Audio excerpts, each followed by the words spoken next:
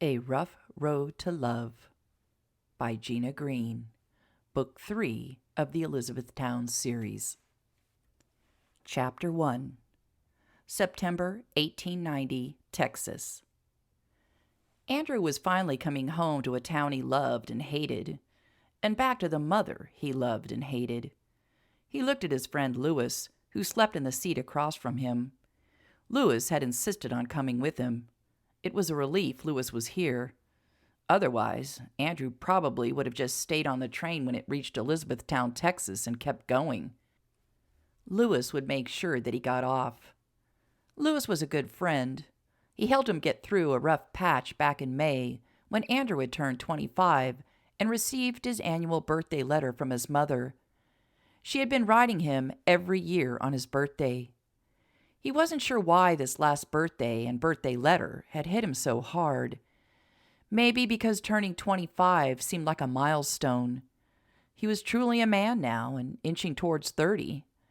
Maybe because it was exactly 10 years since he had left home, left his mother, and her good friend and cook, Mrs. Garcia, broken-hearted. He knew they understood why he had to leave, but it didn't mean it made things any easier. 10 years, a decade. How it had gone by so fast. Lewis had entered their shared rooms to find Andrew on his third shot of whiskey that day 4 months ago. Since Andrew rarely drank, it had come as a big surprise to Lewis. "Buddy, are you okay?" Lewis had asked in concern. Andrew had just managed to wave around the letter his mother had sent him before putting his head on the table and sighing deeply. Lewis read the letter and then just about fell out of his chair when he saw the money that she had sent Andrew inside the envelope. Andrew's mother had been sending him money each year on his birthday. He wasn't sure if it was out of generosity or guilt. It had been $10 the first year, $20 the second year, $30 the third year, and so on. He'd never told anyone about the gifts and had pretty much just saved the money. He wanted to prove that he could make it on his own. The $100 that she had sent was added to his bank account, which had a hefty sum in it now. Lewis had never seen so much money and had stared at Andrew in astonishment. "Your mother sent you $100? Are you serious? Is she rich or something?" Andrew had snorted. He guessed she was rich, but he wasn't interested in her money and planned to give it back to her someday. It was dirty money. That night was the first time in his life that he told anyone about his mother and how she made her money. Lewis had been so shocked by the revelation, he had slugged down a shot of whiskey, too. "Your mother runs a bordello?" he'd finally said when he could wrap his mind around it. Andrew had slurred back. "A whorehouse, a bawdy house, brothel, cat house, whatever you want to call it." Andrew was done talking, but not drinking. Lewis had stayed up with him most of the night, and then had nursed him through a pretty nasty hangover the next day. He looked at his friend again. He was tall, blond, and blue-eyed. The women loved him. He was a convivial guy, always joking around. He was a good balance to Andrew's dark brown hair and green eyes and more serious demeanor. They had met 6 months ago, when Lewis had been hired at the same bank that Andrew worked at in Wichita. As they were of the same age, they'd hit it off and eventually shared rooms to save on expenses. A few days after his beastly 25th birthday, Catherine had come into the bank for the first time. Neither man had known that she was the bank manager's daughter. As Mr. Cantor was not an overly friendly sort, it was not surprising that he had not introduced her. Her beauty had Lewis and Andrew hustling over to be of assistance. Shortly thereafter, both men had begun to pursue Catherine. It was a friendly rivalry. Then, a few days before he learned of his mother's accident, Catherine had chosen him. Andrew had been amazed. Catherine had chosen him over Lewis. It still surprised him, as Lewis was the fun and light-hearted one who usually got the girl. Catherine was a beautiful girl, blonde and blue-eyed like Lewis. There had been no hard feelings on Lewis's part. He had been happy for Andrew and Catherine. Andrew smiled. when he thought of his now fiancée. When he found out about his mother's accident a week ago, Louis had been gone helping his own sick mother. Catherine had been there and helped him both emotionally and physically. She had gotten the train tickets, spoken with his landlord, and helped both he and Louis pack for the trip when Louis got back from his short visit with his now healing mother. Catherine had agreed with Louis that he accompany Andrew. She would be coming to Elizabethtown in a week or so after Andrew and Louis got settled in. She wanted to see his hometown, see where he had grown up. He had not wanted her to come, as he was embarrassed by his mother's career choice. Louis and Catherine had ganged up on him, insisting she come too. He'd finally agreed. He was glad. She would be another person to help him get through this situation. 10 days earlier. Clarissa was almost running toward Madame Rule's. The frantic note from her cook, Mrs. Garcia, had been delivered by a young boy only 10 minutes ago at the Dunbar residence. Clarissa and Emma Dunbar, whose children she nannied, couldn't make out what the note said. When Mrs. Garcia became excited or enraged, she tended to fall back into her native Spanish. With the pinched writing and the Spanish and English mix of words, all the two women could make out was to come quickly, ven rapido, and something about Marlena, Madame Rule, being hurt. Emma had shooed her along, saying that she would watch her own children as something serious had obviously happened. It must have something to do with the church ladies who had been protesting in front of the brothel for months, Clarissa guessed. Marlena had already lost 5 of her 6 girls. The place was more like a saloon now than a brothel. The old biddies had gotten what they wanted. They had destroyed the business and shamed their husbands into staying away from even the drinking and gambling aspects of the business. But Marlena had been fine with the idea of losing her business. She was tired of the work, tired of her poor reputation, and tired of the fuss. She'd stashed away plenty of money. She was ready to call it quits. Only Anna was still with her, and she wasn't servicing the men, as Anna referred to her past job, but being a maid instead. Marlena had told Clarissa she'd kept Anna on because she was a special girl and wanted to keep protecting her. Clarissa wished the old ladies knew everything Clarissa knew about Marlena. They would stop harassing her and thank her instead. Clarissa made it to the side entry that led into the kitchen. She was panting and had to bend over and catch her breath before entering. If Mrs. Garcia was upset, it meant Clarissa had to have a cool head and stay calm. She opened the door and went inside. There was no Mrs. Garcia to be seen. She headed into the main room that housed the bar and multiple tables for gambling. There was Mrs. Garcia on her knees, bending over Marlena, who lay on the floor. Clarissa gasped and ran to the two women. She fell to her knees on the other side of Marlena and cried, "What happened?" Mrs. Garcia had her hands clasped and was praying in Spanish. "Mrs. Garcia, what happened?" Clarissa asked again, as she looked down at Marlena, whose eyes were closed. She was so still, Clarissa was afraid she might be dead. She felt for a pulse in her friend's neck and found one. Her breath whooshed out in relief. Mrs. Garcia finally finished her prayer and looked at Clarissa with tears and fear in her eyes. "I heard her scream, and then a lot of bump, bump. Dios mío, I think she fall down the stairs," Mrs. Garcia cried. "I run here. She here, no moving." "Did you send for Doc Brown?"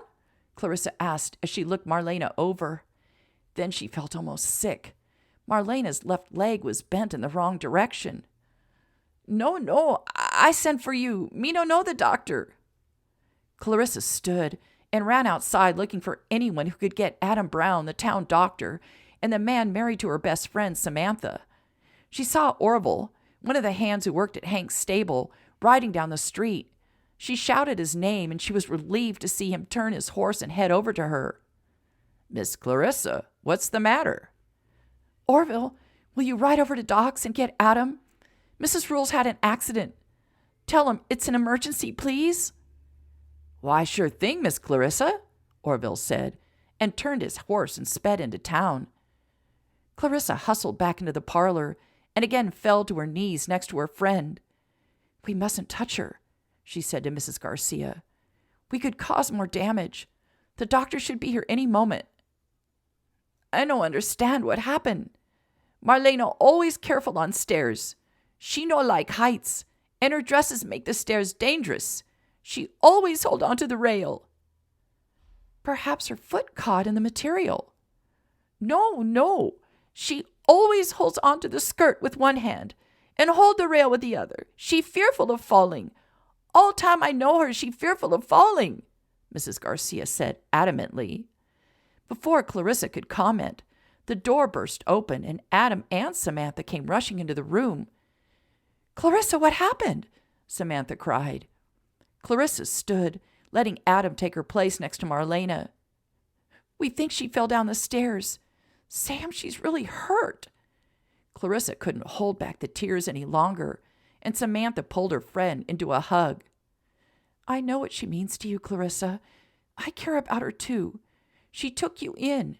She even saved me from being found out, and she brought us together. Don't worry. Adam will save her." Both women looked to Adam, who had a grim look on his face as he looked Marlena over. "Adam, is she going to be all right?" Samantha asked her husband anxiously. "She's a mess. Her leg's broken, she has a swollen wrist and a lump on her head. Sweetheart, I need you to go to get Doc Carver. Tell him what happened and that we need a backboard and a couple more men to help us move her." "Right away," Samantha said, and then turned to Clarissa. "I'll be right back. Bandit's right outside. It will take me 10 minutes. You hold tight. Don't fall apart. Marlena's going to need us," Samantha called as she hurried out the door. Marlena was in bed, her broken leg held by boards and tied with a rope to keep it stabilized. Adam had wrapped her wrist, iced the lump on her head, and checked her pupils. He had said it was now a waiting game to see when she would wake up. Doc Carver, Adam's mentor and father figure, had arrived with Orville and Hank in tow to help carry Marlena to the room downstairs that Anna and Mrs. Garcia had made up for her. There was no way they could get her up to the stairs to her room. Plus, it would be easier to care for her without having to go up and down stairs all day long. Clarissa had wanted to stay with Marlena, but both Anna and Mrs. Garcia said that they could send for her the moment Marlena regained consciousness. Anna had been a rock when she had come back from shopping. She had washed Marlena carefully, put her in a clean nightgown, and had the laudanum ready should she wake up. Adam had warned that she would be in a lot of pain, so he left a bottle behind. The only thing that still bothered Clarissa was Mrs. Garcia continuing to insist that Marlena didn't fall. She had nothing to add to the mystery, but just kept muttering it was not an accident. Adam, Samantha, and Doc Carver had all raised their eyebrows at her in question, but Clarissa didn't know what to say. Doc had finally asked, "Is she saying someone pushed her?" "I don't know," Clarissa sighed. "I can't get any straight answers out of her. She just keeps muttering in Spanish. I don't understand what she's saying." Samantha had been the one to say they all needed to get sleep and to wait and see what Marlena could tell them when she woke up. Adam had agreed, and he and Samantha had finally convinced Clarissa to go home. Marlena's whole body was thrumming in pain. She lay with her eyes closed and tried to figure out why she was in so much agony. It was impossible. Her eyes wouldn't open, her brain wouldn't function, and her body couldn't move. She wasn't dead, she could feel pain. Or was she in hell? She had been told often enough that she would burn in hell's fire. She didn't feel hot, though. Wouldn't the flames burn her? It was too much, and blackness took her again. Anna sat by the side of the bed and looked at her boss. Marlena was more than a boss to her. She had saved her life. Anna would not be walking and talking and breathing if it weren't for Marlena. Anna shivered when she thought back to the day Marlena found her on the back stoop, almost beaten to death by her own stepbrother. Anna could clearly remember the last words of her brother as he threw her to the ground. "What a perfect place for you to spend your last hours, at a whorehouse. Think you're such a grand lady? Think you can say no to me? I see I get the last laugh." And then with a final kick to her side, she heard him get on his horse and right away taking her horse with him. She didn't know how long that she had lain there before Marlena had found her, taken her in, and nursed her back to health. It had taken months before Anna was physically able to do anything, and months before she began healing emotionally. Her stepbrother had tried to rape her as they were heading from Arizona Territory to Houston, Texas, to try to find her father after her mother and stepfather died. She had been 17 and had fought him off with every ounce of strength she had. He was a disgusting person who had always frightened her and given her vile and leering looks. They had just made camp a few miles outside of Elizabethtown when he had begun drinking whiskey and tried to rape her. When she fought him off, he had become so enraged he had beat her unconscious, and then apparently tied her onto her horse, where she came to just as he was dragging her off of it and throwing her to the ground behind Madame Rule's. She supposed she should be grateful for him not leaving her to die in the woods. She shivered again at the awful memory. And he had had the last laugh. Anna had become a whore. Marlena never asked her or pressured her. She asked her for no money to stay in one of the rooms upstairs. But Anna couldn't keep taking Marlena's charity and didn't want to leave. She cared for Marlena and Mrs. Garcia and the other girls. The only way that she would stay was to become a working girl. And now, 2 years later, the church ladies had won the battle, and Madame Rule not only no longer had a business, but was gravely injured. Anna would not leave her in her time of need. She would do for Madame Rule what she had done for her. Present time. Andrew jerked awake when the train came to a halt. They had finally arrived? Louis was not in his seat.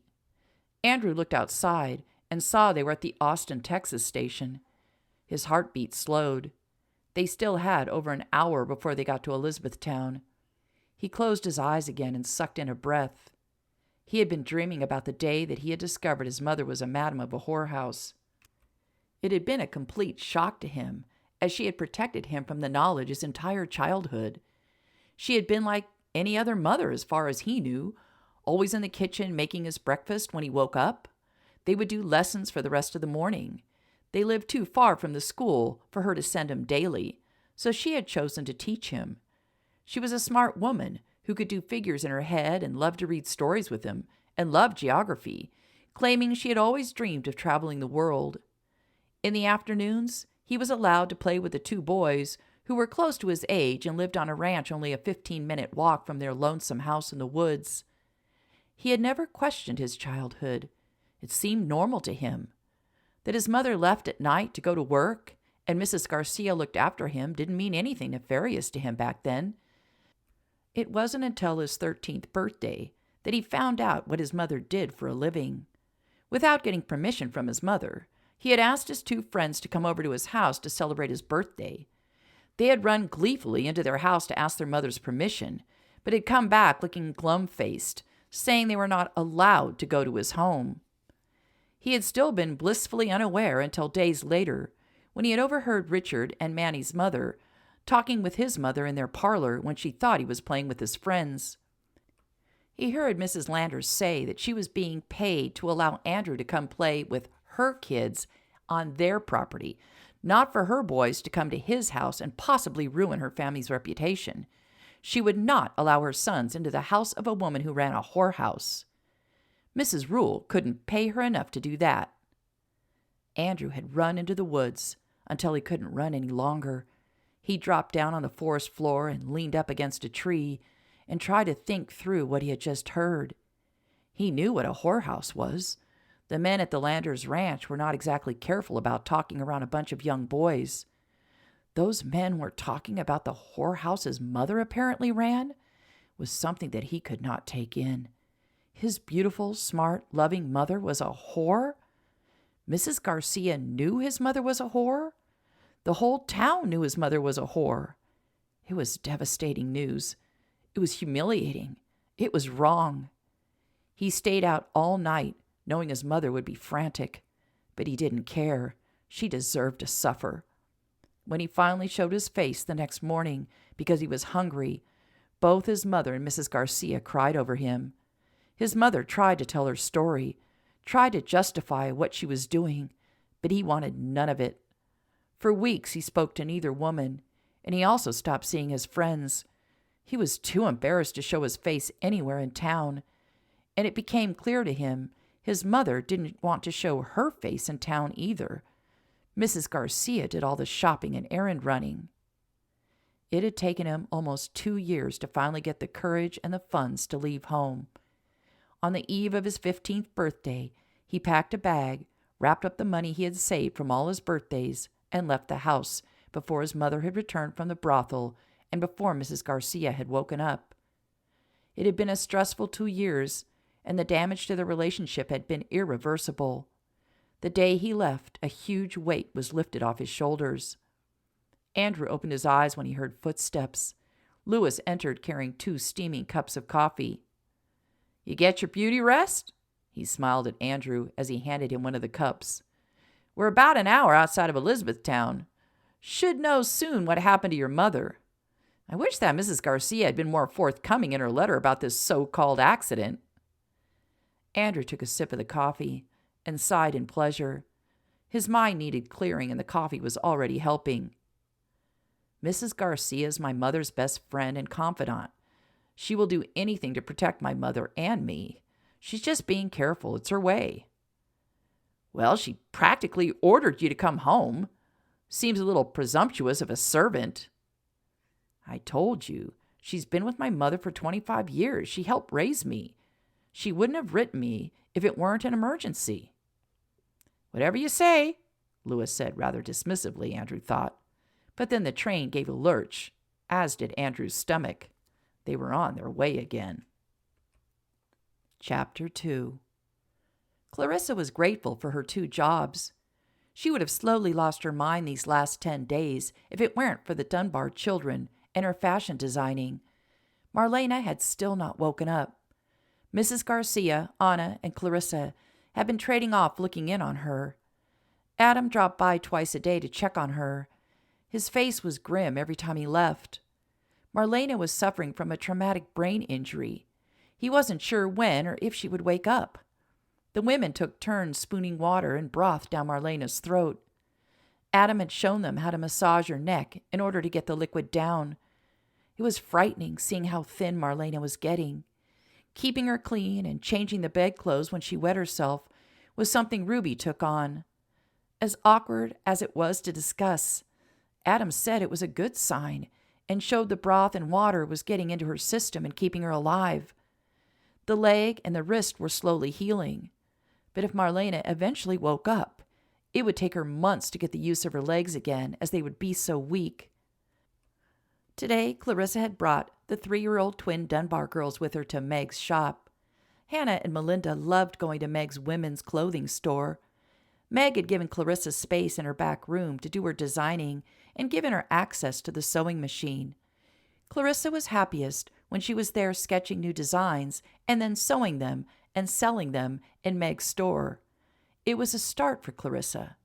But she had big plans. She had her eye on the empty building next to the post office. She had put in an offer 2 days ago.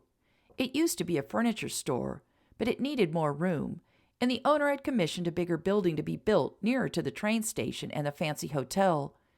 Clarissa wanted to rent the building, buy sewing machines, and hire seamstresses. She had a small amount of her own money to invest, but the bulk of the money was coming from Marlena, who wanted to invest in her new venture. That was another reason why Marlena was not distraught over the loss of her business. She had been excited to be part of Clarissa's new career. Marlena was a businesswoman through and through, as she did the books for the brothel and ordered all the supplies and paid all the wages and taxes. She knew how to run a business. "Clarissa!" Hannah broke into her thoughts. She had both girls by the hand. The 2 girls skipped next to her as they headed to Meg's. "Can we play with the buttons today?" "Please, Clarissa." Melinda's high, lilting voice pitched in. "I won't drop the jar this time, I promise," she said contritely. Clarissa smiled at the 2 girls. They were identical with golden brown hair and amber eyes. They were adorable and so good-natured. Clarissa loved them to death. They both wore the jumpers that Clarissa had designed for them, with their matching bunny sweaters that their Uncle Adam had given them last year for Christmas. Clarissa couldn't believe it was already the beginning of September. Christmas would be here again in the blink of an eye. "If you let me hold the jar and get the buttons out for you, you can play with them," she agreed. Both girls promised and promised to be good while at Meg's, and when the bell above the store tinkled their entrance, Meg herself came hurrying over. "How are my favorite customers today?" she asked as she knelt before the girls, helping them take off their sweaters. "We get to play with the buttons if we're careful. Clarissa said so," said Melinda as she handed her sweater to Meg. "I have so many new buttons," said Meg. "I could sure use your help organizing them." She winked at Clarissa and led the girls to the back room with Clarissa trailing behind them. At a large table with cushioned seats was a huge pile of buttons spread out over the table. Both girls squealed and ran to their chairs, crawling up and scooping buttons into their hands. "There's so many!" Hannah said excitedly. "Yes, there are," agreed Meg. "Can you put all the white ones into this basket, and all the red ones in this basket, and all the black ones in this basket? Any other color you can leave on the table, and use those to make yourself a design to glue on paper like we did last week." Both girls clapped their hands and set to work. "Any news on Marlena?" asked Meg, as she and Clarissa headed to where Clarissa had laid out the sketches she was working on. "No, and I can tell Adam's getting worried. Oh, and Mrs. Garcia dropped a bombshell on me. Did you know Marlena has a son?" Clarissa looked at her friend. "Well, I had heard she had a child, but no one ever met him. Marlena kept him pretty much a secret from the town. I don't know how old he is or if he's even still alive." "Apparently he is alive and heading home," Clarissa said. "Mrs. Garcia said Marlena writes to him every year on his birthday, and he always writes back. That's all the contact they've had in 10 years. Mrs. Garcia wrote to him and begged him to come home." "From what I've heard, he left when he was 15. Doc Carver knew of him, as he was sick one winter and Marlena sent for him. Doc got the impression the young boy knew nothing about his mother's career." "Can you imagine finding out your mother runs a brothel? That must have been the shock of a lifetime. I wonder if that's why he left," Clarissa mused. "Marlena's a good woman deep down, from all that you've told me. But I don't think that would make a difference to a 15-year-old boy. How embarrassing. It makes me cringe to think on it." Meg actually shuddered. "Boys love their mamas, but they also put them on a pedestal. It's very easy to fall off a pedestal, and it's a long fall. Poor Marlena." "I am hoping it's a good sign that he's coming. Perhaps he's forgiven her and is willing to stay until she's her old self again." Clarissa could feel tears forming in her eyes as she thought of her friend lying in her bed in a coma that she may never wake from. "I'm so worried about her," whispered Clarissa. "The longer she's in a coma, the less likely she'll wake up." Meg hugged her friend. "I'll continue to pray for her. She's a strong woman. I truly believe she'll make it." "Thank you, Meg. I need to hear those words over and over." Andrew looked at the building that apparently was his mother's business and home. It didn't look like a whorehouse. There was no sign and no men around. It sat at the edge of town and looked like an old Victorian house. It was 3 levels high and had a veranda along the front of it that faced the street. He wondered if she still had their house in the woods. Lewis, who stood next to him, gave a whistle of appreciation. "Damn, this is a mighty fine house. Never expected anything as grand as this. The whoring business must be lucrative." Andrew glared at his friend. Sorry, just a little nervous. I can't say I've ever been in one." They went up the stairs to the front door. Should he knock or just walk in? In a way, it was his house too. Andrew pulled the door open and walked into the large parlor. "Mother," he called out loudly. "Mrs. Garcia?" There was no one in the parlor. Louis was already wandering around the large room looking at the finery, and Andrew could hear him whistle again. A door at the end of the room opened, and Mrs. Garcia hustled in and stopped dead when she saw two men in the parlor. "Mrs. Garcia, it's me, Andrew." Mrs. Garcia cried out and ran to Andrew, flinging her arms around him and hugging him and crying and wailing in Spanish. "Oh, mi pequeño!" she cried, and then laughed as she stepped back and looked at the tall, handsome man that stood before her. "You're no longer a boy. You're a man, and you are here. Oh, gracias a Dios, you've come home." Andrew took both of Mrs. Garcia's hands in his. "You haven't changed a bit. Did you find the fountain of youth?" Andrew teased Mrs. Garcia. Mrs. Garcia slapped him playfully on the arm. "You silly boy. You and your compliments. It's so good to see you. I've missed you so." And she hugged Andrew again. Louis had strolled over, and Andrew introduced him. "Mrs. Garcia, may I introduce you to my friend Louis Lindeman, who was kind enough to keep me company on the long trek home." Louis bowed over Mrs. Garcia's hand. "It's a pleasure to meet you, ma'am. Andrew has told me a lot about you and his delightful mother." Andrew glared at Louis again. He had done no such thing. Mrs. Garcia giggled, but then a sadness permeated her entire being, and Andrew's heart took a plunge somewhere around his knees. "How's my mother? You said she had an accident. Is she okay? Where is she?" Tears formed in Mrs. Garcia's eyes, and she shook her head. "Your mama fall down the stairs.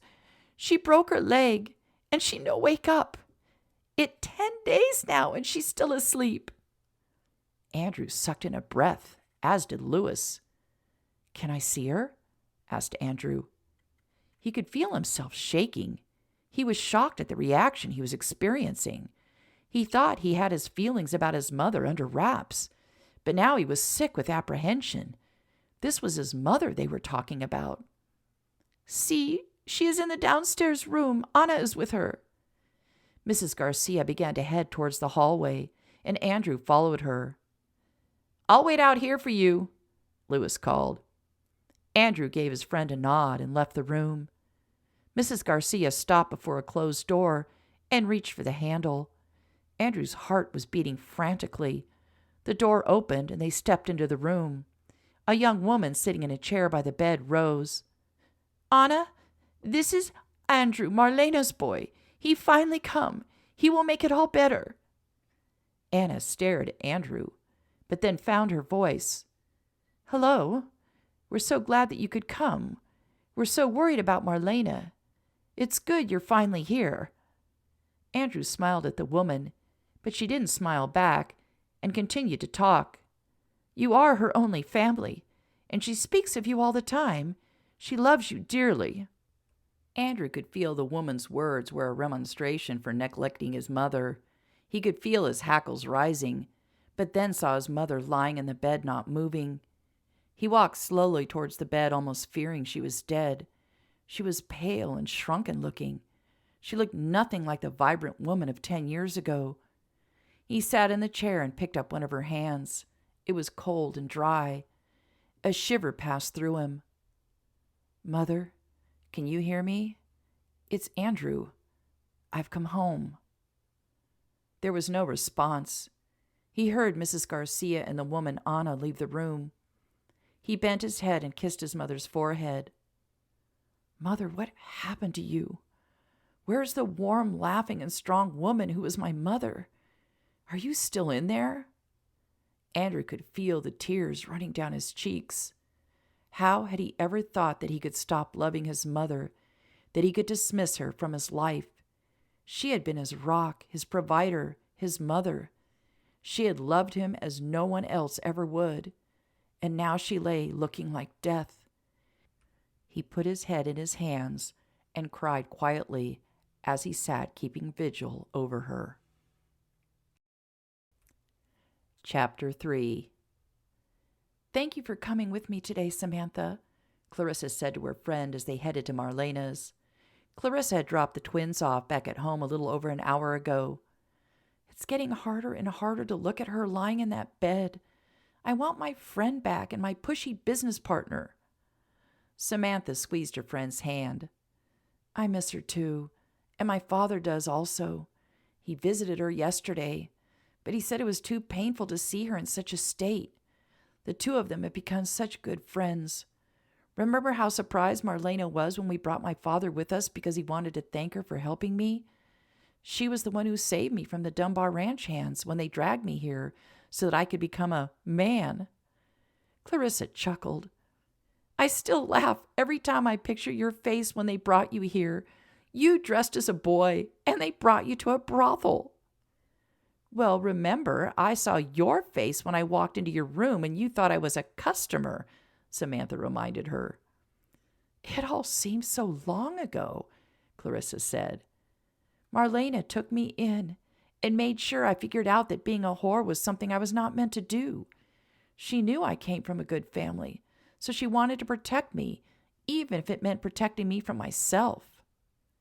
And remember, she saw through my disguise and knew I was a woman, and that's why she sent me up to your room. She brought us together. She kept our secrets, and now she's invested in your company. She's a good woman, and I'm glad my father likes her.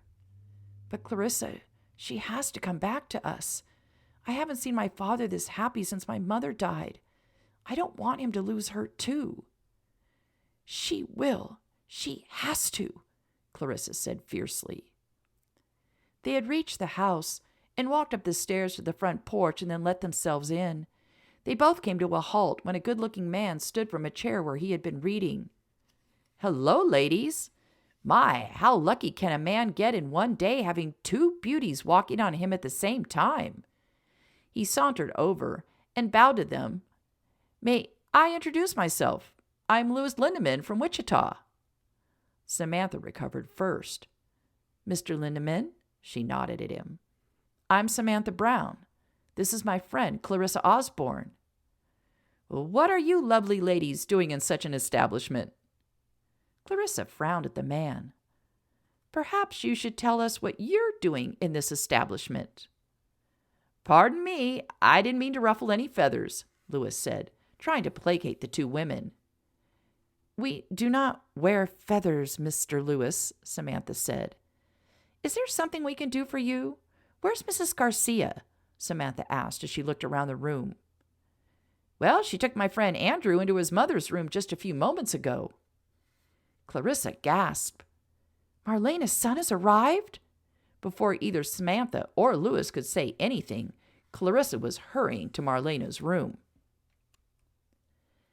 Andrew had pulled himself together and wiped his eyes with his handkerchief. He continued to sit and look down at his mother. He heard the door open and assumed Mrs. Garcia was back, or Anna. He turned to the door and his mouth fell open. An auburn-haired Valkyrie stood in the doorway looking ready to attack him. "Don't you dare touch her!" Andrew stood, hands raised as if in surrender. "I'm not hurting her. She's my mother. Mrs. Garcia sent for me." Andrew had no idea why he was explaining himself to this beautiful but obviously angry young woman. She was magnificent in her anger. Her eyes flashed and her flaming hair practically sparked. "I don't care if you're St. Nicholas. Stay away from her. You've been gone for 10 years. You have no right to waltz in here and take over," Clarissa hissed. "Now wait just a minute. First off, Mrs. Garcia sent for me. Second, I do not waltz. And third, who the hell are you?" Andrew took 2 aggressive steps forward and planted himself in front of the woman, his hands on his hips. The woman mimicked his stance, placing her hands on her hips and looking up at him, her head cocked to one side. "I am Marlena's good friend, and I've been helping look out for her in her time of need." "Does this friend of my mother's have a name?" Andrew asked, enjoying himself immensely all of a sudden.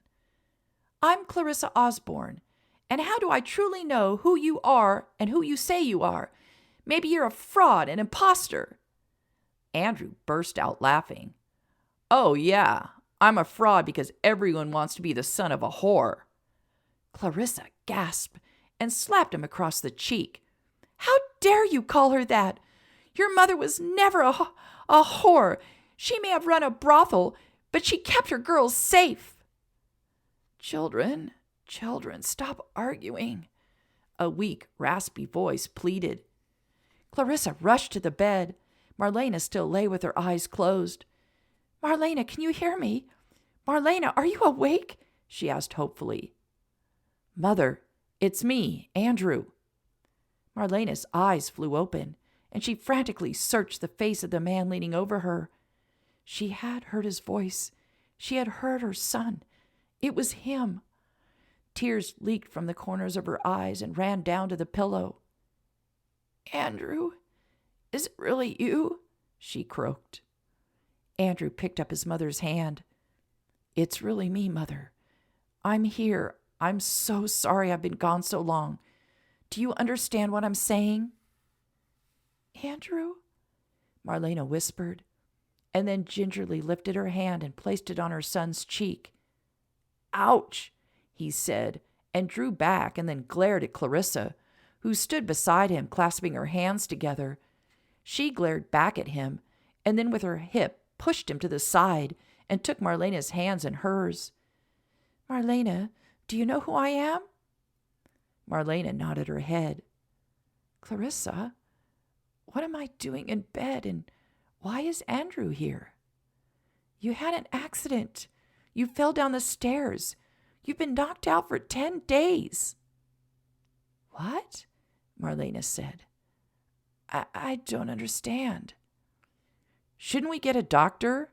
Andrew asked, pushing his way forward and taking his mother's hand out of Clarissa's and back into his.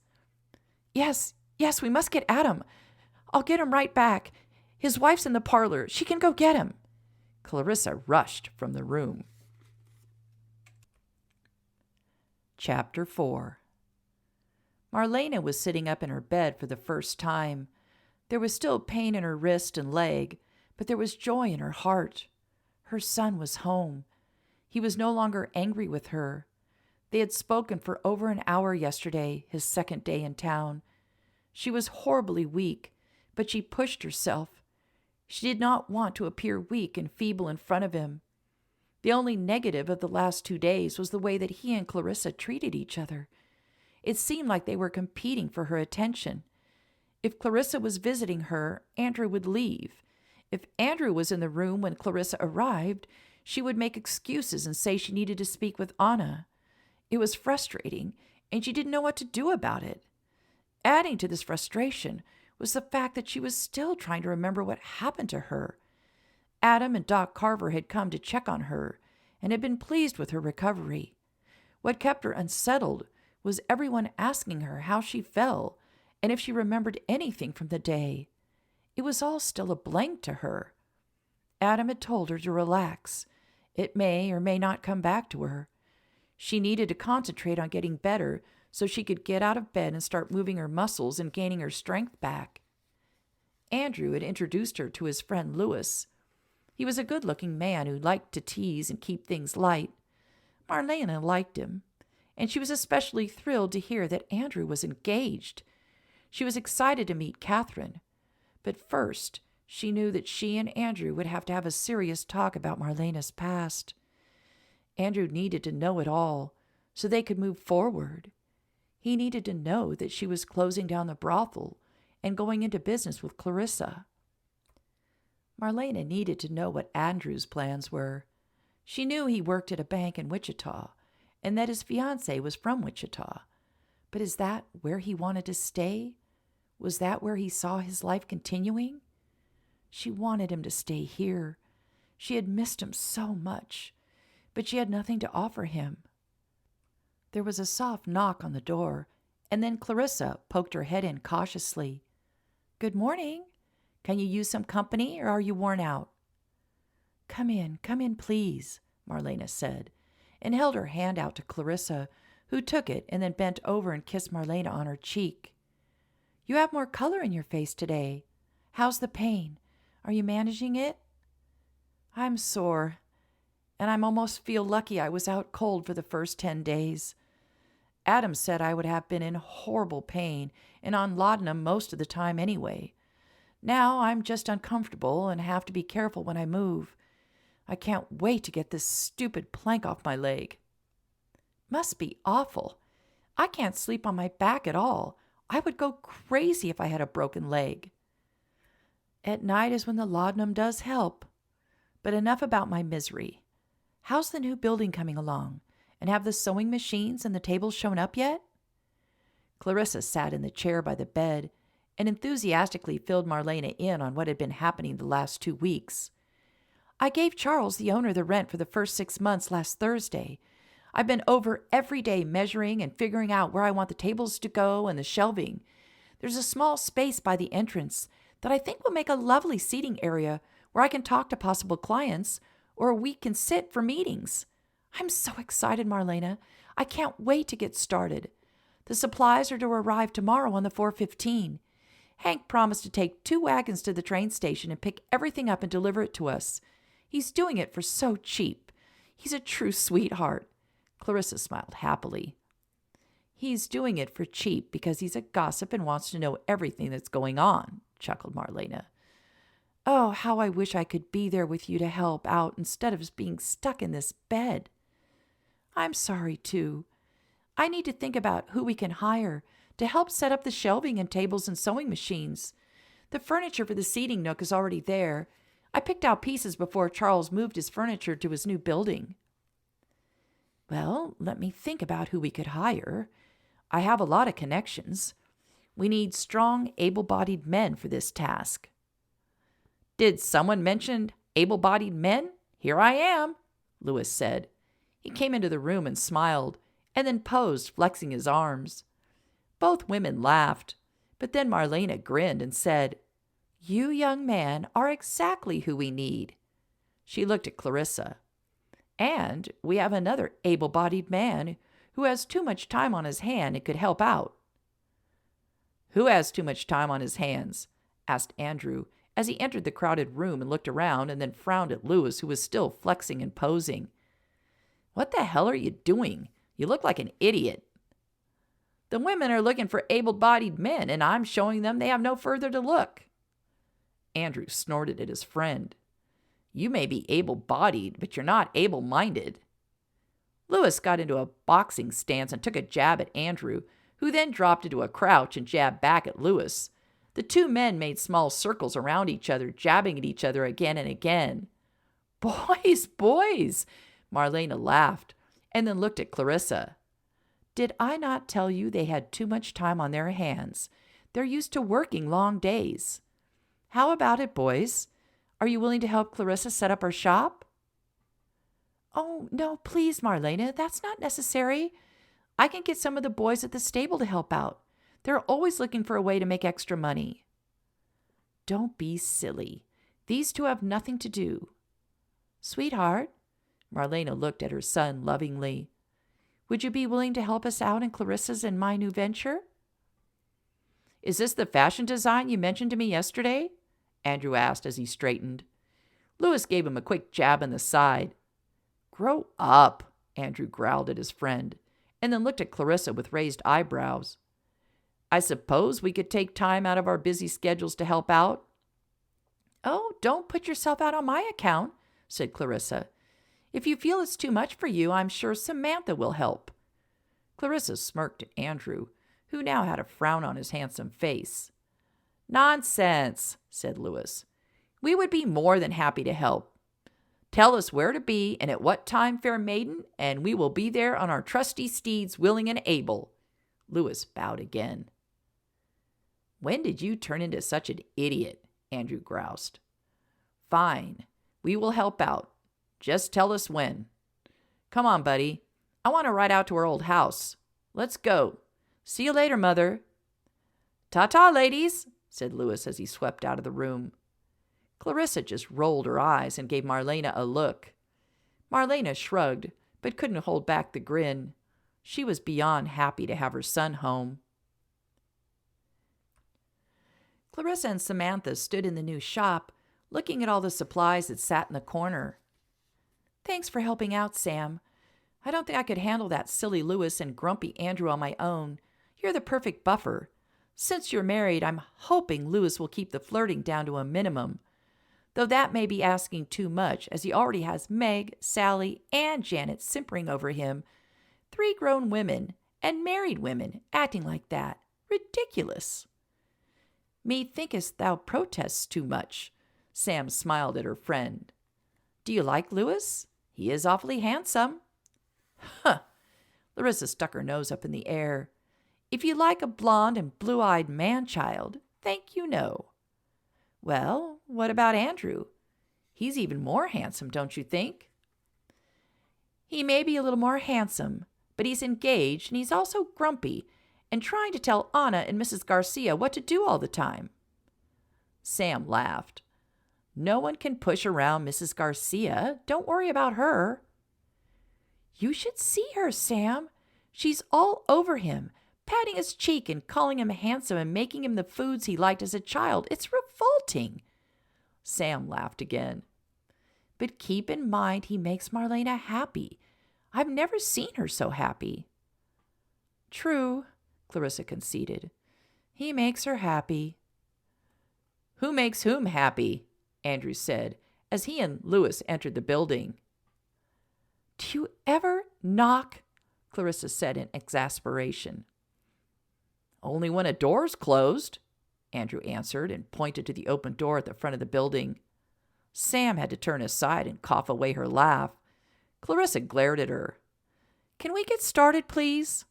I want the 6 rectangular tables placed 6 feet apart, 3 here and 3 over here, Clarissa pointed. The shelving will go on the wall and then the far wall. She gestured to both walls. The furniture in the front needs to be placed so it is a seating area. The sofa here and the 2 chairs here and here. Clarissa pointed again. The sewing machines will be going onto 4 of the tables, these 2 and these 2. Andrew saluted. Yes, General. Yes, sir. Would you like us to sweep the floors and wash the windows, sir? Samantha was almost convulsing with laughter. Clarissa was not amused, and Louis just watched with a smirk on his face. I'm sorry. Was that too much for you to follow? Shall I write it down? We can also take breaks every 10 minutes if need be. I don't want to overtax you gentlemen. Now all 3 were glaring at each other, including Louis, who didn't like his manhood brought into question. Samantha saw fit to step in and defuse the situation. I believe if we split up the chores, we can get more done. Why don't you men get the tables put out? Then Clarissa and I can set up the sewing machines. In the meantime, Clarissa, you and I will make the seating area more comfortable and inviting. Come on, Samantha said as she pulled her friend to the front of the store. What is wrong with you? Samantha looked at her friend in confusion. They're volunteering to help you. You shouldn't be treating them the way you are. Clarissa let out a breath. I'm sorry. I don't know what it is about Andrew that bothers me so much. Samantha's gaze was assessing. Well, I will keep my thoughts on that to myself, she said as she began to tug on a chair. Clarissa snorted and tugged on the other chair. An hour and a half later, Clarissa looked up from one of the sewing machines she was readying and saw that the men were finishing up the shelving. She sucked in a breath. They had both taken off their jackets and rolled up their sleeves. Andrew's back was to her, and she could see his muscles shifting and bunching under his shirt. He bent over to pick up a shelf, and she sucked in a breath again. He was a fine specimen of a man, she realized. She felt her face warm and knew she was blushing. She quickly looked away before anyone could see her interest, but then came up short when she saw Samantha looking at her with a knowing look on her face. Clarissa glared at her and looked away. It seemed she was doing a lot of glaring lately, and glaring at Samantha was not a powerful enough weapon. Clarissa had harped and bullied Samantha to death about Samantha's attraction to Adam before they had married. If Samantha got even an inkling that she thought anything of Andrew except contempt, Samantha would be like a hunting dog on the fox's scent. Fiancé or no fiancé, she would try to make something happen. She wanted Clarissa to be as happy as she was with Adam. What Samantha failed to remember is that Clarissa had no intention of ever marrying. She was free and her own boss. That was too much to give up for any man. Chapter 5. Marlena was nervous. It seemed funny to be the mother and be the one feeling nervous, but she was. She had to talk to Andrew. They had not spoken yet of his departure 10 years ago and the reason behind it. She knew darn well it was her occupation, but she needed to tell him the truth, even though as a man he probably wouldn't understand. Andrew entered her room carrying 2 cups of coffee. He handed one to her and then sat in the chair beside her bed. "How are you this morning, Mother?" Andrew asked as he blew on the hot drink. Marlena took a sip of her coffee and then placed it on the bedside table. "I feel fine. I slept well. My leg only bothered me a little bit. It's almost been 2 weeks. Doc Brown told me most of the pain would ease up after the first 2 weeks." "Well, I'm glad you're no longer having to take that laudanum. That's nasty stuff, I hear." Marlena laughed. "Yes, it's awful, but worth it." Marlena became serious as she looked at her handsome son. "Andrew, we need to talk. Talk about what happened 10 years ago." Andrew shifted uncomfortably in his chair and set his coffee on the table, too. "Yes, we do. I need to apologize for running away and breaking your heart. I was young and—" "You apologize to me? Oh, no, Andrew. Absolutely not. It is I who owes you an apology and an explanation." Marlena took her son's hand in hers and looked pleadingly into his face. "I want to tell you my story. I never got a chance to tell it. You were too young back then to understand." Andrew nodded and squeezed his mother's hands, and then let go and settled back into the chair. He realized his heart was beating fast. "As I told you when you were a child, I loved your father very much, and when he died I was devastated. I was 19, and our wedding was to be in 1 week's time." Marlena looked away from her son. "Your father didn't die in a carriage accident, as I told you." Andrew sat up straight. "What? How did he die? Why did you lie to me?" "It wasn't that I was lying. It was more that I was trying to protect you from something I was afraid was too disturbing for you to know." Marlena hesitated. There was no easy way to say it. "Your father was murdered." Andrew sucked in his breath and just stared at his mother. "He was playing cards at his club, and he caught a man cheating. He called him out on it, and the man became angry and denied it. Your father was backed by another card player who said he'd always suspected the man was cheating. The man was not only a cheat, but a coward. He shot your father in the back when he was leaving the card room." "My God! He murdered my father over a card game?" "Yes. He was arrested and hanged, but what good did that do me? I lost the love of my life. In my mind, my life was over. I sat in my room crying every day. My parents couldn't even get me to work at the family store. And then, when I felt as if I couldn't go any longer, I discovered I was pregnant with you." Andrew blushed and then cringed when he all of a sudden realized he was a bastard. That hadn't sunk in the first time when she said the wedding was in a week. Then he realized he really didn't give a damn about being a bastard. It didn't define who he was. You became the most important thing in my life. You would have part of your father in you." Marlena gave a little sniff. "You look so much like him. You're the exact same age as he was when he died. Looking at you brings him back to me. And you're everything we both would have wanted in a son. He would have been so proud of you. You left as a boy and came back as a man and a successful banker. You did it all on your own." I look like him?" Andrew asked. Marlena nodded. But why did you leave your family?" Marlena looked down at her clasped hands on top of the bed covers. "My parents were very religious. When I told them about you, they were shocked. They didn't think about the joy that you would bring, but only the sin it would place on my family's heads. They kicked me out." Andrew looked outraged. "That doesn't sound very Christian to me.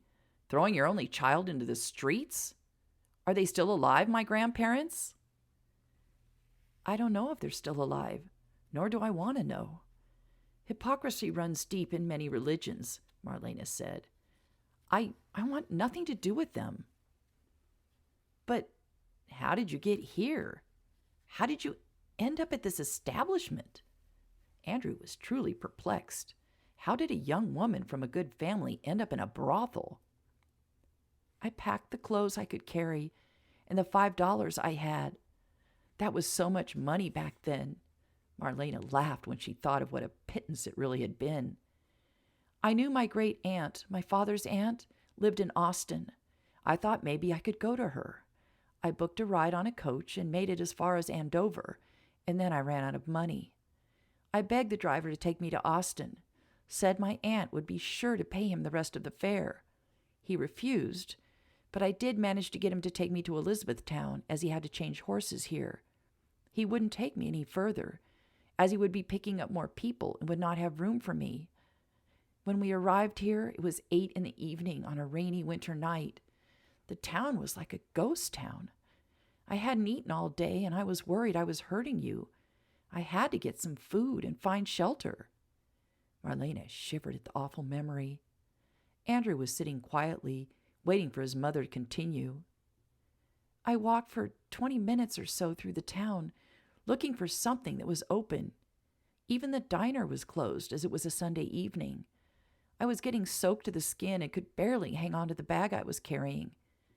Then at the far end of the town, I saw a light and heard music and laughter. When I got here, I could see it was a saloon of some type. I was frightened, but I had to get out of the rain and get some food. I went to the back door and knocked. It opened and—" "Mrs. Garcia was there," said Andrew. Marlena nodded. "Yes, Ruby Garcia. And she pulled me in and set me in front of the fire and put a blanket over me, muttering in Spanish the entire time. She gave me a cup of hot tea and some soup. When I finished the soup, she sat across from me and took my hands in hers, called me her little niña pequeña, and asked me what was wrong. And of course, I burst into tears. I told her about losing your father and being all alone. I didn't say anything about you. Ruby took me into her room by the kitchen, got me into a nightgown, and put me into her large, comfy bed. I fell asleep the instant my head hit the pillow." "No wonder you and Mrs. Garcia are so close," Andrew said. "She saved my life, and yours," Marlena said. "That evening she washed my clothes. I never even heard her or felt her when she finally came to bed, and she was gone in the morning working before I got up. When I dressed and came out into the kitchen, she sat me again in front of the fireplace, gave me breakfast, and asked me if I needed a job."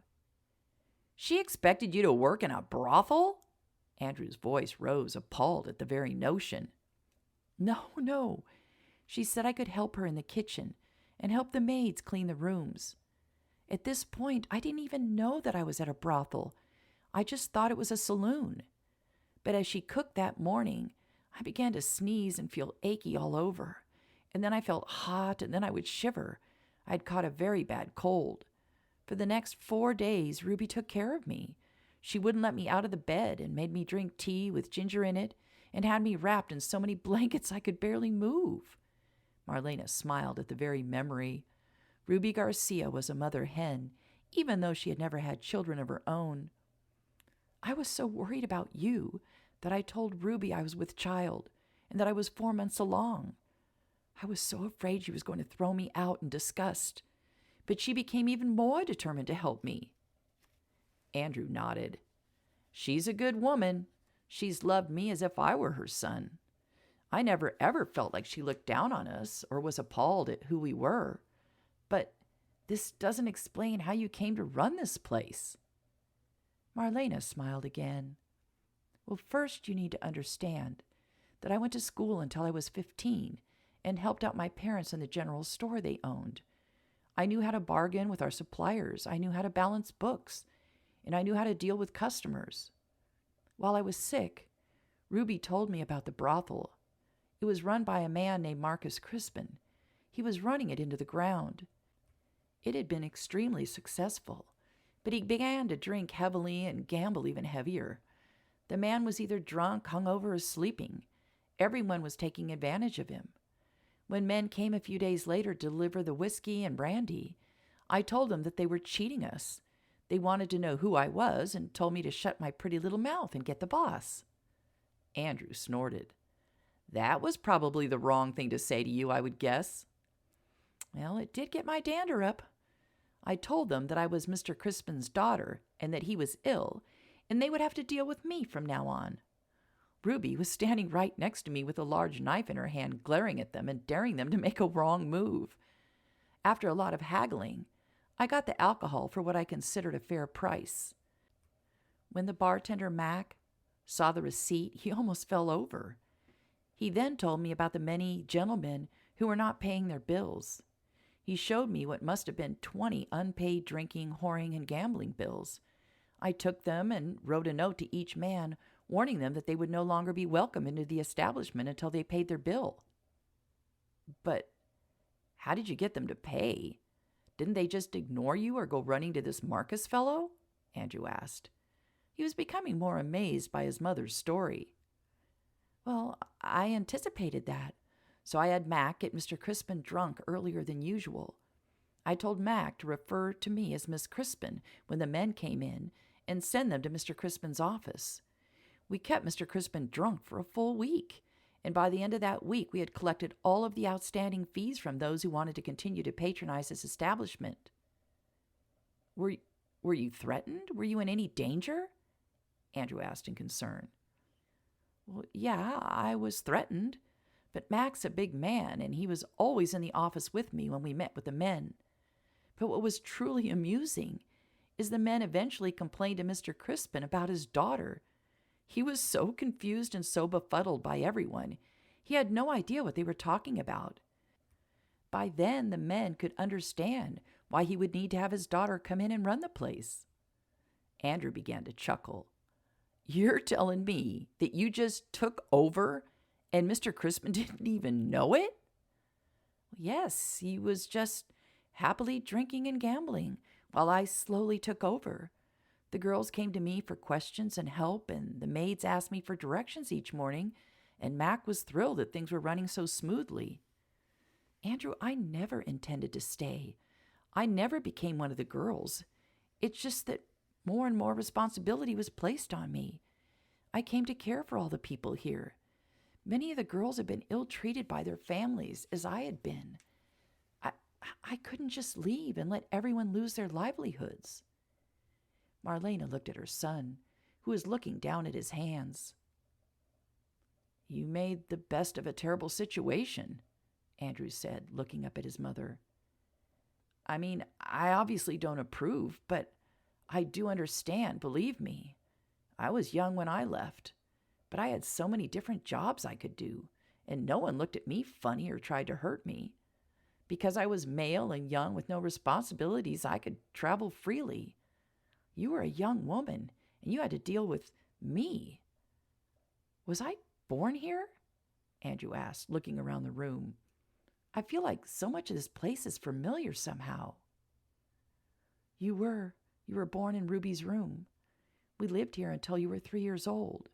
We lived in this very room. Mr. Crispin died only a few weeks after you were born. That's when we moved into this room. Andrew nodded his head. That would explain why I thought I'd been in the kitchen before. Did I spend a lot of time with Mrs. Garcia? Yes, she kept an eye on you when I was busy. You sat in a little basket on the counter, and Ruby would sing to you while she cooked and baked. Andrew smiled at the image of himself as a baby, lying in a basket in the kitchen of a brothel. No one in Wichita would believe it. But how did you come to own this place? Mr. Crispin had no family. I was the one who brought this place back from the brink. I purchased it from the bank that held the papers. No one opposed it, as they were able to keep their jobs, and I made so many improvements to the place. I worked on fixing this house up for 10 long years. Mrs. Garcia gave me a tour. It's an impressive structure, and I like the changes you made to it. Your suite's spacious and beautiful. Yes, I combined 2 rooms. I wanted a place where I could read and knit, so I made a sitting room out of one of the bedrooms. There's still 4 rooms for the girls on the 2nd floor, 2 rooms on the 3rd floor, and an attic. Anna is on the 3rd floor. Ruby still has her room by the kitchen, and this room is normally my office. I don't really remember this room, he said, looking around. Mother, what happened to the business? Clarissa mentioned the girls had all left. I thought you said you cared for them and about them. Why did they leave? Marlena sighed and shifted her weight, trying to get more comfortable. A rather zealous lot took umbrage at the fact that there was a brothel in town. You need to understand that this house was way on the outskirts of town, with no houses or outbuildings near it. The town grew out to here, and all of a sudden we were in the way and an embarrassment. The city council didn't mind taking my taxes, but the religious folks wanted me out of business. They began protesting at the beginning of the year. They ran off a lot of my customers. Eventually, the girls were tired of being harassed. They and Mac headed for Austin to look for work. You don't seem overset by your loss, Andrew commented. I'm not. I've had enough of that life. I'm turning 46 next week. I want to do something else. I want to try to repair my reputation. I want to help Clarissa and Samantha in their new adventures. I just want to live like a normal person and be left alone. I have more money than I know what to do with. Where is the money, Mother? Do you have it in a bank? I thought women were not allowed to open an account. At least that's how it is in Wichita. Marlena had a smug look on her face. It helps when the married bank owner happens to enjoy visiting my establishment. It also doesn't hurt that I have more money than anyone else in the town. Most of it's in the bank. Some of it is hidden here in the house in case of emergency. What was that noise? Andrew asked, looking at the closed door. He stood and went to the door and looked out, but saw and heard no one. He came back into the room and returned to the chair. Did you see anyone? No. Perhaps I just heard a tree branch scrape at the side of the house. Andrew looked at his mother and asked curiously, How did you meet Clarissa and Samantha? They seem to be your fiercest allies. Where did you meet 2 such young women? Marlena laughed, and her face flushed with pleasure. Those 2 young ladies are very special. They both were put in terrible situations by their families. Both girls ran away just as I did. Clarissa comes from a wealthy family, and when her parents died, her uncle took everything and kicked her out. She got a ticket out west for as far as her money would carry her. She made it to Elizabethtown and stumbled here just as I had, hungry and desperate. I sometimes feel as if it was fate that I found this place. It was meant to be. I've already helped a dozen girls find their way, but Clarissa, Samantha, and Anna are my 3 favorites. You're telling me that all 3 of these girls ended up at your brothel.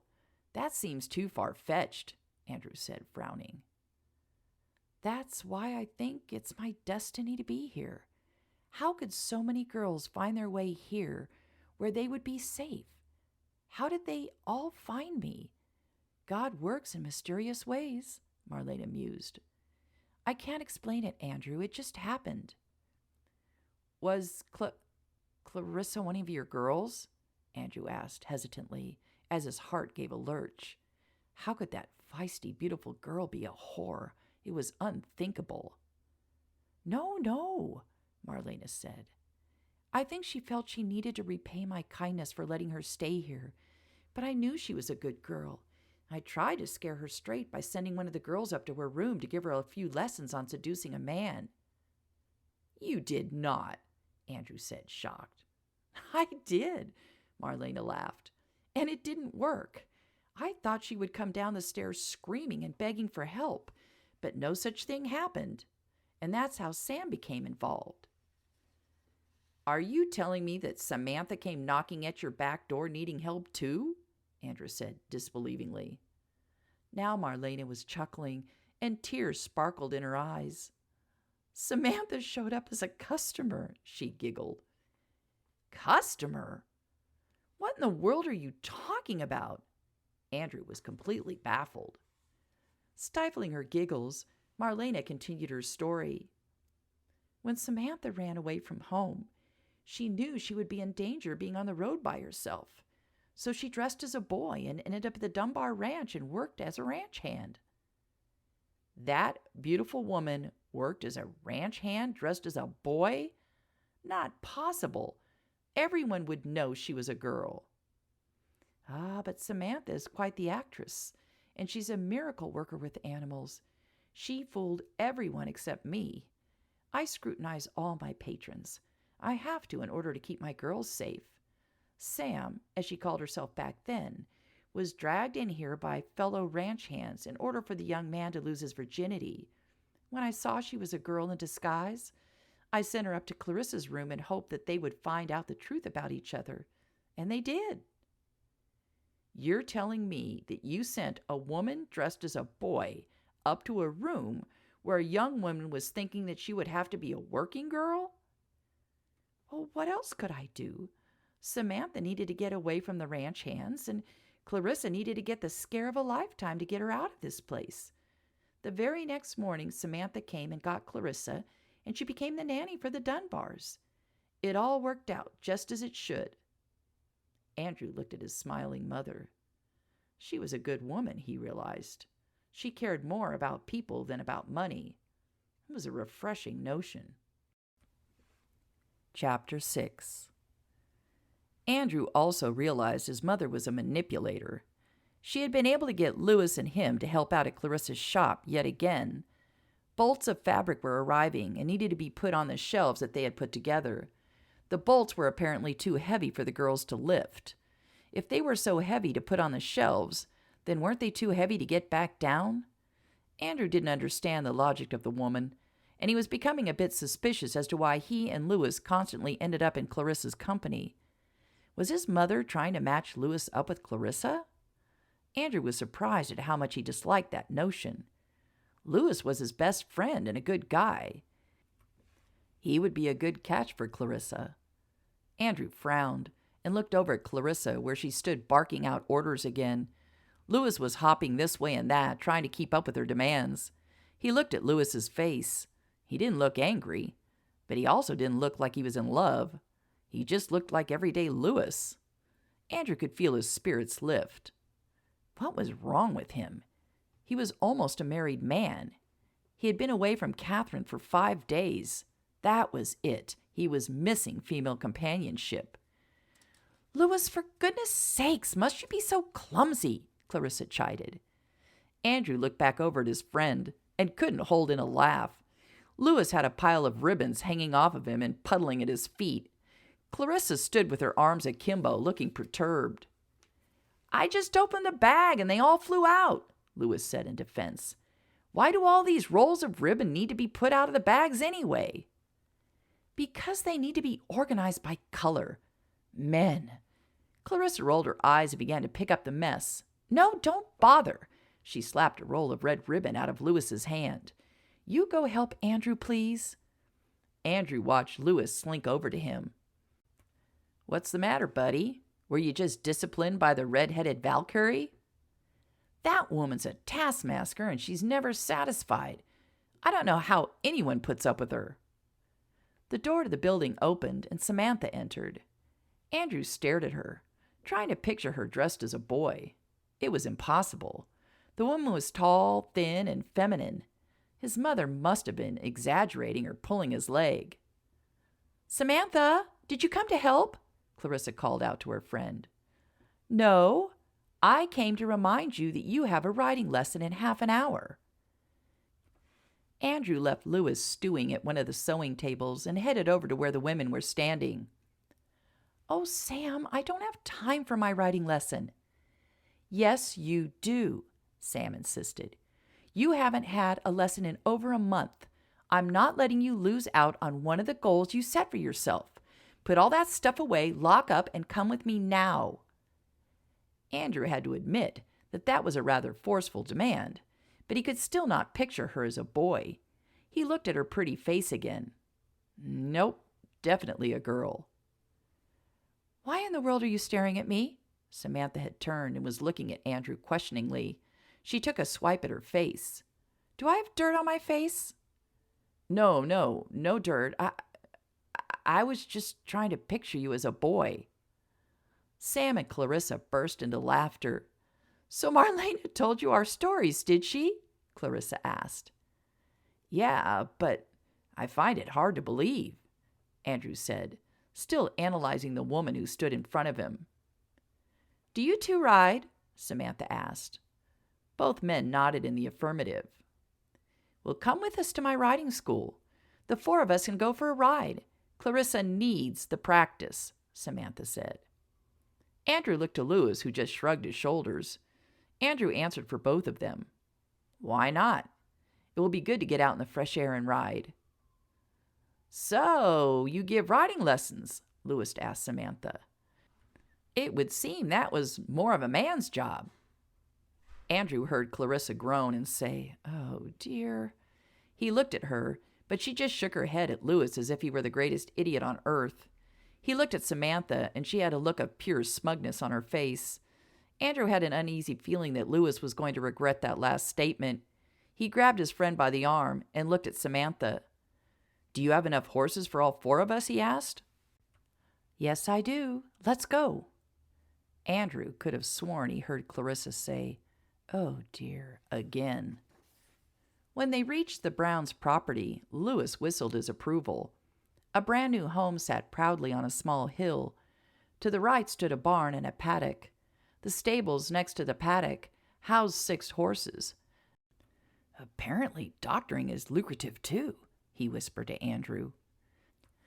Andrew jabbed Lewis hard in the ribs. Lewis grunted, but didn't retaliate. Samantha, who had heard him, replied, Having a rich brother-in-law comes in handy. Jason invested in my riding school. Jason's wife, Emma, is Adam's sister. We are all very close and look out for each other. I have 20 students who take lessons from beginning riding to roping and to barrel racing. You teach all of those? Andrew said in surprise. Yes, and almost primarily to girls, though I know you may find that hard to believe. This she directed at Lewis. Lewis had the grace to look chagrined. Clarissa piped up. Show them what you've been working on lately, Sam. Clarissa gave both boys a look that said, You won't believe your eyes. Samantha took Bandit into the corral. He had no saddle. Sam removed her boots and stockings, and then, using the horse's thick mane, pulled herself up onto the horse. Clarissa, Andrew, and Lewis put their arms on the fence and watched curiously. Samantha and Bandit began circling the corral at a steady pace. Then suddenly, Samantha shifted her weight, brought her feet up, and then hopped onto the top of the horse in a crouching position. Good God! What is that crazy woman doing? Lewis hissed. Andrew just stared at her with his mouth open. Go on, Sam, show 'em! Clarissa cried. The next moment, Sam stood on the horse while Bandit continued to calmly trot around the corral as if a woman standing on his back was an everyday occurrence. She's going to kill herself, Andrew said in concern. Clarissa just laughed and clapped her hands. That a girl, Sam! Sam went back down into a crouch, and then a voice bellowed from behind them. Samantha Manning Brown! Samantha dropped back onto Bandit's back with a guilty expression on her face. The 3 at the fence turned and saw a determined Adam striding towards the corral. Adam passed by them, opened the gate, and marched up to Bandit where his wife still looked contrite. Did I just see you standing on Bandit's back? He looked up at his wife accusingly. You promised me no trick riding, remember? I'm sorry. I got carried away. Lewis questioned my ability to run a riding school. I was angry. I don't care if he questioned whether you're a human. You promised me to take care of yourself and not take any risks at this time.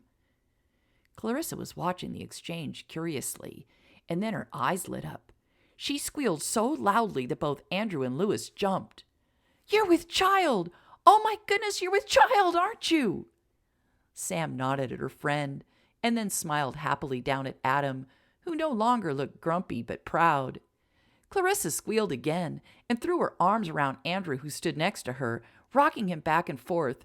"We're having a baby! We're having a baby!" she said excitedly. Andrew's face paled, and he yanked her arms from his neck and pushed her away. Clarissa stumbled into Lewis, who jumped back and pushed her away too, as if she were hot to the touch. Samantha laughed out loud from atop Bandit. "Gentlemen, she's not contagious." She slid off Bandit and into her husband's arms. They left the corral and Clarissa ran to Samantha and hugged her. "A baby! I knew it! And I'm to be the godmother! Oh, Samantha, it's so wonderful!"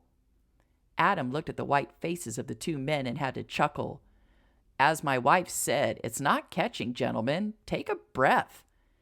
Andrew took a deep breath and realized how silly his reaction had been. Having a woman in his arms saying, "We're having a baby," just made his mind go blank. His mind had gone blank, but not his body. He could still feel her pressed to him from chest to knees. A little shudder of lust went through him now that he was calmer. He looked at the two friends talking and laughing. That red-headed vixen was going to be the death of him. Samantha looked their way. "Well, gentlemen, did I disappoint, or am I capable of running a riding school?" She looked directly at Lewis. "No, ma'am, you did not disappoint. I'm beginning to see how you pulled off being a male if you can ride like that," Lewis said in awe. "Why don't you ask her how well she shoots?" Clarissa said to Lewis. Lewis shook his head. "No, I'm good. I'm pretty sure she could outshoot me with both eyes closed. Not my strong suit. I'm a lover, not a fighter." He winked at Clarissa. Clarissa rolled her eyes. It seemed she was either rolling her eyes or glaring at one or both of these men. She didn't have any trouble with any of the other men in town. Why were these two so annoying? "Saddle up. Let's go for a ride," Samantha said. She hugged Adam and gave him a kiss. "We're going to the stud farm. I'll ride like an old lady holding a china doll in her lap." Adam kissed her back and then saddled Bandit, while Samantha donned her stockings and boots. Chapter 7. Anna couldn't believe the difference in Marlena since Andrew had shown up. She woke every morning with a smile on her face. Even though she was still in some pain and had been stuck in this room for 10 days since she came to, she did not complain. She was an ideal patient. Anna was happy for her. But Anna was not happy with Louis Lindemann. She had found him wandering up on the 3rd floor. He said he was just enjoying the architecture and beautiful woodwork. He had given her a jaunty salute and headed back downstairs. She went into her room and looked around but saw nothing out of place. She didn't know what it was that bothered her about him. Maybe he was just too good-looking and too charismatic. She felt like it was a show. Marlena liked the man, and Marlena read people's characters well. Anna had to admit that Louis did help keep Marlena from going crazy. He played cards with her, and they bet a penny a point. So far as she could tell, they were pretty evenly matched. She also heard Louis talking to Andrew, trying to convince him to send for his fiancée. Andrew said he was not ready yet. He wanted his mother to have another week to heal and not to have to worry about entertaining more guests. Anna felt that that was very thoughtful of Andrew. Marlena hated being incapacitated. She was used to running everything, though there was not a lot left to run. Anna sighed. She wondered how much longer she could stay. Marlena really didn't need a maid. Mrs. Garcia was more than capable of handling things. Anna felt a little better since the men had arrived, as she finally had rooms to clean. She would definitely stay until the men left and Marlena was back on her feet. But she couldn't keep taking Marlena's charity. She needed to find herself a job and prove that she could live on her own. Anna shuddered. She had never been on her own. She heard Marlena call for her and hustled down the hall to see what her friend needed. When she entered the room, she could tell that Marlena was agitated. "What is it, Marlena?" Anna asked in concern. "I need to get out of this room. I'm at my wit's end. I've counted the flowers on the wallpaper 20 times. I've stared at the small crack in the ceiling for 10 days. And I swear, the walls are moving in on me. I must get out of this room now." Andrew and Clarissa entered the room talking and laughing instead of sniping at each other, and Marlena was instantly sidetracked. "Where have you two been?" Marlena asked. Andrew came up to his mother and kissed her cheek. "We went to the Browns' ranch to see Samantha's riding school. Louis opened his big mouth, questioning whether a woman should be teaching riding lessons." Marlena and Anna looked at each other and snorted. That could not have gone well," said Marlena. Clarissa spoke up. "No, Sam was not happy with Louis, so she deigned to show him some of her riding skills." Louis strolled into the room. "Skills?" he snorted. "That woman's scary." "You would not believe what she did," Andrew said. "She rode around the corral standing on Bandit's back. I've never seen such a thing." Marlena gasped. What was she thinking? That's dangerous for a man or a woman. "She wasn't thinking," said Clarissa, "and Adam was not happy. But we do have some wonderful news." "Well?" Marlena's eyebrows rose in question. "Samantha and Adam are going to have a baby," Clarissa said, and clapped happily. "That's wonderful news indeed. Adam must be thrilled." "I am thrilled," Adam said as he entered the room. "How's my second best patient I've ever had faring today?" Anna answered for Marlena. "She wants out of the room, Doc. She's claiming the walls are closing in on her.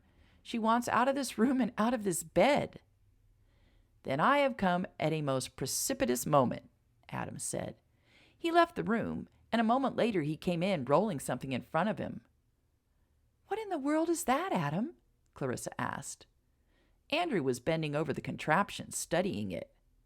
"Good grief, it's a chair on wheels," he said, looking at Adam with eyebrows raised. "It's called a rolling chair. It's a way for people to get out when they can't walk.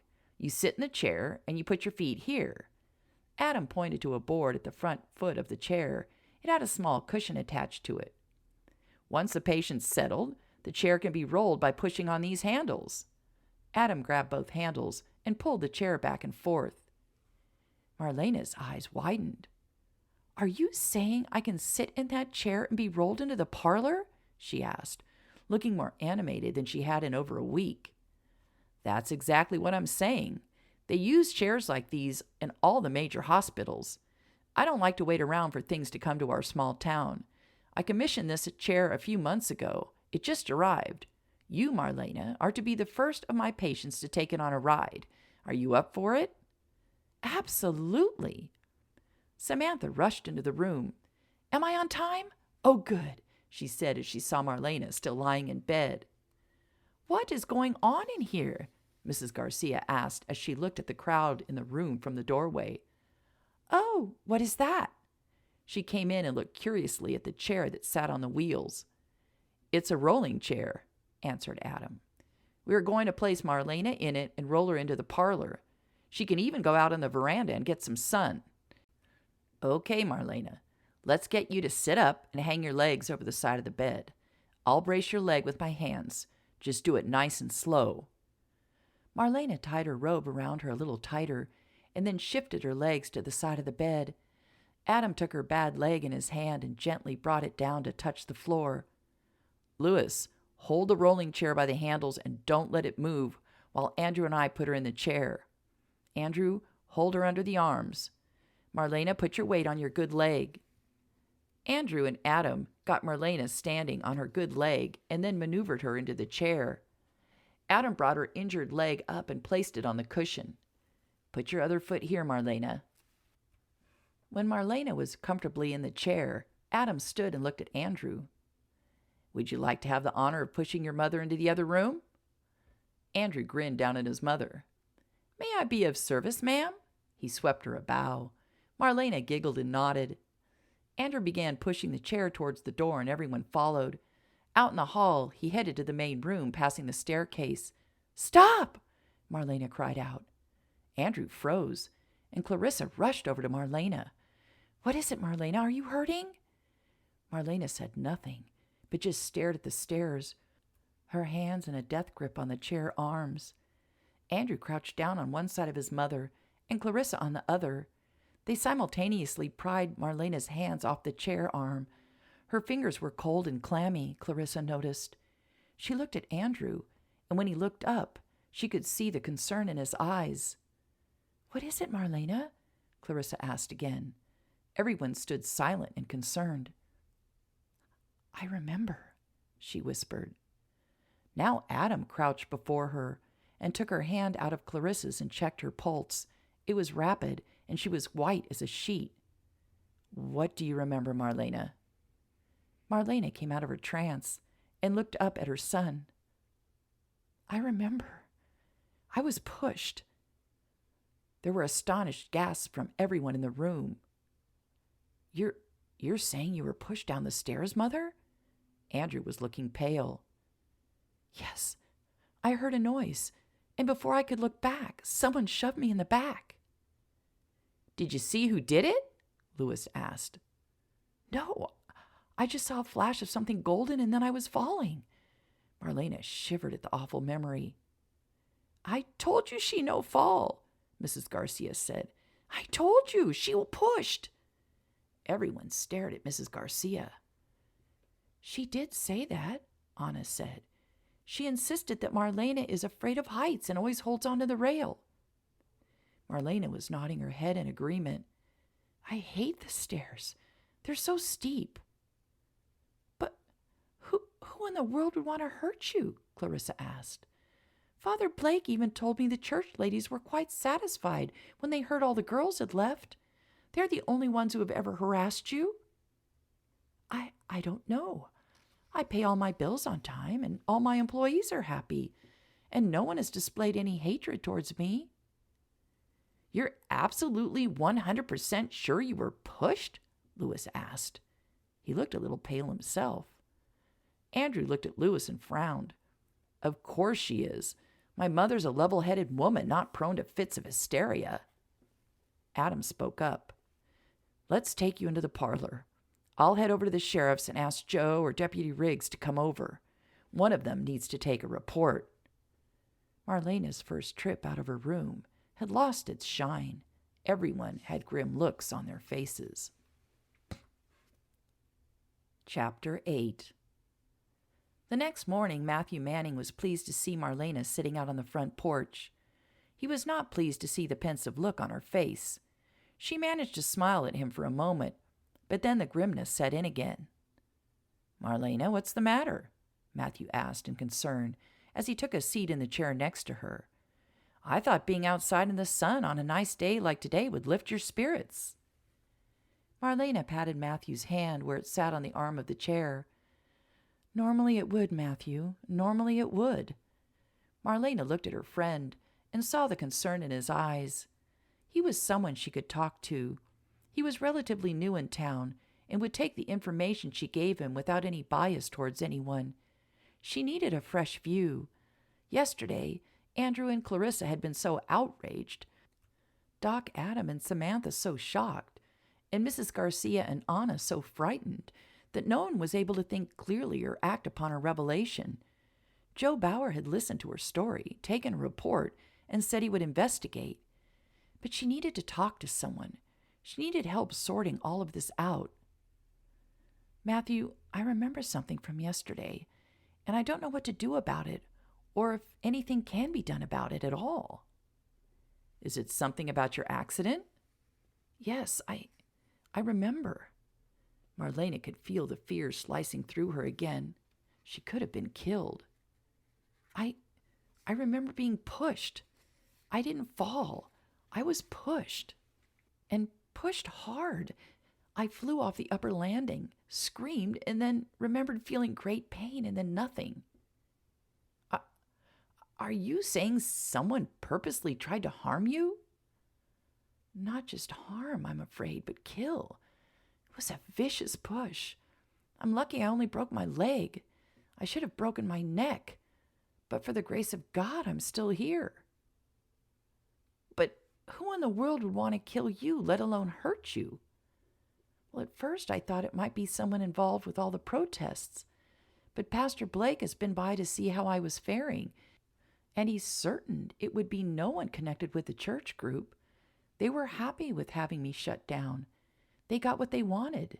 They had nothing against me personally, especially after Pastor Blake told them about my many donations and how I helped out Bruce at the barber shop with money when his wife was so ill. I agree with the pastor. The ladies wanted the business shut down, but they are not evil, vicious women. Well, I would have to agree with you there. Everyone I've met from the church has been quite kind.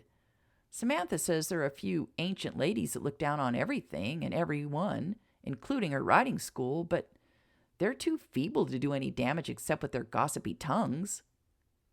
Can you imagine old Lady Dalton wobbling up my stairs on her cane, hiding out and then giving me a great shove? Marlena actually chuckled at the picture. She would have come flying down right on top of me. Matthew let out a guffaw.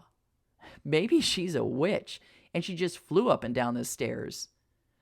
Oh, Matthew, she smiled at the handsome man. You are exactly what I needed today. Well, I'm glad I can be of some service, but we still haven't gotten any closer to discovering who did this. Could you say for sure if you thought it was a man or a woman? I think it was a man. I saw a flash of something yellow as I tried to look back. Whoever it was seemed to be quite a bit taller than me. So, the only two left in your household are Mrs. Garcia and Anna. We can count them out. Ruby would never hurt me, and besides, she's smaller than I am. Anna is a strong girl, but she's devoted to me. I saved her life. She and I are close as mother and daughter. If she needs anything at all she has to do is ask, and she knows that. If you had been killed, and I know this is a terrible thing to even imagine, who would get this house and your money? Well, Andrew would get everything. But even Andrew didn't know of his inheritance. Plus, I haven't seen him in 10 years. Oh, that's the one good thing that came out of this horrible situation. My son came back to me. He plans on staying on until I'm on my feet. I'm hoping he'll fall in love with this town and the people and choose to stay on. So Andrew's out, Mrs. Garcia is out, Anna is out, and the church ladies are out. Is there anyone in Mrs. Garcia or Anna's past who might gain from you being gone? Marlena looked at Matthew in surprise. She hadn't thought of that. Oh my, Anna's stepbrother. He beat her and left her on my porch to die. Maybe he came back and knows she's not only alive, but like a daughter to me. Matthew was sitting up straight in his chair. Do Mrs. Garcia and Anna know that you would leave them something? Of course. I've been very open with them. I told them that I would always take care of them. Do they actually understand how well off you are? Well, yes, I've never kept anything a secret. As a matter of fact, I started training Anna to do the books. So if something happens to me, she will know what to do for herself and Mrs. Garcia. And Ruby's completely alone in the world, so there are no relatives of hers to come after me. Is there any chance this stepbrother of Anna's has no knowledge of Andrew's existence? If he is Anna's only living relative, he could be the culprit. Marlena sucked in a breath. He would have no idea. It was a year after Anna was with me that I told her about Andrew. You might be onto something, Matthew. I think I should speak with Anna, and then I'll send for Sheriff Bauer. Matthew nodded his head in agreement. At least it was the beginning of a plan. You need to stay vigilant. If this man is really out there and he knows he failed, he may try again. I know. Andrew's keeping a close eye on me, as are Clarissa, Anna, and Mrs. Garcia. It won't be so easy to get to me if he makes another attempt. Marlena grimaced and rubbed her leg. She couldn't sit long with her leg down. It would begin to pain her. She hated the thought of having to go back to the bed, but it was the only place she was truly comfortable. Matthew stood. It looks like you're hurting. I should be going so you can get some rest. Oh, don't rush off, Matthew. I really need the company. Are you sure? I don't want you to slow down your recovery by doing more than you should. Marlena waved him back down into the chair. If it gets too much for me, I'll just ask you to roll me back inside.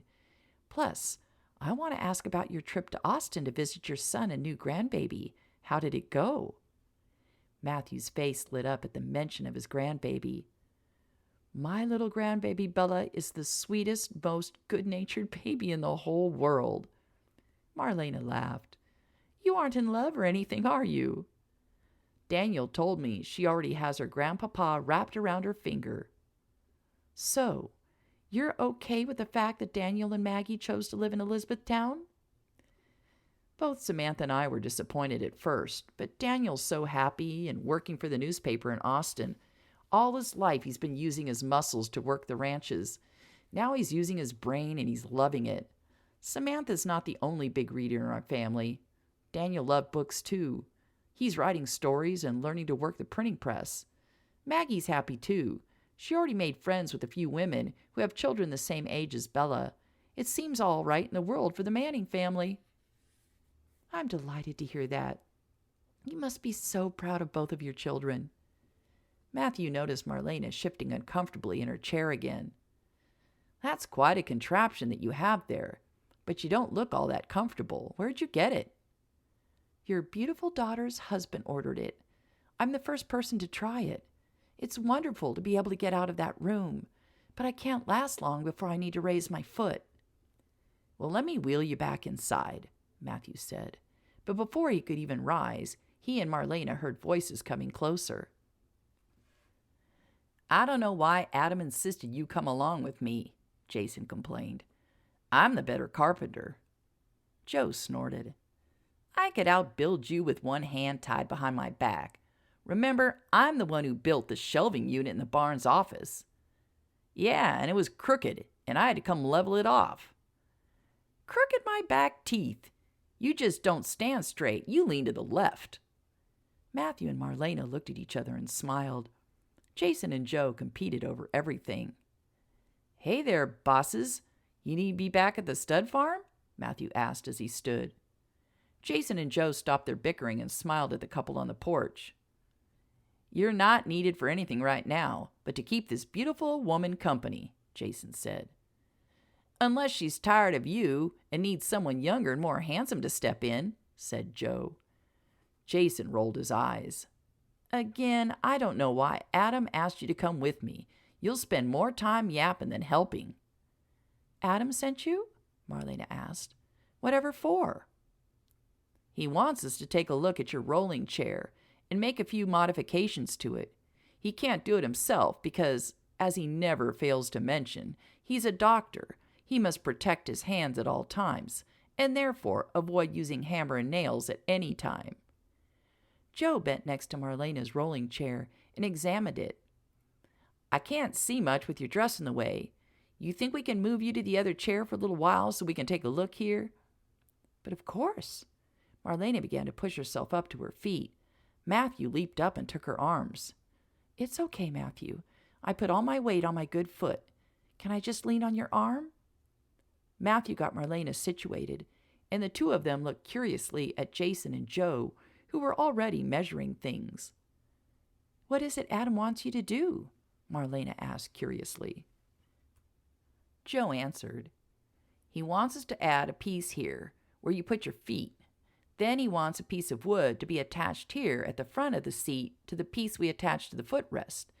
That way you can rest your legs straight out in front of you and be comfortable for longer while you're using the chair. I'll have Clarissa wrap the wood in fabric to make it softer for you. Shouldn't take us more than an hour to put this together and get it to Clarissa. We'll bring it back and attach it when she's done. Does that sound good to you? Jason asked. You mean I'll be able to stretch out my leg on the wood and still be able to roll around the house? As long as you don't ram into any tables or chairs. Whoever's pushing you is going to have to be careful, but it should work. Adam said your leg pains you when you sit for too long. Joe looked at Marlena in sympathy. I'd go stark crazy if I was stuck in bed all day long. Hopefully this will let you stay up longer. I don't know how to thank you. Everyone has been so wonderful in helping me out and keeping me company. I don't know how I will ever repay you all for your kindness. Marlena felt teary-eyed. She had always been the strong one, the person everyone relied upon. It was a strange yet wonderful feeling to be looked after like this. Don't be silly. If it weren't for you, what would have happened to Clarissa and Samantha? You don't get to do all the good deeds around here. This is payback time, Jason told her. Jason and Joe stood, as did Matthew. Joe waved Matthew back down. You take care of Marlena. When we get this done, we'll be back. And Marlena, I have Riggs scouring the town, asking questions and looking for any strangers. Marlena paled, but nodded at Joe. Thank you, Joe. You sure are making my last few months in office intriguing. I plan on having this case closed before I leave.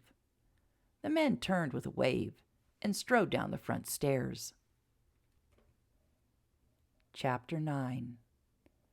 When Clarissa arrived at Marlena's the next day, she found Andrew sitting alone in the parlor looking pensive. Clarissa hustled over to him. Is everything all right with Marlena? Andrew looked up at the beautiful woman standing in front of him and felt his stomach do a flip. She was so striking. No, she's fine. She's resting. I just realized that her birthday is the day after tomorrow. Things have been so crazy that even Mrs. Garcia seems to have forgotten. Clarissa sat in the chair next to him. Oh, how wonderful. We need to have a party. Friday night is a perfect night for a party. Clarissa beamed with pleasure. We need to make it a real celebration. Get her mind off the accident and her pain. This is just perfect. Did you miss the part when I said it's in 2 days? How can we get a party together in such a short time, and who would even come? I thought my mother was considered a pariah in this town. Nonsense. Everyone who meets your mother likes her. I can easily get 10 people to show up for her party. Mrs. Garcia, Anna, and I can take care of the desserts. Oh, and Mitzi will want to help. Who is Mitzi? Andrew's head was spinning. Clarissa was a whirlwind when she decided to do something. Mitzi is the Dunbar's cook. She's Luke's wife, who's the foreman at the Dunbar Ranch. Both of them will want to come, as will the Cowhands. They have a real fondness for Marlena, as they used to visit the... Clarissa coughed, and her face turned red.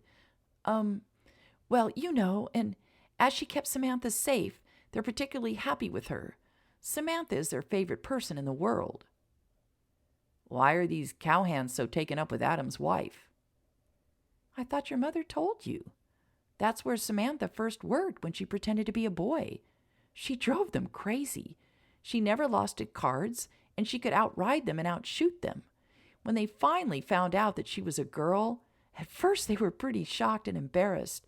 But Samantha has been so sweet to them and cares for them so deeply that they forgave her, and now she's like a little sister to them. You mess with Sam, you mess with Otis, Mark, and Herman. So, what do you want me and Louis to do to help out? Well, I'm going to write out a list of all the people who will want to come. You and Louis can ride all over town inviting them. That way you'll meet everyone before the party. You'll see how friendly everyone is and how glad they are that you're helping with your mother. What time do you want everyone to show up? Tell them to come after supper, around 7. We'll have cake and cookies and coffee and wine. Both Mrs. Garcia and Mitzi bake like a dream. Clarissa rose and began pacing back and forth in front of Andrew.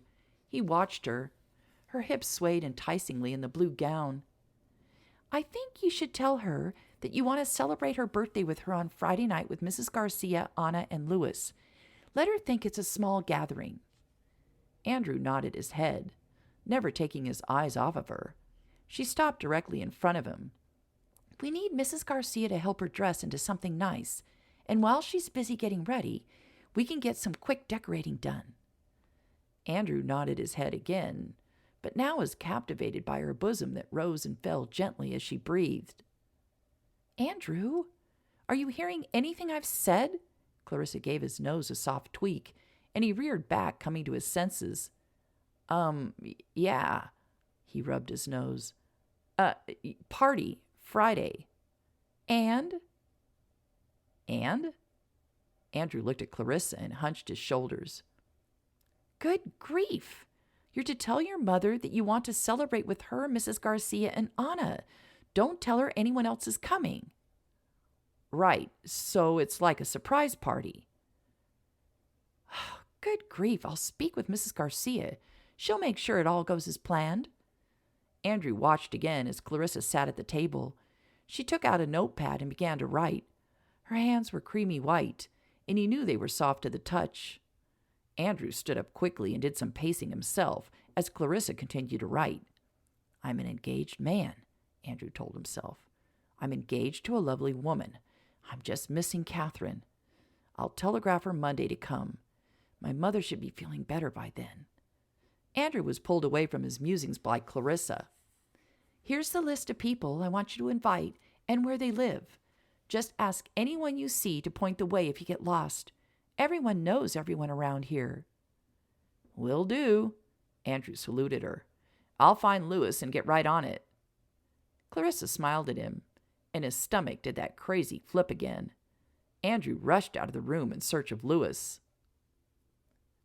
Lewis was at the telegraph office. Things were getting out of hand. He had seen Andrew's interest in Clarissa. Catherine had to get here now. He wrote quickly. "Problem, stop. Young woman after Andrew, stop. Come now, stop." Catherine would get this by tonight, he figured. She should be able to get here by Friday night. As soon as Andrew saw her, everything would go back to normal. Lewis handed the message to the man at the desk, paid him, thanked him, and left the office. Andrew could not find Lewis at the house, so he walked into town with the list. Then he saw Lewis by the bakery and headed over to him. "Hey, where have you been? We have a duty to perform." "I just needed to get out for a while." "What duty has been assigned to us, and by whom?" "We need to scour the town for the people on this list," Andrew said as he waved the paper in front of Lewis's face. "We've been commissioned by Clarissa.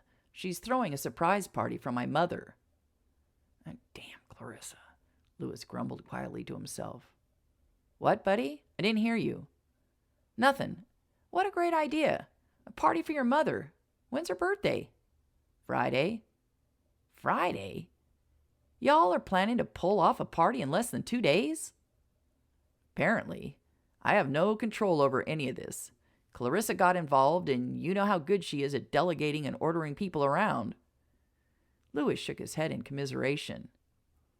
"Let's go over to the Carvers first, and then the Drakes," Andrew said. "Then we can get horses from Hank and ride out to the Bowers. I wouldn't mind checking out the horses again. If I were to stay here, I'd want to buy one of those colts." "Stay here?" Lewis yelped in surprise. Andrew stopped walking. Where had that notion come from? He'd never even considered staying here. He had a job and a life and a fiancée in Wichita. Lewis gave him a friendly shove. "You're kidding, right?" Andrew began walking again. Yeah, just kidding." But something inside of him knew he might be lying to himself. Chapter 10. Ruby fussed over Marlena, who sat in a chair in front of the mirror in her room. "You are going to look the best tonight. You've been in bed far too long. I make you pretty, do your hair. And you wear your silver gown and make Andrew proud." "For heaven's sakes, Ruby. Andrew's my son. He doesn't care a diddle if I wear a silver gown, a blue gown, or a black one. This is just a little celebration.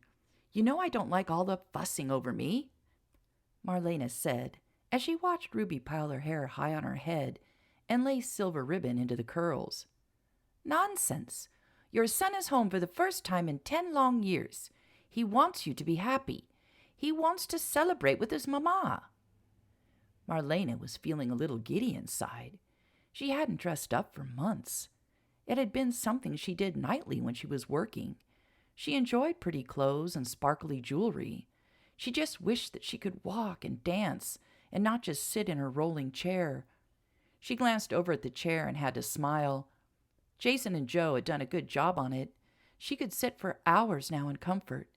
It had taken both Ruby and Anna half a day to learn to keep from running her foot into a table or a wall.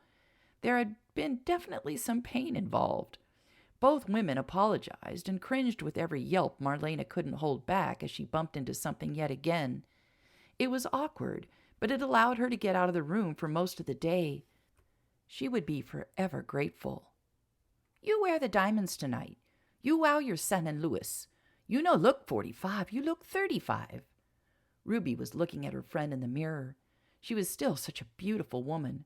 Ruby couldn't wait to see Marlena's face when she saw all the guests who were coming tonight.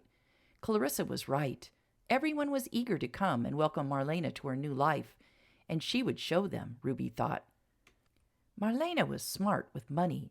She would soon be sticking her fingers in more ventures. She was not one to sit around. It's close to 7. Shouldn't we get me into my gown? You know it's quite the ordeal to get me into it. I don't want to keep Andrew waiting. Clarissa, Andrew, Anna, and Louis were busily decorating the parlor. Ruby had winked at them as she passed them to go to Marlena's room to help her dress. They knew they had at least 45 minutes before the guests arrived. Everyone knew it was a surprise, so they would enter quietly, a little before 7. Ruby promised to be clumsy so as to make Marlena a bit late. The boys were lighting the chandelier and the wall sconces. Anna and Clarissa were putting flowers on all the tables.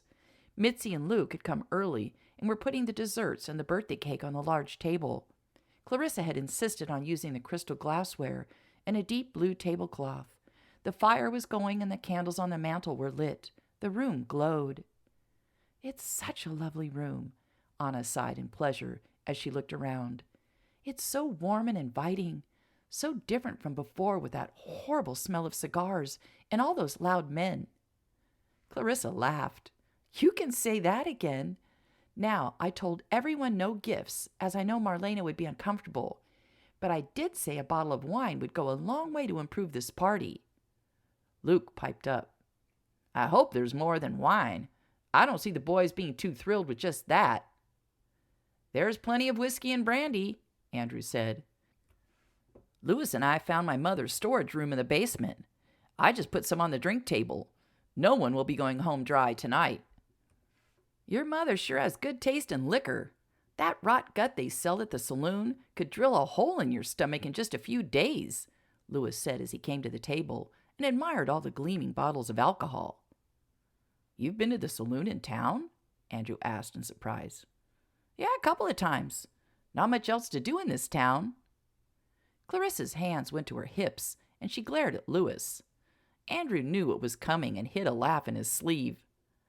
There is plenty to do in this town. Have you gone to the lending library or the new hotel restaurant? And there are outdoor concerts every Sunday evening until it gets too cold. Have you gone riding down to the river yet? Did you take a tour of the town with our mayor? Did you...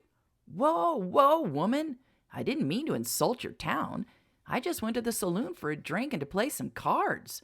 Louis had his hands up in surrender. He looked over at Andrew as if to ask, what's with this woman? Andrew just rolled his eyes at his friend.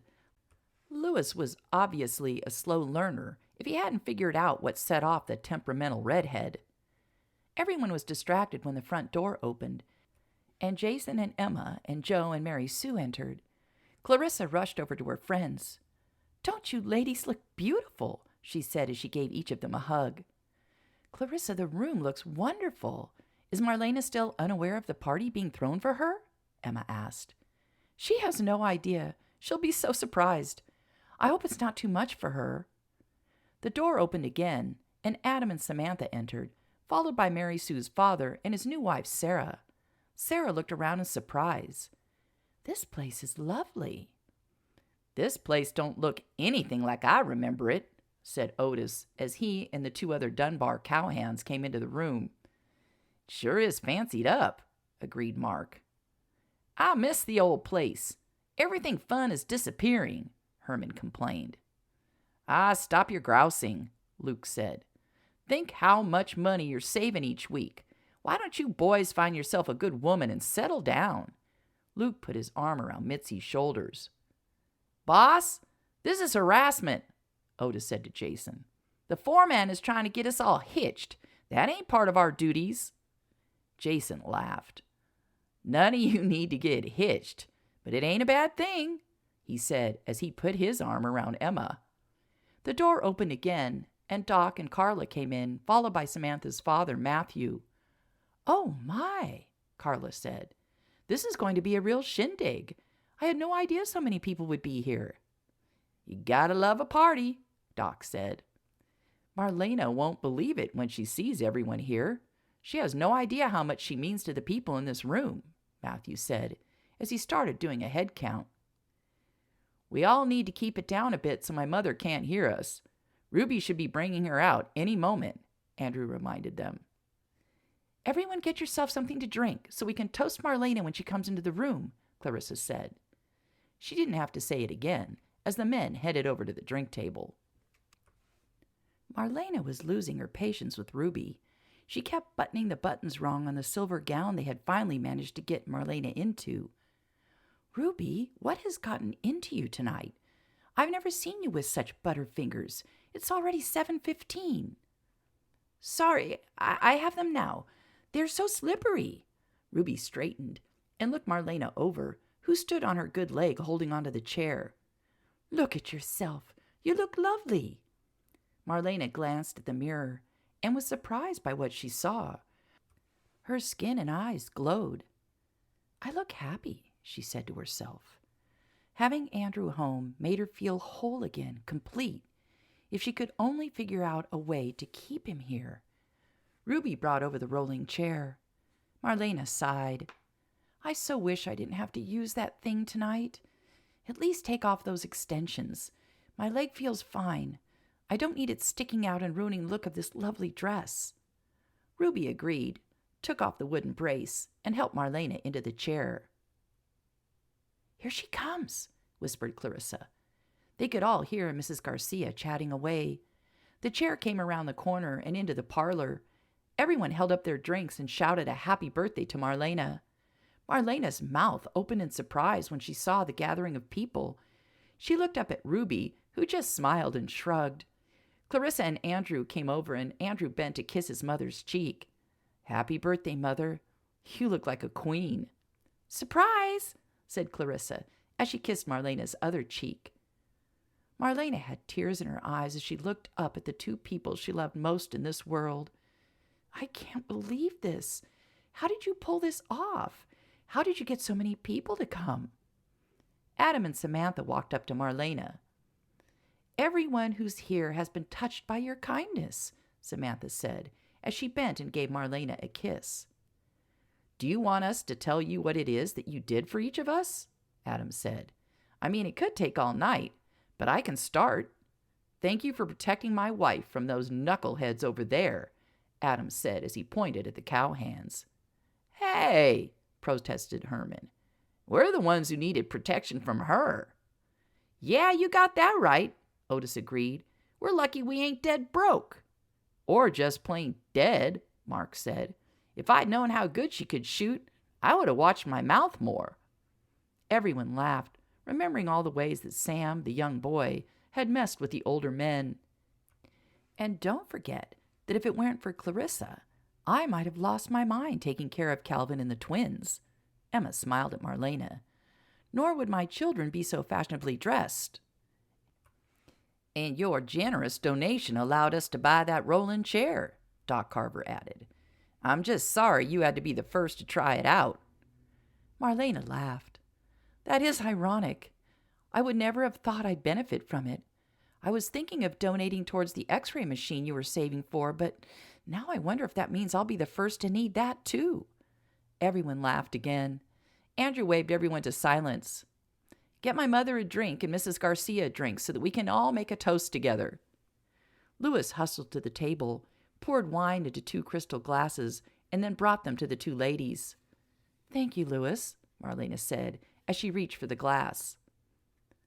I would like to lift my glass to my mother, who I consider the strongest and smartest woman I have ever encountered. You have touched every one in this room. You have given generously to many needy causes. You've invested in up-and-coming businesses, and you never judge anyone. I'm very proud to be your son. Andrew finished by raising his glass and tapping it to his mother's. Now the tears were rolling down Marlena's cheeks. Her son had said he was proud of her. The boy who had been so horribly embarrassed and hurt by her was now a man who looked at her with pride. She couldn't believe it. It was all she had dreamed of in the last 10 years. Hear, hear, said everyone. Clarissa looked over at Andrew and saw that he was looking at her. She raised her glass to him and mouthed, Well done." Andrew raised his glass to her and smiled. He did not see Louis glaring from one of them to the other. The party was in full swing. Marlena's chair was placed between the sofa and another chair, so she could see the entire room. A huge mirror hung on the wall behind her. The chandelier glowed in it, and it looked like Marlena had a halo surrounding her. People were milling around, talking, drinking, and eating birthday cake. Matthew sat next to her in the chair to her right, and Mrs. Garcia sat on her left on the sofa. "I still can't believe you all pulled this off without me knowing," Marlena said. Ruby's eyes sparkled. "Clarissa and Andrew made it happen. They work well together." Ruby nodded her head towards the front door. "Look at them. They make a lovely couple. They belong together." "They are a handsome couple," Matthew agreed. "Too bad he's engaged. What's the girl's name?"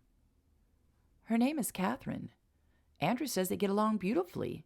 They never fight, and she's always in a good mood," Marlena said, as she continued to watch her son converse with Clarissa. "Quite the opposite of the two of them. They were baring their teeth at each other at first." "That is because they are attracted to each other," Ruby said knowingly. "Andrew needs a girl like Clarissa. She a lot like you, Marlena. She no take nothing from nobody. Who needs someone sweet? Too much sweet just makes your teeth rot and your stomach hurt." Marlena and Matthew burst out laughing. "You laugh, but I tell you, those two belong together." "It would be a dream come true. I love Clarissa like a daughter. If Andrew fell for her, maybe he would stay in Elizabethtown. But I'm not going to stick my nose into his love life. He's a grown man." "I have no problem to stick my nose in his love life," Ruby said. "I'm going to do everything in my power to get them together." Matthew winked at Marlena.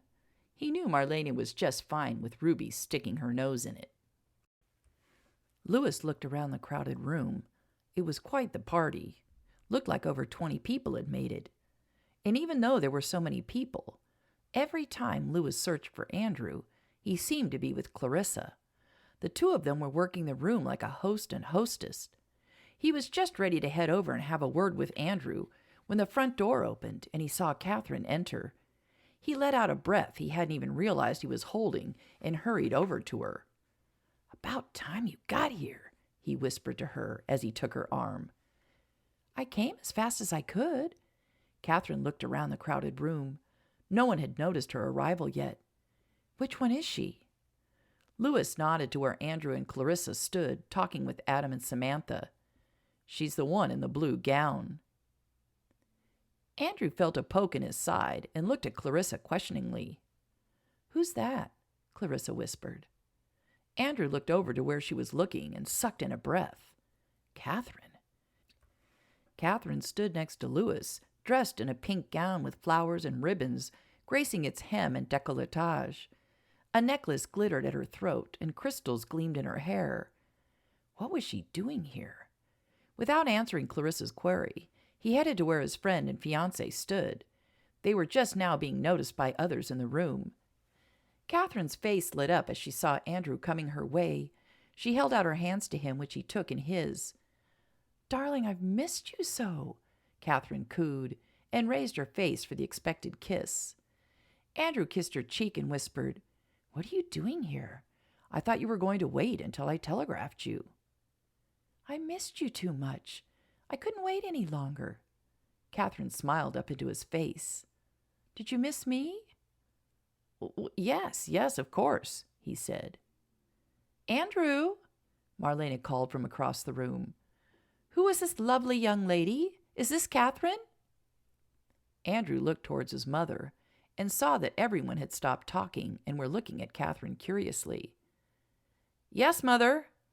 Andrew turned back to Catherine and Louis. "Stay right here. She's going to want to greet you and not feel like an invalid in her own house." Catherine placed her hand on Louis's arm and nodded at Andrew. Andrew crossed the room to where his mother sat. "Let me take you over to Catherine's so you can meet my fiancé, Mother." Andrew stepped behind her chair and pushed her gently toward them. Suddenly a scream pierced the room. "Andrew, the mirror! Watch out!" Clarissa rushed towards him and Marlena. Andrew gave his mother's chair a hard push and hurled his body to the side. The heavy mirror crashed to the ground, glancing off his shoulder. Glass shattered and flew everywhere. There were more screams and then shouts from the men. "Andrew!" Clarissa cried. She was just ready to drop to the floor next to him when Jason grabbed her arm. "Don't move another step. You'll cut yourself to smithereens in those shoes." Clarissa froze, but looked at Andrew frantically, needing to know if he was okay. "Andrew!" Adam came hurrying over. "Where are you hurt? Don't move. There's glass shards everywhere." Adam looked at his brother-in-law. "Jason, you and Joe get everyone back out of harm's way. Doc and I will check on Andrew. Clarissa," Adam commanded as he looked at her. She was shaking. "Go check on Marlena, please." "But Andrew—" "I'm fine, Clarissa. I'm okay," Andrew said. "Go check on my mother, please." Clarissa nodded, gave Andrew one more glance from head to toe to make sure that he was telling the truth, and then turned and picked her way carefully through the shards of glass. Doc Carver joined Adam, and they both squatted next to Andrew, who was now sitting up. "Where do you hurt?" Adam asked. "Besides right here?" Andrew raised his left hand, where a shard of glass was protruding from it. "Damn, that's gotta hurt," Adam grimaced. "Doc, can you get me a clean towel and some hot water? Ask Mrs. Garcia to help you." Doc nodded and left Adam to minister to Andrew.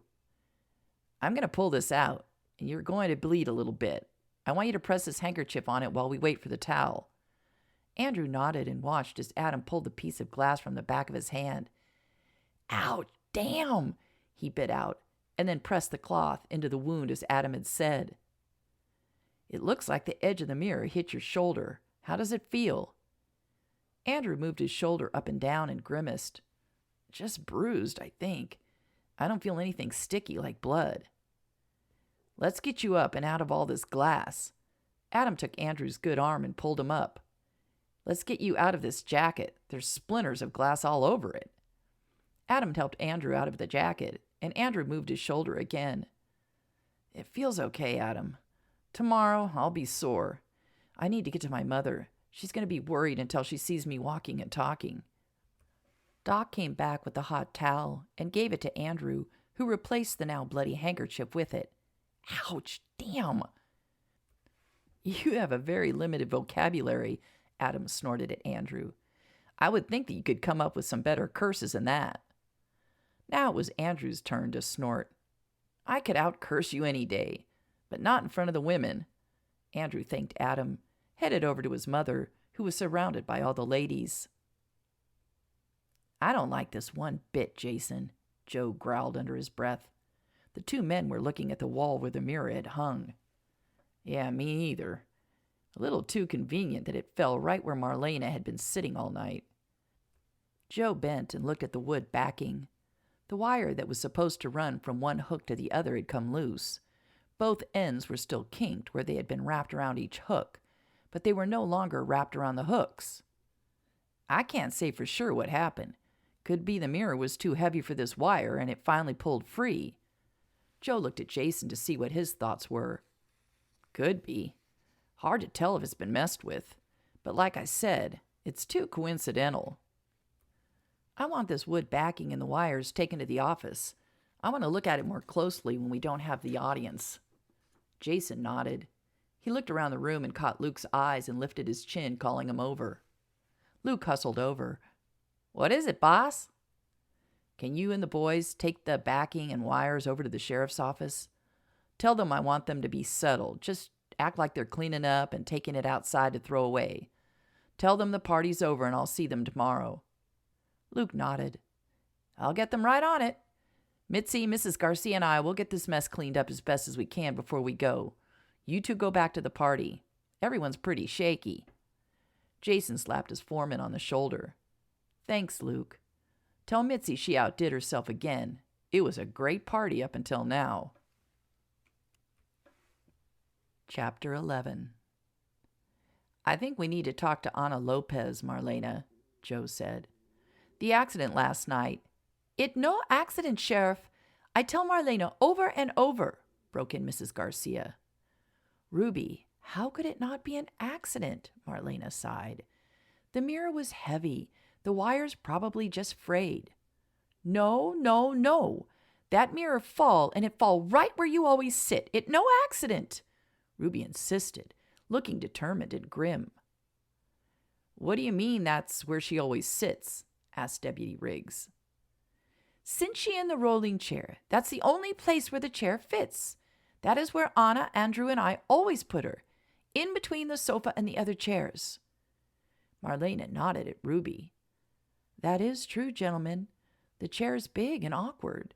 There are very few places for me to sit. Plus, I can see the whole room from here. Marlena made a sweeping motion with her arm. Joe looked at his deputy. What do you think, Wes? Well, I think these ladies may be right. Too coincidental that the mirror falls where Marlena always sits. And the wire did look like it had been loosened from around the hooks. Marlena sucked in a breath, but Ruby just nodded in agreement. Mother, Andrew said as he came into the room. How are you this morning? Hello, Joe, Wes. Are you here about the accident? Yeah, Joe answered and then stood. But it may not have been an accident. Marlena, we'll be back this afternoon to speak with Anna. When she gets back from shopping, can you tell her that we'll be here at 2? Wes stood too and shook Andrew's hand.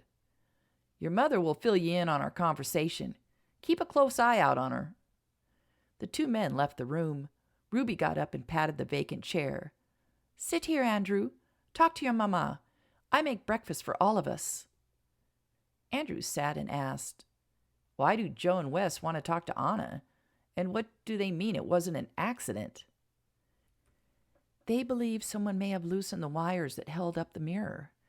I always sit right in front of the mirror. They think it's too coincidental that it fell.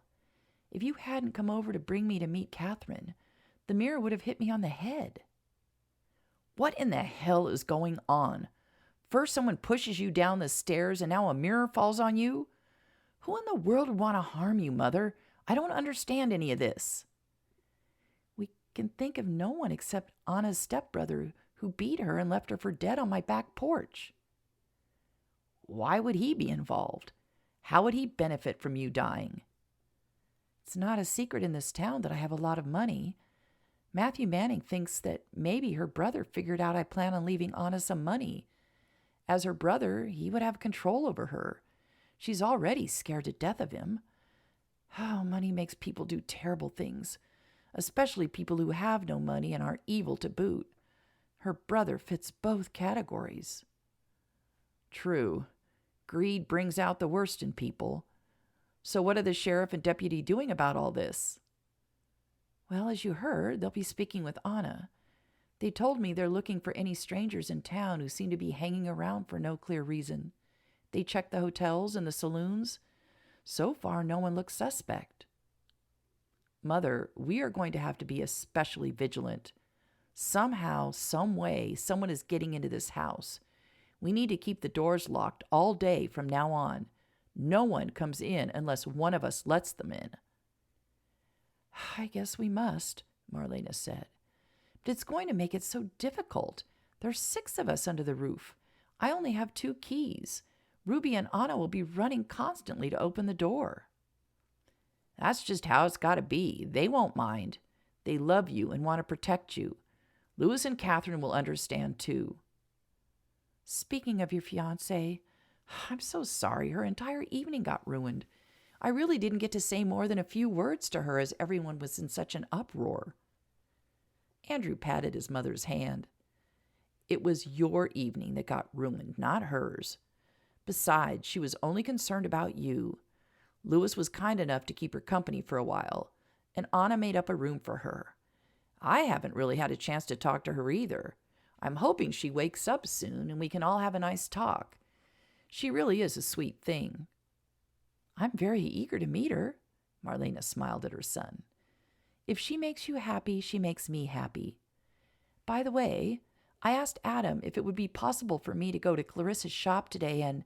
Mother, you can't. How would you get there? It could be dangerous. Someone's after you, Andrew cut in. I am not going to hide away. It can't be any more dangerous for me to go outside, considering all the accidents that are happening are in my own home. I might even be safer. I'll be with people who will be watching out for me. Well, I'll concede to you on that, but how can you get around? Won't it be too painful?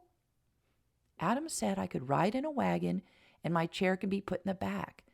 My leg doesn't pain me much anymore. I can stand for quite a while now on my good leg. I really want to see this shop. I'm part owner, as you know. Besides, I thought it might be a good outing for Catherine. All ladies like to shop. It will give me a chance to get to know her. Andrew sighed. She probably would enjoy such an outing. Louis and I can get the chair and you into the wagon. We'll ride over with you and get you situated in the shop. But then Louis and I are leaving. There's no way I'm listening to a bunch of women discussing dresses and bows and ribbons. I'd rather shoot off my big toe. Marlena chuckled. You and Louis can have the whole afternoon to yourselves. Why don't you ride over to the stud farm and see how things are developing there? Now that I consider a pleasant outing. Andrew rose and kissed his mother on the cheek. Chapter 12. Catherine took great care in how she dressed. She wanted to look her best at all times. This Clarissa woman was definitely a problem. Catherine couldn't believe how she acted when Andrew had been hurt. She had been almost hysterical. Catherine had seen right away that Andrew was not gravely injured. She looked at herself in the mirror. She had on her best walking dress. It was yellow and white. It made her blonde hair glow and her blue eyes shine. Her timing last night had been awful. She had wanted to make an entry in her new pink frock, but instead, all the attention had been focused on Marlena. Andrew had practically ignored her, as he had been so worried about his mother. Oh, he was a good man looking after his mother, but he was lacking as a fiancé at the moment. This dress would get him to look at her. She glanced at the clock on the wall and realized it was 11. She was hungry. With one last look at herself, she headed downstairs to the dining room. Ruby had just cleaned the entire kitchen when she heard a noise in the dining room. She opened the door and looked in. Andrew's fiancée was sitting in a chair. She smiled at Ruby, and Ruby forced herself to smile back. Might I bother you for a cup of coffee? And I would love a biscuit and some fruit, please. We had breakfast 3 hours ago. I make dinner soon. I'm sorry, but I need something to eat. Isn't your job to feed the guests? Catherine asked as she twisted the gold bracelet on her wrist. Ruby gave Catherine a big harumph and stormed out of the room. She headed straight to Marlena, who sat at her desk dealing with business. I no kiss no princess's feet. She can make her own breakfast, Ruby said furiously. Ruby, whatever's the problem? Marlena's eyebrows rose in surprise. What princess? That Catherine woman. She come waltzing into the dining room and orders me to make her breakfast. It's after 11. I make dinner now. I know servant. You told me I know servant. Oh, dear. I'm sorry, Ruby. Catherine doesn't realize your position in this household. I'm sure she thought you were just the cook. She doesn't know you're part of the family and the business. The girl does need to be told this is not a hotel. We do for ourselves here. But this one time, please, give her something to eat. I'll speak to her today, I promise. Ruby nodded, but Marlena could hear her grumbling in Spanish as she headed back to the dining room. Oh, dear. Not a good start for Andrew's fiancée. Marlena sighed and went back to balancing the books. Egad, this thing's heavy, Louis puffed out as he helped Andrew lift Marlena's rolling chair into the back of the wagon. And awkward, Andrew grunted. Boys, do be careful with my chair. Andrew frowned at his mother over the arm of the chair that had just missed his nose by an inch. Could you please show a little concern for our well-being, Mother? Andrew growled out. Ouch! Damn it, Louis, stop pushing. You need to lift it higher. My side's higher than yours. You need to lift it higher. For crying out loud, get the wheel up on the wagon. I'm ready to drop this thing, Andrew cried out. A loud giggle from Catherine had both boys glaring at her. Marlena was hiding her smile behind her hand, hoping to stifle her own laughter. Andrew and Louis finally got the chair into the wagon. Andrew looked at his mother leaning on a cane and standing next to Catherine. "One laugh out of you, and I'll drop you like a stone, Mother." "Andrew Rule, you do not say such things to your sweet mother," Catherine scolded. "Now pick her up gently and don't you dare drop her. Let's go. I can't wait to see the shop." "Yes, dear." Andrew smiled at his pretty fiancée. She looked radiant today. He hadn't been able to talk to her at all as she had risen so late.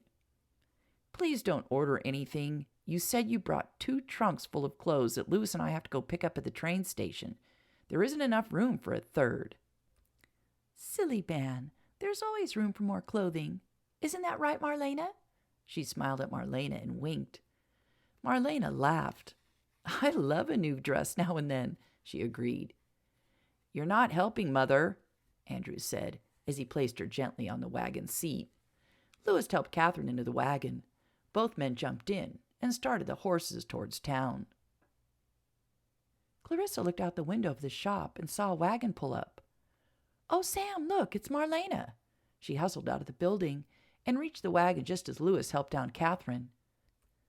"Oh, hello," Clarissa stammered. "Clarissa, darling, I just had to come see your shop." Marlena looked over at Samantha, who had her eyebrows raised. "Don't worry, I got permission from your husband." Samantha smiled. "I'm glad. I would hate to have to report to him that one of his patients is on the lam." Andrew and Louis were struggling with the rolling chair, but managed to get it down and put it on the walkway. Andrew picked up his mother and set her in it. "How are you doing? Are you comfortable? Does anything hurt?" "I'm perfectly fine," Marlena said, and gave Andrew a loving pat on the cheek. "You boys go and get Catherine's luggage and then have fun at the stud farm. We will need you to pick us back up at 3, please." Clarissa pushed Marlena into the shop. She couldn't wait to see Marlena's reaction. "Oh, girls," Marlena said as she clapped and looked around the shop. It's just perfect. The seating area is warm and inviting. Oh, and look at the shelving. So many fabrics and so many ribbons. It's so colorful. Roll me to one of the new sewing machines. I can't wait to see how it works."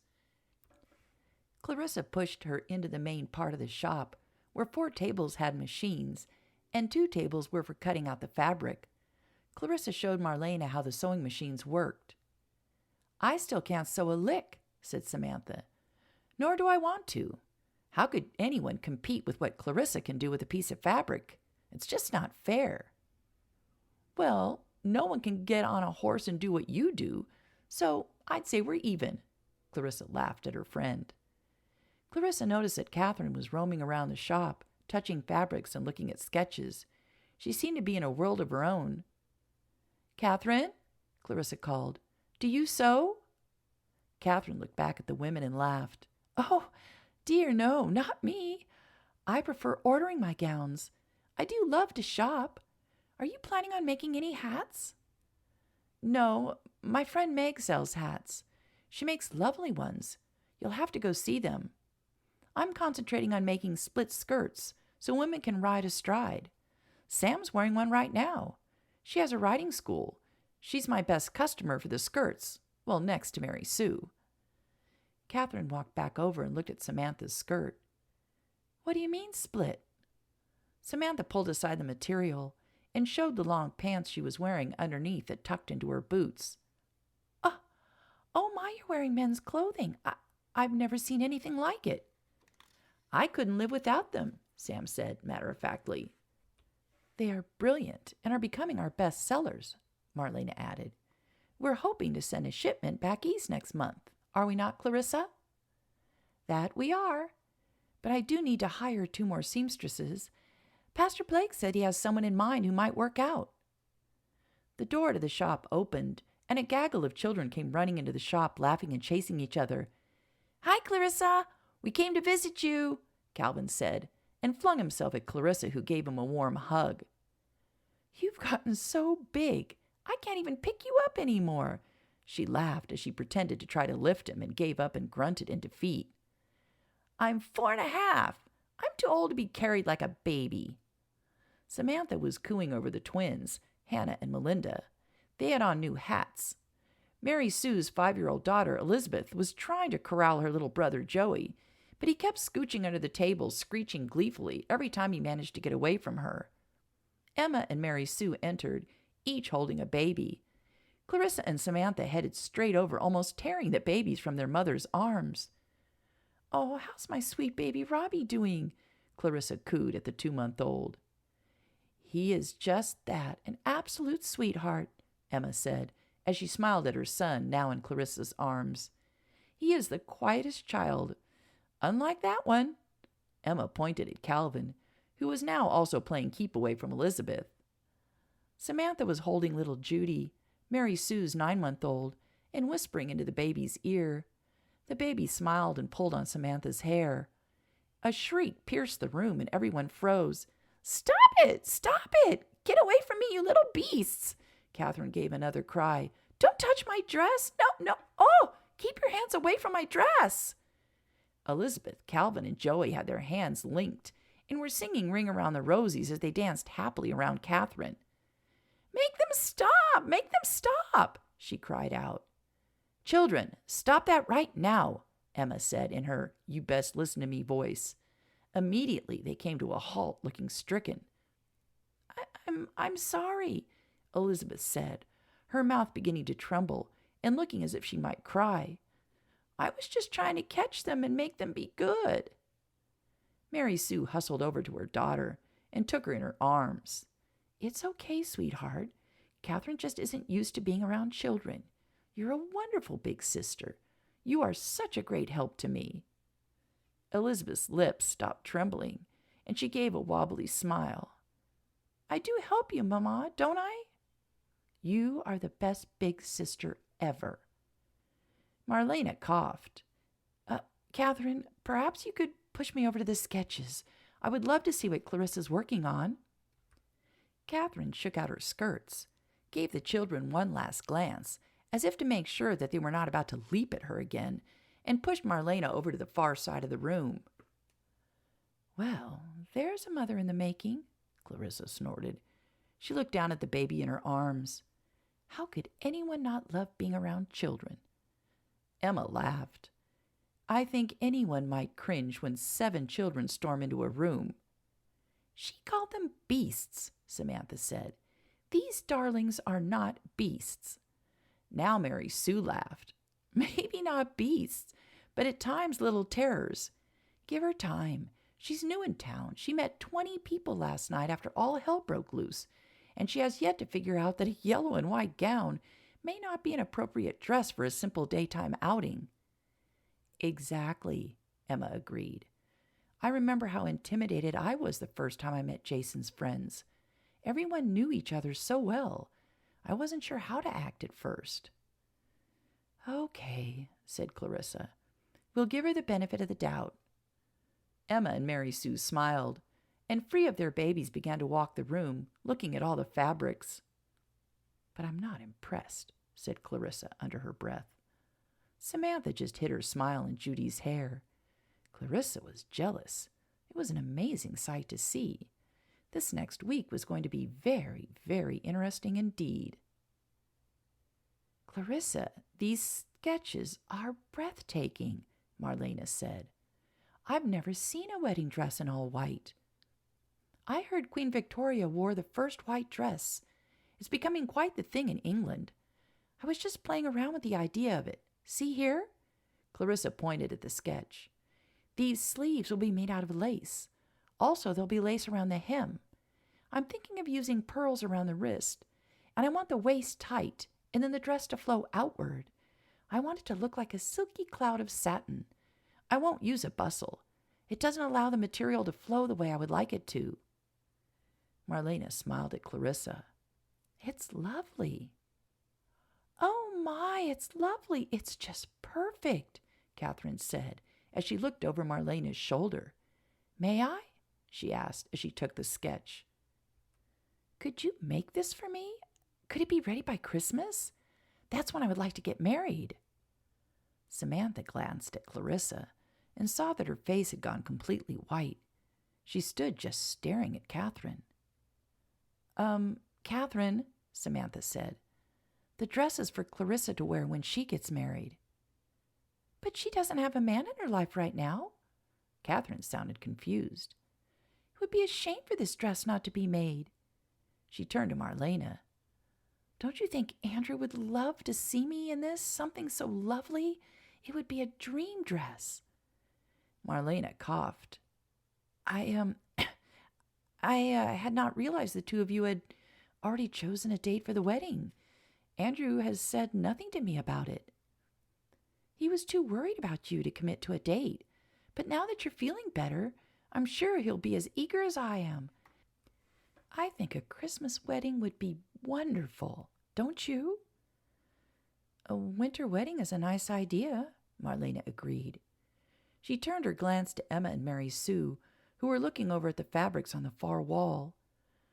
"Clarissa, darling, can you roll me over to the ladies? I need to ask Emma a question." Of course," Clarissa answered, coming out of her trance. She quickly grabbed the handles of the chair and pushed Marlena away from Catherine and the sketch she still held. "Thank you," she whispered to Marlena. I don't know what came over me."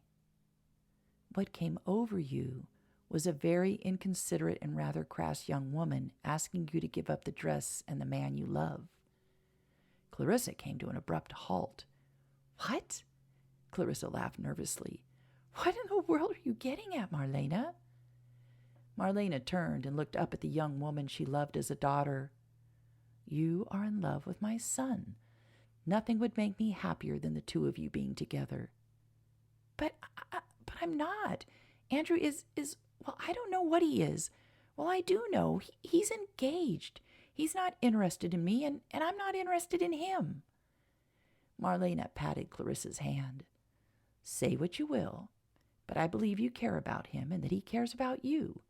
Yes, he's engaged, but it has been for only a short while, and it seems to me that they became engaged awfully quickly. I can't put my finger on it, but something feels off to me, and you know how my instincts usually send me in the right direction. Ruby and Anna are not thrilled with Miss Catherine either. The poor girl is going to have a hard time of it this week."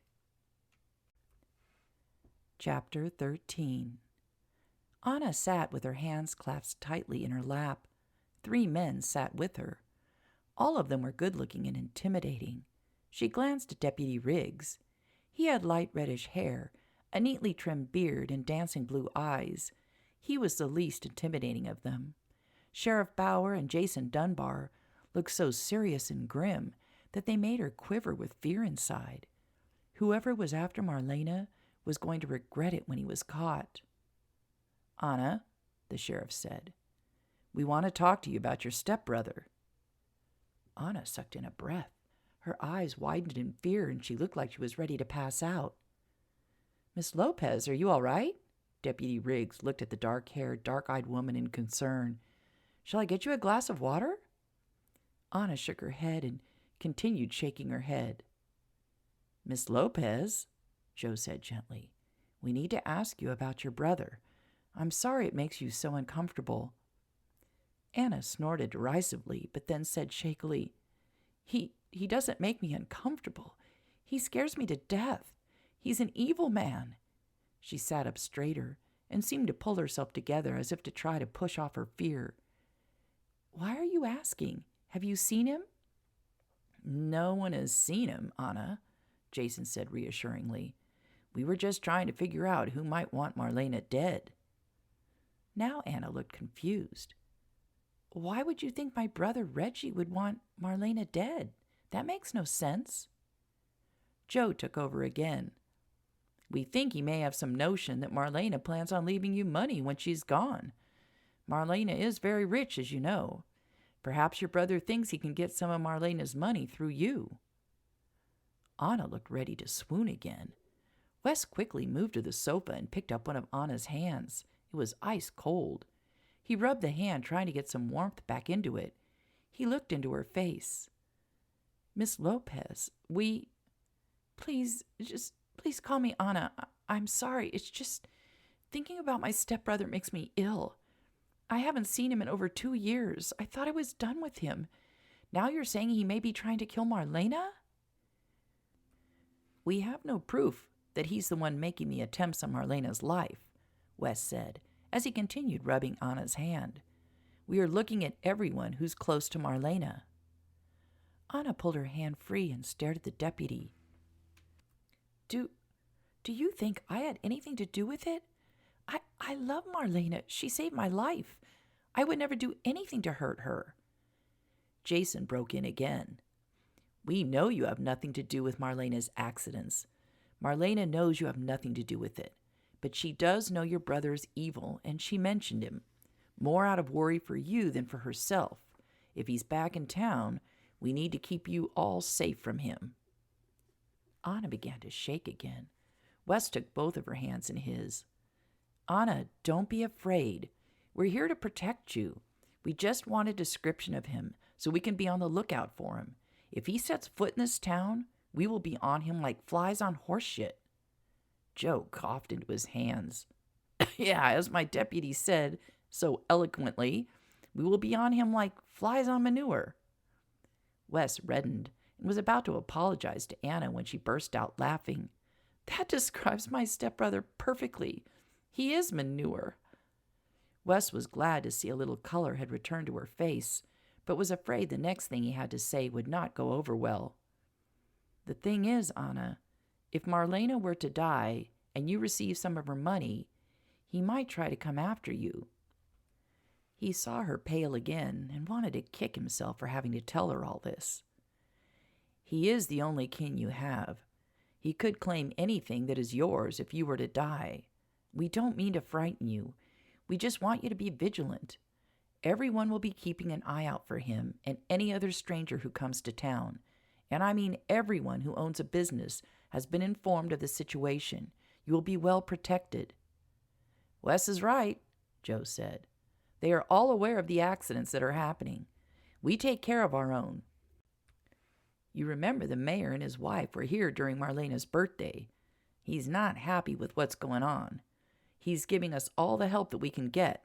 So you just hang tight and we'll get this all figured out. Anna nodded and again pulled her hands from Deputy Riggs. He was being so kind to her. She was not used to that from men. She wasn't really sure what to say or do.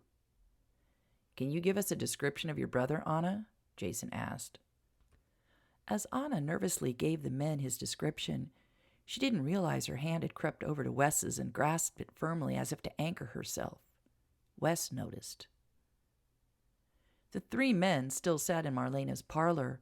Anna had left to go help Mrs. Garcia in the kitchen. I gotta wonder if we're on the right track here, Joe said. It seems far-fetched that Anna's brother would come back here when he must know we would arrest him for almost beating her to death. As a matter of fact, he has no knowledge as to whether she's even alive. Why would he come back? And did he even know Marlena was rich? As he was from out of town, he would have no way of knowing how much money Marlena ever had, Wes agreed. And why wait over 2 years to come back?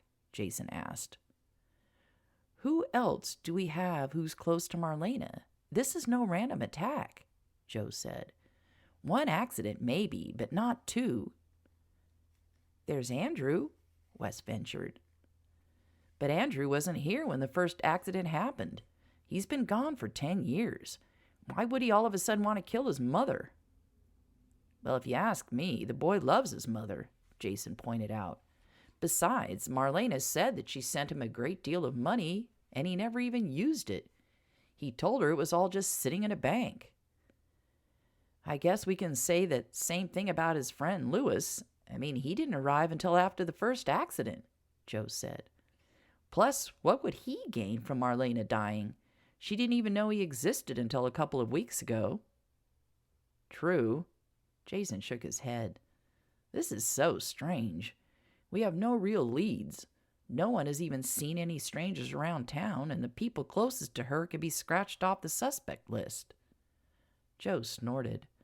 That leaves us exactly 2 suspects. What a way for me to end my illustrious career.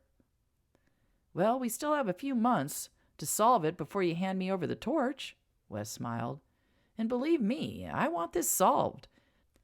I don't want what could turn out to be an unsolved murder to be my first shot as the new sheriff. Thank you, but no thank you. Joe slapped Wes on the back. Wouldn't do that to you, pal. Jason didn't leave me with any unsolved cases, so I don't plan on leaving you with any. Chapter 14. Clarissa stared at the wedding dress sketch. She sat alone in her shop. It was 9 in the evening, and she should go back to the Dunbars' house and go to bed. The conversation with Marlena ran circles in her brain. She was not in love with Andrew. She wasn't. He was just a nice man who happened to be her good friend's son. Clarissa stood and paced the room. Her heart had fallen to her feet when Catherine had asked to have the wedding dress made for her. Clarissa had almost swooned. She had never had such an extreme reaction to anything like that. What did it mean? Her heart had actually hurt. It had felt as if it were being squeezed in a vice. Clarissa stopped pacing and looked at herself in the large mirror that hung on the back wall. "Who are you lying to?" she said to her reflection. "To Marlena or yourself?" There was a sharp knock at the door that caused Clarissa to jump and clutch at her heart. "My poor heart is getting pummeled today," she told herself as she hustled to the door. She looked out the window and next to the entryway and saw Andrew and Catherine standing outside. Clarissa groaned. Now what? She thought. She opened the door. "Clarissa, are you all right?" Andrew asked as he and Catherine entered the building. "What are you doing here so late? We saw the lights on. Catherine insisted we check on you." "I'm fine. I had an order I needed to get done for tomorrow." Clarissa noticed that Catherine was wandering over to the table that held her sketch. "What are you two doing out so late?" "We had dinner at the hotel. I wanted to show Catherine around town." "Andrew, darling, you must come see this incredible sketch Clarissa has made of a wedding dress. It's absolute perfection." Andrew strolled over to where his fiancée stood with the sketch in her hand. She handed it to him and then laid her head on his shoulder. "Wouldn't I look divine in this?" Andrew studied the sketch. He didn't know much about wedding dresses, nor did he want to know about them. From what he could see, it looked like any other dress to him. He glanced over at Clarissa and was alarmed. Her face was totally white. She looked ill. "Clarissa, what's the matter?" Andrew pushed away from Catherine and rushed over to Clarissa and took her arm. "Come, sit down." He pulled her to the sofa, and she sat and put her head in her hands. Andrew sat next to her and gently rubbed her back. "What is it? What's the matter? Should I go get Adam?" Andrew asked, concern lacing his words. Clarissa shook her head and took a deep breath and sat up straight. "I'm sorry. I just felt dizzy for a moment. I'm fine." Andrew looked into her eyes and saw sadness there.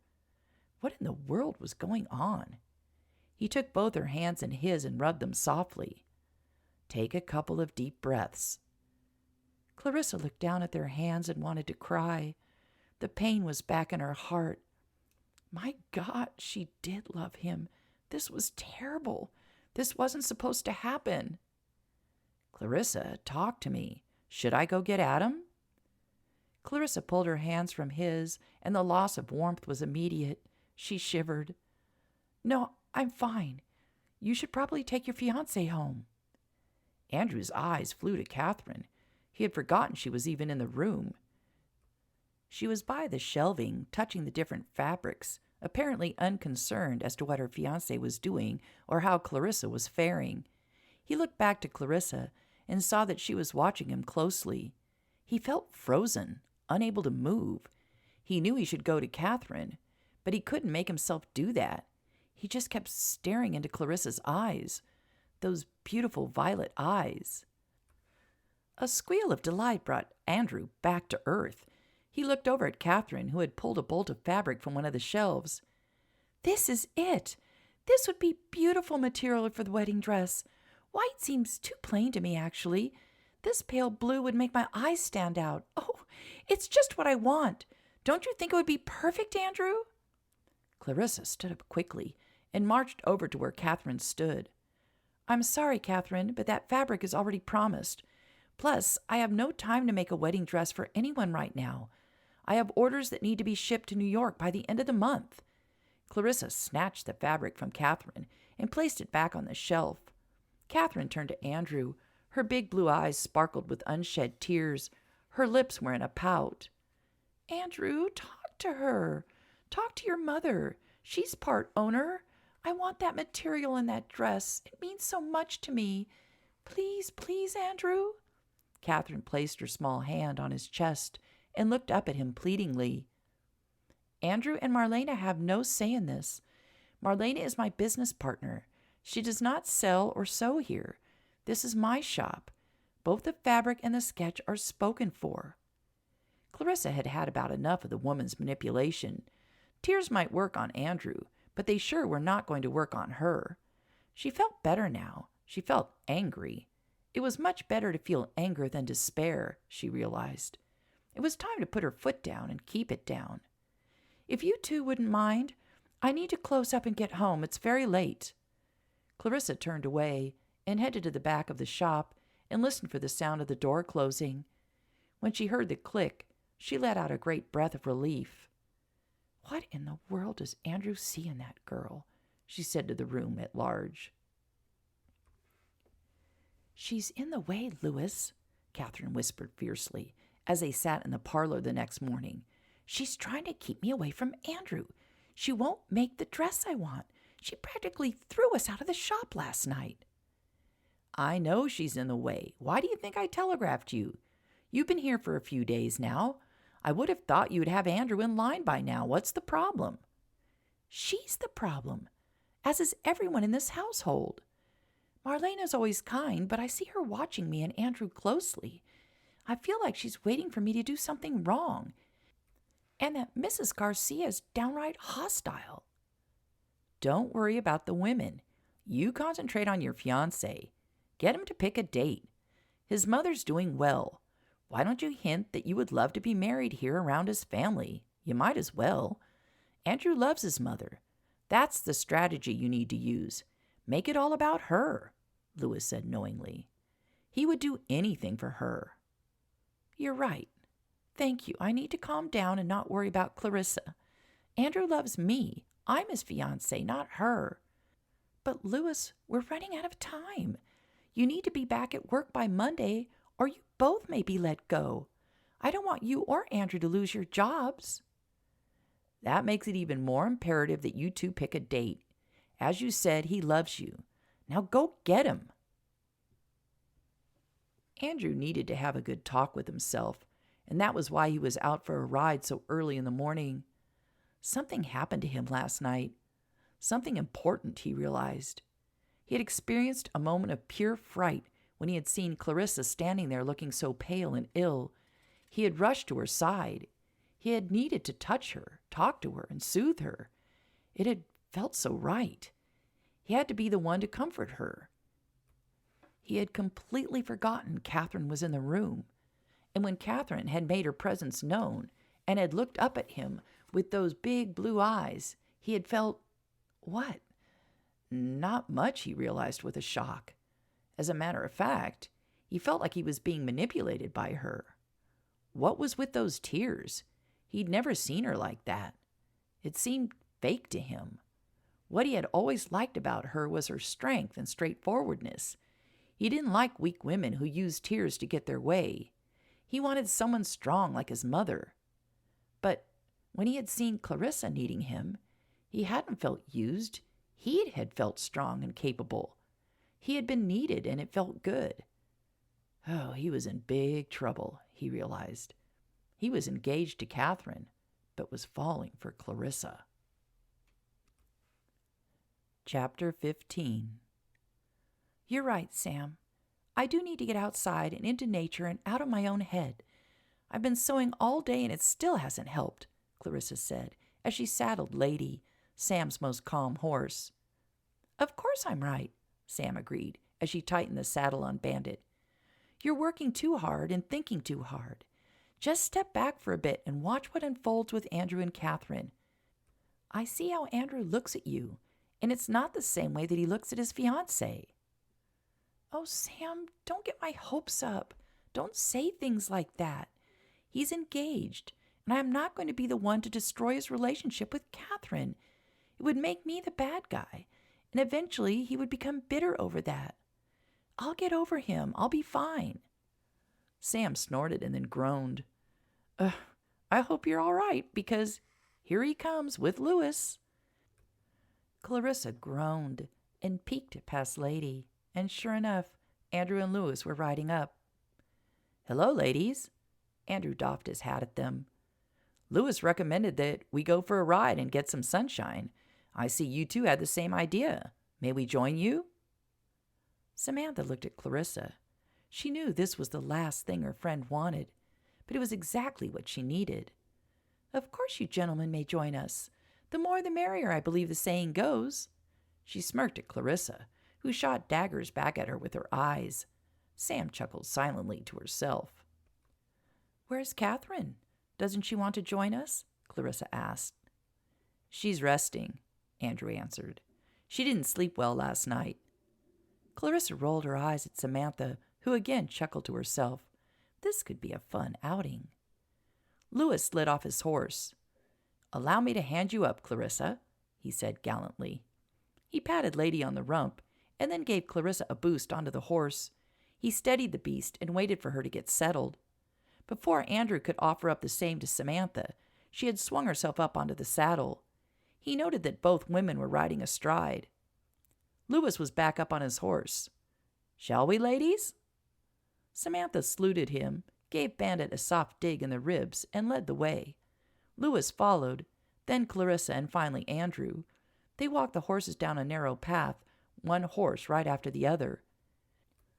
Clarissa seemed to be having an argument with her horse, and the horse seemed to be winning, Andrew noticed.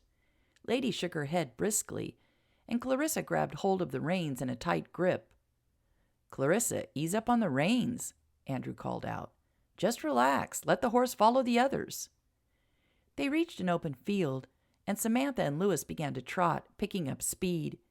Andrew could hear Samantha whoop happily. The woman was definitely happiest when she was on a horse. Clarissa cried out, and Andrew's heart stopped in his chest. Lady was bucking wildly. Andrew raced to the horse and reached it just as it flung Clarissa off its back. Clarissa screamed, and Andrew lurched forward in his saddle, barely managing to grab Clarissa. He began to slide off of his horse. He turned his body to put himself between Clarissa and the hard ground. He hit the dirt with a hard thump and felt the air whoosh out of his lungs as Clarissa landed on top of him with a screech. Samantha turned at Clarissa's cry and watched in horror as Lady bucked her friend off her back. She turned Bandit and raced back. She saw Andrew catch Clarissa, and both of them hit the ground. "Clarissa!" Sam cried out as she slid off of her horse and ran to the two lying on the ground. Clarissa rolled off of Andrew and sat up. "I'm all right, Sam. Andrew, are you okay?" Andrew couldn't speak. The air had been knocked out of him. He needed to breathe. He saw Clarissa's concerned face hover over him, but he still could not catch his breath. His chest hurt. He needed to breathe. Then, with a great whoosh, he finally was able to fill his lungs. "Buddy, are you okay?" Louis was now kneeling next to Andrew and helping him into a sitting position. I'm fine. I just needed to catch my breath," Andrew finally managed to get out. How's Clarissa?" he coughed out. "I'm fine, Andrew. You saved me." Clarissa was on her knees on the other side of him. She grabbed his hand. "Are you hurt anywhere? Can you stand up?" "Yeah, I think I'm all in one piece. Help me up, Louis," Andrew said, and took Louis's proffered hand. He looked over at Samantha. "What the hell happened? I thought Lady was the horse you called the sweetest girl ever." "I don't know what happened, but I'm going to find out."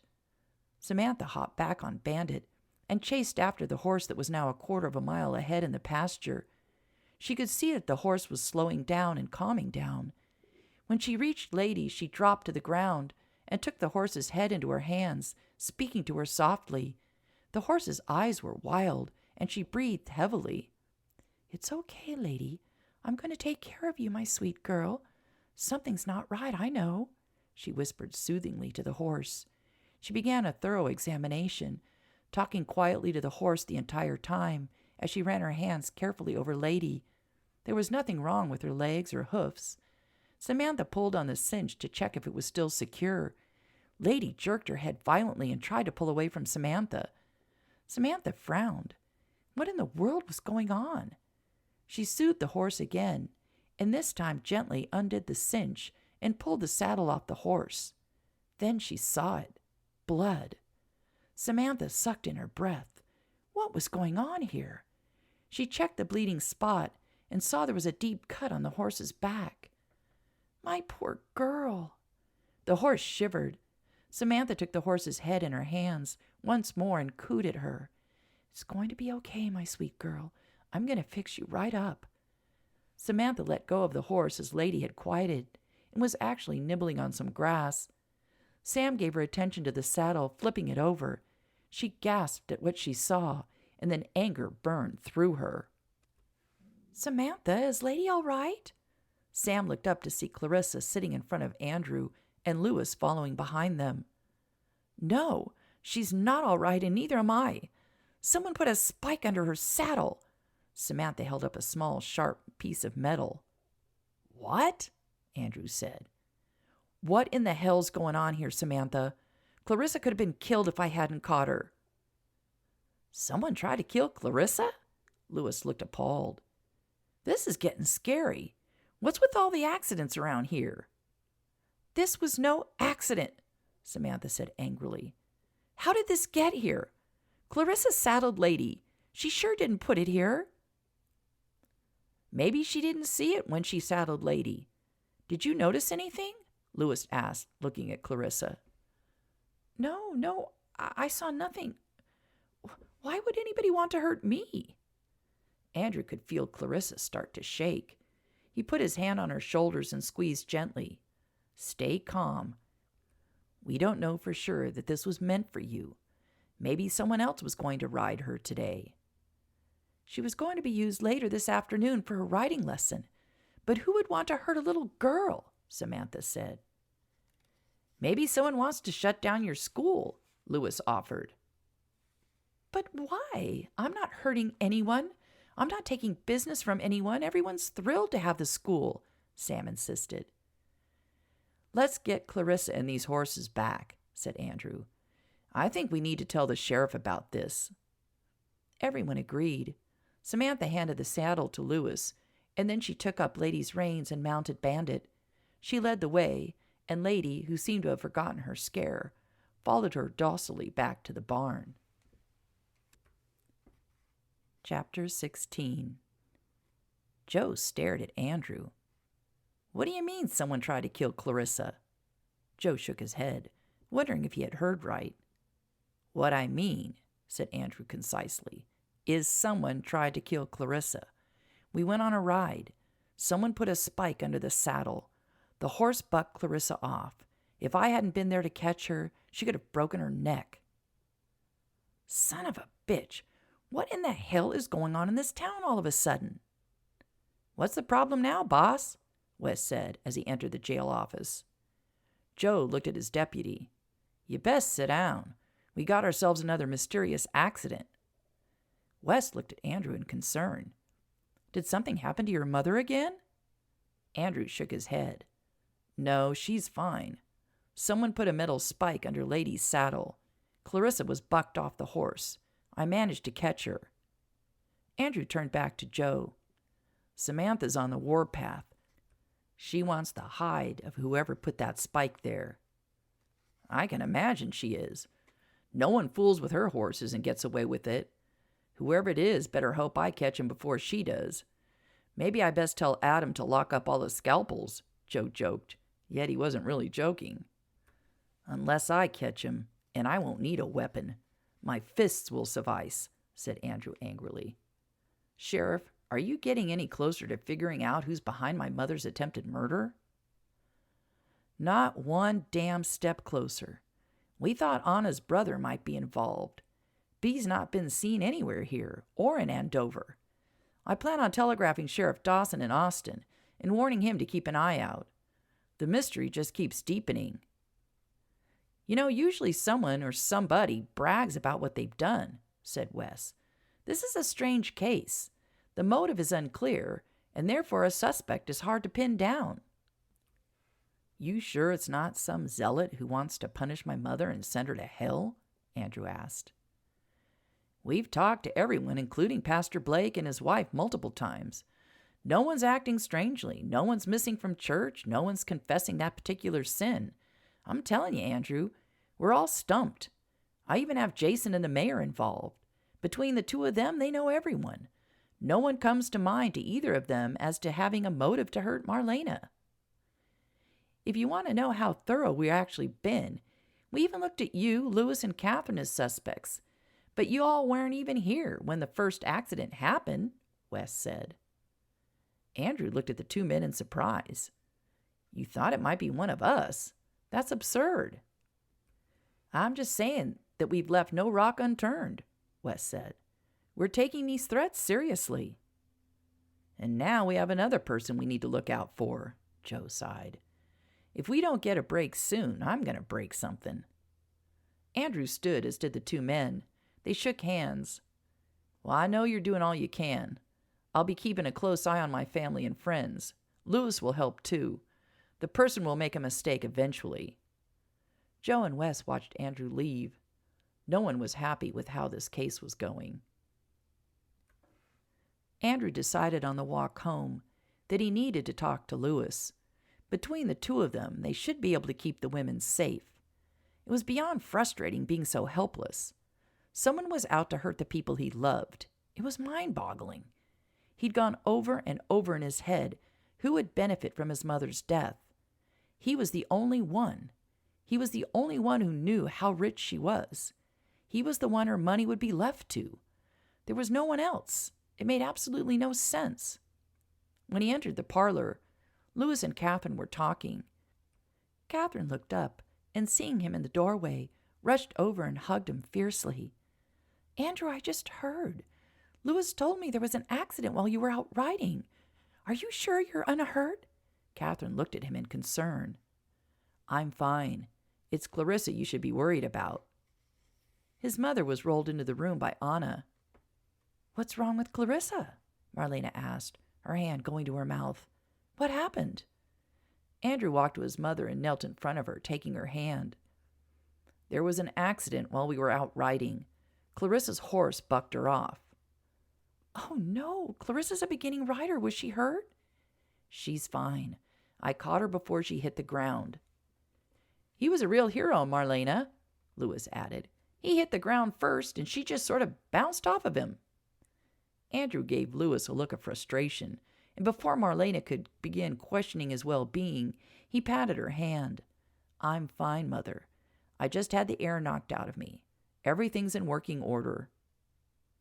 But why did the horse buck? Samantha would never give Clarissa a wild mount, Anna piped in. Andrew sighed.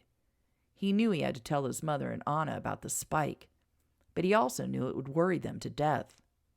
Lewis seemed to have no qualms in spitting out the bad news. Someone put a spike under the saddle. When Clarissa began to trot, the spike dug into Lady and she began to buck. But that doesn't sound like an accident. What? I mean, Clarissa? She doesn't have an enemy in the world. Andrew, we need to report this to the sheriff. I've already reported the incident.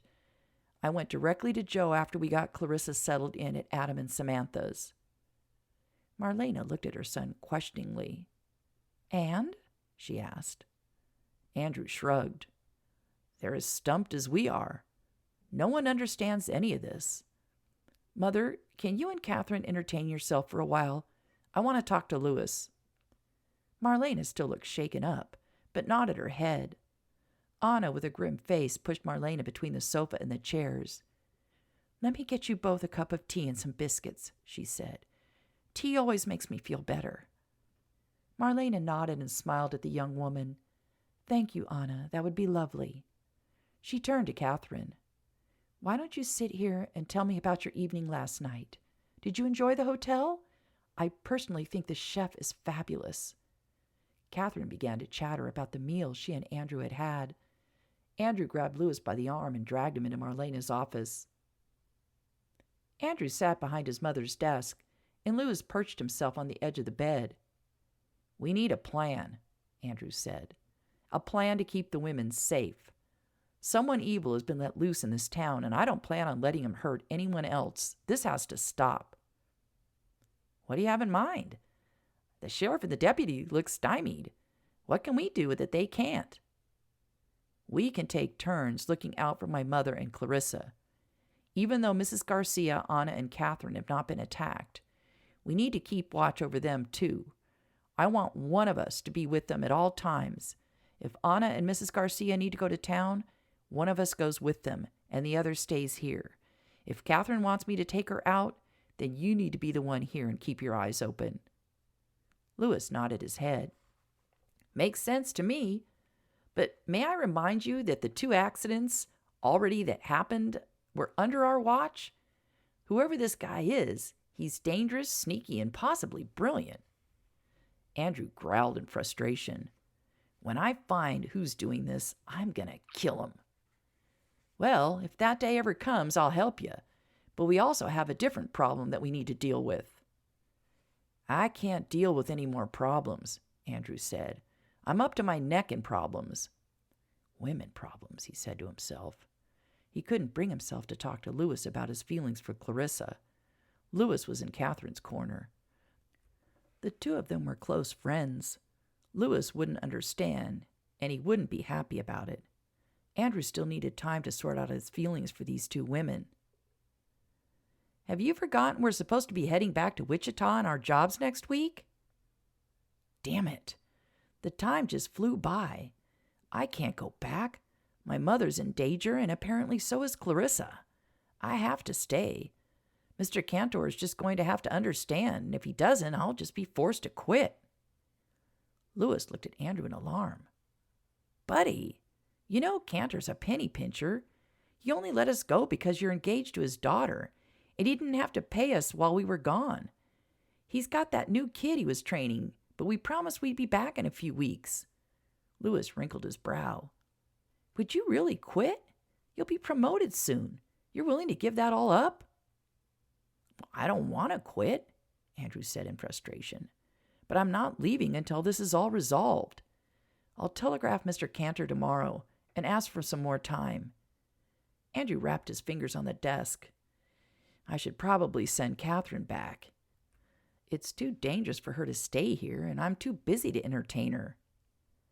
"She's not going to leave you, Andrew. She loves you and is worried about you. What might help the whole situation is if you and Catherine picked a wedding date. It's about time, don't you think?" "I can't organize a wedding, take care of my mother, and look after her business all at the same time. It wouldn't be fair to Catherine." Louis gave Andrew a penetrating gaze. Was he being honest, or was he just trying to get out of the wedding? Louis wanted those 2 married, but all this upheaval was getting in the way. Catherine was becoming more difficult. She wasn't stupid. She recognized Andrew's interest in Clarissa. "Andrew, Catherine and your mother and Mrs. Garcia can plan the wedding. They don't need you in the way." "Louis," Andrew said adamantly, "I'm not getting married while a killer is on the loose. It's ridiculous to even suggest it. Plus, my mother is still stuck in her rolling chair. I want her to be able to walk with me when I get married." "Are you sure those are the reasons you don't want to get married? Are you sure there isn't something else or someone else that's holding you back?" Andrew's stomach dropped. "What do you mean, someone else?" "Buddy, neither Catherine nor I are blind. She's seen it too. She's seen you with Clarissa." Andrew blanched. "This has nothing to do with Clarissa." He looked down at his clenched fist on his thigh and knew he was telling a lie.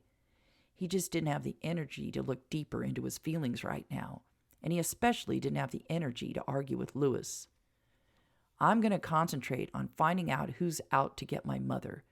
That's my primary concern right now. I appreciate you coming with me and helping me. If you need to go back, I totally understand. You've been a good friend and have stood by my side this entire time. I've asked too much of you and Catherine. Why don't you both go backwards safe?" Louis was shaking his head. "We're not going to go and leave you.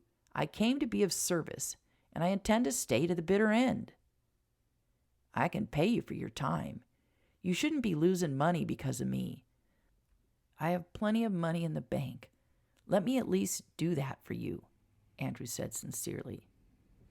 "I'm not taking your money. I've saved a little myself. This is not about money, it's about friendship. So here we are, and here's where we're staying. So what's our next step?" Andrew smiled at his friend. "Time to think like a killer, I suppose." Chapter 17. Jason Dunbar looked up from the Austin Daily Statesman he was reading at the table at the stud farm to see 4 grim-faced men enter and pull out the remaining chairs and sit. "What do I owe this obviously undelightful visit to?" he asked as he looked from Joe to Adam to John and to Doc Carver. "You all look rather grim. Was there another attempt on Marlena or Clarissa? I don't need to tell you that my wife was beside herself when Adam and Samantha brought Clarissa home yesterday. We need to figure this out, and soon." "No," said Joe. "No new attacks and no new information." "Then what are y'all doing here staring at me?" Jason said uncomfortably. Doc clasped his hands on the table and coughed. "Jason, we have a big problem, and you're the only one who can solve it." Jason looked curiously around the table. No one was smiling. "Well, what is it?" Adam spoke up. "Gus Briner had a heart pains early this morning. I believe he had a mild heart attack. He's resting as comfortably as we could get him." Is he going to make it?" Jason asked. "Is he going to live?" "Probably. But Gus needs to live a sedentary lifestyle until he gains his strength back, if he ever does. He can have no stress in his life. He needs to rest both physically and mentally. I've already told Dottie I would give her a list of foods he can eat and told her no more alcohol." "Gus won't like that," John said. "He likes his shot of whiskey now and again. We've shared a few of those together." "Wait a minute," said Jason, as the reason for their visit struck him. "Oh, no, no, no, absolutely not." "Come on, Jason," Joe said. "You've stuck your nose into the running of this town for years. It's time to make it official." John nodded his head in agreement. "Gus would have made a great mayor, but now all we have left running is Clive Darnell, and he has a few screws loose." "Well, then you stay mayor. You're good at it, John." Jason looked at his friend hopefully. "I already promised Sarah I was done. I'm too old for this. You're only 32. It's your turn. Besides, I now have a young son I need to spend time with. You know how important it is for Benji to have a father to rely upon after that fiasco with his biological father." Jason sighed. "I know, you're right. But there must be someone else. Joe, what about you?" Joe just started laughing. "Mary Sue already had a father as a mayor. She sure as hell doesn't need a husband as a mayor. You know she hates committee work. She has to be out riding her horses. I would never make her be First Lady of Elizabethtown. She would hate it. Besides, I have too much work at the stud farm." Doc blurted out, "And don't even look to me or Adam. We're doctors, not mayor material." "But I have a ranch to run. That's why I gave up the post of sheriff," Jason pointed out. "You know damn well Luke and Mitzi have that ranch running like a top," Joe said. "And just because you become mayor doesn't mean you can't ride out there whenever you want to check on things. You can still spend most weekends there like you do now. By the way, gentlemen," Joe looked around the table at the other men, "any of you notice that Jason, Emma, and the children seem to come to town earlier and earlier each year? It's only September. Why are you already living in your house in town, Jason?" Jason ignored Joe and looked at John again. "What about Albert? He's been your assistant for years." "Albert's too kind-hearted to be a mayor. Everyone would take advantage of him. He's a great assistant and wants to stay on.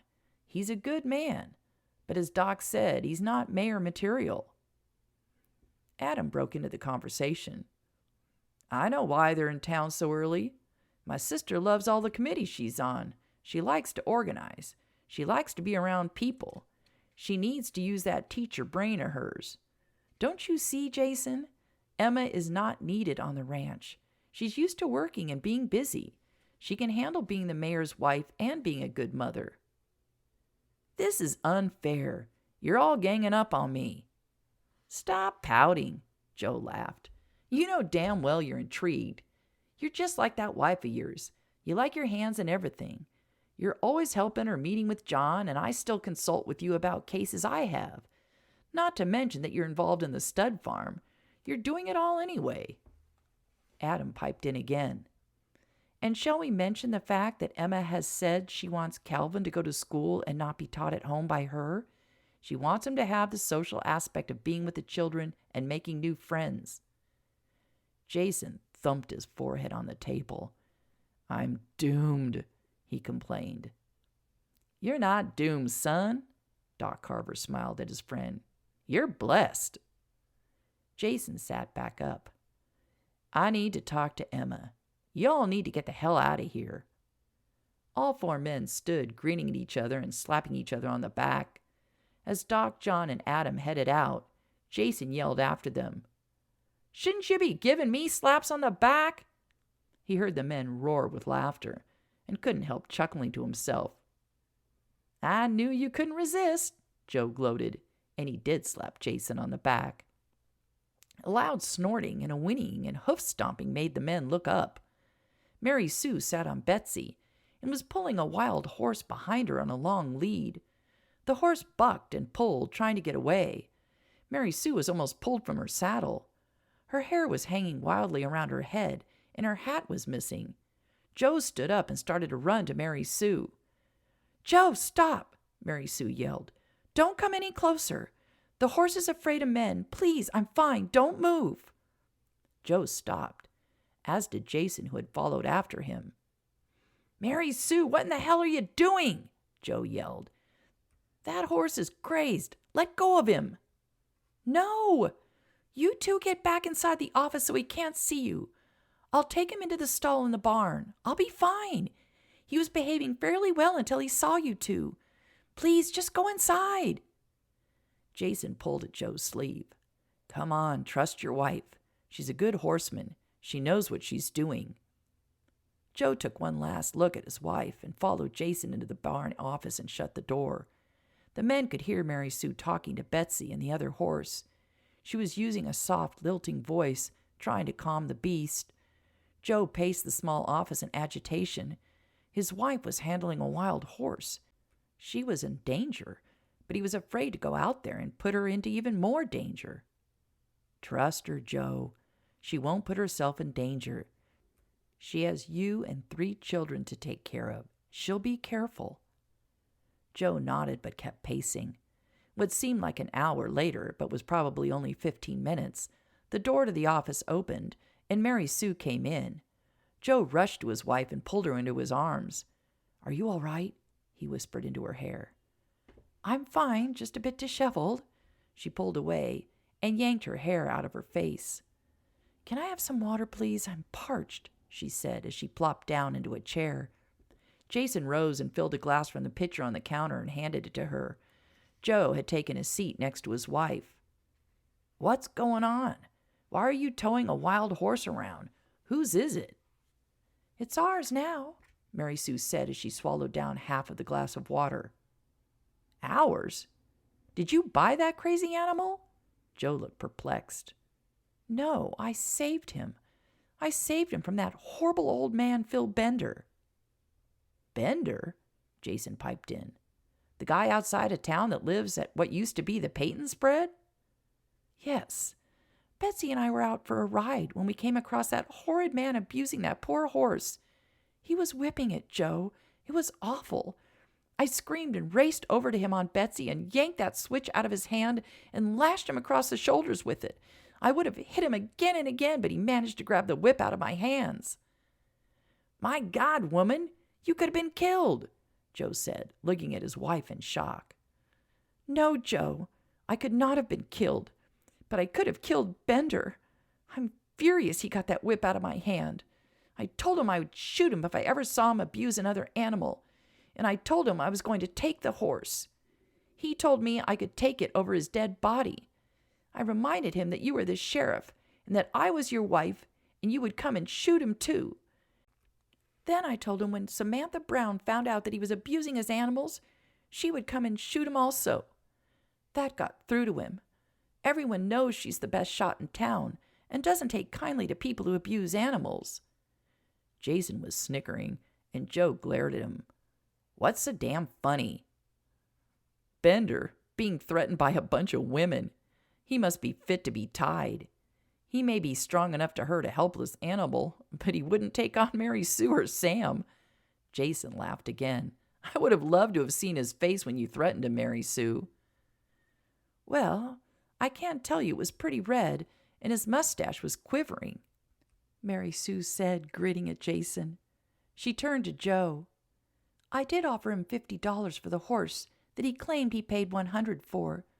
He agreed and told me good luck corralling the wild thing. He said he's not trainable. But I know that's not true. He's a beauty, Joe. He's just scared to death.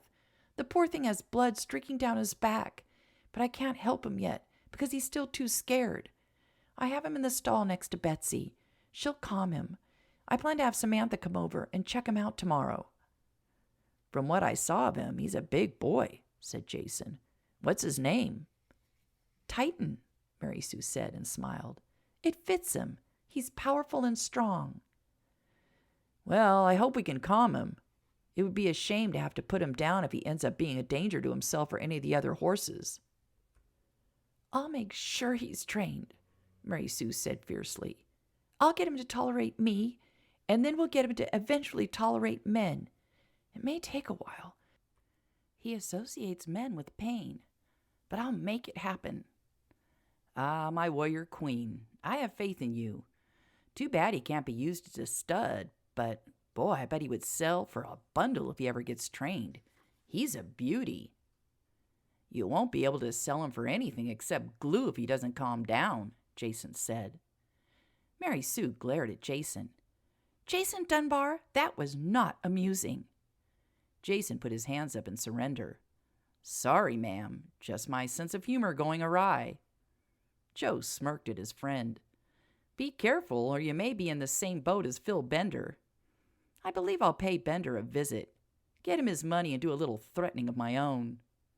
Joe stood, as did Mary Sue, who hugged her husband and gave him a thank you kiss that had Jason leaving the office on a groan. Chapter 18. Clarissa looked over at the large basket on the table and smiled. Baby Robbie still slept peacefully wrapped in his blankets. Emma had dropped him off half an hour ago so she could take Calvin and the twins to the lending library, unencumbered by a 2-month-old. Clarissa needed this. After her scare yesterday, being in her quiet shop with little Robbie was just what the doctor ordered. Clarissa stared down at the baby, and her heart did a little flip. She wanted a baby, she realized. Now that Samantha was with child, Clarissa had such a longing to experience every aspect of becoming a mother. Clarissa blushed when a picture of Andrew making love to her flashed in her mind. Andrew, Clarissa sighed. He had saved her yesterday. His strong arms had come around her waist when she was falling, and then she had landed right on top of him. She blushed again. His body had been so hard and strong. She had felt cocooned in those arms, even though she was trying to get over the shock of being thrown from a horse. But then he had let go and eventually returned home to where his fiancée awaited him. Clarissa began to pace. What was she going to do? She knew Marlena wanted her to fight for Andrew, but it seemed so wrong. Catherine was the innocent victim here. How could she go after an engaged man? It went against every moral fiber of her being. But she did love Andrew. Could she just watch him leave? Watch him marry Catherine? Her heart ached. She walked back to the baby and looked again at his peaceful face. She loved all the Dunbar children. She had loved working and living with them this past year. But how much longer could she stay? Her business was taking off. She didn't have as much time to be a nanny. It wasn't right to have a room and board and not hold up her end of the bargain. She'd been thinking about this a lot lately. She could rent a room from Marlena, or even make the back rooms of the shop into living quarters. Emma and Jason could find a new nanny. Clarissa's heart ached even more. She would miss them all so much. They were her family now. The door to the shop opened, and her new hire, Mrs. Dalton, entered. She was in her early 50s, her children grown and her husband ill and unable to work. She needed the job, and Clarissa was glad to offer it to her. She was an excellent seamstress. Now she needed at least 3 more women to keep up with all the orders. "Good day, Clarissa. How are you doing? I'm ready to be put to work." Mrs. Dalton hung up her sweater and bonnet and drifted to the basket and smiled down at the sleeping baby. "Oh, he's such a sweet thing. Emma and Jason are so blessed." "That they are, Mrs. Dalton, that they are," Clarissa agreed. "Clarissa, darling, call me Pearl, please. Mrs. Dalton is just too formal, don't you think?" "Pearl it is," Clarissa smiled. "We have so much to do. The orders just keep coming in. My riding skirt and the little girls' jumpers are so popular, I just can't believe it." "Well, your designs are not only beautiful, but practical. They're wearable, and that's the entire point of clothing. Now, how about we continue with the lesson on this contraption you call a sewing machine?" Clarissa laughed. "You will fall in love with it when you finally figure out how to use it. I'd never be able to fill all my orders if I had to hand stitch each piece. Modern technology is amazing." Clarissa and Pearl had been working for over 2 hours. They'd gotten a quick break when Emma and the children had come to retrieve Robbie. Pearl was shaking out her hands, trying to get the blood flowing again. "I can't believe how much we've gotten done. These sewing machines are amazing. It would have taken me half a day to stitch together this split skirt, and I finished it in an hour. I'm becoming a believer, Clarissa dear." Clarissa laughed. "I told you so. I've made 2 jumpers in the last hour." The new bell over the door tinkled, and both women looked up to see who had entered. "Pastor Blake." Clarissa rose and walked toward the man. "How nice to see you. How can I help you?" "Well, I was wondering if I might be able to help you." "Can you sew?" Clarissa's eyebrows rose, and she couldn't hold back a smile.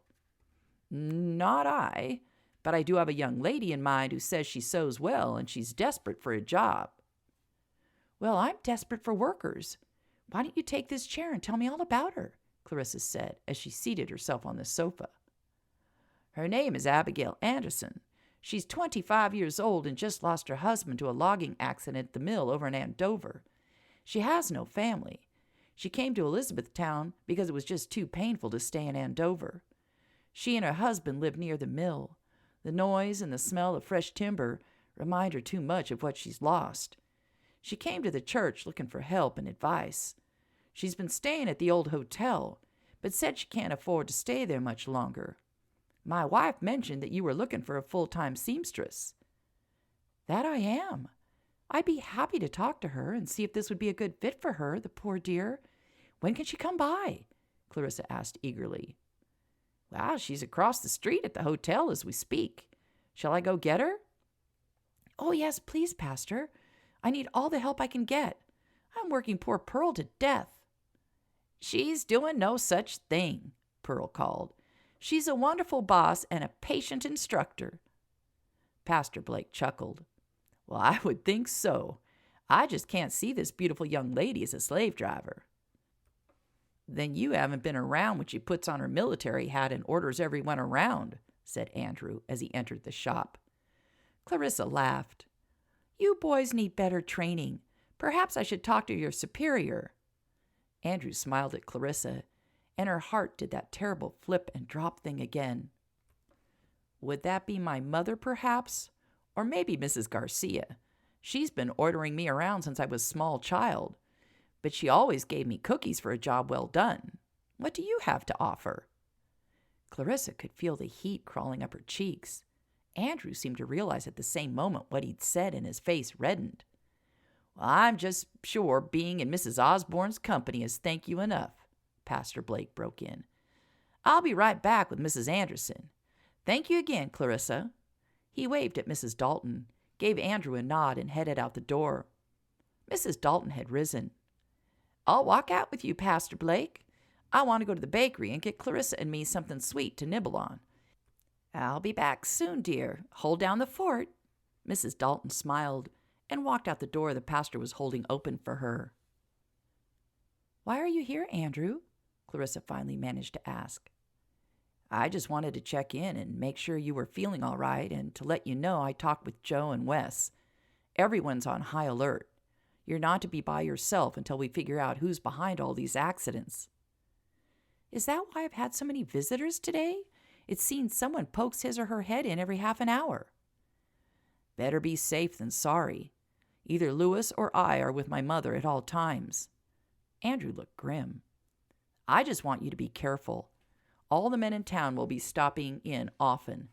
The message will be very clear that you are being looked out for." "I have to admit, I have felt safe here today. Both Jason and the mayor and Emma have been here. I just feel like I'm being a burden. I still don't understand why anyone would want to hurt me." "You're not a burden, and we still aren't 100% sure that you are the target. But I'm not taking any chances. No one messes with my girls."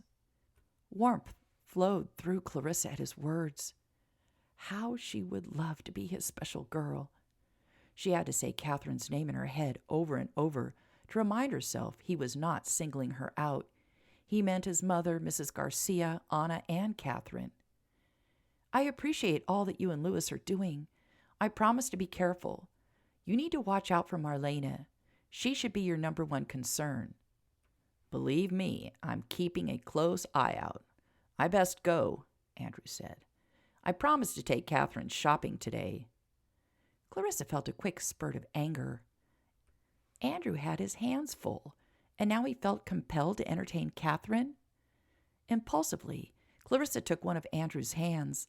The jolt she felt almost made her drop it again. Instead, she took a step closer to him. "If you need my help with anything, just let me know. I can sit with Marlena.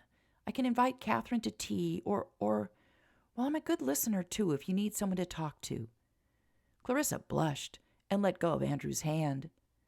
Andrew stood looking at Clarissa. She was the only one who seemed to understand what he was truly going through, and she had just uttered words he needed to hear. She was... Andrew pulled Clarissa into his arms and kissed her. His entire body lit up from the inside out. And then the fire was turned higher when Clarissa made a soft purring sound and put her arms around his neck. He deepened the kiss and pulled her closer. His heart was beating a staccato rhythm. He had never felt like this kissing Catherine. Catherine! Andrew pulled back abruptly and then turned his back on Clarissa. He took a quick, shallow breath. Then he finally dared look back at her. She stood staring at him, her hand on her swollen lips. "Clarissa, I'm sorry. I don't know what came over me. I'm sorry. I need to go. Andrew turned and rushed out of the building. Clarissa stood glued to the spot. Her heart felt as if it might explode in her chest. She'd never been kissed. If that was what kissing felt like, she wondered why people didn't kiss 24 hours a day. Who needed sleep? Her lips tingled. Her whole body tingled. Her mind tingled. Well, no, it swirled. What had that meant? What did it mean? Did he want her? Did he care for her? But then he just left in a rush. Had he thought of Catherine? Did he regret their kiss? Would he avoid her now? Clarissa wanted to scream and shout for joy and cry all at the same time. What was she to do now? She was pulled away from her crazy, twirling thoughts when Pastor Blake came in with a young woman Clarissa assumed must be Abigail. Clarissa took a deep breath, shook out her dress, and walked over and greeted them with what she hoped looked like a genuine smile.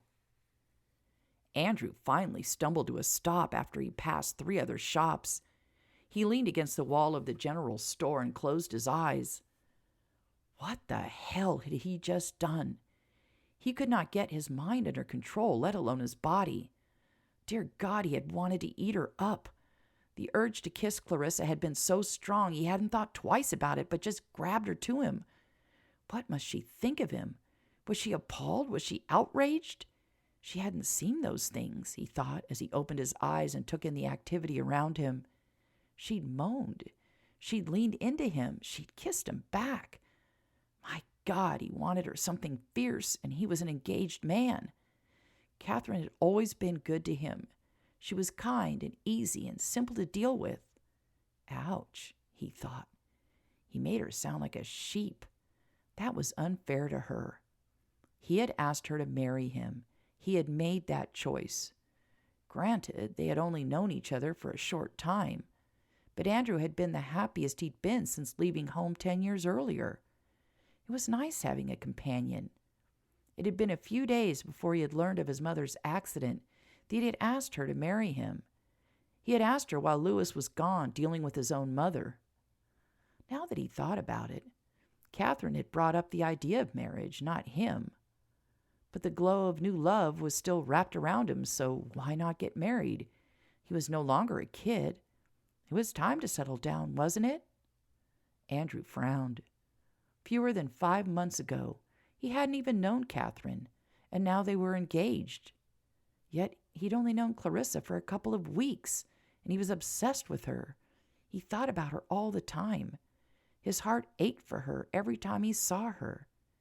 His heart didn't ache for Catherine. What was he going to do? He couldn't crush Catherine's heart, but could he ignore his own? He was in a no-win situation. Chapter 19. Emma looked up when Jason entered the house. By the look on his face, she knew he had news to impart, but she was unable to decipher if it was good or bad news. She put down her knitting and crooked a finger at her husband. Jason grinned, walked over to his wife, bent down, and gave her a lusty kiss. "Where is our brood right now?" he growled deeply. Emma giggled. "Mitzi is making cookies with them." Jason pulled Emma up and dragged her towards the stairs. "I need you, woman. I've had a difficult day." Emma giggled again. "Are you going to ravish me, Mr. Dunbar?" "That I am, Mrs. Dunbar." His foot was on the first step when Robbie let out a wail. "Damn it," Jason cursed. He looked down at his wife, who was still giggling. "Choose me, please, choose me." Now Emma was outright laughing. "I cannot choose a grown man over a crying baby." "Baby? He sounds like a dying peacock."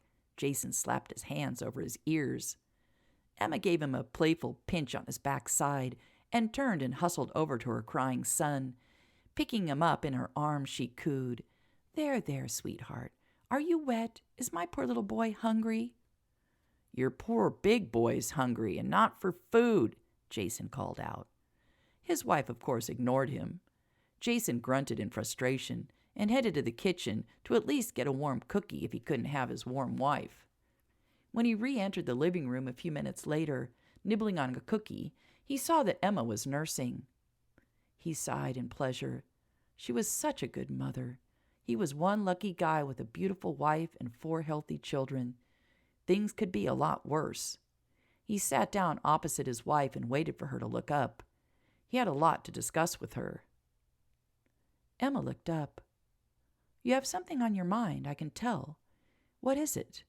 More bad news about Marlena or Clarissa?" "No, something completely different. Gus has a heart condition. Adam says he had a mild heart attack. He's out of commission. Bed rest, no excitement, no alcohol, and no running for mayor." "Oh, no," Emma gasped. "Poor Gus, poor Dottie. I'll have to get the social committee organized and bring them some meals. Thank goodness their oldest boy is working at the store and can help Dottie."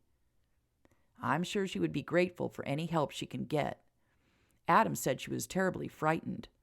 Carla's with her right now, keeping her company. But did you hear the last bit I said about what Gus can't do?" Emma wrinkled her brow. "No, what was it you said?" Emma shifted Robbie to her other breast. Jason lost track of what he was going to say. Gus. Yeah, Gus can no longer run for mayor." That leaves Clive Darnell as the only candidate. Clive? No, not possible. He's not all there. He can't be mayor, Jason. Absolutely not. That's what Joe and John mentioned to me this afternoon when they told me I had to run and save our town. Emma's face lit up. You want to run for mayor? Jason, that's wonderful. You would be a fantastic mayor. Now, wait a minute. I have a ranch to run, a stud farm I'm involved in, and a family of 6 to take care of. Where will I find the time to be mayor? Oh, stuff and nonsense, Emma said and looked down at Robbie. Your daddy's going to be the mayor of Elizabethtown, my sweet boy. What do you think of that? Jason shook his head. Apparently, Adam and the rest of the town knew his wife better than he did. So, you do realize that makes you First Lady of Elizabethtown? Are you ready for that? Emma's smile widened even more. If it means doing more good for the people in this town, I would be thrilled. Adam said that you need to keep busy and use your brain in order to be happy. Seems he's not the only brilliant one in the family. You would make a great First Lady. But what about the children? It's all about organization, dear. I won't be needed on a daily basis. I have Clarissa. But I do have a feeling we may need to find another nanny. She's so busy with her shop. Do you know she got an order for 30 jumpers from a company in Chicago? That's amazing. I'm proud of her. Do you remember at Christmas we told her we knew that she would do great things? She's proven us right. Jason looked at his wife again and asked seriously, Are you sure this is something you want? It's not about whether I want it. It's whether you want it. I want you to do what makes you happy, what fulfills you. Is this something you would like to do, Jason? I hadn't considered it at all. I'm happy with my life. I had confidence in Gus. He's a stand-up man and would have been a good mayor. And when Joe, John, Doc, and Adam practically begged me to consider it, my first inclination was no. But now that I've had time to think about it, it is almost the next logical step. Rancher to sheriff, sheriff to mayor. I think I could do a good job. I know you can do a good job. You're already on the city council, and John relies on you often. I think you should do it. Besides, are you going to let crazy Clive be mayor? Jason laughed. That would be the beginning of the end of Elizabethtown. Well, then that's settled. Emma stood, placed Robbie on her shoulder, and patted his back. The baby gave a loud burp. Is that a yes vote from Robbie? Jason laughed and took his wife and son into a gentle hug. Mary Sue had spent the night in the barn against Joe's wishes. She had wanted to make sure Titan didn't get spooked by anything, and she wanted him to get used to her being around. She had slept on a bundle of hay, wrapped in warm blankets, right outside of his stall. It was some of the best sleep she'd had in months. Mary Sue wondered how Joe had fared with the children. Elizabeth was only just turning 6. She was such a help with Judy, and even Joey was proving to be a good big brother. Joe was a wonderful father, and even though he complained and grumbled at the idea of dealing with the children all night, she knew he relished the idea of being with them by himself and doing fun daddy games. Mary Sue had been up a few times with the horse, talking to him and humming a lot. Samantha said animals liked the sound of humming. The horse was calmer this morning, but still wouldn't let her touch him. Mary Sue hoped Samantha would give her some advice later that morning. I think it's a lovely idea, Catherine. Marlena smiled at the girl. A small dinner party is just what we need to take our minds off of all our woes. That's what I thought too. Catherine clapped her hands happily. We should invite Matthew Manning, of course. Catherine winked at Marlena, who actually blushed. Should we invite the deputy? Anna seems to be quite taken with him, though she admits to nothing. So that's why she's been humming lately, and he stopped by a few times. I thought he was just questioning her about her brother. Interesting, Marlena mused. We need one more woman to make things even. Louis is by himself. I'm sure he doesn't mind. He'll be the life of the party whether he's with someone or not. Let's have Clarissa partner him. They know each other well enough, Marlena said. Oh, yes, of course, Catherine agreed, but a slight frown marred her pretty face. Marlena watched the girl carefully. Was she jealous? She should be if she really loved Andrew. This dinner was just what needed to happen. Marlena wanted to see all the young people together and get a feel for where things stood. Just how in love were Catherine and her son? How would Clarissa behave seeing them together for an entire evening? How would Andrew react seeing Louis partnering up with Clarissa? This could prove to be an eye-opening evening. Mrs. Garcia and Anna were pleased with the idea, too. With the business closed down, the days were rather long. Everyone needed and wanted something to do. Anna decided that she would bake a cake and pick flowers out in the garden and make sure the best tablecloth was ironed. Marlena and Mrs. Garcia were going into town today to get food. A nice roast would do just fine, Ruby had decided. They needed potatoes, carrots, and onions. Ruby would bake bread tonight. Catherine's job was to invite everyone.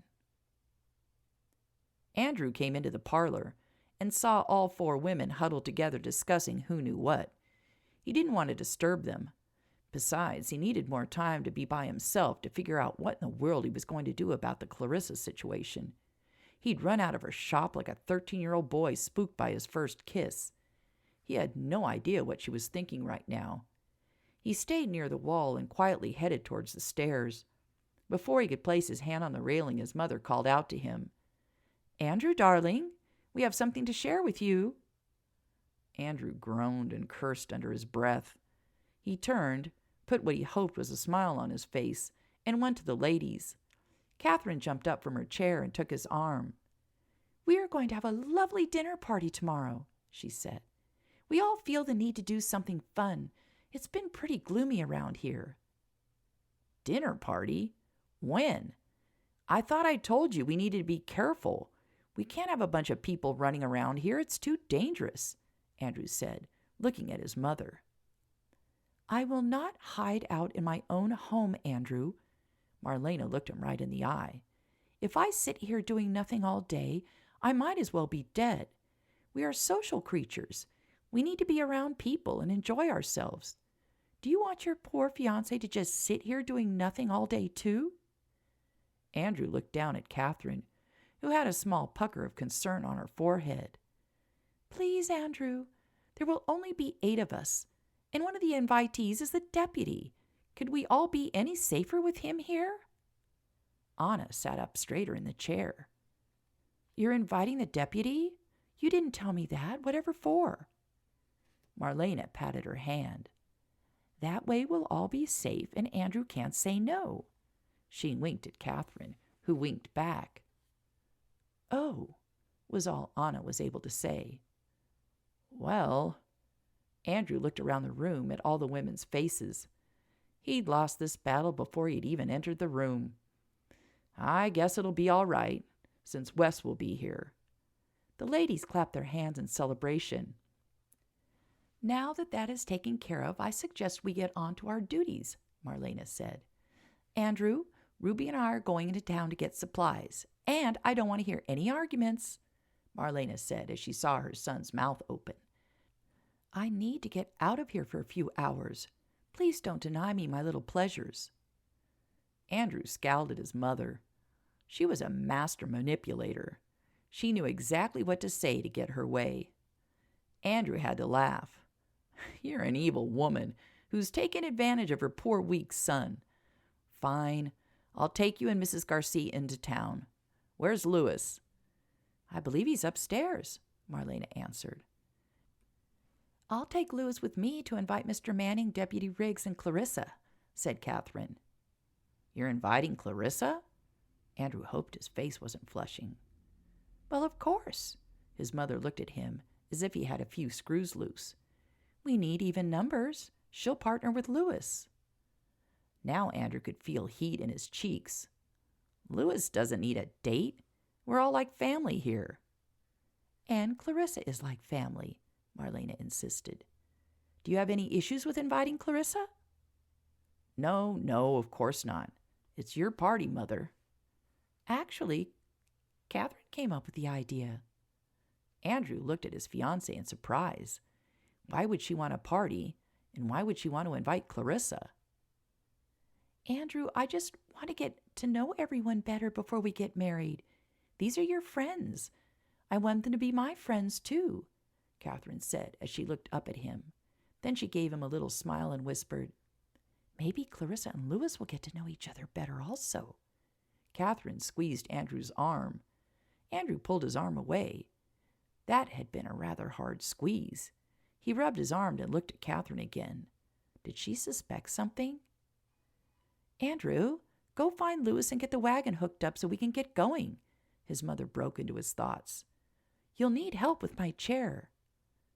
Andrew sighed and headed up the stairs in search of his friend. Chapter 20. Clarissa couldn't be happier with her new hire. Abigail was competent, efficient, and easy to talk to. Clarissa was amazed at the positive attitude Abigail was able to maintain even after her great loss and recent struggles. It made Clarissa feel good to be able to give a young woman a chance to get back on her feet. For that matter, it also felt good to help older women to keep their families fed. Clarissa glanced over to Pearl, who was working on one of the machines. Marlena had done right by her, so it was only right for her to do it for others.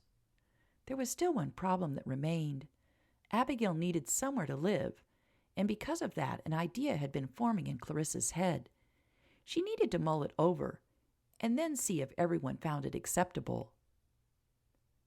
Andrew stood outside the general store, waiting for his mother and Mrs. Garcia to finish up with their shopping.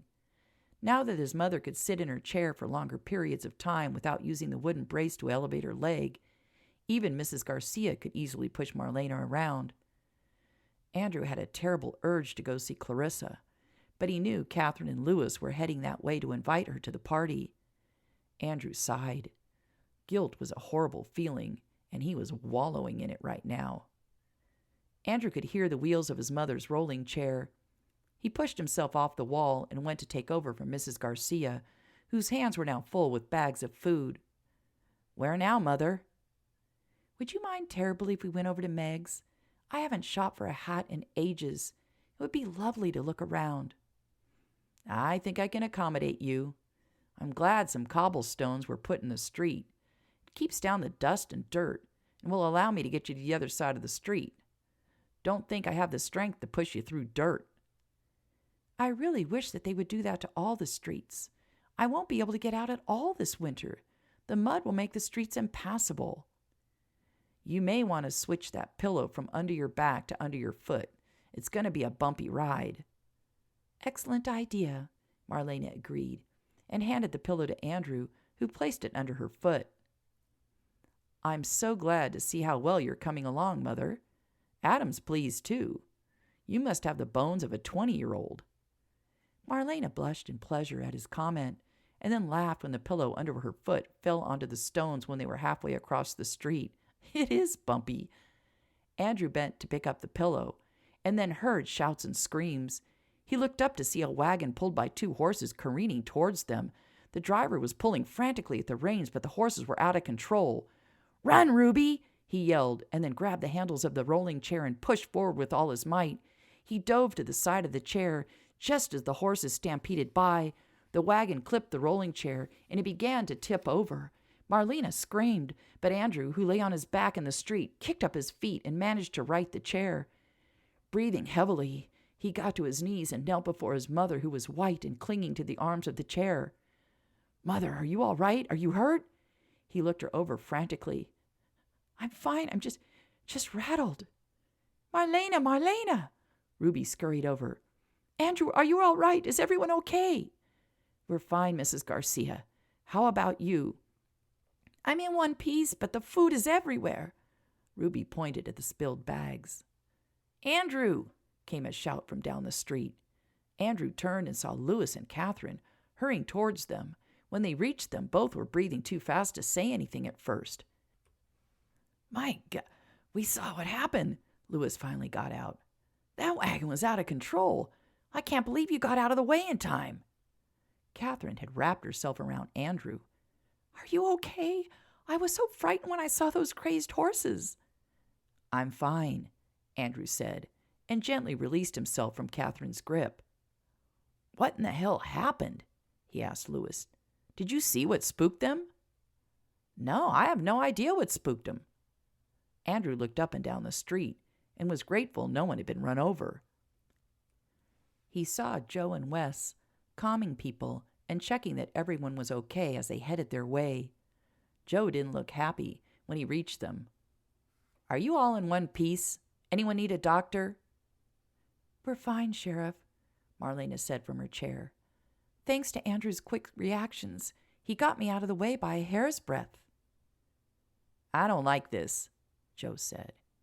"Here we go again with an accident right when Marlena is in the middle of the street. Too coincidental yet again." "Are you saying you don't think this is an accident?" Andrew asked in surprise. It hadn't occurred to him that it could be connected to the other accidents. Who could arrange something this random? "Everyone knows of the dangers of crossing the street. Most everyone can get out of the way quickly. The only one who could not get out of the way was your mother. I just don't like it." Before anyone could comment on this revelation, the wagon could be seen coming back down the street towards them. The horses were in control now, but the driver was red-faced and looking angry. He pulled his rig up to them and jumped down. "Sheriff, I'm glad you're here. Someone spooked my horses on purpose. I heard a woman shriek, and the next thing I see is a snake between my girls' hooves. They took off like bats out of hell. I couldn't get them under control until I was a quarter-mile down the road." "Andrew, this is Bob Thorpe. He has a spread outside of town," Joe said. "Bob, you're sure this was deliberate? We do find a snake now and again in this town." "Sure, under a sidewalk or in a bush or in a back room," Bob growled. "But you don't see them flying through the air and landing on horses." "He's got a point, Joe," Wes said. "It sounds like an attempt on Marlena again." "Damn it," Andrew snarled. "This is crazy." "Bob, did you see who did it?" Joe asked. "Nah, there were too many people, and the scream had all the ladies in an uproar and the men coming a-running. It could have been anyone. But who in the heck wants to hurt Mrs. Rule?" Bob asked, perplexed. He looked at Marlena. "Ma'am, I've heard of your good deeds. Pastor Blake has nothing but good things to say about you. You've really turned things around from what I can see." "Thank you, Bob," Marlena said. "I appreciate your kind words, and thank you for coming back and telling us what happened." "Well, if you all find out who this snake-throwing fool is, I want to hear about it. I plan on wrapping a snake around his neck." Bob hopped back onto the seat and turned his horses toward his original destination. Joe looked around at the group in front of him. "I'm guessing none of you saw anything." Everyone shook their heads. Joe sighed. "Come on, Wes. Let's head back and see if anyone else saw anything. Maybe we'll get lucky. I'll be in touch," he said to Andrew, and he and Wes headed back to where the wagon had been standing earlier. Chapter 21. Clarissa hated feeling nervous. This dinner party was going to be a strain on her every nerve.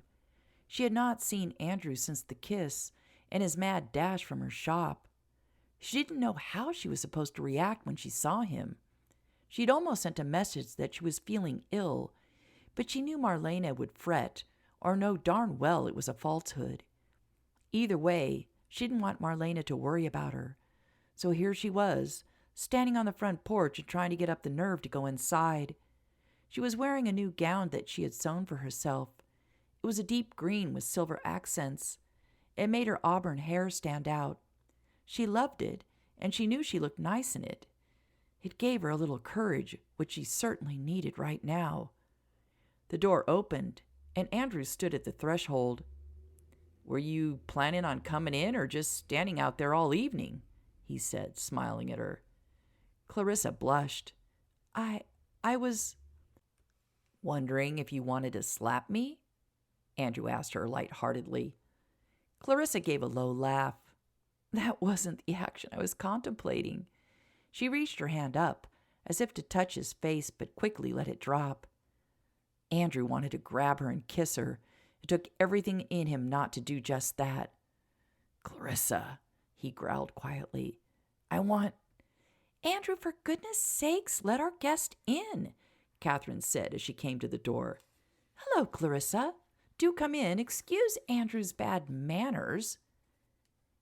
"Yeah, do come in," Andrew said, recovering from his moment of insanity. "What a lovely gown. Did you make it?" Catherine asked, as she took Clarissa by the arm, and they walked into the parlor where the other guests were already assembled. Yes, I did. Thank you." Clarissa could hear Andrew walking behind them. What had he been about to say, she wondered. "I want what?" Marlena smiled as they neared. "Clarissa, darling, don't you look lovely? Is that your design? It accents your waist beautifully." "It's a lovely color on you, too," Anna said. Andrew looked at Clarissa and his fiancée standing side by side. Clarissa did look fantastic and elegant. Catherine was wearing a pink gown with a profusion of ribbons and flowers all over it. She looked like a fussy little girl next to Clarissa. She was a beautiful girl. Why did she wear clothes with so much hanging on them, Andrew wondered. Marlena could barely hold back her smile. Andrew was in love with Clarissa. There was no doubt about it. Catherine was a sweet girl, but she wasn't right for Andrew. He needed someone who would challenge him, someone who would drive him crazy in life and love. She wished she could thank Louis for his extreme attentiveness to Clarissa throughout the dinner this evening. Her plan was working. She had seen Andrew look their way all night long. A few times he'd even shifted in his chair, as if he was going to get up and storm over to them. Marlena had purposely separated the two from Andrew and Catherine. Marlena also noticed that Clarissa did a fair amount of looking Andrew's way. Ruby and Anna had both winked at her, showing that they had noticed too. Now, how was she going to get Andrew and Clarissa alone? The wind rattled the windows. A storm is on the horizon, Marlena thought. Could she use that as a way to push them together? What to do with Louis and Catherine, though? How could she keep them busy? Marlena remembered that Anna had seen Louis on the third floor, claiming to be inspecting the beautiful wood paneling and staircase or some such thing. Perhaps the trunks she kept in the attic would entice them. "Mother, are you ready to go back into the parlor? I think we've indulged to the point we may not have to eat another bite for, a week or so?" Andrew rubbed his full stomach. Mrs. Garcia jumped up. "Yes, you all go into the parlor. I will take care of the dishes." "I can help," said Anna, rising also. No, I need some alone time. So much talking. My head spins. You take the nice deputy with you." Wes offered his arm. "Come on, Anna. You said you would play a tune for me on the piano." Anna blushed, but took his arm and headed into the other room. Matthew stood. "May I accompany you into the parlor, Mrs. Rule?" He grabbed the handle of her rolling chair. "Well, yes, you may, Mr. Manning." Marlena giggled happily. It was so wonderful to have a man in her life, and such a sweet one. Marlena turned and looked back at her son. "Andrew, it's still early. Why don't you take the others up to the attic? Show Catherine the 2 trunks that hold my dresses from my younger days. They truly are beautiful." She smiled at Catherine, who she could see had perked up. She looked back at her son. "And can you and Louis look for those 2 small boxes I put some of my old jewelry into? I would love to pick out a piece or 2 for your fiancé." Now Catherine's face was lit up, Marlena noticed. She also noticed that Clarissa's had gone white. "Hold on, my girl," Marlena whispered to herself. "This is all part of my plan." "Are you ladies interested?" Andrew asked. "I haven't been up there before. It will be like a treasure hunt." "Oh, yes, please. That sounds like so much fun." Catherine clapped happily. "I'm in, buddy. This old house is amazing. I'd like to see more of it," Louis said enthusiastically. Marlena looked at Clarissa and raised her eyebrows. "And you, my dear?" Clarissa had no urge to spend more time with Louis and Catherine. Besides, she had the beginning of a headache, and she felt tired and achy. But she didn't want to be rude, and the look Marlena had just given her was odd. It was as if she were urging Clarissa to go.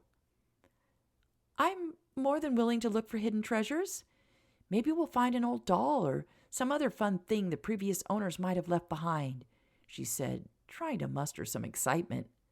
The 4 young people trooped upstairs, the boys holding lanterns. "Why do you look like the cat who got into the barrel of cream?" Matthew asked, as he and Marlena sat in the parlor and listened to Anna play the piano. Wes was sitting next to Anna, turning the pages. Marlena sighed in contentment.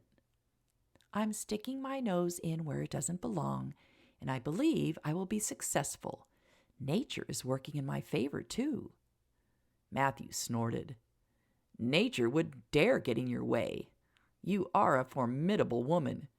Who is it you're trying to manipulate?" "I am not manipulating. I am gently guiding 2 very stubborn and confused people into each other's arms." "And how do you and nature plan on accomplishing this feat?" "If my reading of Catherine and Louis is right, those 2 like nice things. They will be captivated by what is in my attic and won't want to leave until they've seen everything.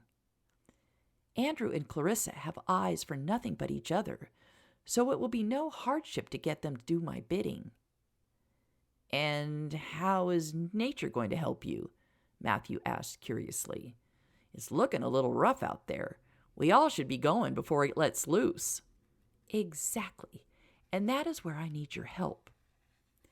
"How can I be of assistance, my lady?" Matthew grinned at Marlena. Things were never dull when one was with Marlena. "I need you to leave and somehow get Wes to leave with you. I don't want either of you here when Clarissa needs an escort home." "Ah, and that escort will be Andrew. What an ingenious woman you are. You really want those 2 together, don't you?" "I want Andrew and Clarissa to be as happy as Samantha and Adam," Marlena said seriously. "A parent always wants what's best for her child." Matthew nodded. "I've never seen Samantha so happy. I agree with you. Well," he rose and leaned over and kissed Marlena on the cheek. "Let's get this plan in motion." Matthew pushed Marlena towards the piano. Anna and Wes looked up. "The weather's getting a little rough," Matthew said. "I best be going. You play beautifully, Anna." Wes and Anna both stood. Anna came around and put her hand on the rolling chair and stood behind Marlena. "Thank you, Mr. Manning. I'll take Marlena from here. Wes, you best go too before the skies open up." "Good idea," Wes nodded. "I'll walk with you, Matthew. Wonderful dinner, Marlena. Thank you for the invitation." "It was a delight having you here." Marlena smiled at the deputy. He was such a kind-looking man. She hoped that he could look past what Anna had been, but she never knew with men. They all wanted an innocent. Silly things. "I'll see you tomorrow, Anna," Wes said. Anna blushed and nodded. The 2 men thanked Marlena again and headed out. "I am dying to know what that was about," Marlena said to Anna. "But I need you to do me a favor." Marlena's eyes were sparkling. Anna grinned. She knew this had something to do with Andrew and Clarissa. Clarissa couldn't believe the beautiful gowns Marlena had laid carefully in tissue paper in the 2 trunks Andrew had opened. The material was exquisite, even if the designs were old-fashioned. Oh, she would love to get her hands on them and modernize them for Marlena. Catherine couldn't stop oohing and awing. She would pick one up and hold it against her, turning one way and then the other as she looked at herself in the standing mirror that graced the corner of the attic. She would then toss it over a chair and reach for the next dress. Clarissa found it her duty to wrap each gently back in the paper. Her head was aching even more. She just wanted to go home.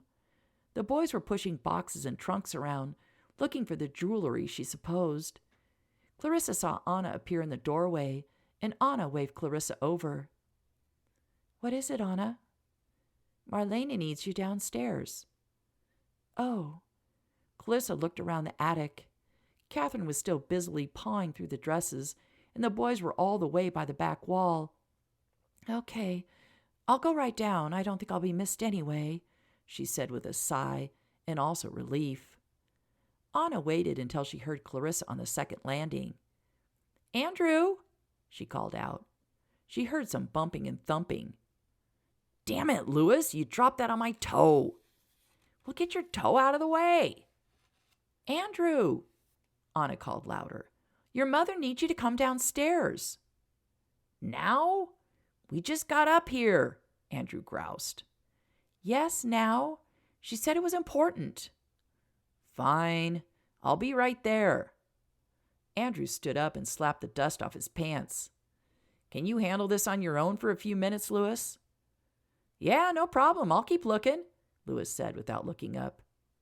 As Andrew headed for the exit, he was surprised to see that Clarissa was no longer there with Catherine. Where did she go? Suddenly, the idea of going back down the stairs didn't bother him so much now that he was on a mission to find Clarissa as well as to tend to his mother. When he entered the parlor, he saw Clarissa there putting on her coat. Marlena looked at her son. "Andrew, dear, there's a big storm coming in. I don't want Clarissa walking home by herself, and Matthew and Wes already left." "Marlena, I am perfectly capable of walking home. A little wind doesn't frighten me," Clarissa protested.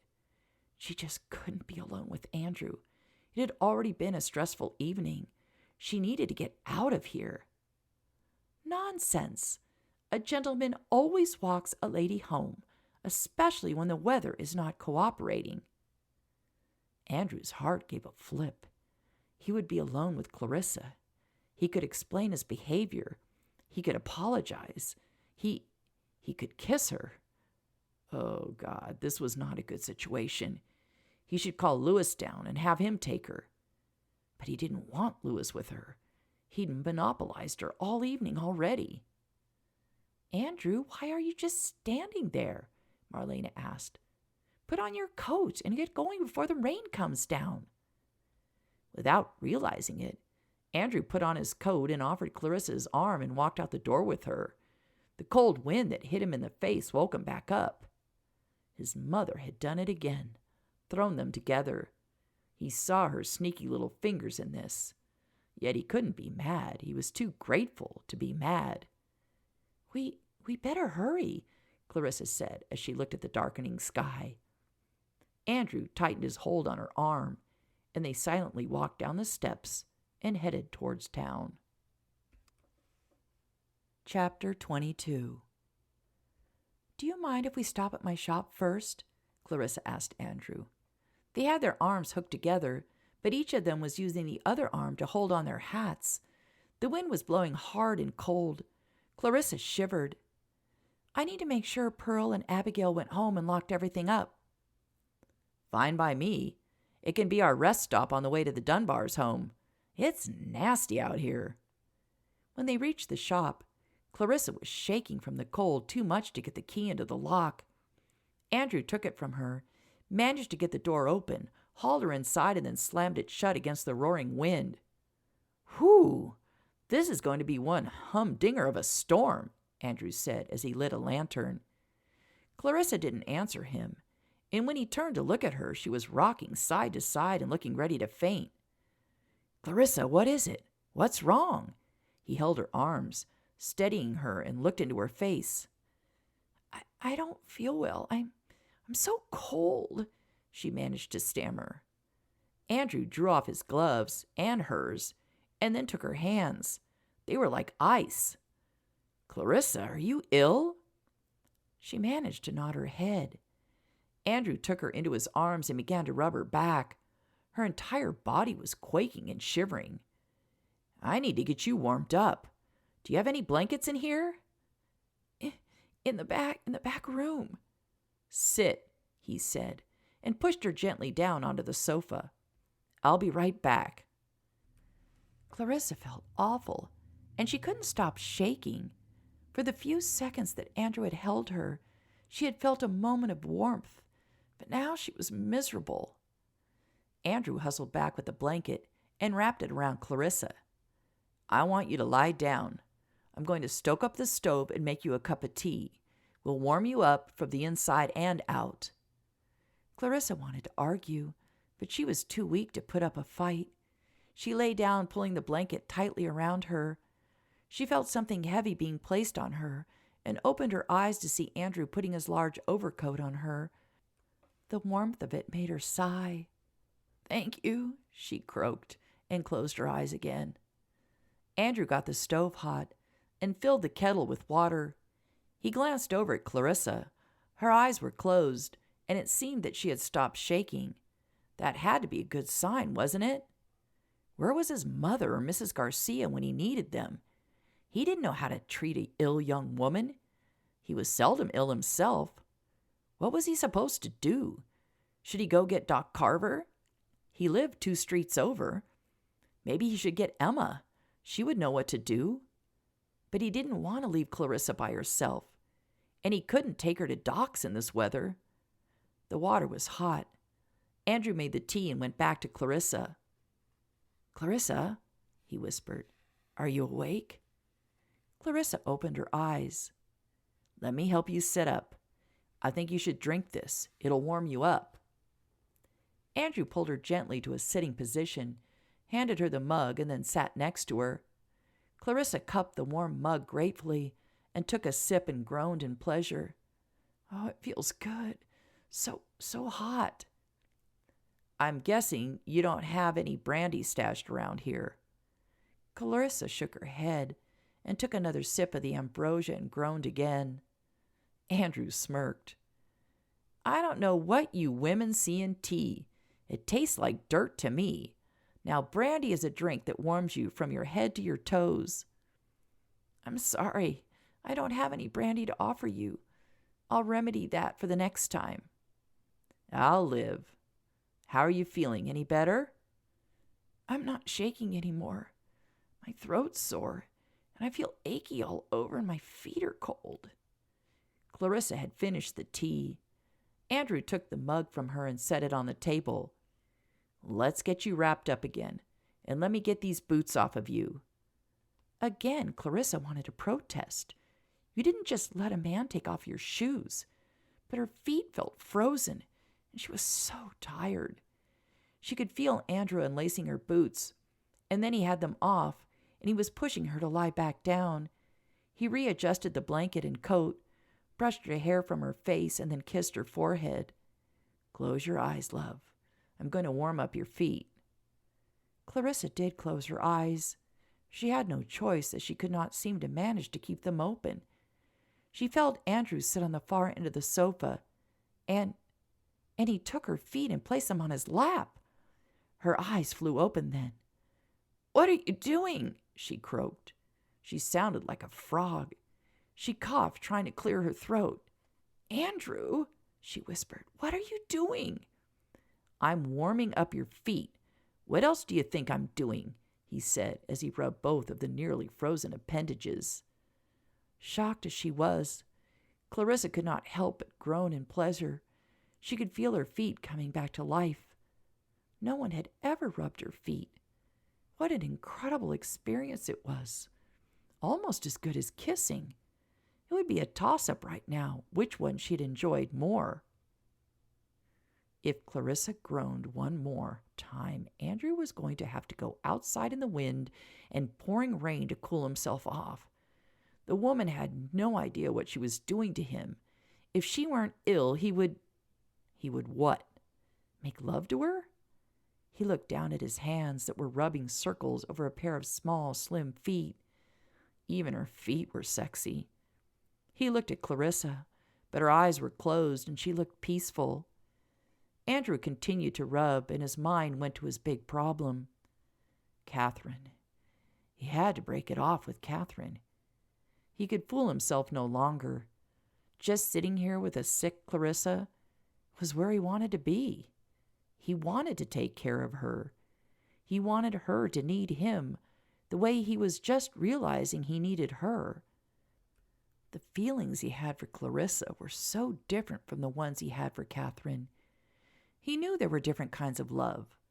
the love of a mother for a child, the love of one friend towards another, the love of a man for a woman. But he didn't know the love of a man for a woman could be so different. He thought he loved Catherine, but it was not the burning love and desire he had for Clarissa. He looked at her again. Even sick, she looked like a beautiful angel with her alabaster skin and auburn hair. Yep, he must be in love if he was spouting such drivel. Lord, Lewis would give him an earful if he heard this kind of talk. Lewis. There was another problem. He was a good friend, but he cared for Catherine. They were like brother and sister. Would he lose that friendship when he broke things off with Catherine? He hoped not. Lewis would head back to Wichita with Catherine, he supposed. Andrew lay his head back on the sofa. He would stay here. He would pursue Clarissa. His mother would be happy, that was for sure. Andrew snorted. Her little plan had worked. Seeing Clarissa like this made him realize she was the one. There was no way that he could leave her. But what would he do for a living here?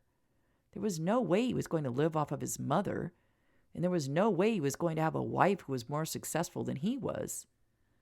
He would have to figure something out. One step at a time. Break things off with Catherine, start to woo Clarissa, and then get a job. Oh, and find out who was trying to kill his mother and perhaps his future wife. Andrew groaned. This was not going to be easily managed. One step at a time, he reminded himself. I found them, Lewis said triumphantly. Catherine looked up from the trunk she was looking through. The jewelry? She asked excitedly, and got up and raced to where Lewis held up 2 small boxes. Oh, open them, hurry, I can't wait to see. Catherine, we can't just snoop through Marlena's box of jewelry. How would that look? And what if she thinks something's missing? Since when have you become Mr. Goody Two-Shoes? It's not that. I just want everything to be on the up and up. You don't want to get Andrew upset with you. Let's go find him. Catherine pouted, but followed Lewis from the room. When they reached the parlor, Marlena was the only one there. Where is everyone? Lewis looked around confused. There you two are. There's a terrible storm brewing. Matthew and Wes left over half an hour ago. I sent Andrew to walk Clarissa back to the Dunbars' place. Marlena could see a frown forming on Lewis's forehead. Before he could speak, Marlena cried out, Oh, what do you have there? Did you find my jewelry? We think so. Lewis held up the 2 boxes. Are these them? That they are. Bring them over here. Let's have a look inside. Catherine practically skipped over and sat on the sofa to Marlena's right. Lewis put 1 box on the table and handed the other to Marlena, and then took the chair to her left. Marlena could tell that Catherine was practically buzzing in anticipation. Her little treasure hunt idea had worked. Neither of them seemed overly concerned about the missing Andrew and Clarissa. She wondered if either of them would realize this was all costume jewelry. Her few real pieces she either wore or hid them in a secret staircase that only she and Ruby knew about. Not that these pieces she was about to show them were not divine in and of themselves. They just weren't real. But they sparkled, and Marlena loved sparkly jewelry. She had always draped herself in these pieces when she was running the brothel. She opened the first box and pulled out an exquisite garnet necklace. She remembered when she ordered it from a store in New York. She had been feeling down and wanted to treat herself to something nice. Oh! Catherine sounded like she was in pain.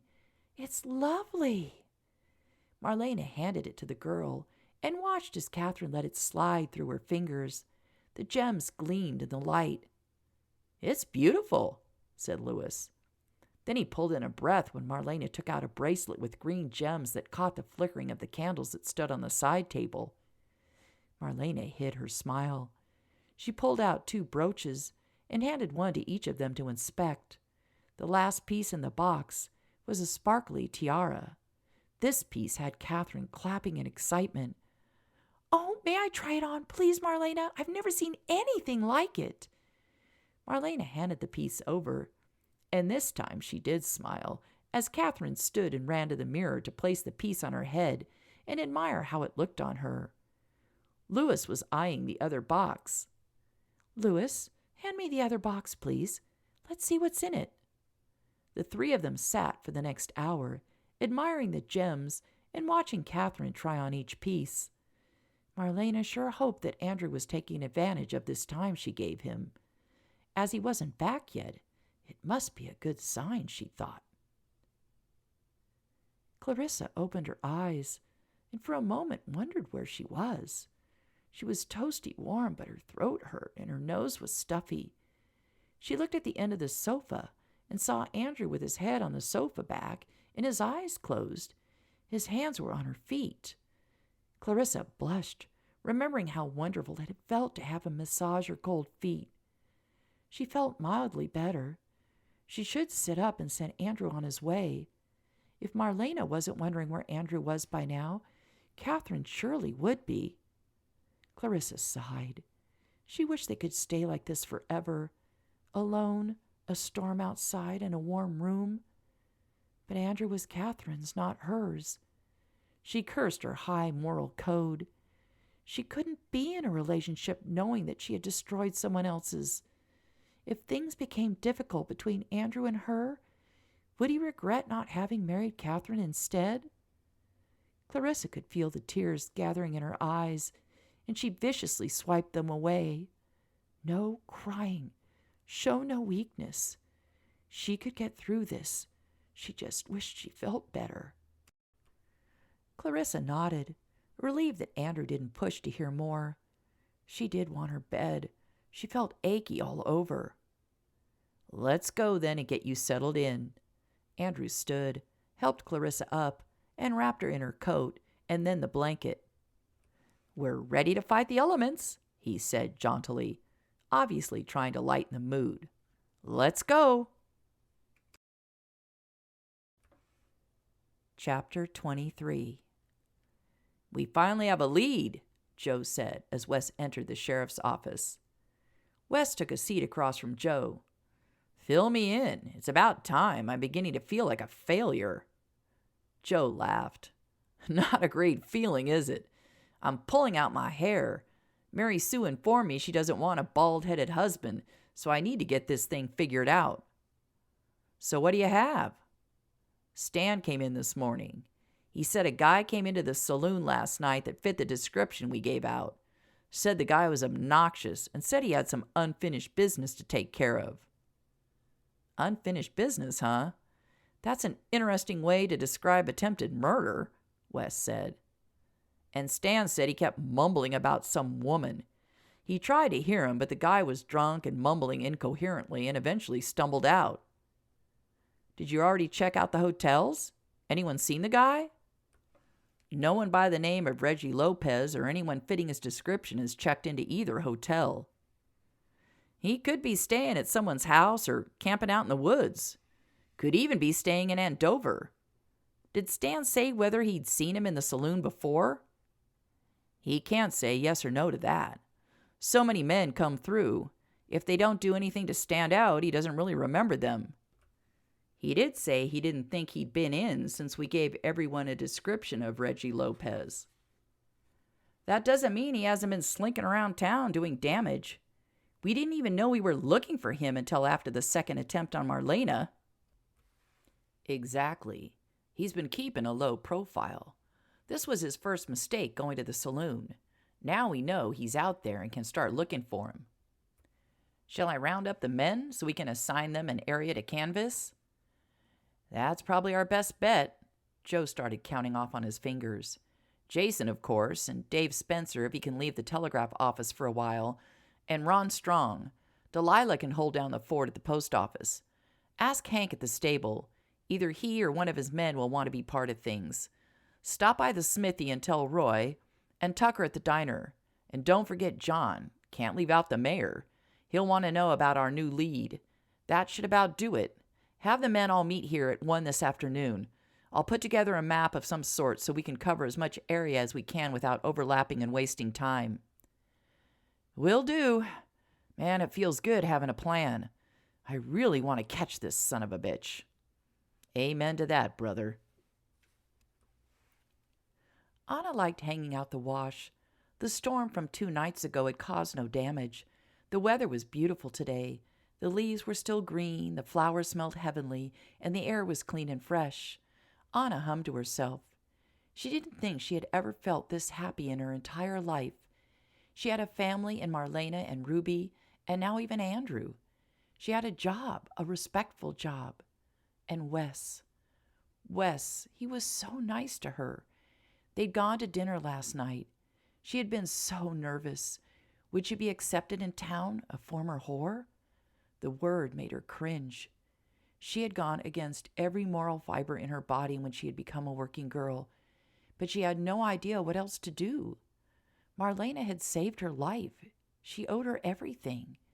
She knew Marlena had not wanted her to work at the brothel, but Anna had insisted.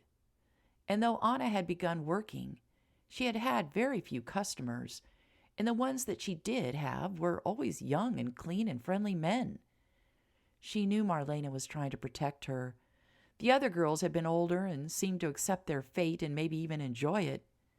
She had liked the other girls, but had never truly become part of their group. They all knew that she was Marlena's favorite injured and helpless little girl. They hadn't gotten nasty about it, as she really had been almost beaten to death. She wished she had had it to do all over again. She would have gone looking for a real job and paid Marlena back somehow. Anna sighed. No use crying over spilt milk, her mother had always said. And Wes seemed to not be concerned about her past. He had told her that he lived in the present and not the past. He had also said women did not have a fair shake in life. He looked grim when he had said it, but then quickly changed the subject. Anna had wondered at the time if someone he loved had been put in a terrible situation like she had been through no fault of her own. She and Wes had had a lovely time laughing and talking. No one had looked at her askance. She guessed that many people probably thought that she had always been a maid at Madame Rule's.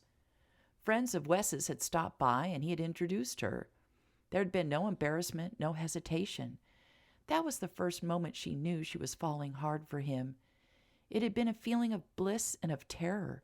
Could she risk her heart? The only person who ever loved her was her mother. She was pretty sure Marlena and Ruby loved her now, but that was a different love, one that had grown slowly over time. This was a new feeling for her. She wanted to pursue it. When Wes had kissed her good night, she had almost swooned. It had been so sweet and so soft. He had been gentle with her, as if she were an innocent young girl. In a way, she was, as she had never been kissed. That was something that she would not do. Marlena had warned her to never kiss a man. That way things stayed unemotional. It was just a job. Her body was there, but not her heart or her mind. It had worked too. But that kiss from Wes had been... Anna was suddenly jerked backward, a large, rough hand covering her mouth. Her heart slammed in her chest. "And how's my sweet sister doing? Living like a queen, I see." Reggie's grip tightened around her waist. She could barely breathe. She froze, too fearful to move and incur more of his wrath. "It didn't take me long to find you alone. How's my little whore of a sister feeling right now? Not so self-assured, are you? Thought I'd taken care of you last time. But I'm glad you're alive, sister. You and I have somewhere we need to go together," he growled into her ear. Somewhere to go, Anna wondered. No, no, she screamed inside her head. She couldn't let him take her away from everyone who meant so much to her. Anna began bucking against her brother's grip. She stomped on his foot, but his boots were too thick to cause any damage. "Feisty little bitch, aren't you?" He swung her around and slapped her hard. Anna fell to her knees, but Reggie was already pulling her back up. She let out a loud scream before he slapped his hand back over her mouth. "You're gonna pay for that, bitch." He began to drag her into the woods. Wes managed to get the message to all the men to meet at 1. He felt lighthearted. They finally had a lead, and he had a great time with Anna last night at dinner. She was a sweet woman, fiercely dedicated to Marlena, regretful of her life as a working girl and honest as the day was long. He not only wanted her in every way a man could want a woman, but he felt the need to protect her. He wanted to be the one to protect her.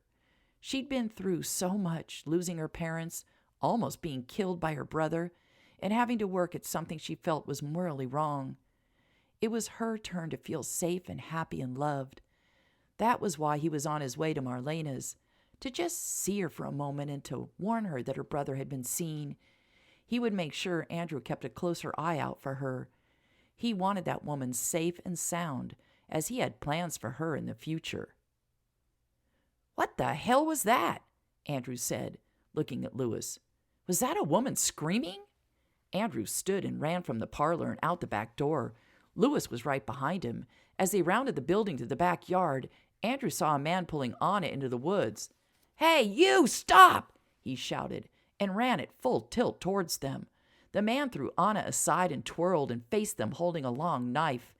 Andrew came to a halt, as did Lewis next to him. "You two young bucks looking for a fight? I'm ready for you two soft city boys. Come on!" He waved the knife in the air and took an aggressive step towards them. "Lewis, get out of here. Go get the sheriff. This isn't your fight," Andrew hissed, never taking his eyes off the man and his knife. "Hell no, buddy. The two of us can take him. City boy my ass." "We'll split up, and let's circle around him. If he lunges at you, drop and roll, and I'll dive on him," Andrew whispered. "Same for you if he lunges at me. Get the damn knife first and foremost." "I hear ya," Lewis said, and began to move towards his left as Andrew moved the other direction. Anna watched in horror, her hand at her mouth. She was afraid to move and distract Andrew and Lewis. She looked around for a weapon but saw nothing. Reggie made a swishing motion with the knife at Andrew, then turned slightly and did the same thing to Lewis. "How about it, boys? Which one of you wants to be gutted first?" He snarled and made a lunge at Lewis. Lewis twisted away, avoiding the knife blade by inches. Anna screamed in fear. Wes heard a piercing scream. "What the hell?" he breathed, and ran like a madman to the back of the property. What he saw had him pulling out his gun. "Freeze right now!" he yelled, "unless you want a bullet in your head!" Anna watched as her brother turned and looked at Wes. Was he stupid enough to attack an armed deputy? She held her breath in order to hold back another scream. "One more move and you're a dead man," Wes called out. "Put down the knife now," he ordered. Andrew could see the indecisiveness in the man's eyes. He really didn't want to see a man get shot right in front of him, nor did he want Anna to see who he presumed was her brother, Reggie, get killed in front of her. Lewis was frozen, his eyes moving back and forth from Wes to Anna's brother. The man gave one final glare at Andrew and Lewis and dropped the knife. Andrew let out a great gush of air. He hadn't even realized that he'd been holding his breath. "Down on your knees," Wes ordered, his gun still pointed at Anna's brother. "Put up your hands." Reggie did as he was told, but kept cursing the entire time. "Andrew, come here, and keep this gun pointed at Lopez while I tie his hands," Wes said. Andrew took the gun and pointed it at Reggie's belly. He wanted a large target in case he needed to shoot. Plus, his hands were shaking. Wes had Reggie's hands tied behind his back in less than a minute and was hauling him to his feet. Andrew gave Wes his gun back and then ran over to Anna and helped her to stand. She was shaking like an aspen during a storm. He put his arms around her shoulders. "It's okay, Anna. It's over. Let's go inside and have Ruby make you a cup of tea. I know how you women like your tea." Anna actually laughed and then nodded and allowed Andrew to direct her towards the house. "I'll be back to get a statement from you all after I get this piece of trash put into jail," Wes called out. "Stay strong, Anna. I'll be back soon." Anna gave Wes a tremulous smile and continued on her way to the safety of the house. Marlena wouldn't let go of Anna's hand. She had heard the scream and commotion outside and had to sit in terror in her rolling chair, unable to do anything. It had been the most helpless she had ever felt. It was a horrible feeling. Ruby was back from the lending library and sat on Anna's other side holding her other hand. Andrew and Louis paced the room, and Catherine sat in shock in a nearby chair. They were waiting for the arrival of Joe and Wes. There was a stomping of feet on the front porch. Then the door opened and Joe and Wes stepped into the room. Wes immediately went to Anna, who detached herself from the two women and met Wes halfway. He pulled her into his arms and whispered into her ear. Anna nodded her head and clutched him closer to her. Joe took a seat opposite Marlena and waved Andrew and Louis into seats. Wes had taken Anna's hand. He led her back to the sofa. She sat between the two women, who immediately grabbed a hand each. Wes sat in the chair by Joe. "Anna," Joe began, "I see you've been slapped.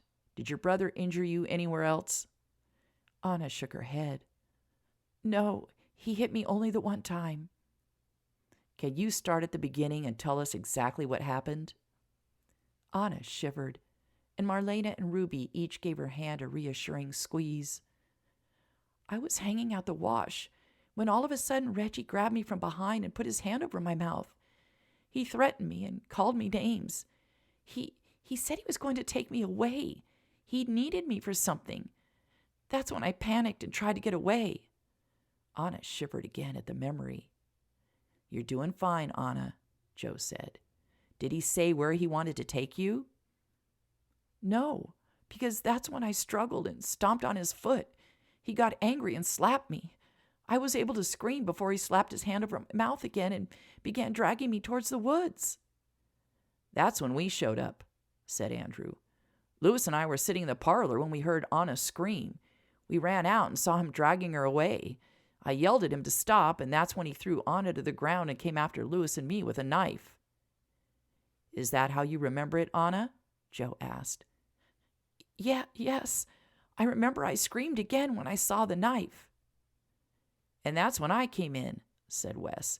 "I heard the scream and ran around the back. I saw Andrew and Louis circling Reggie. He was slashing at them with the knife." Marlena went pale, and she gripped Anna's hand so hard that Anna winced in pain. "Mother," Andrew broke in before his mother could get hysterical, "I was never in any real danger. He was just slicing the air, and then Wes showed up only a couple of minutes later." Louis nodded in agreement. "We kept our distance, Marlena. We were biding our time. Remember, there were two of us against one." "Two of you against a lunatic and a knife," Marlena said, still shaken to the core. "I had a gun pointed on him," Wes said. "Had he made one wrong move, I would have shot him." "I wish you had," whispered Anna. "It's better he's alive, Anna," Joe said. "We have a lot of questions for him. Is he behind all the accidents? What did he want with you? Where has he been the last 2 years? We couldn't ask him anything right now since he's ranting and raving in his cell. He needs to calm down before we can get anything out of him." "Do you really think he might be behind all these accidents?" Marlena asked. "Was your premise correct that he knew Anna would come into money at my death?" "As I said, Marlena, we haven't had a chance to question him. We wanted to hear what Anna had to say first. As soon as we get anything out of him, Wes will be back to fill you all in." Joe stood, grabbed his hat off the floor beside him, and put it on. Wes did the same and turned to Andrew and Louis. "I can't thank you enough for being there in time. You saved Anna." Andrew and Louis both shook Wes's hand, mumbling that of course they wouldn't just ignore a scream. Joe and Wes left. "I hope this means we're finally all safe," Marlena said, letting out a sigh of relief. Everyone in the room nodded in agreement. Chapter 24. "I ain't a-telling you again. I had nothing to do with no accidents at that whorehouse. I weren't even in town." Joe and Wes had been questioning Reggie for half an hour. He repeatedly denied attacking Marlena or Clarissa. He claimed he didn't even know a dame named Clarissa. "Why did you come back here? "What did you want with Anna?" Joe demanded. This was the 5th time that he'd asked this. Reggie was a stubborn ox. "She's my sister. I was gonna take her to her father." Wes was about to explode. His face was red and his fists were clenched tightly at his sides. "That's a bunch of horse shit. You don't drag a woman kicking and screaming against her will to go visit a relative." Wes turned to Joe. "Give me 5 minutes alone with him. I'll get him to talk." Joe turned as if to leave. "Don't leave me with this asshole," Reggie yelled. "He likes my sister. He'll kill me." "Well," Joe said casually, "that would get rid of a big problem." Joe turned to leave again, and Wes grabbed Reggie by the collar and shook him hard, even though Reggie outweighed him by 30 pounds. Wes had outrage on his side. He did want to kill this guy. He pulled back his fist, ready to hit the bastard. Reggie yelled, Okay, I'll tell you why I needed Anna." Wes pushed Reggie hard onto a chair in absolute disgust. The man was a chicken shit. Goes after a helpless woman, but backs down when he's at a disadvantage. Wes wasn't sure he could contain his anger much longer. Joe came back and sat down behind the desk. He nodded at Wes to sit. "Spill," Joe said, and folded his arms and stared at the man. Reggie looked behind him to see where Wes was. Satisfied the deputy was out of reach, he turned back to the sheriff. "Anna's bitch mother married my pa after she left Anna's pa. But I found out Anna's real pa was in Houston, so I went there looking for him." "So you could try and extort him, I suppose?" Joe said. Reggie squinted his eyes at Joe, not knowing what extort meant. "Never mind, go on," Joe commanded. "Well, anyway, I found him, all right. But I was too late. He was dead. Died a few days before I got there. I found out from his lawyer, though, that he left Anna $100. I figured me and Anna could go get it. I'd have shared it with her. I figured I was due some of it for taking her to get the money, right?" $100, Joe said, stunned. "You're going to kidnap your sister and then kill her over $100? I ain't never said I was going to kill her." "Then why didn't you just knock on the door and tell her about her inheritance?" Wes growled from behind. "I knew she wouldn't believe me. She told me she don't trust me after all I done for that bitch." Wes sprung up and was ready to fling himself on Reggie when Joe yelled, "Wes, sit down." Wes did, but he glared at Joe. Joe sighed. He knew how Wes felt. When Mary Sue had been in danger, he had been ready to take out anyone who stood in his way. "Reggie Lopez, you are under arrest for attempted kidnapping and attempted murder," Joe said. Reggie spluttered. I ain't nothing to do with them accidents. I can prove it." "Okay, prove it," Joe said calmly, eyeing the squirming man. "I've been in jail in Austin for the last month. I had a little run-in with a fella I thought was cheating at cards. I taught the SOB a lesson. The judge didn't see things the way I did, so he threw me in jail." Joe sat forward in his chair. "You damn well better not be lying to me. I can check with Sheriff Dawson and find out the truth." "I ain't a-lying. I was in jail. Only got out 2 days ago and came straight here. Already wasted a whole month in there." "Wes," Joe said, looking at his deputy, "go telegraph Dawson.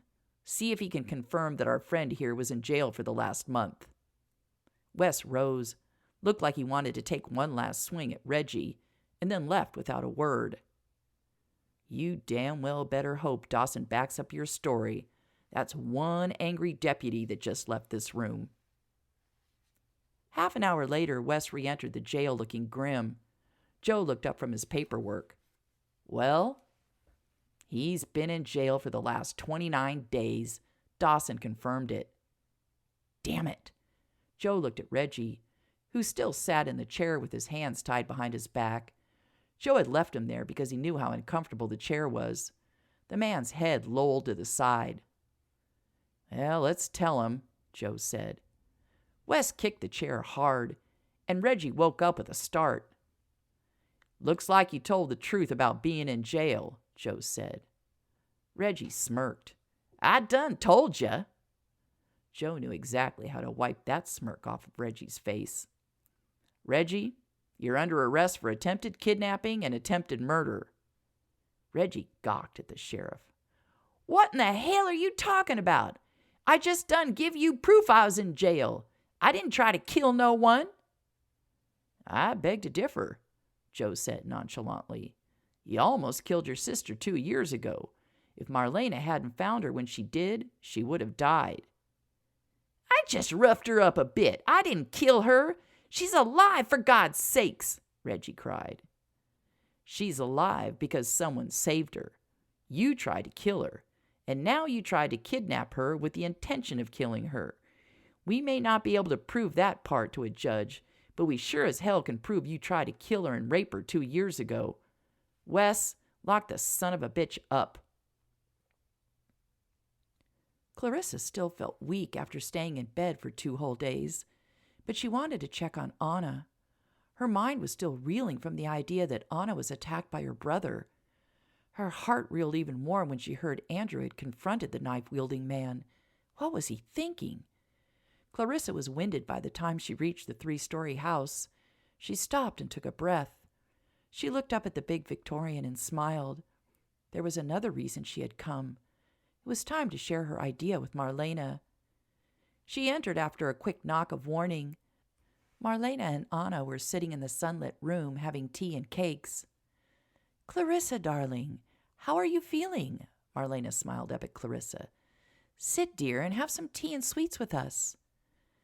I'm a little tired, but I couldn't stay away for another moment. I was so worried about Anna. I'm doing much better knowing my brother's in jail. Wes is taking him into Austin as we speak. Joe promised me that he would be in jail for a long time, Anna said, giving a little shiver. That monster deserves whatever time in jail he gets. He may even be hanged, Marlena said crisply. He best not show his face here again, or he will be greeted with a bullet. Anna and Clarissa both snorted at Marlena's threat. Oh my, Anna, Clarissa laughed. Can you just picture Marlena rocking on the front porch with a shotgun on her lap? Anna laughed. Maybe we can get her some tobacco and a cowboy hat to finish off the look. Marlena laughed along with the girls. Oh, it feels so good to laugh again. Just knowing that man is gone makes everything better. Even Ruby's tarts taste better, Marlena said as she sampled one. What about Andrew? Is he okay? I couldn't believe it when Jason told me what he did. He could have been killed. That was my reaction too, Marlena said.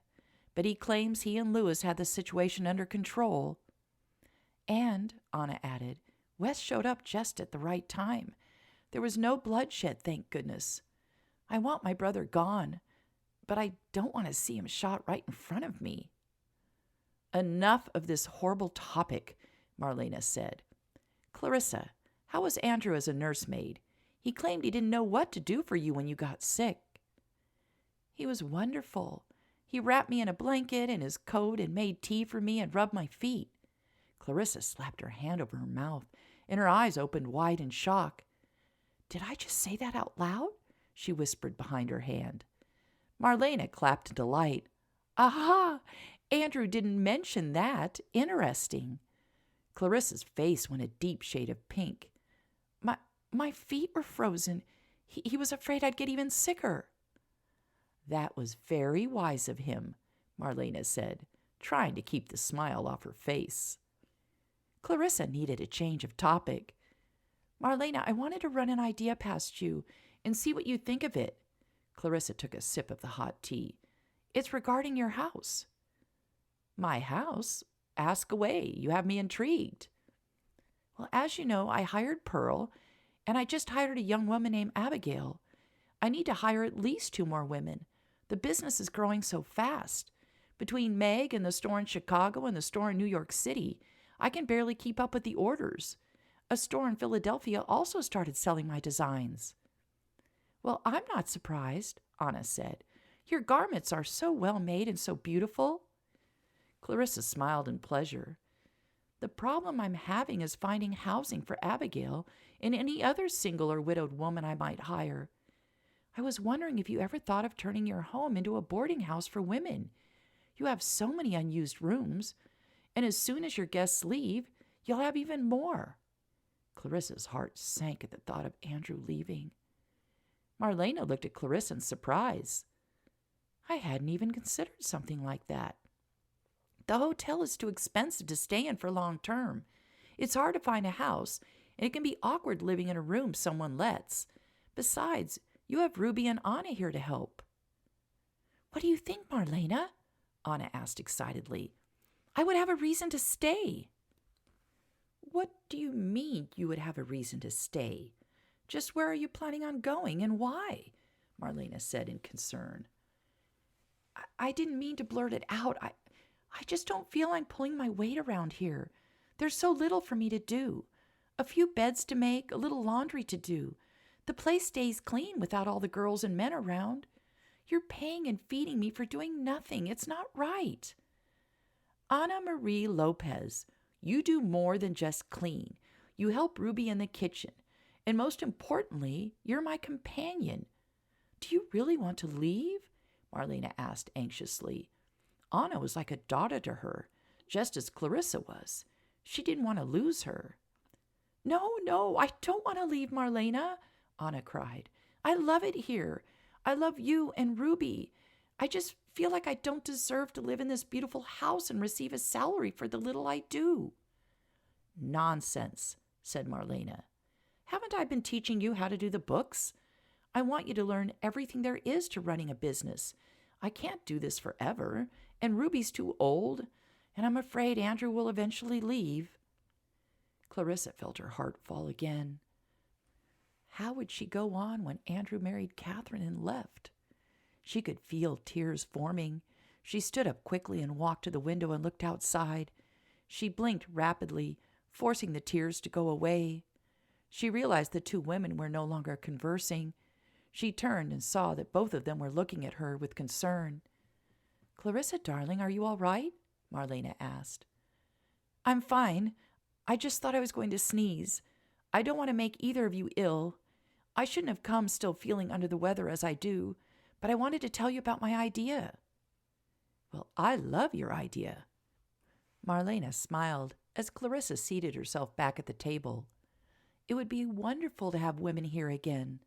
Until Andrew and his friends showed up, Ruby, Anna, and I were rattling around in this big old house. This place needs people in it, and helping women who are struggling and on their own is what I've always wanted to do. You are actually making a wish come true. You tell that Abigail of yours to come by and have a look at the room.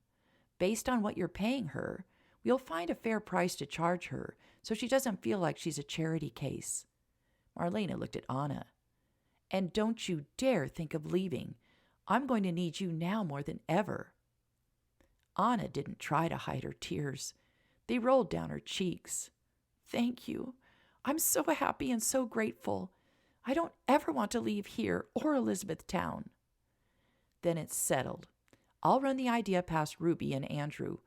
I'm sure they will both think it's a splendid idea." Marlena saw that Clarissa was fading fast. She looked pale.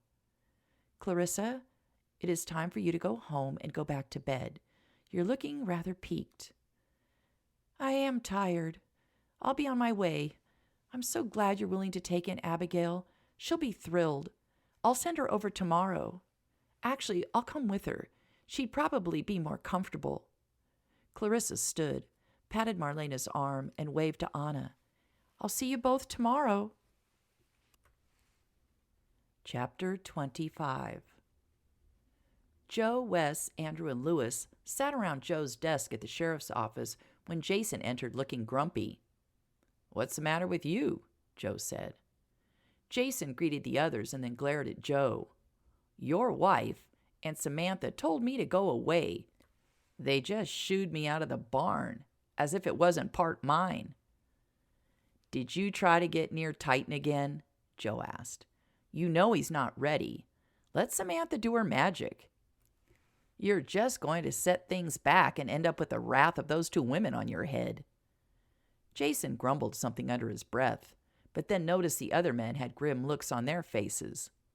"What's going on? I thought y'all would be happy that the would-be killer's in jail."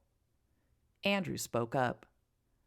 "He is a would-be killer, and he is in jail, but he's not our would-be killer." Jason looked to Joe for an explanation. Joe nodded. "Reggie Lopez was in jail in Austin for the entire month. Dawson confirmed it. He's not our man." "Damn it," Jason said, and plopped down in an open chair. "Now what?" "We have to tell the ladies that Reggie was not the one to attack Marlena. Now that we have the official report from Austin that he was in jail for the entire month of the attacks, we have to tell them so they stay alert to the fact that the danger is still out there," Joe said. "Yeah, we do," Andrew agreed, sighing deeply. "I hate that the safety they're feeling right now is a false one. Everyone's been so relieved.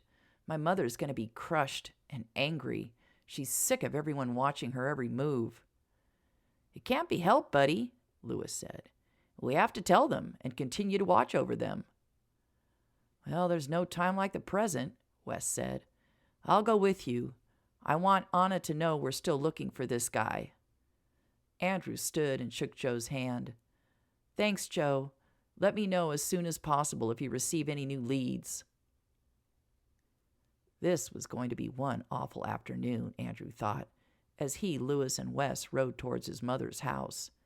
Not only did he have to tell his mother she was still in danger, but he needed to talk to Catherine. His stomach lurched. How did all this come to be? Only 3 weeks ago, he had been sitting in a train, happily engaged, and now he was fighting to keep his mother alive and no longer in love with his fiancée. If he could turn back time, he would do a few things differently. The men found the 3 women in the parlor. Anna was playing the piano. Marlena and Ruby were enjoying a glass of sherry. It was a calm scene. All 3 men looked at each other and grimaced. Anna stopped playing the piano when she saw Wes come into the parlor. She smiled and felt giddy. Every time she saw him, she felt she needed to pinch herself to make sure this was all real. She stopped smiling when she saw the grim look on all the men's faces. "Wes, what is it?" she said anxiously, rising and walking to him. "Did my brother escape? Why do you all look so serious?" "Yes, why all the long faces?" Marlena asked from her rolling chair. Ruby said nothing, but she watched the men carefully. "Let's sit and we'll give you the news," Wes said. "First of all, Reggie is in jail. He did not escape and he won't escape," he said as he looked at Anna. "He will not be back, ever." "Well, that's at least good news. So what has you so down?" Marlena asked again. Andrew answered, "Mother, Reggie was not behind your attacks. He was in jail during all the times of your accidents. We got confirmation from Sheriff Dawson in Austin." But then why in the world did he try to kidnap Anna if it wasn't for the money that she would get from me on my death?" Wes took over. "He did want to get money out of Anna, but it wasn't because of you, Marlena." Wes looked at Anna in concern. "Anna, your brother located your father in Houston." "My father? He found my father?" Anna asked in surprise, not sure how to react to the news. "Anna, I'm sorry. Your father is deceased," Wes said. Anna slumped back in the chair. "It doesn't matter, I suppose. I never knew him, and he never made an effort to see me. He obviously didn't care." Marlena patted Anna's hand. "Well, he must have cared for you in some fashion, because he left you $100 in his will," Wes said.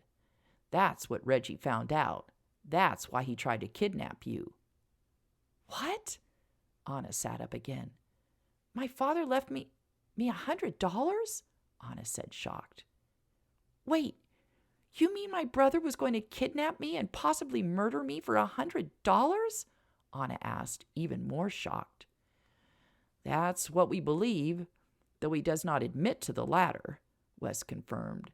"But he's still going to jail for attempted murder from when he almost beat you to death 2 years ago. As I said, He won't be getting out of jail." "Oh, Anna, dear, I'm so sorry," said Marlena. "That horrible brother of yours." "Stepbrother, thank God," said Anna. "We share no blood. He's as good as dead to me." "That's the spirit," said Louis. Everyone turned and glared at him. "What?" He held up his hands. "I'm just saying she's right to wish him dead." "For goodness sakes, Louis," Marlena sighed. "Do be quiet and go get Catherine, please. She should know what is happening." Louis rose. "Sorry, Anna. Didn't mean anything by it." Anna nodded at him as he headed upstairs to get Catherine. "Wes, you and Joe still have no idea who could be behind these accidents?" Marlena asked. Her frustration could be seen in her face. "At the moment, we have nothing. We really thought it was Reggie. Had he managed to kill you and grab Anna, he would have possibly gotten even more money. The thing is, he's a clumsy ox who uses his muscles instead of his brain. We don't think he had the savvy to organize the accidents. So now we're starting all over again," Wes admitted. Everyone in the room looked deflated and sat silently, taking it all in. Louis and Catherine entered. Catherine headed straight to Marlena. "Marlena, I'm so sorry. Louis just told me Anna's brother was not behind the accidents." She turned to Wes. "You and the sheriff must do something about this situation. Everyone is on pins and needles in this house." "Believe me, ma'am, we're doing all we can," Wes said, as he rose and put his hat on his head. He turned to Andrew. "Keep your eyes open, and I'll let you know as soon as we have anything new to tell." Half an hour later, Andrew found himself going on a walk with Catherine. It had been her idea. This was the time to make things clear to her that his feelings for her had changed. Catherine stopped walking and turned to him and put her small hand on his chest. She looked up at him, her face full of concern. "Andrew, I feel terrible for your mother. She must be so frightened. To live under such a burden can't be good for her. The poor woman's trapped in her rolling chair and practically trapped in her home because of some madman. We need to do something to raise her spirits, something that will take her mind off of her problems and possibly take away the danger." Andrew looked down at the pretty woman in surprise. He'd never seen her so serious. "What do you suggest we do?" he asked cautiously. "I think we should get married this weekend, here, in this very house." Andrew gulped and just stared at her. "Andrew, think about it. A wedding would keep everyone in the house busy and take their minds off of this horrible mess. Everyone would be excited and happy. That's what weddings do for people. Plus, I've really been thinking about this. If you and I marry, your mother should be safer. Why would anyone get rid of her when her money would go to you? And on top of that, if we get married, I would be another person that he would have to get rid of. Who in the world would be willing to kill 3 people? They would never get away with it." Andrew kept staring at her, trying to wrap his mind around what she was saying. "Andrew, I love you. I want to be your wife. I'm willing to stay and live in Elizabethtown if that's what you want. Or we can go back to Wichita. You could become the manager. My father will want to retire soon." Catherine took Andrew's face in her hands and rose on her tiptoes and kissed Andrew softly on the lips. "I love you dearly, Andrew Timothy Rule." Andrew stood frozen to the spot, and his mind reeled. What was he going to do now after that revelation? This was worse than he thought. Catherine not only professed to love him dearly, but was trying to find a way to keep his mother safe. She had a point. Who would be able to get to all 3 of them in order to get Marlena's money? If that was what this was even about. Andrew couldn't think straight. He'd been so determined to break things off with Catherine, but looking down into her beautiful and hopeful face, he just couldn't do it. "Andrew, think of your mother and Ruby and Anna. All of them have been living in fear. We could change all of that. We can bring some joy back into their lives and ours." Andrew nodded his head, but still couldn't speak. He didn't know what to say. Catherine threw her arms around him. "Oh, Andrew, you've made me so happy." Andrew stiffened. What did she mean? Had he agreed to something? He looked at her confused. Your mother will be thrilled. Let's go back and tell her. Catherine took Andrew by the arm and pulled him back towards the house.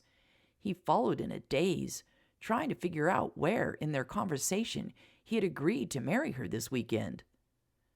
All three women sat mouths agape staring at Andrew, who stood before them with Catherine wrapped around him like a too-tight sweater. Andrew looked over Catherine's head at his mother with a pleading look in her eyes. Marlena recovered first. Well, congratulations, you two. This is quite a surprise. Did you say this weekend? Marlena pulled out her handkerchief and coughed into it to hide the despair she was feeling. She had been 100% sure that Andrew was in love with Clarissa. How had this happened so suddenly? Ruby didn't even try to hide her shock. She stood up, stiff and stony-faced, and stormed out of the room, not looking back and slamming the door to the kitchen. Andrew winced. Anna stood also. Congratulations, she said quietly, and then turned and headed to the kitchen too. Andrew could picture the scene that would be unfolding in there. Ruby didn't hold back when she was angry or agitated. So you want to have the wedding here, in the parlor? Marlena asked. Yes, please, Catherine said. It's a beautiful room, and we can put more candles and flowers and bows and ribbons. Catherine's hands fluttered about, pointing out all the apparent places those items needed to go. It will be divine. It'll be just a small wedding, just friends you would like to invite. I see, said Marlena, though she really didn't see. She had to figure out a way to delay this wedding, but how? She almost wished that she could stage an accident. Wouldn't that bring this fiasco to a halt? Where was her would-be murderer when she needed him? Andrew could not marry this girl. He would be miserable with her. Catherine, Andrew said, let's let this all sink in. Why don't you go find Louis and tell him about it?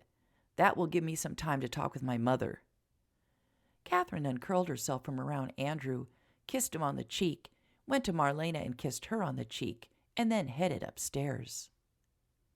Mother, don't start, Andrew sighed, and slumped into the nearest chair. I don't even know how this came about. 1 minute, we're talking about your accidents and the danger you're in, and the next minute, she has us getting married. And you just stood there and let her talk you into marrying her when you're obviously in love with Clarissa? Andrew's heart fell all the way to his toes. I do love Clarissa, he admitted in a whisper. Then why in all that is holy are you marrying Catherine? Marlena hissed quietly at him. Andrew just shrugged his shoulders in defeat. Clarissa had gone home and taken a nap. She felt much better. Her spirits were buoyed by the fact that Marlena was eager to make her home a boarding house. Clarissa couldn't wait to tell Abigail, who she knew was still at the shop working. Pearl had not made it in today since her husband was having a particularly hard day. The poor man. She hoped Pearl was able to make him more comfortable. Full of energy now from her nap, Clarissa burst into the door of her shop and saw Abigail with her head bent over her sewing. Abigail, I have some wonderful news to tell you. When Abigail looked up, tears were streaming down her cheeks. Clarissa stopped in shock, but then hurried over to the woman. Abigail, what is it? What's the matter? She asked in concern. Abigail patted her eyes dry with a handkerchief. I'm sorry. I was just indulging in a good cry. I didn't think you were going to come back today. Oh, Abigail. Clarissa didn't know if she should pry, but the woman looked so miserable. Is there something I can do to help? Abigail sniffled. I miss my husband. Darren was the best man I've ever known. We were only married 2 years when he was killed. We were not blessed with children during that time. I have nothing left of him but my memories. Tears flowed down her cheeks again.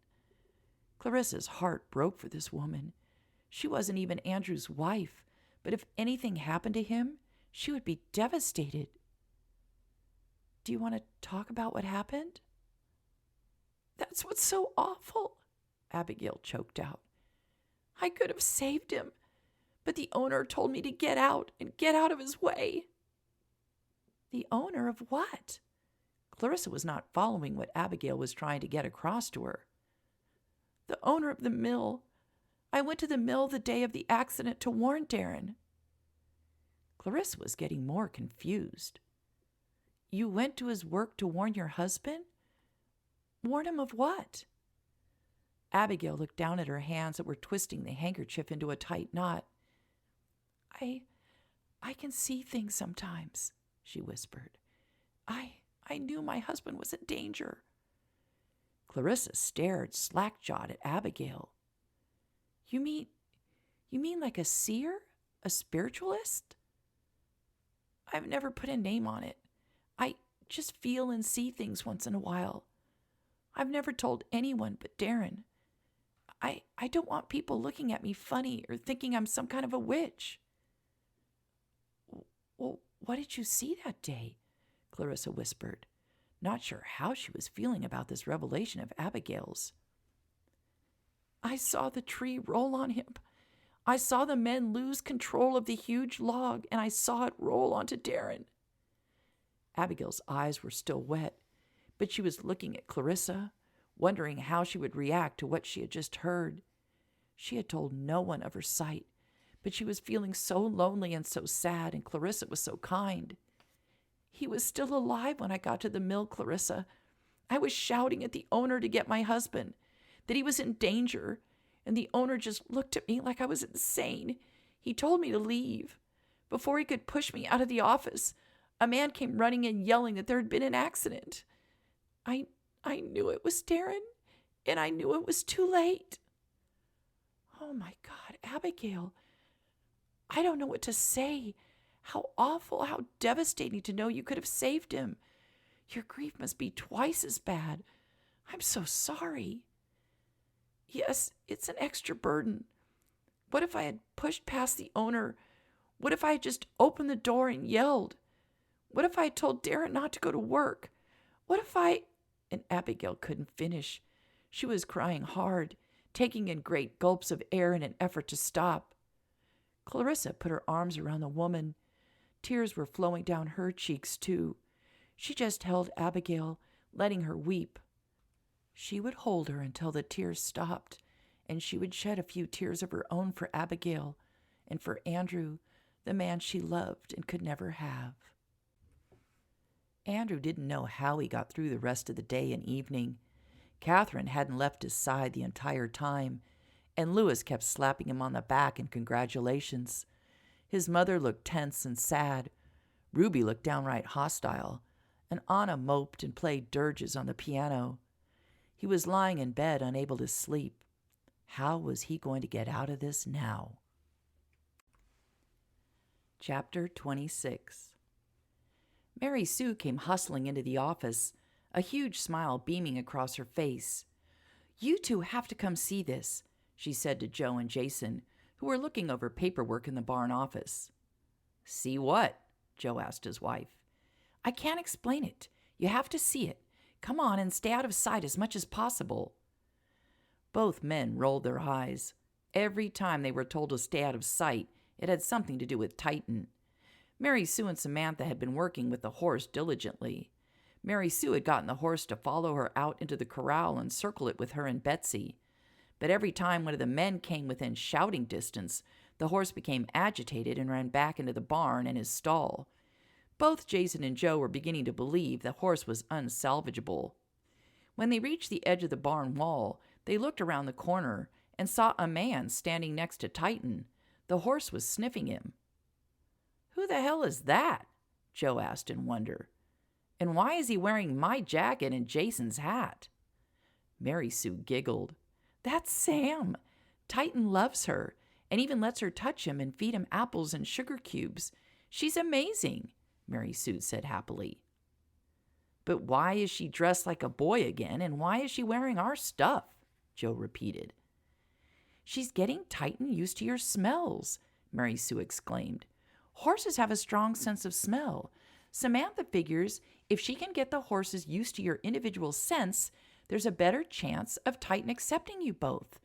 Once you can get close to him, you'll be able to show him you're not the enemy." "That's brilliant," Jason said as he watched Samantha take Titan's lead and walk him around the corral. The horse followed docilely. "She's already accomplished a lot with him." "She's hoping to ride him later this week. She's been riding Bandit around the corral, and Titan has been following right after them. It's a good sign." Suddenly a voice called from behind them. "Sheriff, you got a minute?" Joe and Jason turned to see Cord, the manager of the new hotel, walking towards them with his hat in his hand.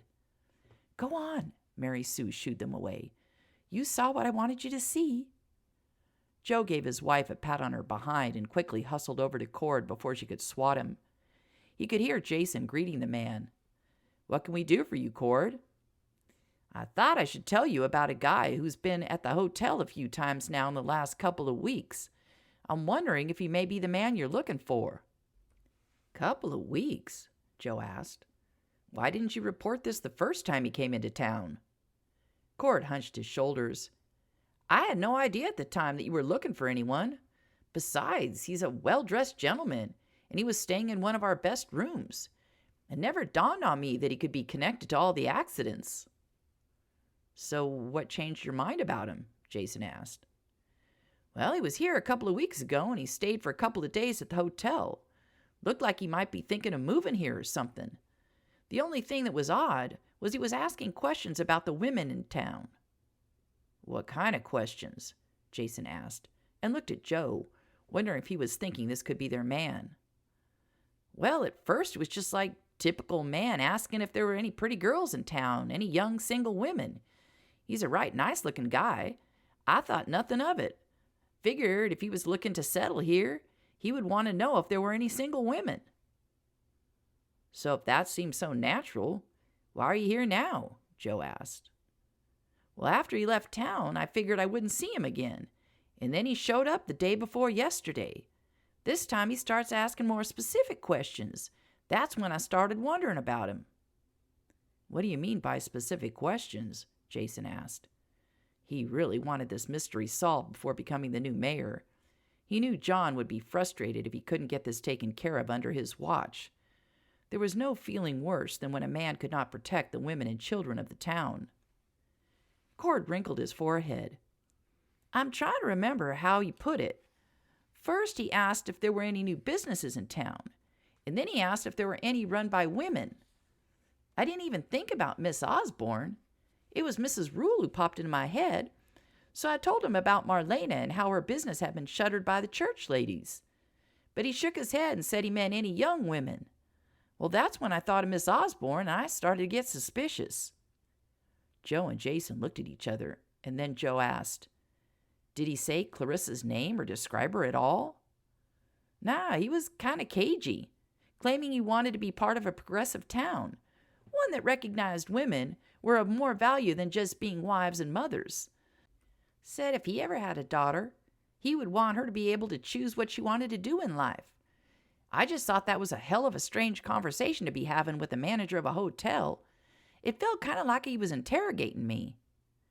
"Can you give us a description of the guy so we can pick him up?" "I can give you a description," Cord said, "but you won't be able to pick him up. He left town early this morning. I asked him if he'd be back or if I could forward anything to him should a telegraph arrive, but he just said nothing and left." "Damn it," Joe groused and stood up. The other two men stood as well. "We can't get a break here. We have a guy who could be our suspect and he slips out of our fingers." Jason turned to Cord. "Can you write down a description of the man, please? And thanks for coming in. You may have given us a real chance here. At least we have someone to keep an eye out for." Cord nodded and sat down to write out a description. Jason pulled Joe out of the office and into the barn. "What's your take on that?" "Damned if I know," Joe said in frustration. "Why is this guy asking about Clarissa? He seemed to have no interest in Marlena.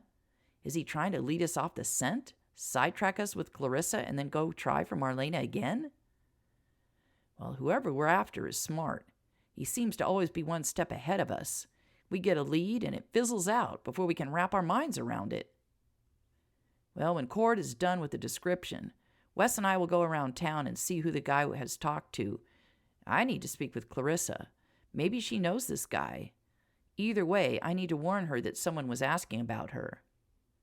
Jason nodded and slapped Joe on the back. Let me know what you find out, or if you need any help.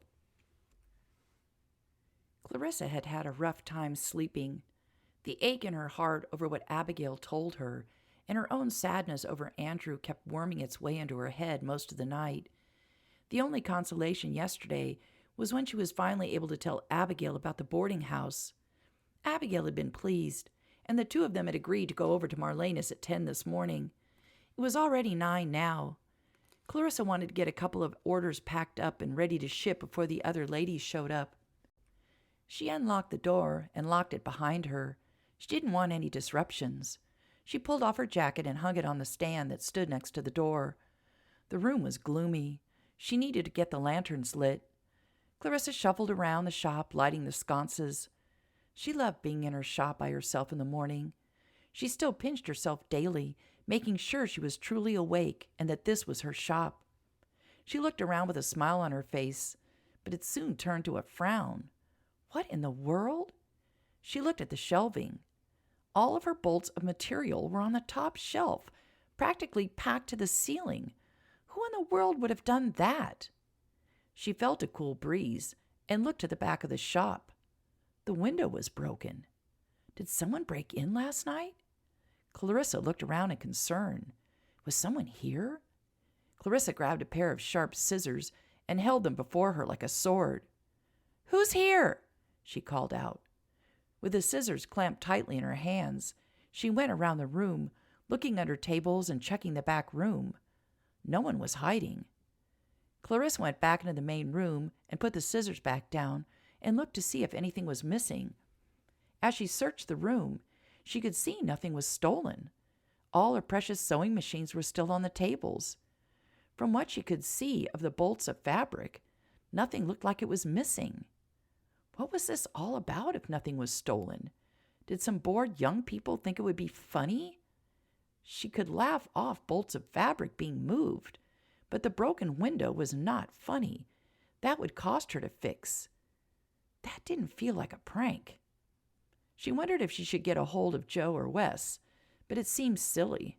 A broken window compared to trying to track down a possible murderer. Clarissa sighed. Instead of packing up her order, she would have to reorganize the shelving. What a waste of time. She sighed again and dragged the ladder over to the shelves. As she climbed the ladder in her cumbersome skirt, she promised herself, if business kept getting better, she would hire herself a boy to do the heavy lifting and cleaning. She didn't have time for this. Clarissa reached up for her favorite blue silk. It was the most expensive material she had. She was grateful it was put on top. It would have creased and wrinkled horribly if the other bolts had been placed on top of it. Then a loud cracking sound had Clarissa gasping. As she grabbed the bolt of fabric, the shelving began tipping over. Clarissa screamed as the entire metal rack fell. She twisted away, holding onto the bolt of fabric, and flew off the ladder. With another scream, she hit the floor, the material cushioning the blow. She felt more bolts hitting her in the back, and then the entire rack came down. A bolt of pain streaked through her head, and then the world went black. Andrew made his escape early. That's what it felt like to him, an escape. It was a few minutes after 9. He was heading towards town. Maybe he would have breakfast at the diner. His long strides ate up the short distance to town. It felt good to be out in the cool, late September morning. Fall was in the air. He needed to make some decisions, and he had to make them by himself. He didn't need his mother, Catherine, or even Louis giving him any advice or grief. This was his life, damn it, and it was quickly unraveling in a way he didn't like. He was 25 years old. He was a man. He had responsibilities towards the people in his life, but he had a responsibility to himself. He was not one to be a martyr. He was not one to allow others to dictate to him. That is what really frustrated him right now. His mother's accidents and his feelings for Clarissa had him not thinking straight. It allowed Catherine to trap him into a marriage he didn't want. That was about to stop. He had thought long and hard over it last night while lying awake. He wanted to stay in Elizabethtown. He knew that for sure now. He and his mother had reunited. He had found Clarissa. He'd made friends with Adam and Samantha. He liked the people here. When his mother had told him of the idea to open a boarding house, he had agreed with her. There was a need for such a place a woman could afford and feel safe in. What would have happened to Clarissa had she not found his mother? He still cringed at the thought of what could have happened to her. But Clarissa was on her feet now and running full tilt towards success, and his mother was excited about opening a boarding house with Anna and Ruby's help. Now he had to find something for himself to do, and he needed to find a place to live. There was no way he was staying in a house full of women. Besides, they would need his room for someone. He was a big boy. He could take care of himself. He wanted to find a place where he could start a family with Clarissa. He stopped dead in his tracks. He wanted to start a family with Clarissa. No hesitation, no question. He wanted her, and he was going to get her. He felt lighter now that he had a plan. After breakfast at the diner, he would head to the bank. He'd been in the bank a half a dozen times dealing with his mother's finances. The bank was a mess. Old man Withers was over his head, and he was getting grumpier and meaner by the day. He had too much business and not enough help. Andrew knew a lot of the man's bitterness was directed towards his own son, who wanted nothing to do with banking and had run away from home to work on a ranch in Wyoming. Old man Withers had been in banking for 30 years, but times were changing. Farmers needed loans and business people wanted better interest on their money. Transfer of funds needed to go more smoothly, and women like his mother, Clarissa, and Meg needed a place to put their money. Why should they have to have a man do their banking? He didn't care that the state banks disallowed women to open an account. This was Withers' bank, and he could do as he pleased. Andrew was going to offer up his services to the old man and get this bank ready for the 20th century. As his mother probably had the greatest amount of money in the bank, Andrew knew that he could make himself sound very persuasive. He would also offer to have his money transferred from Wichita. The old goat would have no choice but to hire him. He didn't like pressuring the man, but in the long run, it would be the best thing for the bank and for Withers. And after the bank, maybe he would go to the stud farm. He was interested in the new horse, Titan.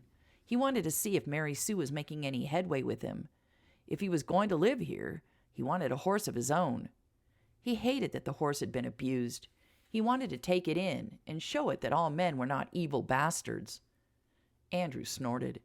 He was becoming like his mother, wanting to save those who were mistreated. Without realizing it, Andrew found himself on the sidewalk outside of Clarissa's shop. He knew it was too early for her to be there, but just being in front of it made him feel a connection to her. He snorted at himself again. Geez, he sounded like a lovesick boy. Andrew looked in the window of the store and sighed. He really needed to talk to her and tell her how he felt. Andrew frowned. The shelving that he and Lewis had put up was on the floor. What the hell? They had fastened them to the wall. They couldn't have fallen. Then his heart raced. Was that a leg he saw under all the bolts of fabric? "Clarissa!" he shouted, and tried to open the door, but it was locked. He banged on it with his fist. "Clarissa, can you hear me?" "Andrew, why are you banging on the door? Trying to wake the dead?" Joe said as he strolled up the walk. Andrew turned and almost fell to the ground in relief when he saw Joe.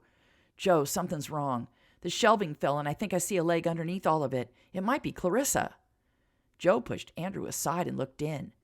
"Damn, there is somebody under all that, and they're not moving." Andrew felt sick. "The door's locked." "Let's go around the back. See if that door's unlocked." The men raced around the building, and both of them saw the broken window. "What the hell?" Andrew breathed. He grabbed the handle of the back door, but it was locked too.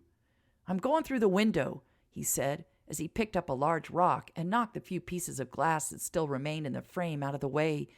He crawled through the window and raced over to Clarissa. Joe was right behind him.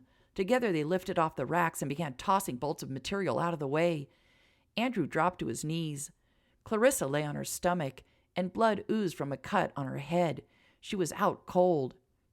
"Clarissa, sweetheart, can you hear me?" "Is she breathing?" Joe asked. "Yeah," Andrew answered. He reached to turn her over, but Joe stopped him.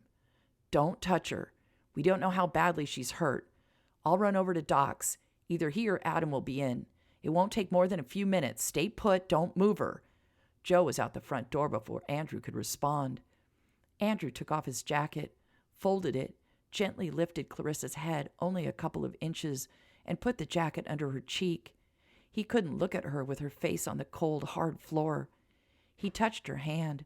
His heart was in his throat. The woman he loved was on the floor, unconscious and possibly gravely injured. Blood had dripped down her neck and back, reddening her yellow frock. He wanted to be sick. Was she losing too much blood? Andrew wasn't one for prayers, but right now it was the only thing he could think of doing. "Please, God, don't take her away from me. It would be too cruel right when I finally realize she's the one. Please don't take her away from me." The front door banged open, and Adam and Joe came racing in. Andrew had never been so relieved to see Adam. "It looks like she was up on the ladder, over there removing some material, and the rack came down on her," Andrew said as a greeting. Adam was checking her pulse.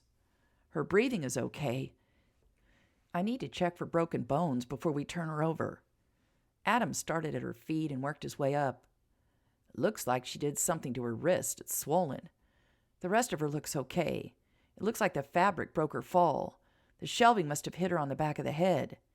Adam poked around on the wound. "The blood is beginning to congeal. That's a good sign. Let's turn her over. I want to check her pupils." Adam and Andrew each took a shoulder, and Joe took her legs. They eased her over gently. "You're going to get blood all over your jacket," Joe said. "I don't care. I just can't stand seeing her lying on this hard floor. Can we move her to the sofa?" "Not yet," Adam said as he pried open one of Clarissa's eyes and then the other. He looked at Andrew. "You know, this is exactly what happened to Samantha. She got a knock on the head by a beam and was out for a couple hours. I know the two of them are close, but did they really have to share the same injury?" Andrew actually managed to get a small chuckle. "I'll have to break up that friendship if Clarissa's going to copy Sam. I don't want her standing on a horse's back anytime soon." A groan came from Clarissa. Andrew grabbed her hand and leaned over her. "Clarissa, can you hear me? Wake up, please. Clarissa, talk to me." Clarissa's eyelids fluttered open and then closed again. "I saw your eyes open, Clarissa," Adam said. "Open them up again. I know your head hurts, but I need you to do as I say." Clarissa opened her eyes again, but focused on Andrew. A trembling smile graced her lips. "Andrew, why is Adam being mean to me?" she whispered. "Why does my head hurt? Why am I lying on the floor?" "She asked as many questions as Sam did when she came to. What's with women and all their questions, even when they're in agony?" Adam said, as he smiled down at his wife's best friend. "Clarissa, Sam is not going to be happy with you copying her injury. But it does look like you added a sprained wrist, so you outdid her." Clarissa gave a little snort, but then she moaned in pain. Joe tapped Andrew on the shoulder and jerked his head to the side, implying he wanted to speak with him. Andrew looked back at Clarissa. "I'm going to let Adam do his doctoring and get out of his way. I'll be right back." Clarissa closed her eyes and whispered, "Okay." "What is it, Joe?" Andrew asked as he joined the sheriff by the broken window. "I was on my way here to speak with Clarissa," Joe said, as he bent down and picked something up off the floor. He straightened and looked back at Andrew. Cord from the hotel came out to the farm to report that a stranger, a man who was staying at the hotel, was asking about Clarissa. "A man?" Andrew glanced over at Clarissa. "What man? Does he have a name? Did he say why he was looking for Clarissa?" "The guy signed the register as a Mr. Roland Wainwright. He didn't say why he was interested in Clarissa, and," Joe looked frustrated, "he left on the 7:15 train this morning." "You think he may be the one who broke in here?" Andrew nodded at the broken window. "I couldn't say. but a little coincidental that he's asking around about her and then she has an accident and he's nowhere to be found. But who would want to hurt Clarissa? She's not the type to have enemies. We don't really know anything about her past. She did tell Jason and Emma that she came from a wealthy family, but that her uncle stole the money and kicked her out. Maybe it's someone from her past. Adam called out to the two men. We need to get Clarissa into bed and let her get some rest and start the healing process. The men walked over and saw that Adam had cleaned and bandaged the wound on her head and wrapped her wrist. I can carry her over to Jason and Emma's, Joe said. Adam shook his head. I don't think that's a good idea. The baby's sick, and Emma has her hands full with all 4 children. Someone needs to keep an eye out on Clarissa. She can go to my mother's, Andrew volunteered, his heart in his throat again. It could get awkward, but he wanted Clarissa close to him. He needed to assure himself that she would be all right. She'll have 3 women fussing over her. I don't want to be a bother, Clarissa said. I'll be okay in my own bed. Can I sit up now? No, no, all 3 men barked at her. You have a head wound. I want you to just lie there until we get this thing settled, Adam said. I'll go get a horse from Hank's. If we put Clarissa in front of one of us, we can get her to Marlena's with less bumping than trying to put her in a wagon, Joe said. Good idea, Andrew agreed. I'll take her back with me. Joe left to fetch the horse.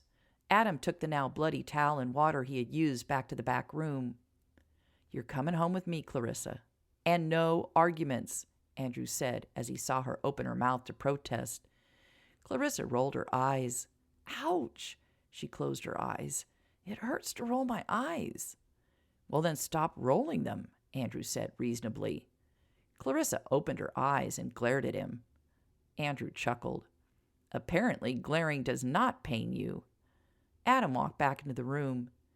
You think you can pick her up without messing up your back? He asked Andrew. This time, Clarissa's glare was directed at Adam.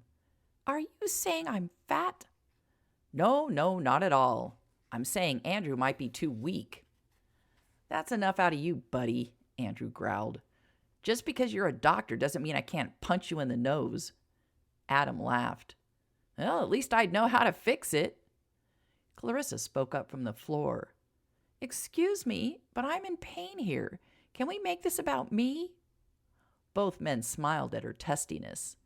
That's a good sign, said Adam. Grumpiness means she's on the mend already. Clarissa sighed and closed her eyes again. Andrew smiled, but then became serious. I'm going to pick you up. Wrap your good arm around my neck. Keep your wrist against your stomach. Good thing your head wound and your hurt wrist are on the same side of your body. Otherwise, something would get jostled. Adam held the door open, and Andrew carried his precious cargo outside just as Joe arrived with the horse. I'm going to set you on your feet, and Joe and Adam are going to hold you up while I mount the horse, Andrew said. Clarissa nodded. Andrew put her gently down. Both Joe and Adam each had a hold of her on her upper arms.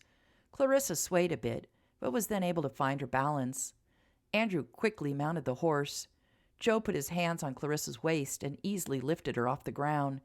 Andrew was able to put his hands under her arms and gently pull her onto his lap. Lay your head on my shoulder. You're safe. I won't drop you, and we'll take it real slow. Keep her awake for an hour, Adam said. Give her this laudanum if she needs it for pain. He put a small flask in Andrew's pocket. I'll be by this afternoon to check on her. I'm sure Sam will want to come along too. I'm going to check on why the shelving rack came down, said Joe. I'll be coming by to ask you some questions, Clarissa. Clarissa looked at Joe in surprise. Whatever for? This may not have been some random accident. Andrew can fill you in. Right now, you just go get some rest. You'll have a house full of people looking after you. Before Andrew could head the horse towards home, Pearl and Abigail hustled up, concern etched in both of their faces. Clarissa, Pearl cried. What's happened? Ladies, Clarissa had a little accident, Joe said. She's going to be just fine, but the shop's a wreck. I think you two are going to have your work cut out for you today. Abigail patted Clarissa's leg. Don't you worry about a thing. We'll get everything put back in place. You just take care of yourself." "Thank you, Abigail, Pearl," Clarissa said gratefully. "Abigail, could you box up the order for Chicago and take it to Delilah so she can get it shipped out on the 4:15? "Of course. I'll do that first thing." "Go on, Clarissa. I'll board up the broken window. I'll see you in a couple hours," Joe said. "Thank you, Joe. And Abigail, could you come over to Marlena's this afternoon, please? She's eager to meet with you."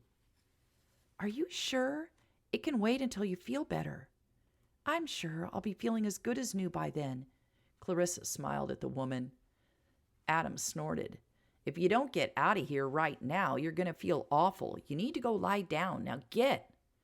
"I agree," said Andrew, and he took up the reins and slowly made his way to his mother's. Clarissa's head might throb, as did her wrist, but she had never felt more protected and happy. Being in Andrew's arms again was almost worth the pain. She had her cheek against his chest, and his arm was looped around her waist, holding her to him.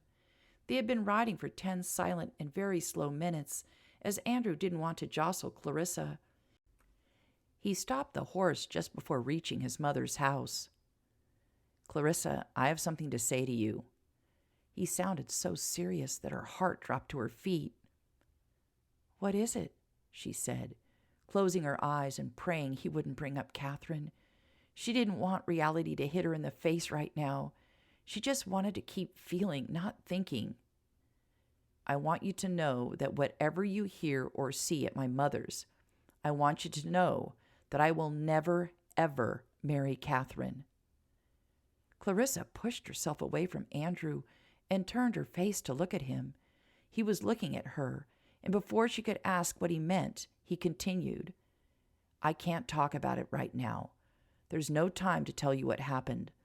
All you need to know is that I'm not marrying Catherine." Clarissa nodded and didn't say a word, but leaned back on Andrew. Andrew started the horse moving again and smiled into Clarissa's hair. She was an amazing woman. She didn't ask questions, she didn't push him, and she seemed to know that he needed the silence right now.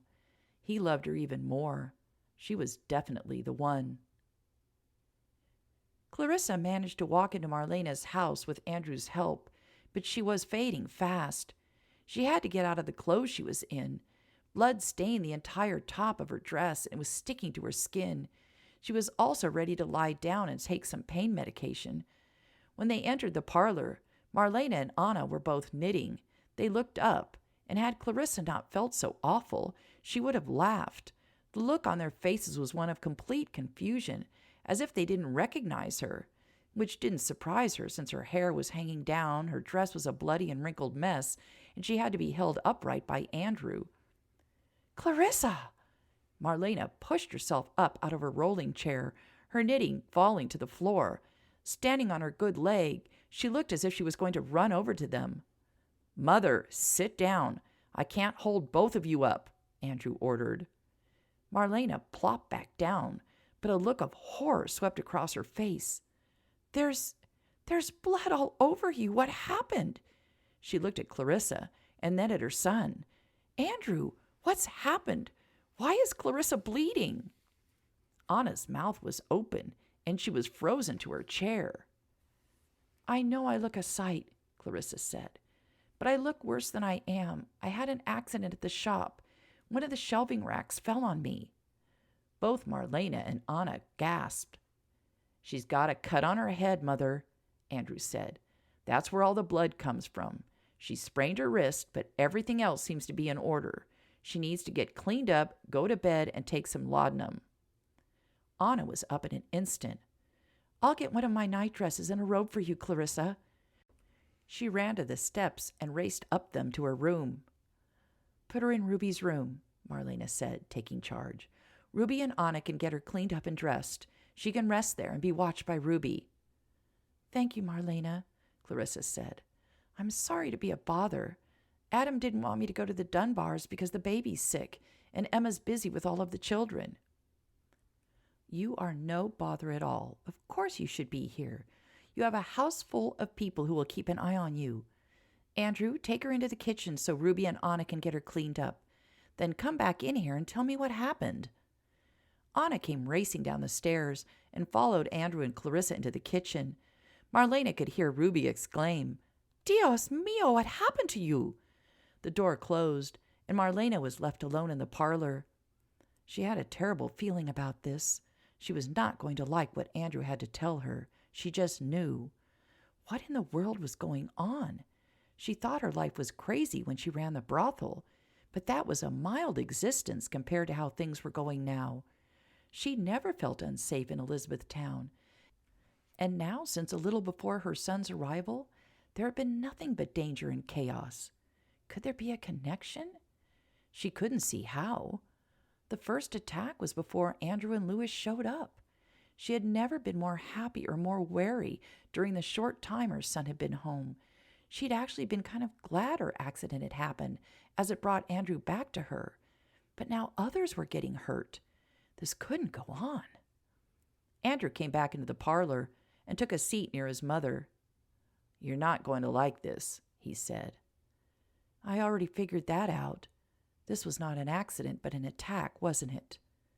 Andrew nodded. The back window was broken. Someone came in and moved all the bolts of fabric to the top shelf of the rack Louis and I put up.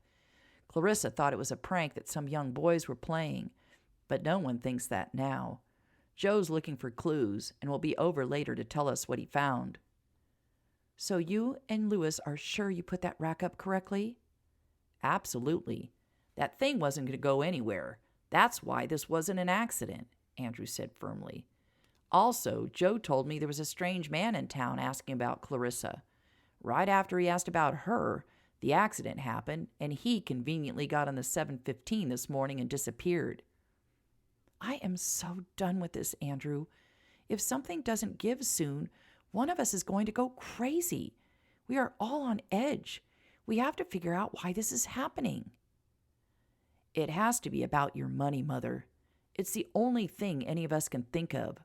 Look at what Anna's brother was willing to do for $100. You have thousands. There are people in the world that would do anything to have money, even kill. They're bank robbers and train robbers, and look at my father. He was killed for winning at cards and accusing someone else of cheating. Children kill their parents for their money, and brothers kill each other to get the homestead and the money that goes with it." Marlena shivered. "My goodness, the next thing you'll say is a baby will kill another baby for a toy. You are not making me feel any better." "I don't mean to frighten you. I'm just saying there are evil, greedy, and immoral people in the world." "The thing that still makes no sense to me is if I'm gone, the money goes to you. Someone would have to get rid of you to get my money. There have been no attempts on your life." "Yet," Andrew said matter-of-factly. Marlena paled. "Don't even joke about that. If I knew your life was in danger, I would burn all my money." Andrew grinned. "I just can't picture you, poor mother. You like being able to help people who have nothing or no one in their lives. You couldn't do that if you were in the same situation." Marlena sighed deeply. "Money can do so much good in some people's hands and do so much damage in others. And worst of all, there's no solutions. Those that have it want to keep it, and those who don't have it want to get it." Andrew nodded his head in agreement. "You're right, Mother. It's a no-win situation." Andrew looked at his mother closely. She was back to her old self. Soon she would be able to start walking with the use of a cane.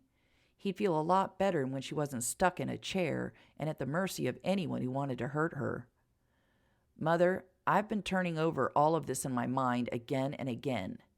Could your attack have been a way to get me to come home? And if so, why? Ever since I've arrived, things have been getting worse instead of better.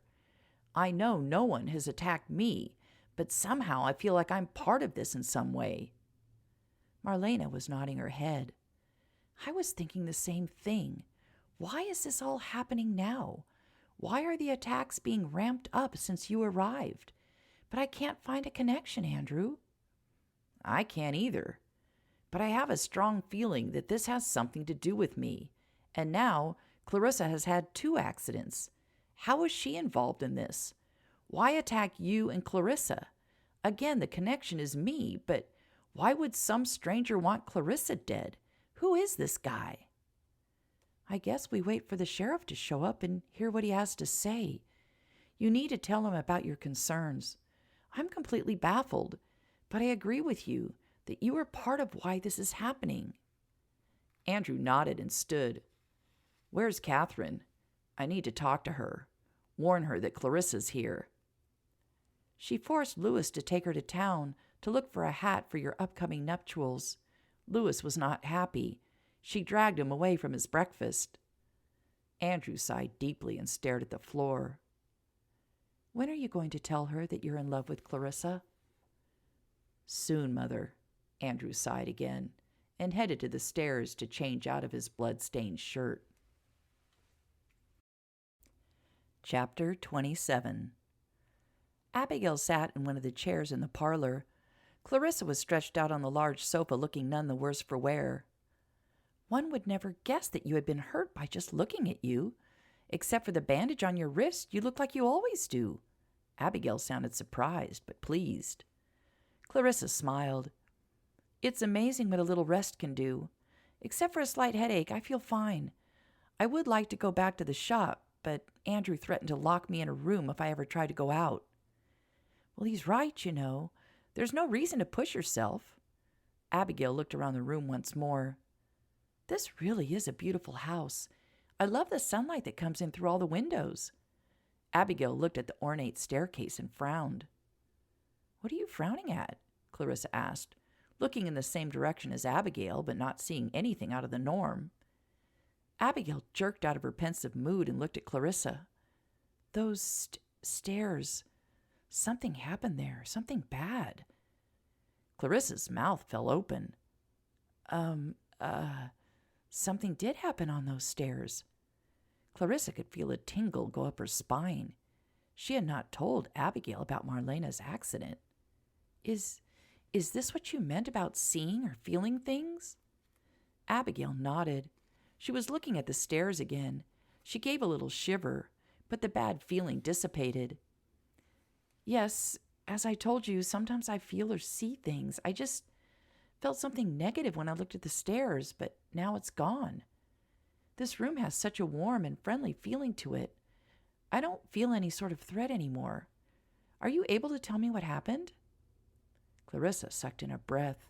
She still had the horrible image of Marlena lying on the floor at the bottom of the staircase with her leg bent in the wrong direction. Marlena fell down the stairs. That's how she broke her leg, and she was also in a coma for 10 days. We thought she might never wake up. It was awful.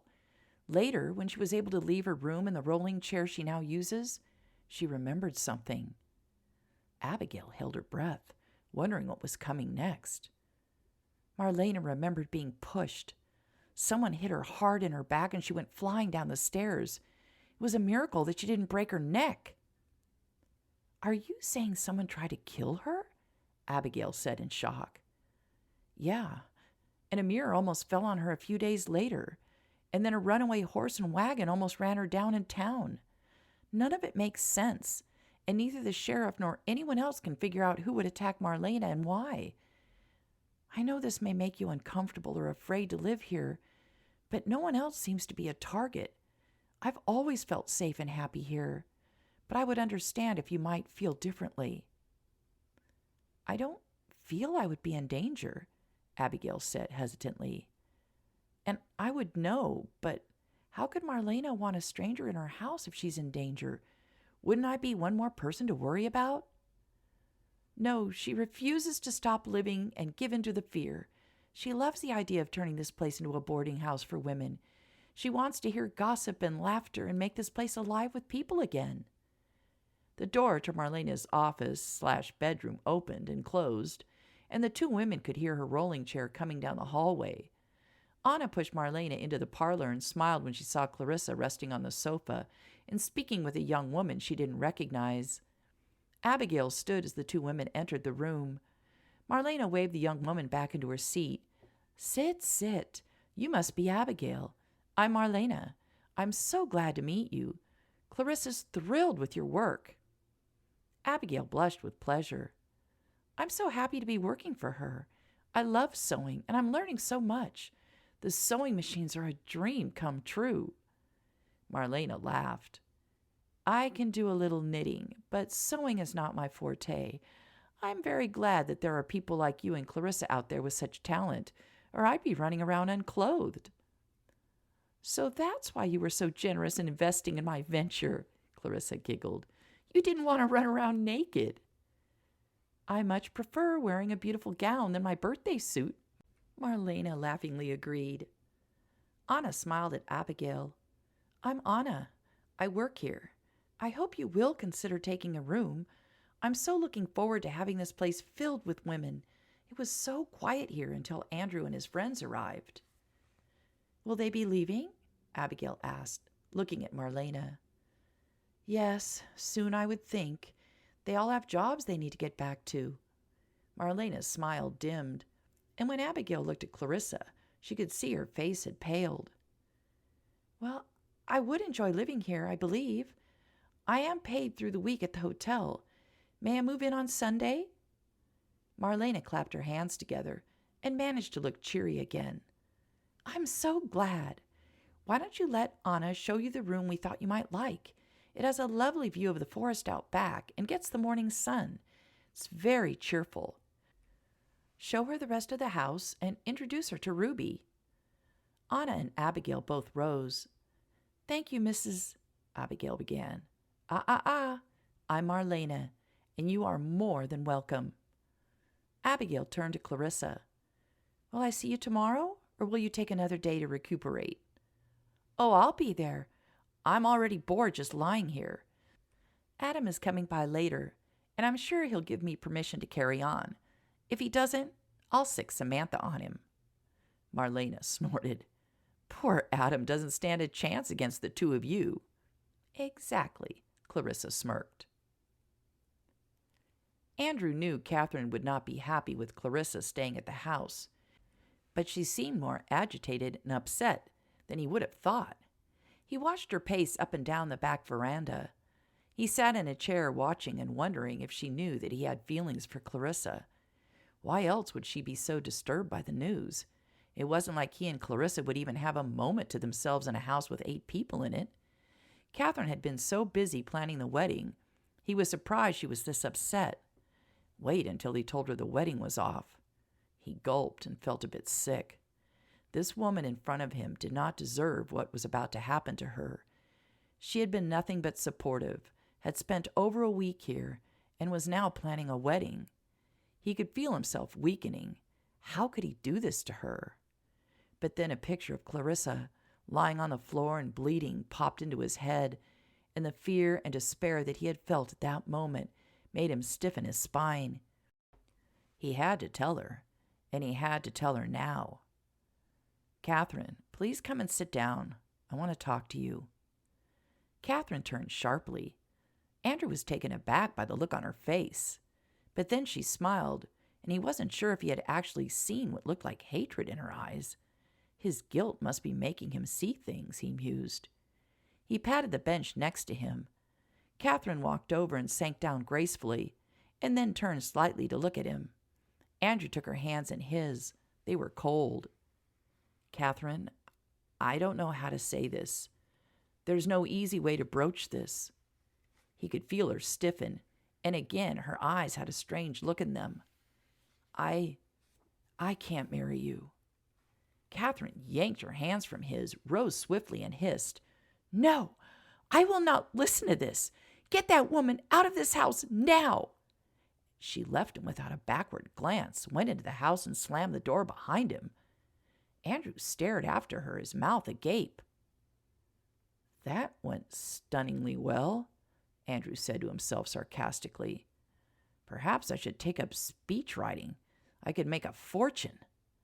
He put his arms on his knees and held his head in his hands and swore softly. What in the hell was he going to do now? Should he tie her to a chair and make her listen? Should he talk to Louis? Maybe his buddy could get through to her. Or Louis might tear his head off for him, and then he wouldn't have to worry about marrying anyone. Marlena and Clarissa looked up in surprise when the front door slammed. Catherine didn't even glance their way, but went right up the stairs. "What in the world was that all about?" Clarissa asked, looking at Marlena and seeing a concerned frown crossing her forehead. "I'm guessing Andrew told her he didn't want to marry her. I know that was his plan." Clarissa's heart bounced in her chest like a rubber ball. He told her he doesn't want to marry her? Why? Marlena wasn't looking at Clarissa, but at the staircase. "Because he loves you." With her heart now roaring loudly in her ears, she wasn't sure she actually heard Marlena correctly. "What?" Now Marlena did turn and look at Clarissa and smile at her. "Come now, my dear. Of course you know Andrew is in love with you, just as you are in love with him. Stop lying to yourself and me. We both know better." I'm not in love with him. He's engaged. I would never get between him and Catherine." "Apparently he's engaged no longer," Marlena said, and gave Clarissa a sharp look. "Please don't deny it any longer. My old heart could not take it. I can't tell you how happy it would make me to see you two together. I knew the minute I met Catherine she was not right for him. You two are made for each other." But all we do is snipe at each other," Clarissa protested. "You do not snipe at each other. You challenge each other. You both are strong-minded and strong-willed people. Alone, you will each make a name for yourselves. Together, you can conquer the world." Clarissa just gaped at Marlena. She knew Marlena hoped for the two of them to get together, but she hadn't realized how much she really wanted it. "I don't know what to say. I admit I do care for Andrew, but—" "There will be no buts. Andrew is my son. You are like a daughter to me. I want you both happy, and I want Andrew to stay here in Elizabethtown. I can't bear the thought of him leaving." Tears were swimming in Marlena's eyes. "I already lost 10 years with him," she whispered. "I can't lose him again." Clarissa stood and went to Marlena and gave her a hug. "I don't want him to leave either," she whispered back, almost afraid to say it out loud. Chapter 28. The next morning, Clarissa was thrilled to find herself back at her shop. Adam had given her permission, with the caveat to take it easy and to stay off of all ladders. Her shop was her sanctuary after the awkward and strained evening of last night. At dinner, Andrew was quiet. Louis kept glancing between her and Andrew, and Catherine had been a no-show. Marlena had tried to keep the conversation going, but even she gave up eventually. When the painful meal had come to a close, everyone had disappeared into their rooms. Clarissa wasn't sure how to feel about anything right now. Her exhilaration of hearing that Andrew loved her had not lasted throughout the awkward dinner. She had felt despair at all of the sadness that seemed to permeate the room. This constant fluctuation of feelings was driving her mad. She sighed and began to ready the room for the arrival of Abigail and Pearl. Joe had boarded up the window, which made the shop a bit gloomy this morning. When Joe had told her about the man who had been asking about her, Clarissa had felt a moment of panic. Had her father found her? It had been over a year. Surely he had stopped looking for her, if he had started looking for her at all. She did not look forward to a confrontation with her father. He was demanding and expected her to do as he ordered. But it was the old Clarissa who had put up with that. This was the new Clarissa. She had her own business, she had wonderful friends, and she adored this town. She was not going anywhere with anyone. Clarissa thumped the table in front of her with her fist in emphasis. No, she was not going anywhere. The door to the shop opened, and Clarissa turned to see who had come in so early. She liked to spend the first hour of her day alone. She saw a man enter, and she gulped in a breath. This man was not from around here. He had big city written all over him, from his impeccable suit to his closely clipped beard and look of confidence. Clarissa's heart sank. She had been right. Her father had found her. This had to be one of his many lawyers. The man took off his hat and approached her. "Miss Osborne, I finally have the pleasure of meeting you." He gave her a small nod with his head, and then he was scanning her shop. She watched him. He must be in his mid-30s, nice-looking in an overly clean-cut way. "I take it you're Ronald Wainwright?" Clarissa folded her arms in front of her and gave the man an assessing look. She was going to show no weakness. She needed nothing from her father, and he could not force her to come home. Mr. Wainwright showed surprise at her announcement. "Why, yes, I am. I was unaware that you or anyone else knew who I was." Clarissa snorted. "Dressed as you are, sir? You stick out like a sore thumb in Elizabethtown. Our mayor, minister, and banker are the few men who wear suits in this town. You were outed by court at the hotel. Why are you spying on me?" Ronald Wainwright had the grace to look abashed. "I was not spying on you per se. After the detective finally located you, it was my job to come here and make sure you were safe and report back to your father." "My father sent you here to check on my safety? Highly unlikely, Mr. Wainwright. Much more likely he's making sure that I'm not doing something that would bring down the illustrious Osborne empire. Too late, though. I'm a working girl. I've scraped the bottom of the barrel. Best you take yourself back to my father and tell him that I died. That will ease his concern." "Miss Osborne, you have it all wrong. May we please sit down so I can fill you in on what has been happening since you've been gone?" Clarissa looked at the clock on the wall. "I have 40 minutes before my employees arrive. Would you like a cup of tea? I have the water boiling, as I was going to have one." "Thank you. I'd appreciate a cup." Clarissa waved him over to the seating area and went to the back room to fetch the tea. She was surprised at how calm she felt. She had been sure that she would be anxious and angry when her father finally found her. Instead, she felt in control. This was her shop and her town. Mr. Wainwright was the stranger. He was the one who had his work cut out for him, not her. What a difference a year could make. She was a totally different person. Her father wouldn't know what hit him. Clarissa actually found herself smiling. "Miss Osborne, I must congratulate you on, shall I call it, your great escape from your parents' home. You were quite clever. Your father was sure that he would locate you within a day. He was very taken aback when a week had passed and the detective couldn't find you." "Taken aback, Mr. Wainwright? Shouldn't we tell it like it was? He was furious, and I'm sure ranting and raving and blaming everyone except himself." Mr. Wainwright coughed. "Well, yeah, he was rather angry at first." "At first? Are you saying he stopped being angry, sir? That does not sound like my father." "After he fired the first and second detectives who could not find you after searching for 4 months, your father assumed you were dead.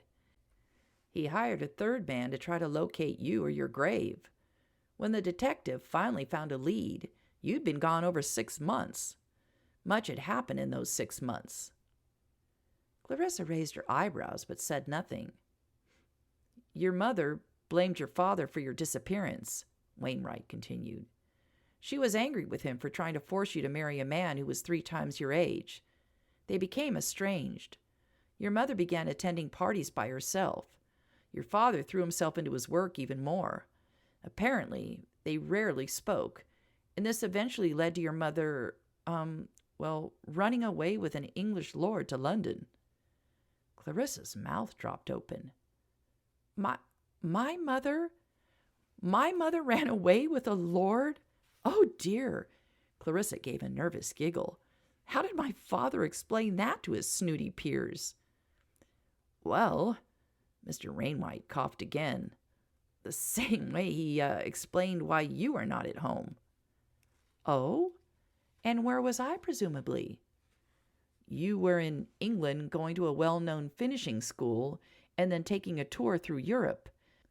Your mother was missing you terribly, so she went to England to be with you and join you on your travels." My. My father has an answer for everything. Good for my mother.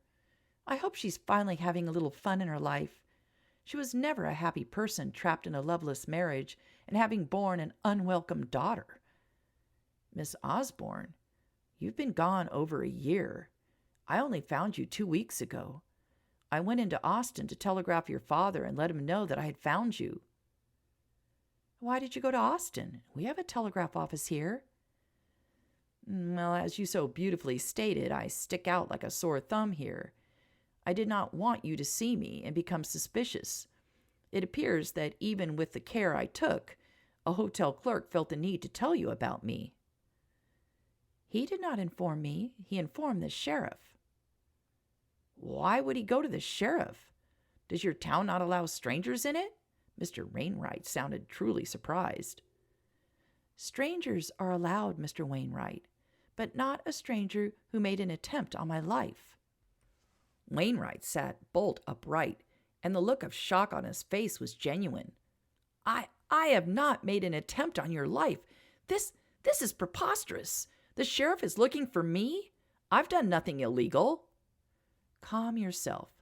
I believe you, Mr. Wainwright. You are exactly the type of person my father would hire, and as you have introduced yourself to me, I have no belief that you want to do me in. Do you in? Ridiculous. Who in the world would want to hurt you? That, sir, is still a mystery. But can we get back to the reason you are here? Of course. Mr. Wainwright adjusted his tie, as if it were a bit tight. I telegraphed your father a little over 2 weeks ago that I had found you and that you seemed to be working in a shop. It was not this shop, though. It was the one by the old hotel.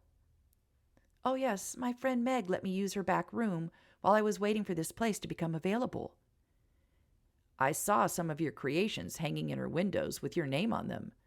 That's how I knew I had truly found you. The proprietor of the shop told me that your designs were being sold in the finest shops in New York, Chicago, and Philadelphia. This is what I telegraphed to your father. He then told me to stay in Austin until he figured out what he wanted to do. I was to keep an eye on you. That's why I came back a few days ago. But you left again. That is why you came under suspicion. Where did you go? I went back to Austin to wait for a telegram from your father. I received a letter from your father and a telegram from his secretary. Miss Osborne, I'm sorry to say this, but your father died in his sleep the day before yesterday. Clarissa gasped, and a sharp pain raced through her chest. He died? But you said you had just been in touch with him a few days ago. Clarissa was surprised by the feeling she was experiencing. She thought she hated her father, but it didn't mean she wanted him dead. The shocks just kept coming. I had been in touch with him. There was no sign that anything was amiss. His secretary attested to that. I'm sorry for your loss. It was so sudden, and you have had no time to take it in. But I still need to do the job I was hired for. Clarissa just stared at the man. What more could he want with her? I am now here to tell you that your father changed his will 4 days ago. He left everything to you, Miss Osborne. You are now a very wealthy woman. Clarissa stared at the man again. This couldn't be happening. I don't want his money. I don't need his money. I'm happy here, and I just want to be left alone. Miss Osborne, the money is yours, no strings attached. You can do whatever you want with the money. Give it away if you must. But my advice to you is to do nothing rash. Let some time go by. You may change your mind. Clarissa was shaking her head adamantly. Mr. Wainwright rose. My last duty is to give you this letter. Your father wrote it a week ago. It's addressed to you. If you have any questions or concerns, I'll be at the hotel until tomorrow. If you need to reach me after that, you need only to get a hold of your father's secretary. He will be of great assistance to you and will know how to find me." Mr. Wainwright placed the letter on the table in front of where Clarissa sat dumbfounded and let himself out of the building. Clarissa sat for a long time, seeing nothing. The letter finally came into focus, and she reached out a shaky hand and picked it up. Her name was written across the front, in the sweeping handwriting she recognized as her father's. She opened the envelope, pulled out a single sheet of folded paper, unfolded it, and started to read. "Clarissa, over the last year I have learned that I am not a good husband or a good father. I don't blame your mother for leaving me, but I cannot forgive her for how she left. You, on the other hand, I do not blame at all for leaving. I was willing to sell you off to a man as old as I in order to better my name. It took me being completely alone with no wife and no child to realize that there is no point in having so much when you have no one to share it with. Now, in my 50s, I have all the money I could need, but I feel no joy in it. I go to work and then I come home and rattle around in a huge house all by myself. This existence is not how I pictured my life turning out. As I reread what I have just written in this letter, I see that I'm making it all about me yet again. I'm sorry. I meant to write to you and tell you how proud I am of you. When you left, I was angry and disgusted. You were taking precious time out of my schedule for your silly pique. When I discovered you had bought a train ticket to New York, I knew I would find you soon because you had so little money. But you, my dear, surprised me. You outwitted your father. By the time we discovered you had not gone to New York, a month had passed. And now you see it has taken me over a year to find you. I did not believe you had the ability to be on your own, let alone run away and make a success of yourself. Roland has told me about your business and about all the friends you have made. When he told me some of your designs were sold in Philadelphia, I immediately went to the boutique to see what you had made. I must say I was impressed. You have your mother's eye for fashion. The owner could not stop singing your praises. The prices she is charging does you proud. You, my dear, are a great success and will only become even more well known in the fashion industry. I hope that just a little bit of your drive comes from me. I would like to be able to think I gave you something besides just grief. Now that I've found you, I hope you will allow me to come and visit you. I would like to start over if you would be forgiving enough to give your old father another chance. Take care of yourself, and I hope to hear from you soon. Your proud father." Tears streamed from Clarissa's eyes and dropped onto the letter, smearing some of the ink. She set the letter down and stared blankly at the racks of material. Her father was proud of her. He had wanted to come and see her. Her heart ached. How could fate be so cruel? Her father had died only a day and a half ago. Only 2 days ago she could have seen him, and now he was gone. She would never see her father again, and probably never see her mother again. She no longer had family. Tears again streaked down her cheeks. Joe sat with Jason outside of the barn in the sunshine. "The guy was a lawyer for Clarissa's father," Joe said. "He came to me at the sheriff's station after he spoke with Clarissa, and she told him we were looking for him." "So her father's dead and left his money to Clarissa? Is what he told you?" Jason asked.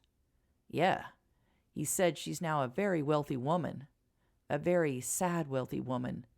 I don't know the whole story. The lawyer said it was Clarissa's story to tell. He only came by to clear his name. I ran into Samantha on the way over here and told her about Clarissa. She said she would go to Marlena's and they would do something for Clarissa. The poor girl is without any family at all now." "Well, she still has us," Jason said. "Emma and Mary Sue will see that she gets what she needs. Marlena and Carla will mother her to death. I hope she plans on staying in Elizabethtown. It wouldn't be the same without her." "I hadn't even thought of that. There must be property and a business back in Philadelphia. I wonder what she'll do. She seems pretty down to earth. I never got the impression that money means anything to her." "I think she'll stay," Jason said. "She loves all of our children too much to leave. We are her family now. The women will convince her to stay." Chapter 29. It had taken Lewis hours to get Catherine to calm down and listen to reason. She had wanted to strangle Clarissa and then grab Andrew by his ears and drag him to the nearest judge and get married. She had stormed around the room, furious one minute and then afraid that she had lost Andrew the next minute. He'd rather have her afraid than furious. She was a scary woman when she was angry.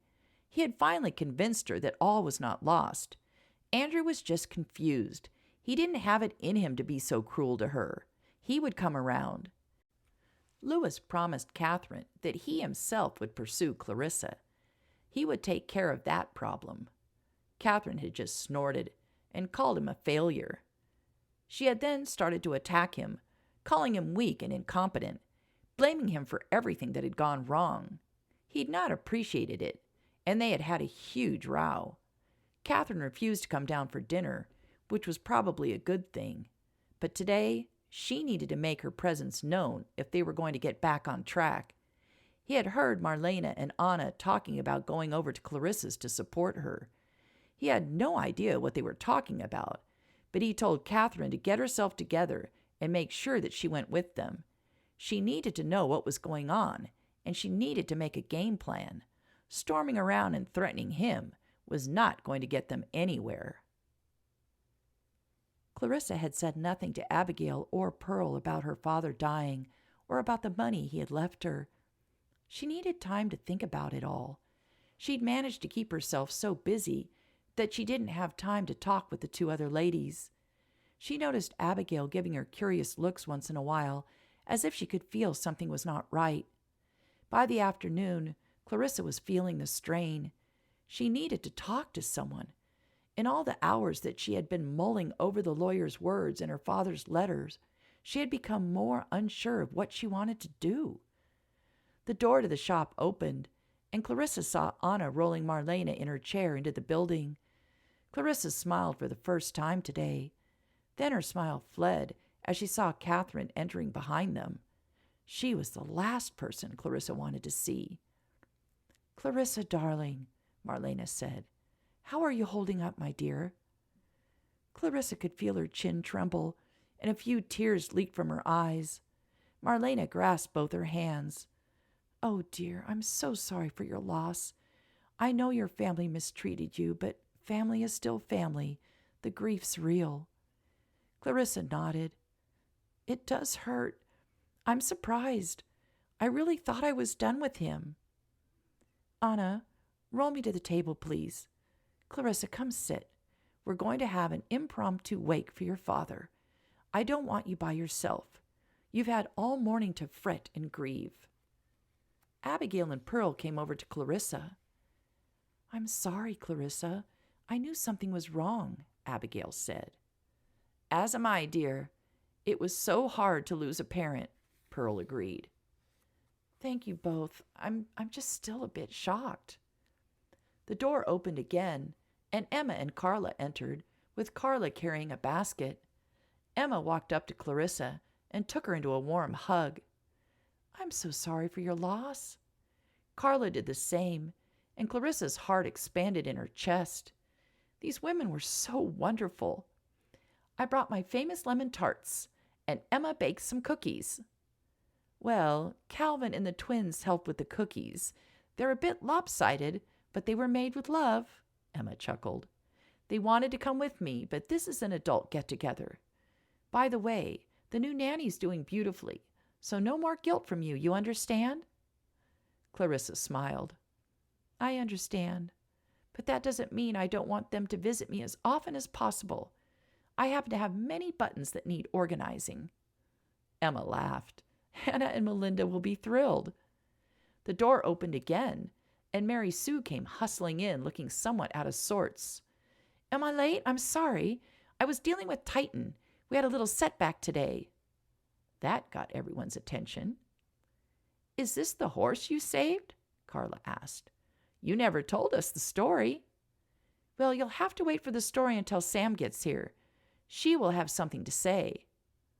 Samantha entered the store and stopped in surprise. "Are we having a party?" She turned and looked at Marlena.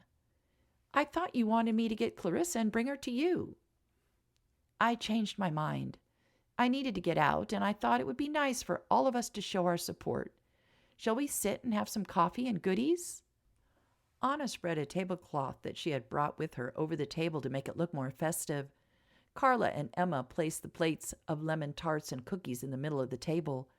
Clarissa and Sam gathered up all the cups they could find, and Abigail and Pearl made the coffee. When everyone was settled around the table with their coffee, Clarissa looked at each of the 8 women and smiled happily. Her smile only dimmed a bit when she looked at Catherine. She wondered why the woman had come. Clarissa shook that thought aside. She had been miserable all morning, and now her friends were here to support her. She was truly blessed. "Before we talk about my father, I really do want to hear about Mary Sue saving a horse," Clarissa said, raising her eyebrows at Mary Sue in invitation. "That poor horse," Samantha growled before Mary Sue could say anything. "I still want to hurt Phil Bender." Clarissa giggled. "Calm down, Samantha. I know you are every animal's advocate, but Mary Sue did say you two saved Titan." "Yes, but tell them what happened, Mary Sue." Mary Sue filled the ladies in on her adventure. The women were shocked and outraged at Phil Bender. "I still want to horsewhip that man," Samantha growled. "How dare he do that to such a beautiful animal?" "You'll have to line up to do it. I already got a whack in, and Joe went over there too and threatened the man. Plus, I had already threatened him with you, Samantha. I told him that you would shoot him. You should have seen his face." The women laughed, and Clarissa patted her friend's hand. "It's so nice to have a sharpshooter as a friend." "The man should be shot," said Anna, "but it would be a waste of a bullet." "Men," Catherine growled, "have to do everything yourself." Everyone turned and looked at Catherine in surprise. Catherine blushed. Sorry, I was just thinking how tight-fisted and mean my father is, and he's a man." Marlena gave Catherine an odd look and then turned to Clarissa. "Speaking of fathers, would you like to talk about yours? We're here to listen and support you in any way we can." The others all nodded and waited as Clarissa took another sip of her coffee. "Only a few of you know that I ran away from home when my father tried to marry me off to a man his age who was fat and smoked cigars." Clarissa still couldn't hold back a shiver of revulsion. "My mother wasn't much help at the time. She too wanted our name to be hooked up to old money. I was pretty much being sold to the man with the oldest and most respected name in Philadelphia." "How can a father be so cruel?" Anna hissed. "Selling his daughter to the highest bidder, or throwing her out of his home, or not even acknowledging her existence. There should be a law protecting women from these kinds of men like my brother." "Yeah, there should be," Emma agreed. "Thank goodness there are good men like our men." "Hear, hear," said Mary Sue. "Adam is the best," Samantha added. "I have never regretted marrying Caleb for one moment," said Carla. "We have been lucky," Marlena agreed. "Andrew's a wonderful son, but don't tell them how wonderful they are, or they might get big heads. Now go on, Clarissa. Tell us how he found you. The others don't know about your cleverness. Only Sam and I do." Clarissa told them her story of buying a train ticket to New York, then getting off and buying a ticket out west. She told them how it had taken her father over a year to finally find her. She told them about her meeting with the lawyer that she had had this morning, and then about the letter her father had written to her. Clarissa's eyes filled with tears again. He told me he was proud of me. He's never said anything like that to me." Marlena patted Clarissa's hand. "Oh, darling, I'm so glad he lived to see you as a success and to acknowledge it. What a gift that truly is. Think if he had died still being bitter and angry with you. Instead, he made the effort to go to the boutique and see your designs. Clarissa nodded through her tears. That is one good thing that has come out of all of this, Carla agreed. Your father made peace with himself, admitted to his bad behavior, and reached out to you. He died knowing, or at least hoping, that you would forgive him. And you have, haven't you, dear? Clarissa nodded. Then this is a celebration, not a funeral, said Emma. I know it's hard not being able to say goodbye, but he did get to say goodbye to you. He went to bed the night he died knowing that he would be seeing you soon. Clarissa smiled at Emma. He did, didn't he? That does make it better. Did he leave you an inheritance? Catherine asked. All the ladies glared at her. Really, Catherine? How uncouth, Marlena scolded her. What did I say wrong? Shouldn't Clarissa be concerned that her lawyer is telling her everything she needs to know? Clarissa rolled her eyes, and for the umpteenth time wondered what Andrew saw in her. Was he mesmerized by her beautiful face? Or was she someone who could hide her nastiness from men? Clarissa guessed the latter. The girl didn't try to be sweet around the females. I trust the lawyer implicitly. My father was not only successful, but paid his people well. They're all loyal to him. So, you'll be okay, Clarissa? Marlena asked in concern. If you want for anything or need anything, you will tell me, won't you? Thank you, Marlena. You're the most generous person I know. I don't want for anything. My father was quite wealthy, and the lawyer said he left everything to me. There was a soft gasp from Catherine, but the other ladies seemed unmoved by this revelation. Oh, dear. Does that mean you'll want to go back to Philadelphia? Marlena asked, unable to keep the dismay from her voice. I may have to go back to deal with the houses and the factories, but I don't plan on ever going back there to live. Houses? Factories? As in multiple of them? Catherine breathed out. This time Marlena did the eye-rolling. Everyone ignored Catherine, and instead spoke of their relief that Clarissa was not leaving Elizabethtown. You just let us know if you have to go home, and Pearl and I will look after the shop with Marlena's help, Abigail offered. Absolutely, Pearl agreed. Anything you need from us, you let us know, and we'll be here for you. Clarissa smiled at both women. Thank you so much for your support. She looked around the table at the other ladies. Thank you all for your support. I feel so much better after talking about it. I feel much lighter than I did this morning. You all are such good friends. I'm ever so grateful that I stumbled upon this wonderful town. Hear, hear, hear, all the ladies said again, and lifted their coffee cups in agreement. Andrew had to have another talk with Catherine. He just about had enough of everything. Her walking away from him and slamming the door was the last straw. His life had changed so much in a month, and it was spiraling out of control. He was done with being a nice guy and worrying about how everyone else was feeling. It was time to take things into his own hands. There would never be a perfect time to break things off with Catherine, and there would never be a good time to tell Louis that he was not going back to Wichita. He was going to stay here, damn it, and take care of his mother and marry Clarissa, and no one was going to stop him. There was an anger building in him due to his inability to protect his mother and Clarissa, and that anger was what was spurring him on now.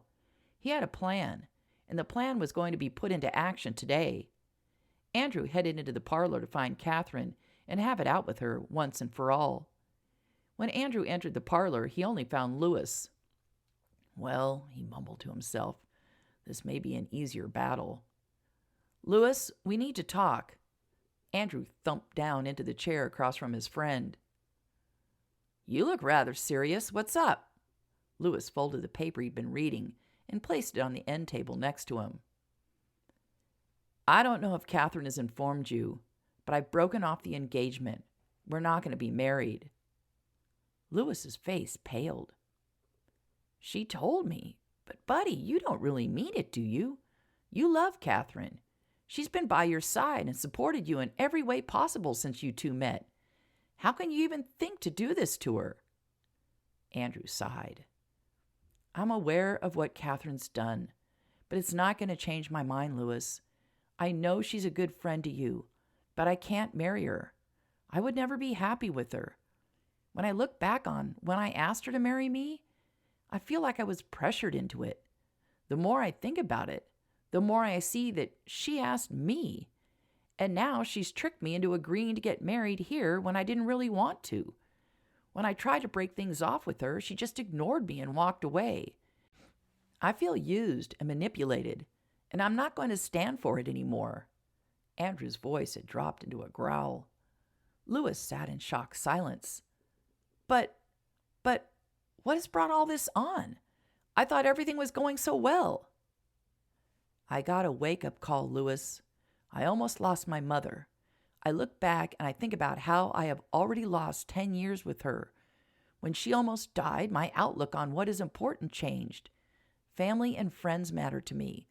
Living in a place where people know me and care about me and my family matters to me. Who cares how much success or money you have if you don't have someone to share it with?"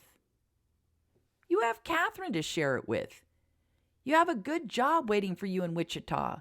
You have a friend in me," Louis protested. "I appreciate your friendship, Louis, but the fact remains, I'm not leaving Elizabethtown or my mother." "You mean you're not going to leave Clarissa?" Louis said angrily, and pointed a finger at Andrew. "This is all about her, isn't it?" "Yeah and no," Andrew admitted. "I love her, but this is about what is good for me. I'm not doing this just for her or just for my mother. I'm doing this because it's what makes me happy. What good would I do anyone if I'm unhappy? I'd make Catherine miserable if I stayed with her, and I'd hate my job if I went back to it." "You're dead serious, aren't you?" Louis said, stunned. "I am. I'm sorry, buddy, but this is what I have to do." Andrew stood. "Do you know where Catherine is? I need to deal with this now." "She went with your mother and Anna to the shop. Apparently Clarissa just found out that her father died earlier this morning. The women all went over there to support her." "Her father died? What? When? I thought he was already dead." "I don't know how it all unfolded, but somehow all the ladies knew. Damn. I can't just barge in there and take Catherine away." Andrew pushed his hand through his hair in frustration. He wanted this taken care of. "I need to go see Joe and find out if he's heard any news on the stranger who was in town looking for Clarissa. He'll either be at the jail or at the stud farm." Andrew turned away from Louis and headed for the door. Louis stood and called after him. "So that's just it? There's no change in your mind?" "That's it," Andrew said, without even turning around. Louis stood in the parlor, stewing. He had to get to Catherine before Andrew did. All hell was breaking loose, and something had to be done about it right away before all was lost. Andrew went straight to the jail, avoiding going anywhere near Clarissa's shop. He had no idea if their meeting was over. He wondered who had helped his mother with her rolling chair. No matter what, he couldn't deal with a gaggle of women. He needed to deal with each one at a time. But first he needed to know about the stranger in town. When he entered the jail, Wes was there, but ready to head out on his rounds. He told Andrew that Joe was at the stud farm. Andrew was more than happy to ride out there. He could see and talk to Joe, and then hopefully get another look at Titan.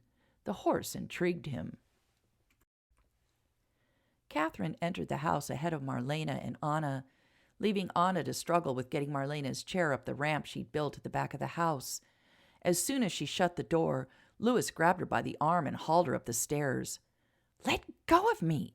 she hissed angrily, and tried to pull her arm free. Louis did not let go until they reached his room, and he shut the door behind him. "Andrew just left looking for you. We have a big problem, and it has to be dealt with now." Catherine rubbed her arm and glared at Louis. "Of course we have a problem. Mostly because of you." I'm not going to stand here and listen to you bitch at me. There's no time for that. We need to make a plan or all is lost.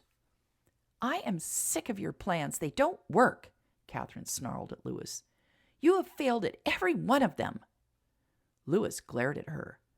It's not my fault the woman has 9 lives. Catherine snorted and turned her back on Lewis.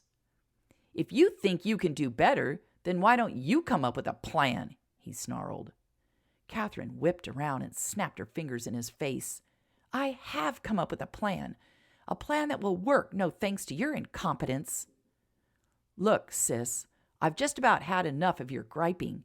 You're the one who can't keep your fiancé in line. Catherine wanted to smack her brother.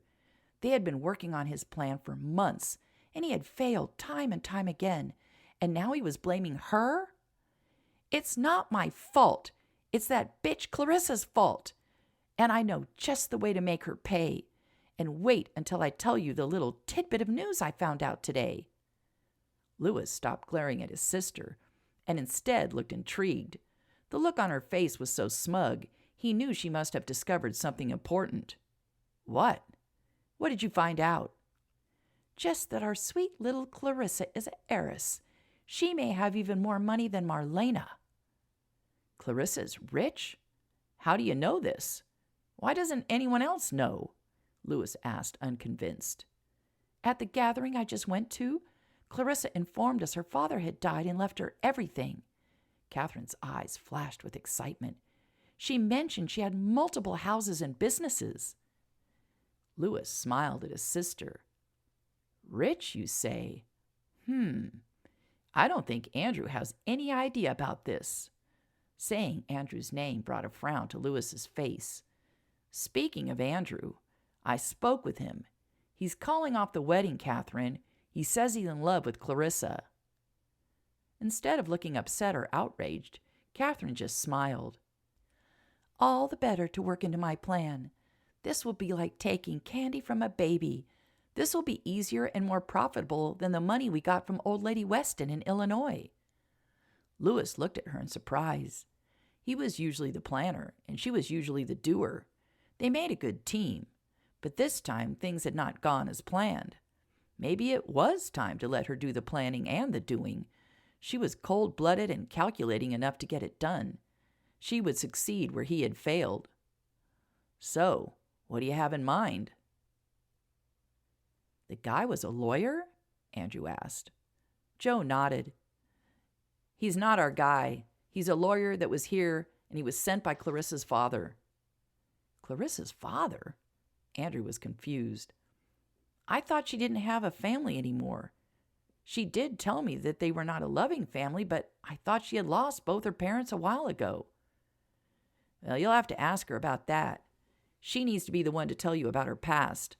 All I can say is that this lawyer came to her to tell her that her father died, and he left her some money. That's why all the ladies were at the shop. They were there to support and comfort her. Andrew was stunned. Would this change anything between them? Did she have anything else she was hiding? He needed to go see her. He needed to know she was okay. So, does that mean she and my mother are still in danger? That's what it means. Though I still don't see the connection between Clarissa and your mother. My mother and I think I'm the connection, but we can't get much further than that. All this started right when I got here and has continued to happen since I've been here. It's making me crazy. Well, I'm meeting with the mayor, Jason and Wes, this afternoon. Let me run that notion past them and see if they come up with any ideas. You just stay alert, and if you think of anything else, let me know. Andrew nodded and stood to go. How are things going with Titan? Are Mary Sue and Samantha getting anywhere with the horse? He's a real beauty. Is there any way I could take a look at him while I'm here? Joe nodded. He's doing much better. As a matter of fact, Adam is out by the corral looking at him. If we stay back and don't make any sudden moves or noises, the horse will ignore us. Adam is here? Is he interested in the horse? Andrew asked, feeling disappointed. It's not really the horse he's interested in, Joe said and smirked as he headed out of the barn's office. Andrew followed, frowning at the strange comment. They made their way to the corral, and both men stopped when they saw Adam. From what Andrew could see, Adam was kissing a man? What? Andrew looked at Joe with his mouth open, and Joe burst into laughter and doubled over, slapping at his knee. The sound made Titan whinny and skitter away from the fence. It also made the man Andrew was kissing look up and glare at Joe. "Joe, you scared Titan. What is so damn funny?" Samantha huffed at Joe. Then she looked at Andrew, whose mouth still hung open, and she too snickered. She grabbed Adam's hand and pulled him over to the two men. "It seems we've shocked poor Andrew," Samantha said to her husband. Adam smiled at his friend. "Take a breath, Andrew. I'm allowed to kiss my wife." Andrew looked at Samantha closely and then smiled. "Damn, you do look like a boy. I can't believe it. What's all over your face?" "It's coal. I darken my eyebrows and draw on a mustache, and I hide my hair in a hat and wear men's clothes. I'm teaching Titan that men are not all violent." "Is it working?" Andrew asked, intrigued. He looked over at the horse, who was inching closer to the fence where they all stood on the other side of it. "It's working. I have on Jason's hat and Joe's jacket. Titan recognizes their scents and lets them stand by the fence and watch me work with them. It's a big step in the right direction." "I really like that horse," Andrew said, and turned to Joe. "Would you ever consider selling him to me when he's healed and ready to be ridden?" "You want to buy him?" Samantha asked, and a huge smile wreathed her face. "Does this mean you're staying in town?" "That's exactly what it means. I'm not going anywhere. This town is my new home." Adam slapped Andrew on the shoulder, and Titan turned and ran to the other end of the corral. "Oops, sorry," he said to Samantha, who was ready to berate him for making such a quick and violent movement. "Just glad to hear Andrew's staying. I'm guessing your mother and Clarissa are beside themselves." "They don't know yet. I just decided this morning and haven't been able to tell them yet." He looked at Samantha. "I just heard her father died. I had no idea she even had family. Is she doing okay?" "She's doing much better after we all talked. Go see her, Andrew. Let her tell you her story now that she no longer has to hide it." "That's where I'm heading next." He waved at them and headed back to where his horse awaited him. Abigail watched Clarissa closely for an hour after the ladies all left. She seemed to be doing well. She was sketching a dress for the mayor's wife. Apparently, there was going to be a big send-off for the mayor when he stepped down. He'd been the mayor for years and was well liked. Abigail looked at Clarissa again. She was looking at her sketch and smiling. That was a good sign. Abigail was feeling conflicted. She was feeling a negative aura hanging on Clarissa. It worried her and made her skin crawl. She couldn't put her finger on what it was that made her worried about her boss, but the feeling kept getting stronger. Abigail wanted to speak with her. She knew bad things could happen when she ignored her feelings, but Clarissa had been through so much. She didn't want to scare her. She also wasn't sure if Clarissa had actually believed her when she had told her about her premonition about her husband. She didn't want to be seen as a freak by her boss. She liked her job, and she liked Clarissa. As she had no clear picture in her mind as to where the danger lay, Abigail decided to stay quiet, but keep a close eye on Clarissa. The door to the shop opened, and Andrew Rule walked in. Abigail let out a breath. This man was someone who was looking out for Clarissa. The air in the room actually felt lighter. Abigail breathed another sigh of relief. Clarissa looked up from her sketch and saw Andrew. Her heart fluttered, but then her stomach dropped. Did he know about her father dying? She had kept things from him. Would he be angry with her? She stood and went to him. Andrew smiled at Clarissa, took her hand in his, and pulled her into the back room and closed the door. As soon as the door was shut, he took her into his arms and kissed her hard, and then hugged her to him, saying nothing.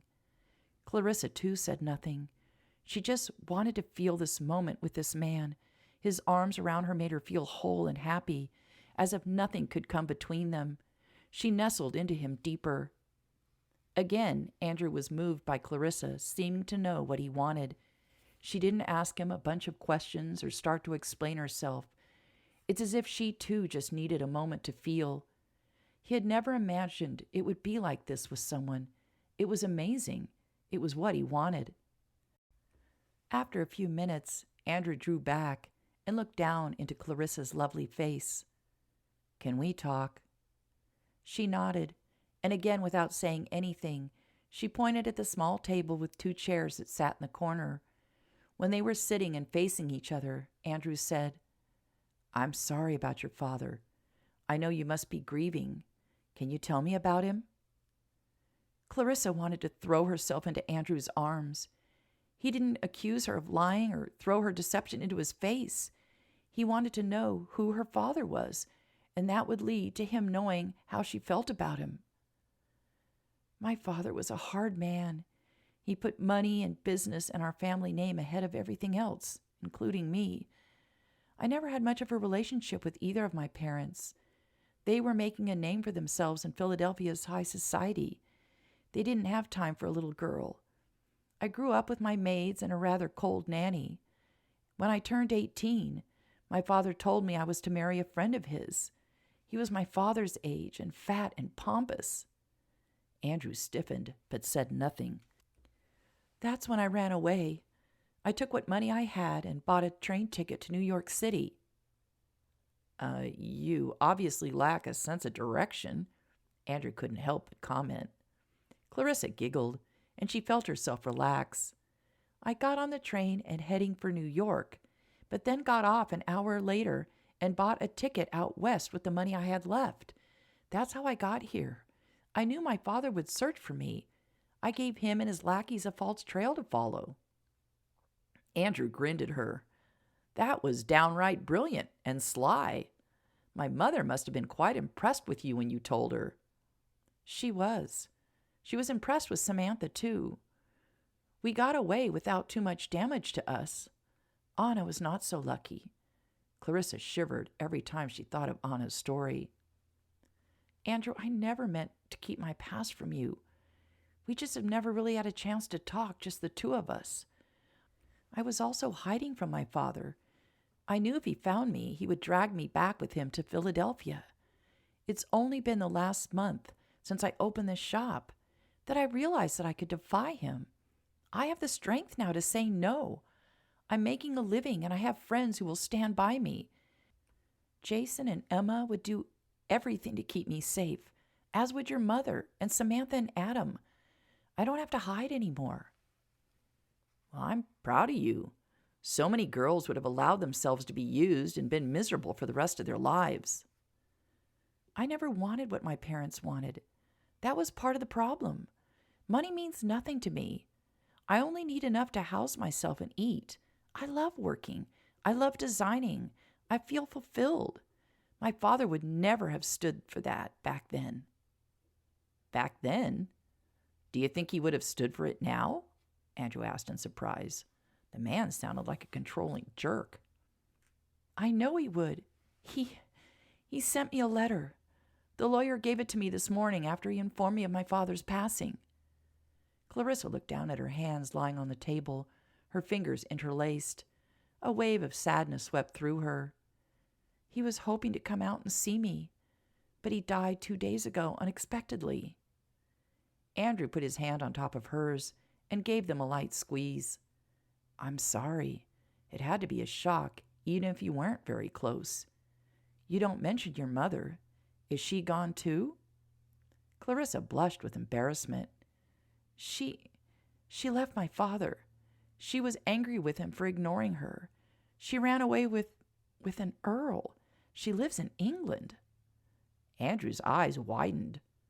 "Wow, that must have been quite a shock to you." "It was. I don't hate her for it. She was miserable. But I also have no urge to see her. She was not a good mother. I hope she's happy, but she can stay on her side of the Atlantic, and I'll stay on mine." "I wonder what your father thought of that. He must have been furious and embarrassed if, as you say, his name meant so much to him." "He was more mad at himself, But he was very upset at the way my mother left. That's why he left her nothing and left everything to me. He said he forgave me. He understood why I left. Andrew, he went to a boutique in Philadelphia that sells some of my designs. He saw my work, Andrew. He saw my dresses and wrote that he was proud of me. That's all I ever wanted from him, just some recognition. Clarissa gave Andrew a tremulous smile. He was proud of me and wanted to come see me. He died knowing what you had accomplished. Does that help a bit? It does. That's what the ladies all told me. He knew, he approved, and he wanted to start anew. It does help. Everyone in Elizabethtown is proud of you, too. Are you going to go back home? Andrew held his breath and kept his face as neutral as possible. He wanted Clarissa to do what would make her happy, not what would make him happy. No, I may have to go back to deal with my father's estate, but I would never stay there. I have only been truly happy here. I will never leave here or leave all my friends. Andrew stood up quickly in relief and again dragged Clarissa into his arms. He kissed her like a man who found food after a month of fasting. He wanted to eat her up. When they finally broke apart, both were breathing hard and their eyes locked. Clarissa, I'm not leaving Elizabethtown either. I'm not going back to Wichita. I can't leave my mother. Andrew drew in a great gulp of air. And I could never leave you. I love you, Clarissa Osborne. Tears swam in Clarissa's eyes. Andrew loved her. She no longer had to hide her feelings. Oh, Andrew, I love you too, she whispered. I couldn't stand the thought of you leaving. But what about Catherine? I've broken things off with Catherine. I also told Louis I was staying here. Both of them will try to change my mind, but it won't do any good. My priorities are you and my mother. I'm going to keep you both safe, and when things settle down, I'm going to ask you a very important question. Clarissa thought she might float right off the ground. Andrew was choosing her. He wanted her. I want you to know that I already know the answer to your question. She gave Andrew a warm smile. He smiled back, and all was good in the world just then. Catherine stood outside of Clarissa's shop. She had seen Andrew enter it over half an hour ago. Apparently, he was not going to even come to her to give her a chance to change his mind. She could not put things off any longer. Her plan would go into effect that very evening. Chapter 30. Joe looked around the table. John, Jason, and Wes were waiting for him to speak. They had originally agreed to meet to discuss Jason's campaign and the town picnic he was going to give on Sunday. Instead, it was turning into a strategizing session about the accidents, or what Joe called the attempted murders. John rubbed his chin and looked frustrated. Jason had his chair kicked back and was tapping his fist on his thigh. Wes sat with his elbows on the table and scrutinized the notes that he had in front of him. Andrew and Marlena think that Andrew is the connection. They just have a feeling but can't figure out the who, what, and why of it, Joe said. Jason nodded his head. We thought of that weeks ago and can't come up with the who either. The why is obvious. It's the money. It's always about money. I agree, said John. Money makes people do terrible things. Money and power have brought down families and entire societies. Look what it did to Lydia. But we've all agreed that Andrew doesn't want or need the money, Wes said, looking up from his notes. Reggie's no longer a suspect, and the lawyer's not a suspect. None of it fits. Why is Clarissa a target? She's rich, Jason said. But she herself and no one else knew she was rich until today. True, Jason agreed. So we look closely at Andrew and all those around him. We have to be missing something.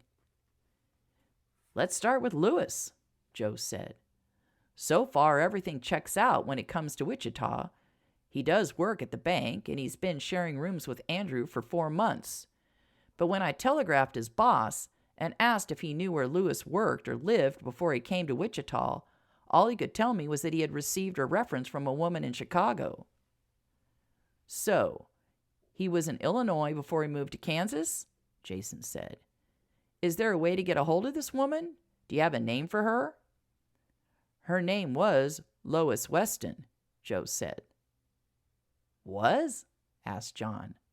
She died last year, Joe said. In her sleep, apparently.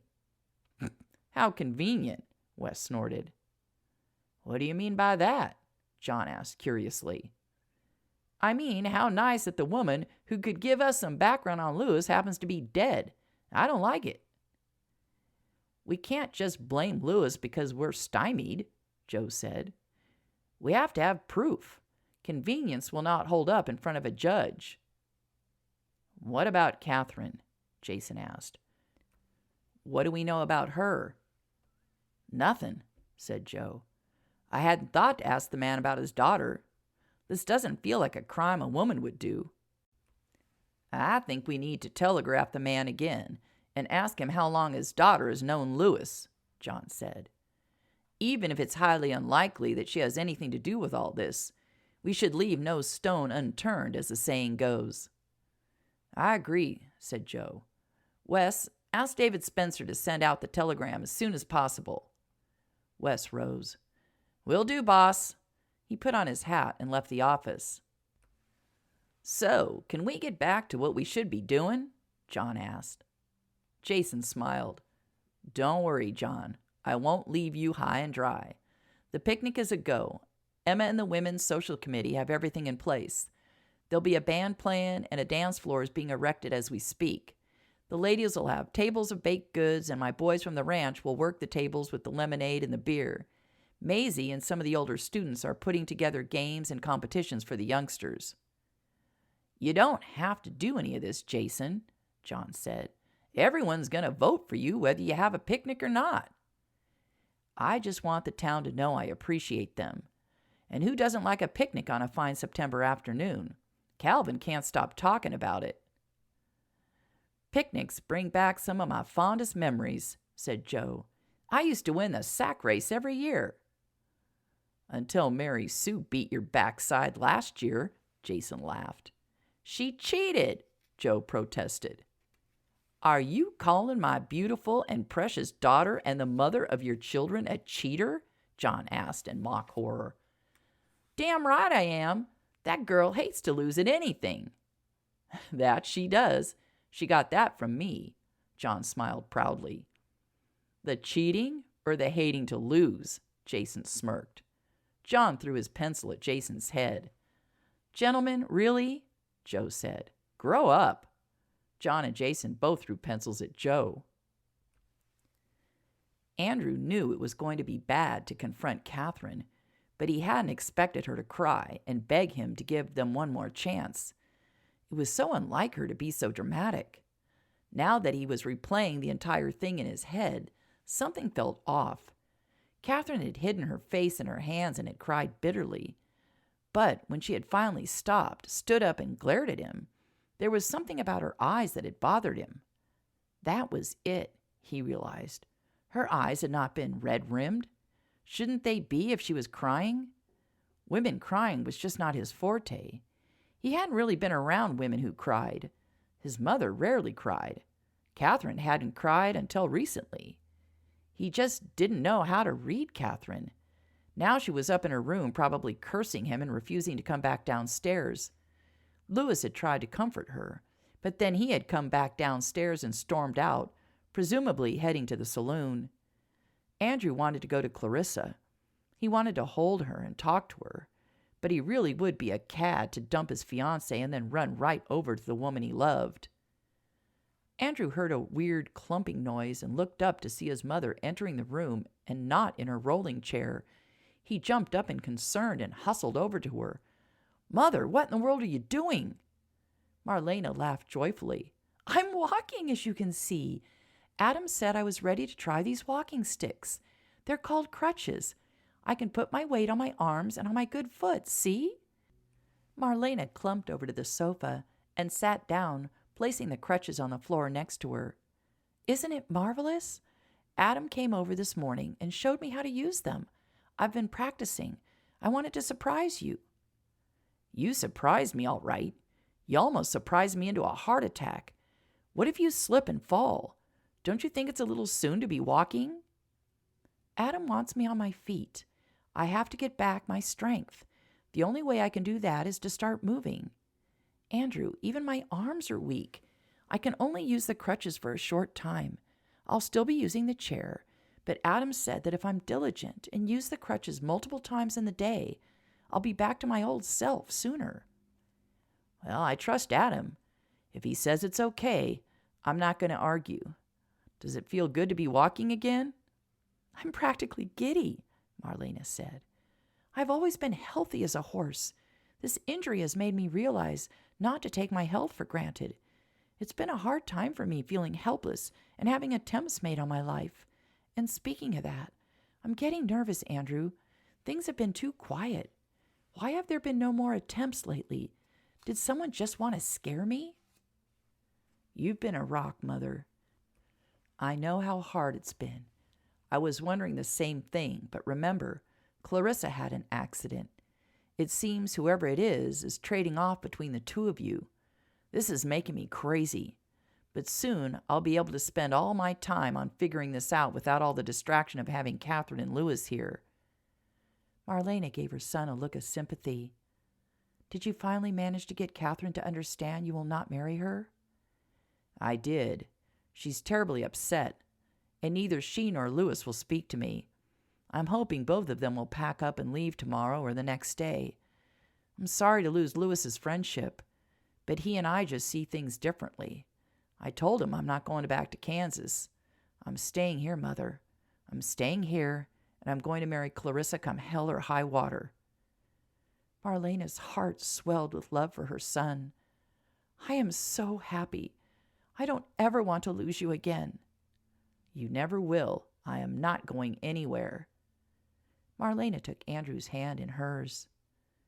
Clarissa's perfect for you. The moment I met Catherine, I knew she wasn't for you. Why didn't you just say something? I hoped that you would see for yourself, and you did. I would have supported either way. All I want is for you to be happy. Clarissa does make me happy, Andrew admitted. She also frustrates me and makes me crazy. Marlena threw her head back and laughed. And that is why she's perfect for you. Andrew shook his head in wonder.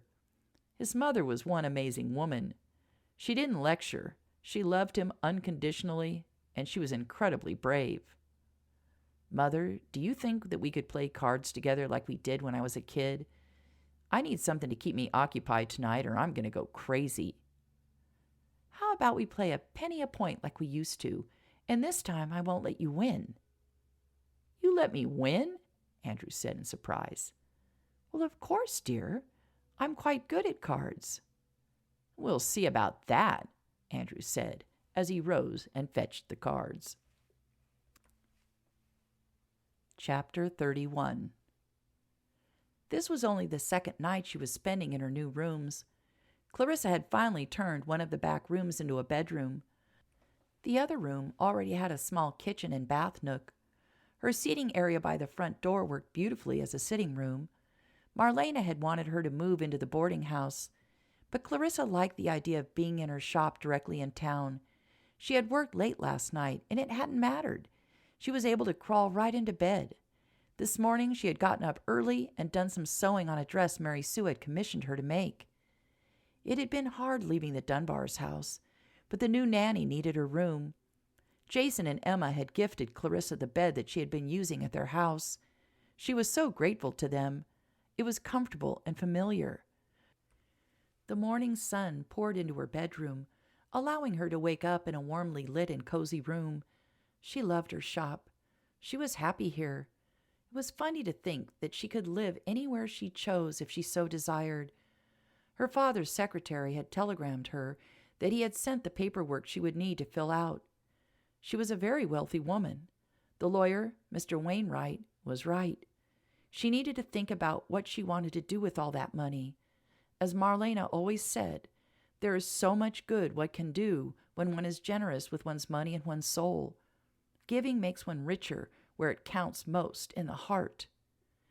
Clarissa stretched and yawned. It was time to call it a night. There was a knock at the door, and Clarissa's heart rocketed into her chest. Was it Andrew? She hurried to the door and looked out the window next to it, and her heart plummeted to her feet. Catherine. What was she doing here so late? Was she here to confront her about Andrew? This was the last thing she wanted to deal with tonight. Her emotions were on a seesaw as it was. She didn't need any more grief. She unlocked the door and opened it. We need to talk, Catherine said as she pushed past Clarissa. Clarissa sighed, closed and locked the door, and turned around to find Catherine pointing a gun at her. Clarissa's mouth fell open and she stared at the small gun in shock. What are you doing? Why do you have a gun? Are you mad? Put that thing away, Clarissa finally managed to get out. I am mad, all right, but not the mad you mean, Catherine said coldly and calmly. You are in the way of our plans, and it's time we do something about it. Our? What are you talking about? Clarissa asked in confusion. You and Andrew? Catherine snorted. Andrew, no, but he will be punished for what he did to me. Punished? Catherine, what in the world has gotten into you? Clarissa was looking surreptitiously around the shop, looking for something that she could use as a weapon. Not that she had anything that could take on a gun. Put that gun down, and let's talk like the adult women we are, Clarissa said with as much bravado as she could muster. She was beginning to get very frightened. Catherine stood with the pistol directed at her heart, and it did not quaver in her hands. Talking will not solve anything. You have destroyed Lewis's and my plans, and we don't look kindly on people who get in our way. Now stop talking and put on your coat and hat. We're going on a little walk. A walk where? Clarissa asked, again looking for a way to escape. Do as I say, or I will shoot you right now, and then I'll shoot your precious Andrew. Clarissa gasped. I thought that might get through to you. Now get moving. Catherine motioned with the gun to the back door of the shop. Clarissa donned her coat and hat with shaking fingers and headed for the back door. You make one sound and I will shoot you, and then take care of Andrew. And don't think I'm making false threats. Clarissa could hear by Catherine's voice that she meant to do exactly what she threatened. She started walking in the direction Catherine pointed. It was a cool night, and only a half moon lit their way. She didn't dare ask her where she was taking her. An hour later, they finally reached their destination, a small house in the woods. Clarissa had never seen it before and wondered whose it was. Perhaps the owners would show up and save her. Open the door and go in, Catherine ordered. Clarissa opened the door and entered into a surprisingly well-appointed room that was fully furnished and had a large fireplace. Lanterns had been lit. She could see part of a kitchen through an open door to the right, and a hallway led to bedrooms in the back, she assumed. Catherine waved the gun towards a chair. Sit! Clarissa sat and searched this room as well, looking for something that she could use as a weapon. She saw the fireplace poker leaning against the stone wall, and her hopes rose. If she could get to that, she had a chance. Put your arms behind your back, Catherine said coldly. What? Clarissa said in shock. What was she going to do to her? Quiet. Put your hands behind your back, through the back of the chair opening. I'm going to tie up your hands and feet. Clarissa's heart sank. How was she going to defend herself tied to a chair? She did as she was told, her brain racing, but not coming up with any solutions. Catherine yanked her arms back roughly, and Clarissa could feel the coarseness of her rope being wrapped around her wrists. Then Catherine knelt in front of her and tied her ankles together. Clarissa had wanted to kick her, but was afraid of what the woman would do to her. She needed to stay calm and keep herself safe for as long as possible. Abigail and Pearl would sound the alarm in the morning. Catherine stood and then yanked off Clarissa's hat and threw it on the sofa. "We are going to have a little talk, and then you're going to do exactly as I say if you don't want something to happen to Andrew." Clarissa just stared at the woman. "Smart to keep your mouth shut. You're the one who wrecked everything, so you are now going to be the one to fix it." "Wrecked what and fix what?" Clarissa asked, too confused to worry about angering Catherine any further. "You wrecked Lewis's and my plans. Plans in the making for 5 months. We were just days away from being rich." You and Lewis? Catherine was making no sense. What was she talking about? "I suppose I can't blame you for everything. My brother's incompetence is what started this mess." Your brother? Lewis is your brother?" "Yes, he's my brother. Do you not see a resemblance? People are so stupid and so easily fooled." Clarissa was astonished. Now that she thought about it, the two did look similar with their blonde hair and blue eyes. Why hadn't Marlena noticed? She saw everything. But Marlena had been too wrapped up in her son being home, too happy to see what was right in front of all of their faces. "You and Lewis are behind all of the accidents," Clarissa said, absolutely sure her statement was true. My, you figured it out, but too late to save yourself or Marlena." Clarissa gulped, but then her curiosity became too much for her. Besides, she needed to keep Catherine talking. She needed more time to figure out how to get herself out of this. How could Lewis be responsible for Marlena being pushed down the stairs? He wasn't here. He didn't even know her. Catherine laughed. "That was part of the plan, and it would have worked beautifully if Marlena hadn't miraculously survived. I sent Lewis out here to take care of Marlena. Andrew believed Lewis was home taking care of his sick mother." "But why would Lewis want to kill Marlena?" Clarissa was dumbfounded. "For money, of course. She's rich." Catherine's face lit up on the word rich, and Clarissa shivered. "Because Andrew and I were getting married. All of her money and possessions would go to Andrew. Andrew and me, that is." This time the smile on Catherine's face terrified Clarissa. The smile left her face quickly, and she glared at Clarissa. "But Marlena survived. And then you came into the picture, and that weak and stupid man fell in love with you." Stupid man? Was she referring to Andrew? Anger pulsated through her entire body. "You never cared for Andrew, did you? You were using him to get to Marlena's money. How could you? You're a horrible, evil bitch," Clarissa spit out, angrier than she had ever been in her life. Catherine laughed.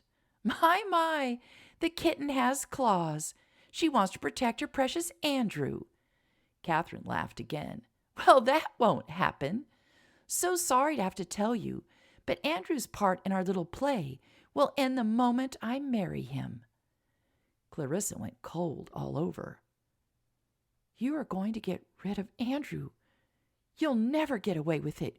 You can't kill 3 people and think you can just walk away. You and Lewis are crazy. You'll get caught, and you'll be hanged." Catherine gave a derisive snort. "Do you think you are our first victims? Think again." Are you saying you've done something like this before?" Clarissa said, horrified. "Lewis and I have been on our own since he was 16 and I was 14. Let me put it this way. We have never suffered. We both got a job at a wealthy widow's home after our parents died.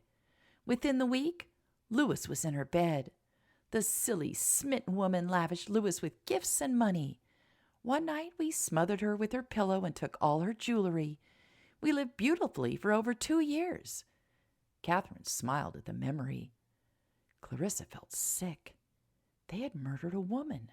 My God, how was she going to get out of here and save herself, Andrew and Marlena? Clarissa looked at Catherine, who sat smiling in a chair across from her. She had to find her weakness. She already figured out Catherine liked to brag. She had to keep her talking. Something she said might help her to escape. How did you and Louis meet Andrew? How did you know his mother was rich? Louis discovered that when Andrew drank too much on his birthday and told Louis all about his mother, the whore. Had Clarissa's hands not been tied behind her back, she would have slapped Catherine. Catherine seemed unaware of the fury emanating from Clarissa. Marlena had sent Andrew $100, and that wasn't the first time she had sent him money. Andrew admitted she was rich. That's when Louis and I came up with our plan. Louis introduced me as the bank manager's daughter. I would come into the bank now and again and make a point to talk with the manager so it truly looked like he was my father. Then Louis pretended to pursue me and got Andrew to do the same. It was a friendly competition. Once I chose Andrew, I warned him not to say or mention anything to my supposed father, as he might make things difficult for us. Dear Andrew, he's so obliging. He really is an easy mark. You used his guilt and love for his mother against him. How could you do that to him? He's a good man. How can you be so cold and vile? Clarissa had never met a person who had no heart, but now she was sitting right across from one. Oh, do keep your silly little outrages to yourself. Louis and I have been living off of other people's money for 10 years. You can beg me, curse me, and even scream if you like. It won't move me, and it won't save you. I knew Louis and I would come across a big score eventually. Now we have 2 pots of gold waiting for us. 2? What do you mean? Clarissa had a very bad feeling about what was coming next. Why, you, my dear. Catherine gave her that horrible smile again.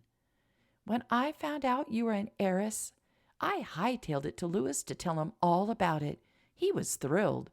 He's not happy with you either, and instead of taking care of you like I told him, he flubbed that up too. But that turned out to be a blessing in disguise, now that we know who you really are. Take care of me? Clarissa asked, confused. Then she gasped. Louis was behind my accidents too? My, you are smarter than you look. Catherine nodded her head at Clarissa. Yes, and twice he failed. You and Marlena seem to have a knack for staying alive, but that's about to change. Clarissa shook her head in disbelief. You won't get away with it. How can you possibly think you can get rid of all 3 of us? And there's no way in the world you can get my money. Catherine tisked. Huh! Don't underestimate me. Andrew did, and he's going to pay for it. Marlena is simple. We already know how efficient a pillow works on a weak woman. And a little laudanum in that nasty port Marlena drinks as a nightcap will have her sleeping so deeply she won't even put up a fight. The poor thing will have died in her sleep. All that terrible stress she's been under lately must have finally gotten to her, Catherine said in mock sadness. Clarissa thought her chest might explode. The casual way Catherine talked of someone dying was making her livid, and threatening to kill Andrew and herself was horrifying. How could she stop this crazy woman? And you, Catherine continued, will leave all your money to Andrew in the new will you'll be writing. Everyone knows you're in love with him, and everyone knows you have no family. It makes sense you would leave all you have to the man you love. Clarissa snorted. Not only will that not happen, but how do you expect to get rid of Andrew and me? Clarissa sneered. I don't think a pillow's going to work, and neither one of us will go down without a fight. Nothing so simple for you 2. You, my dear, will be writing a note to Marlena to explain your absence for the next few days. Seems you needed to go to Philadelphia at the spur of the moment and deal with a problem with your father's estate. And how do you plan on getting me to write this note? And what good is it going to do you? Andrew won't believe for a moment that I left without saying something to him. Louis is taking care of Andrew as we speak. Tonight, when Andrew goes to bed, Louis will pay him a visit and force him to Austin with him. Before Clarissa could make a comment, Catherine continued, Your dear Andrew will come willingly, even if the gun Louis holds on him doesn't work. You see, the only way he will ever see his darling Clarissa again is to cooperate. Clarissa sucked in a breath. Catherine smirked. Louis will tell him that I snuck down the stairs and went and kidnapped you, which is exactly what I did.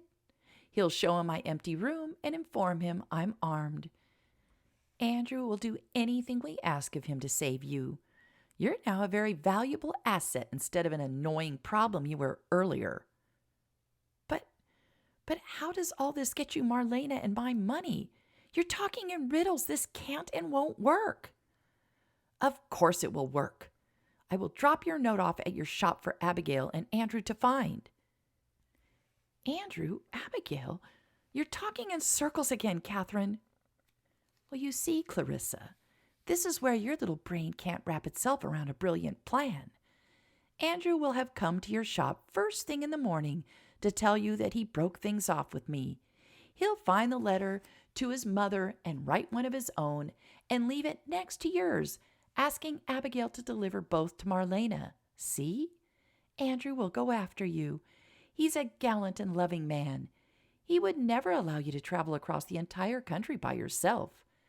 Louis and I will be hurt and angry that the two of you have done this to us, and we will leave Marlena's immediately. Everyone wants us gone anyway. They will all be relieved. Clarissa couldn't believe what she was hearing. This woman truly believed she could pull this off. You still have 3 people who are very much alive. As I've said before, you won't get away with it. Oh, but we will. Louis will tie down Andrew and gag him in a small house we rented over a week ago in case we needed to make a quick getaway. He and I will be back before the sun comes up, and we'll be there to see Marlena get her messages. No one will think we had anything to do with the disappearance of the 2 lovers. And don't think I don't know that Marlena is aware of you 2 caring for each other. She will absolutely believe that her son followed you. Before Clarissa could speak, Catherine said, Please don't bore me with your notion that we can't get away with it. You, my dear, are easy.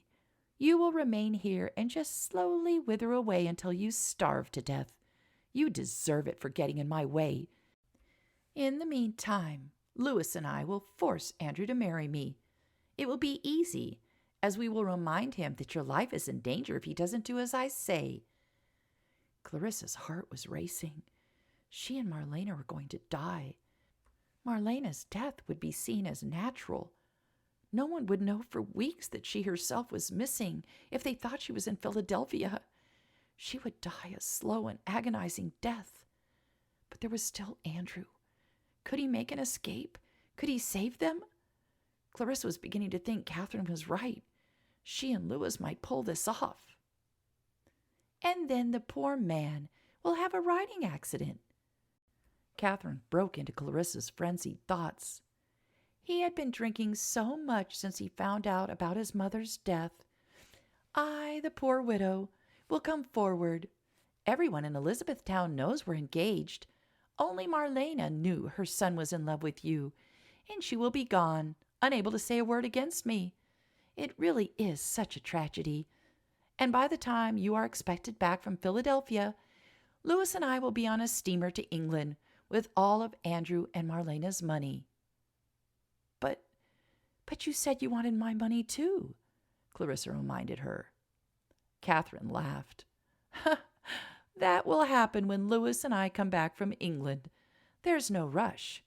You see, Clarissa, patience is what pays off. It's been a long 5 months, but the payoff will be immense, well worth the time I had to spend with your boring lover. We're not lovers, Clarissa hissed. We love each other, something you'll never understand. How sweet. And look where it got both of you.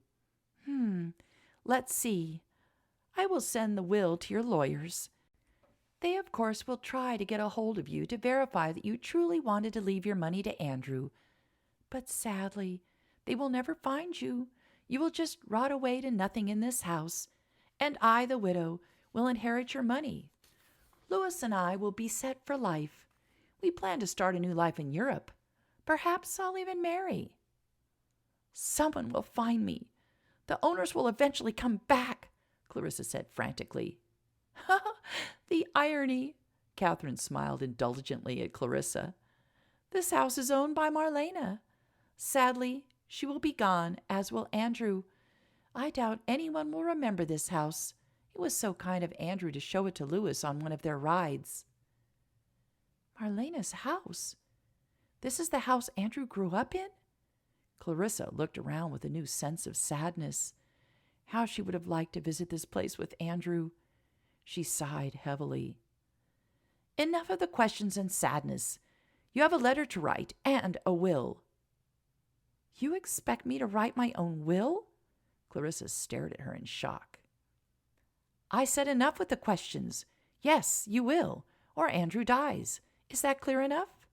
I'm going to untie your one hand. You will write down exactly what I tell you. We'll start with the letter. 20 minutes later, Catherine looked down at the letter and the will in her hands. She read the letter again to make sure there were no hidden messages. She didn't put it past Clarissa. Dear Marlena, I can't go forward until I take care of the past. I need to see my child at home one last time. I also need to meet with the lawyers and the board members of my father's company. When I come back, I will be free to move forward with my life, and hopefully Andrew will be free to move forward with his too. Please don't be angry that I left so suddenly, but this is something I need to do on my own. I am leaving on the 7:15. If all goes well, I will return in 2 weeks' time. Please give Andrew my love. I cannot bring myself to write to him. Tell him to wait for me. Tell him I will be back. Love, Clarissa. This will do nicely, Catherine said as she folded the letter. Then she looked at Clarissa's supposed will and smiled wickedly. This will do even better. She grabbed her coat and hat, donned both, and then turned her back on Clarissa and headed for the door. Clarissa slumped back in her chair, defeated. It was unfathomable what was happening to her. She had never been so happy in her life, and now this unhinged woman was going to take everything away from her. Tears began to stream down her face. She would never see Andrew or Marlena again. She would never see Samantha and Adam. She wouldn't be able to see all of the Dunbar children grow up. Sobs began to shake her frame, and she wept bitterly. Catherine turned and looked back at Clarissa. So it finally seeped in, Catherine said. My job is done. Take care of yourself, Clarissa. Catherine gave her a great guffaw and walked out the door. Chapter 32. The fury Andrew felt was so strong he was amazed he didn't burst into flames. He was going to kill Louis and Catherine. He jerked on the ropes that held him on the bed for the 100th time. He couldn't believe Louis was the one behind all the murder attempts. Louis and Catherine. How could he have not known this? How could they have befriended him and spent all those months with him in order to get his mother's money? His heart was beating furiously in his chest. What was happening to Clarissa and his mother right now? Their safety was the only reason Andrew found himself in this position. He would have kicked that gun right out of Louis's hand and beaten him to a pulp if he hadn't said that Catherine was holding Clarissa hostage. He had left quietly with him around 11 o'clock after Louis had shown him Catherine's empty room.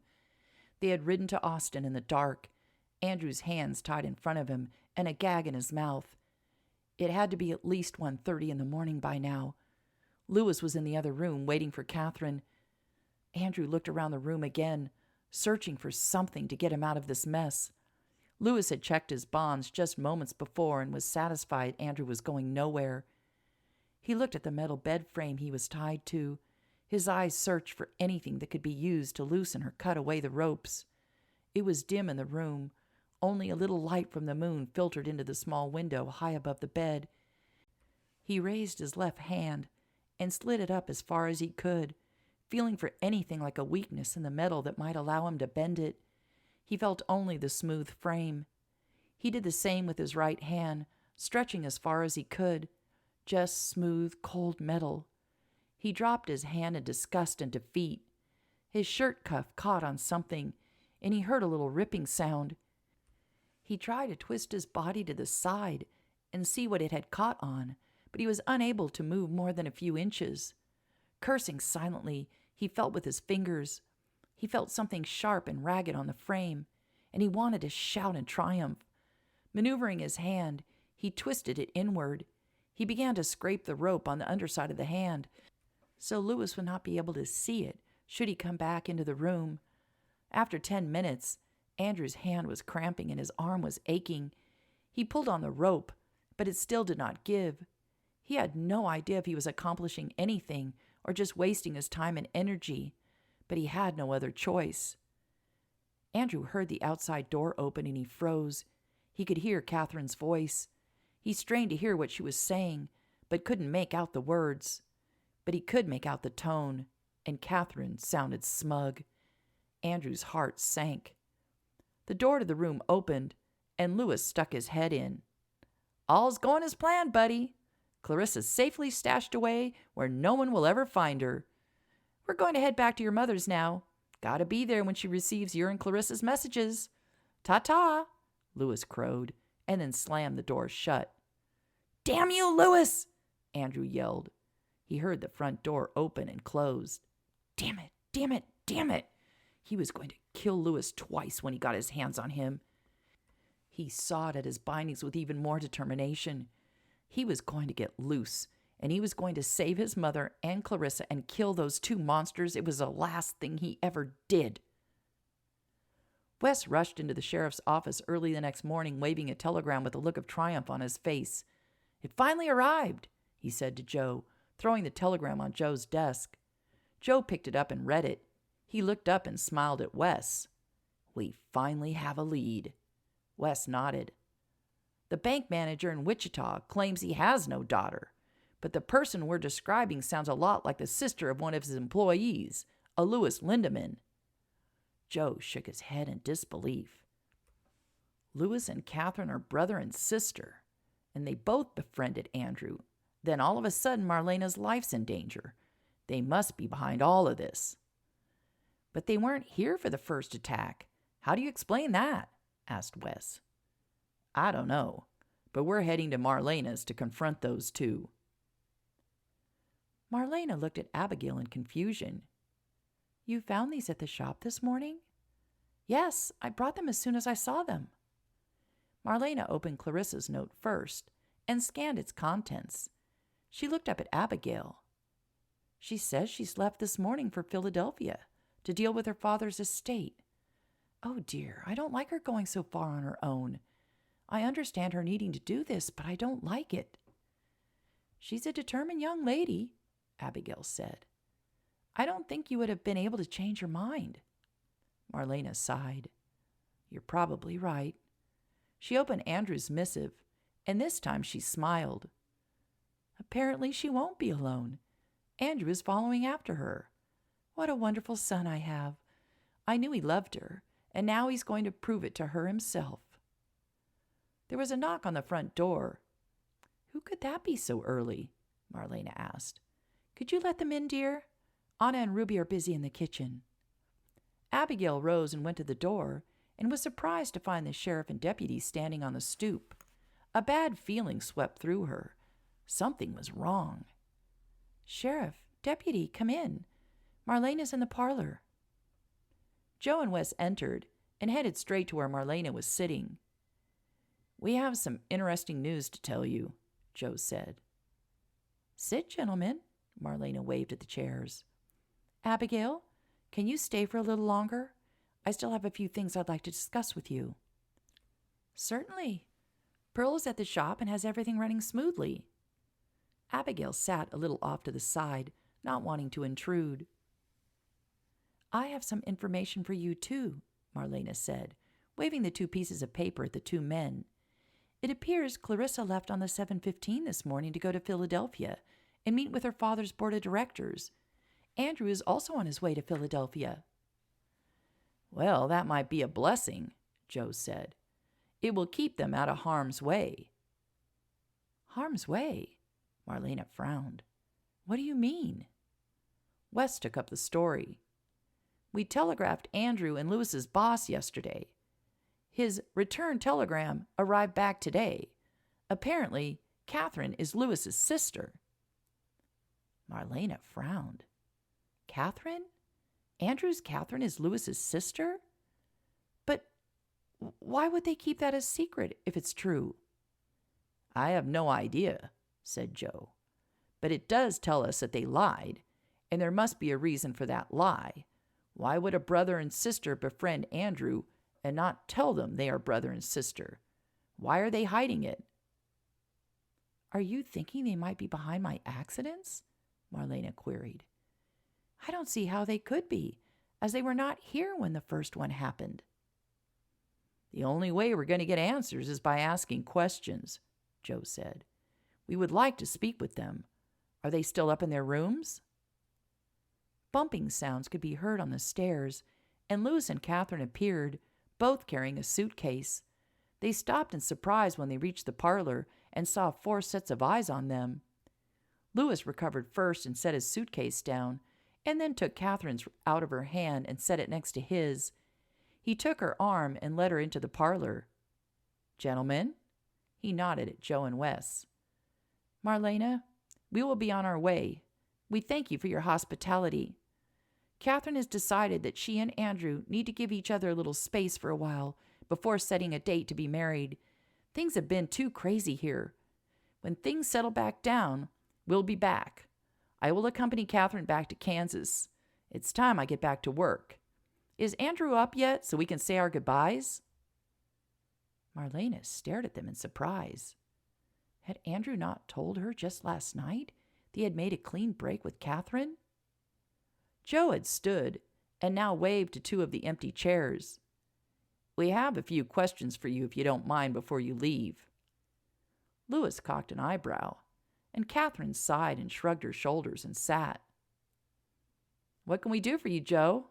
Lewis asked as he took the chair next to Catherine. "We received a telegram from your boss, Lewis. He said that Catherine is your sister." Lewis and Catherine looked at each other in confusion and then looked back at Joe. "Mr. Cantor said we're brother and sister?" Lewis asked. Then he laughed. "Catherine's not my sister. My sister's name is Sandra. He must be referring to her." "Sandra?" Wes asked. "He gave Catherine's name, not Sandra."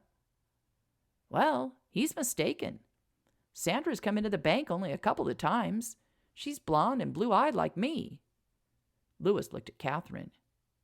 "She does look a bit like you, but you're at least 3 inches shorter than she is." "Lewis, did you not introduce your sister to Mr. Cantor? Why would he confuse the 2 of us?" Catherine said with annoyance in her voice. "No, I never introduced her to him. She just dropped by a couple of times to bring me some food. It's not like Cantor would give a damn. He's not exactly social and friendly." "Is that true, Catherine? Your father is not a friendly sort?" asked Joe.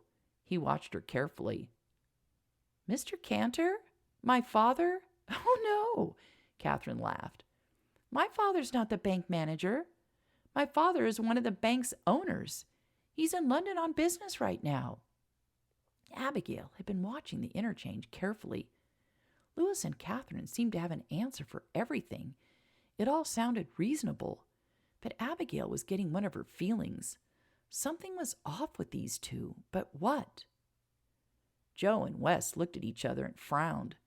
Then Joe looked from Lewis to Catherine. They both had similar hair color and eyes, but Joe couldn't say for sure if they were related. Catherine was tiny compared to Lewis. Did that mean anything? Wes broke in. "Your father's in London? When do you expect him back?" "Well, he's been gone for 3 weeks. I believe he said he would be back before the end of October. He doesn't want to get caught in England during the winter." "Sheriff," Lewis said, "what is this all about? We've been here for 3 weeks. I need to get back to my job. Catherine's ready to go back home. Why are you questioning us now?" Joe's frustration level was going through the roof. These two were just a little too smooth in his opinion. There was no way at the moment to prove that they were lying, however. He'd have to let them go, but it didn't mean he wouldn't keep an eye on them, make sure they actually returned to Kansas. If there was another attack after they left, it would be proof of their innocence. Until then, they would be on his short list. "You've answered our questions. If we need anything further from you, we will be in touch." Joe and Wes stood. "Marlena, if you hear again from Clarissa or Andrew, please let me know. I'd like to keep track of their whereabouts for their own safety." "I will, Joe. Thank you both for coming by and checking on me. I appreciate it." Joe and Wes nodded to everyone in the room and left. Lewis stood, as did Catherine. "We'll be on our way as soon as we see Andrew. I'm sorry the sheriff took up both your and our valuable time." Marlena looked at both of the blonde and beautiful young people who stood before her. Were they hiding something? Why had Lewis said that they would be back for the wedding? Why was Catherine looking so calm? "Andrew's not here, Lewis. He's on a train heading for Philadelphia." Catherine gasped, and Lewis yelped, "He's where?" "He followed Clarissa. I'm sorry to break the news to you, Catherine, but Andrew's not here, and he told me last night that he would be marrying Clarissa." Catherine's lower lip began to tremble. "Lewis," she whispered, "take me away from here now." Lewis glared at Marlena, grabbed their suitcases, and followed Catherine. At the door, he turned. "Please ask my ex-buddy to send the rest of Catherine's trunks when he gets back." Then the two of them left, slamming the door behind them. "Nice touch at the end with a quivering lip, sis," Lewis laughed as they headed to the horse and wagon he'd procured the day before. "And quick thinking on your feet, brother," Catherine said. "Your sister Sandra? I just can't wait to meet her." "And your father is one of the owners? Good one. By the time they figure that one out, we'll be long gone. Joe and Wes really thought they had us. I bet they're steaming mad right now. Fools, thinking they can outwit us." "By this time tomorrow morning, Andrew and I will be married. Marlena will be dead, and poor sweet Clarissa will be withering away," Catherine gloated. "I'm sure glad you're on my side, sis," Lewis snorted. "You don't fight fair." Both of them laughed heartily as they directed the horse away from the house and toward Austin. Abigail moved to a chair across from Marlena.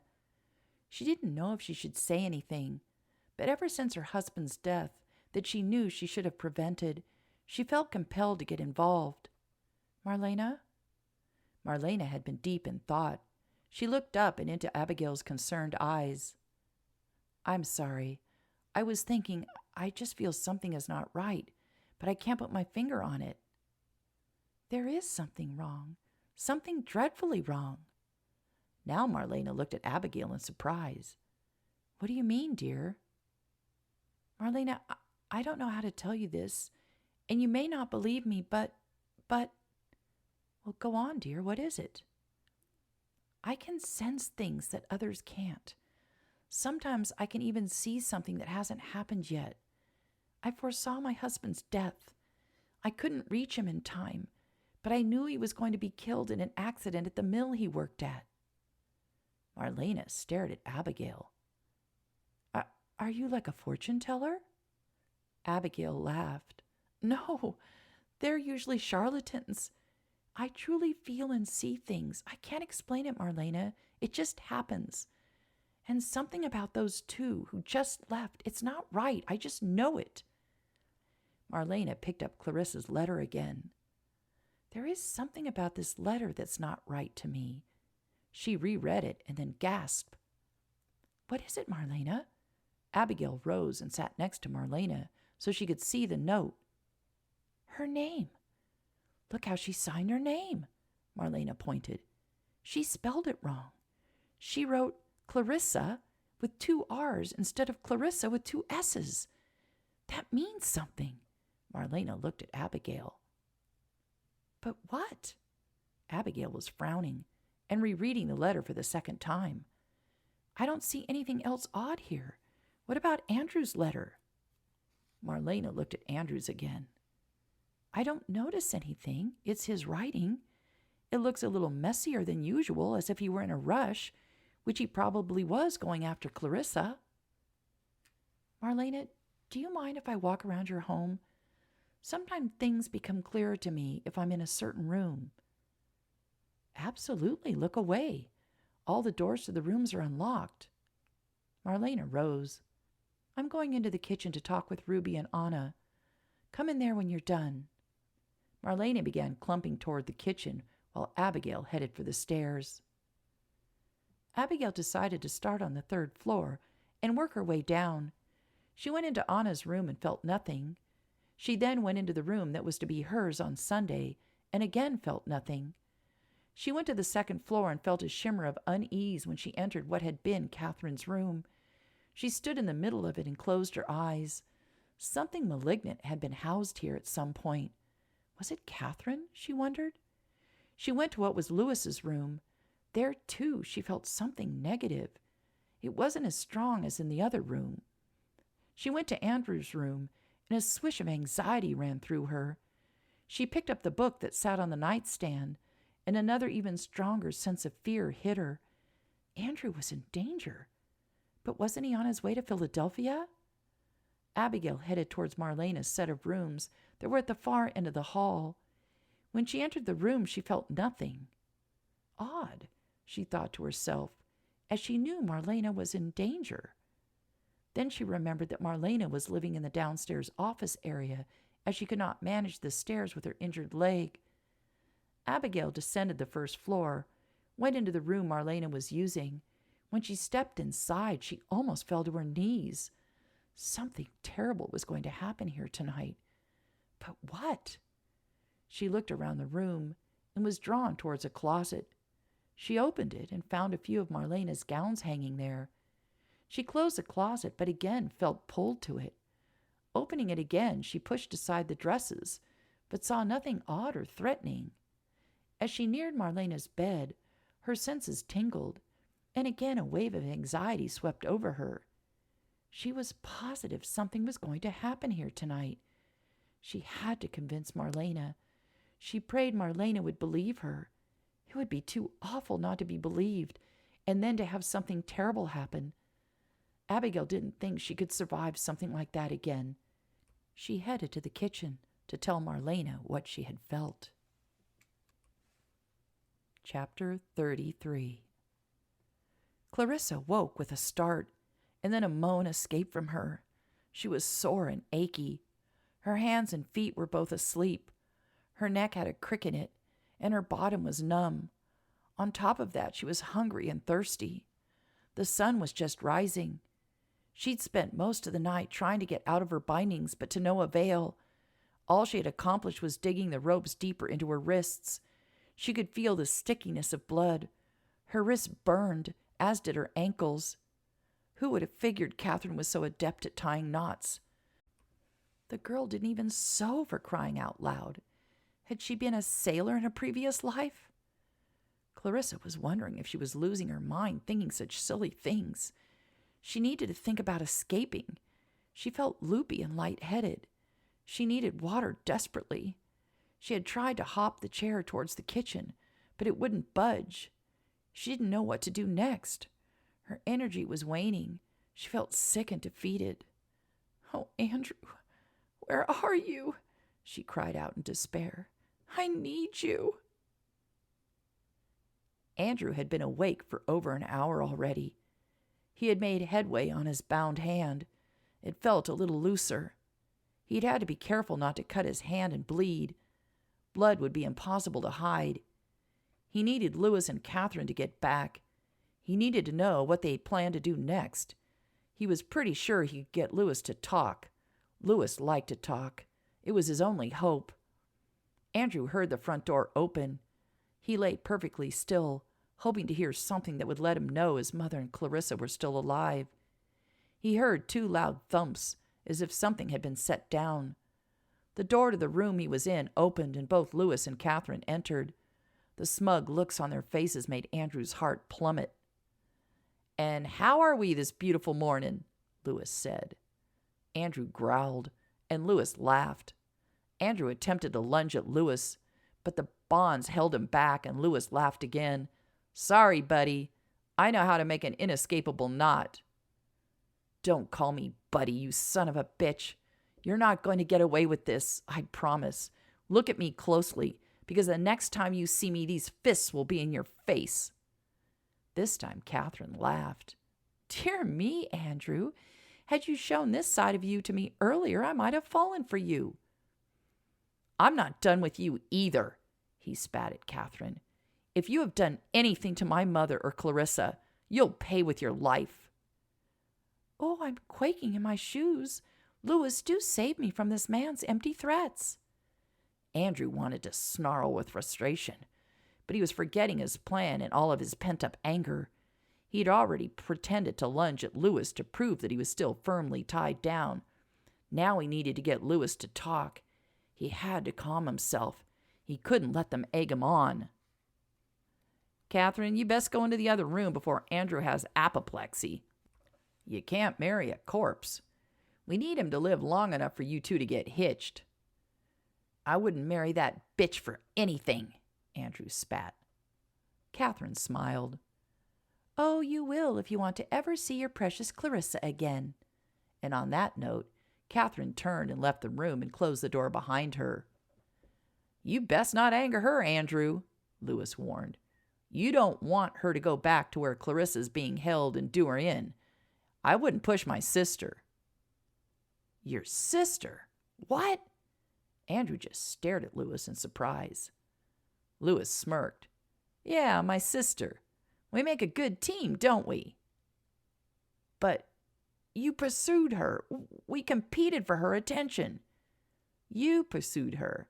I just pretended to make sure you would make a real go of it. It worked beautifully." Andrew's mind reeled. Then a terrible thought hit him. "Oh, my God. You never went to see your sick mother, did you? You came here and pushed my mother down the stairs. You tried to kill her." Andrew wasn't sure if he could handle all the shocks. He might just get apoplexy. "Yes, and I was behind the mirror and the horses. The problem is your mother's like a cat with 9 lives, but that will end tonight." Andrew gulped. "Tonight? What are you going to do?" "I guess it won't hurt to tell you our plan since you won't be around for long. I'm going to smother your mother tonight at midnight. I like the timing. Kind of romantic, don't you think?" Andrew glared at Louis. "You won't get away with it. She'll fight you. She's not going to just lie there. Someone will hear you and you'll be caught." Louis shook his head at Andrew like he was a stupid child. Andrew, when are you going to quit underestimating me and Catherine? We've fooled you for over 5 months. We've stymied the sheriff and everyone else in this town. Do you really think I would not have figured out a way to take care of your mother?" Louis walked up and down the room in a cocky stroll. "Your mother drinks that horrible port every night. Catherine put laudanum in it early this morning.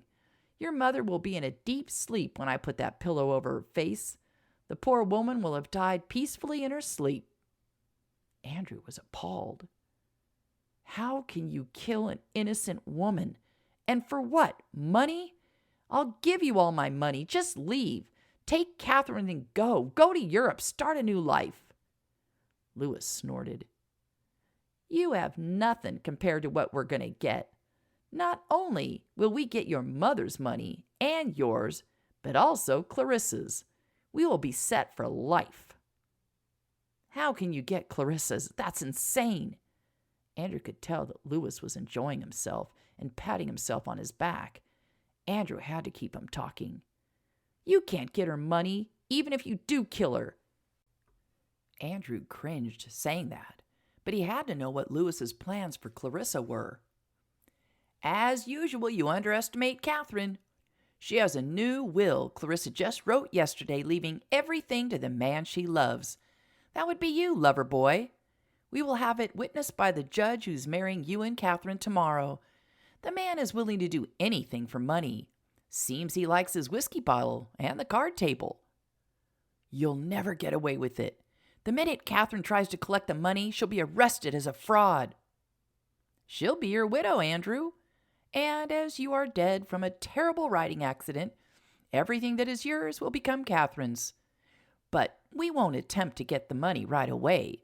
We plan on taking a long trip. You see, Andrew, our success is due to our great patience and stellar brains. When Clarissa's lawyers can't find her, she will eventually be declared dead. Then we will come back and collect the money in the estate. Andrew had to hold his breath and count to 10 in order not to scream at Lewis. You are one cold bastard, Andrew managed to say calmly and succinctly, and I will make you pay for this. When you take your last breath on this planet, I want you to remember I was the one that put an end to you. Lewis bent over and slapped his knee. You're one funny guy, Andrew. And then he left the room without a backward glance. Abigail entered the kitchen and saw that Marlena, Ruby, and Anna were sitting around the small table and drinking coffee and looking glum. They all looked up at her and must have seen the concern in her face. Did you discover anything? Marlena asked hesitantly. Abigail nodded and then joined them at the table. Anna poured her a cup of coffee and pushed it in front of her. She took it gratefully and held the warm cup in her hands before taking a sip and then clearing her throat. Something's going to happen tonight, she said. Marlena's in danger. I can feel it. All three women sucked in their breaths and looked at Abigail in concern. You saw something? Anna asked. Obviously, Marlena had filled the women in on Abigail's strange ability. I didn't see anything. I felt something. I felt a malignant presence in both Lewis's and Catherine's rooms. I knew they were behind this, Ruby cried. I no trust either one of them.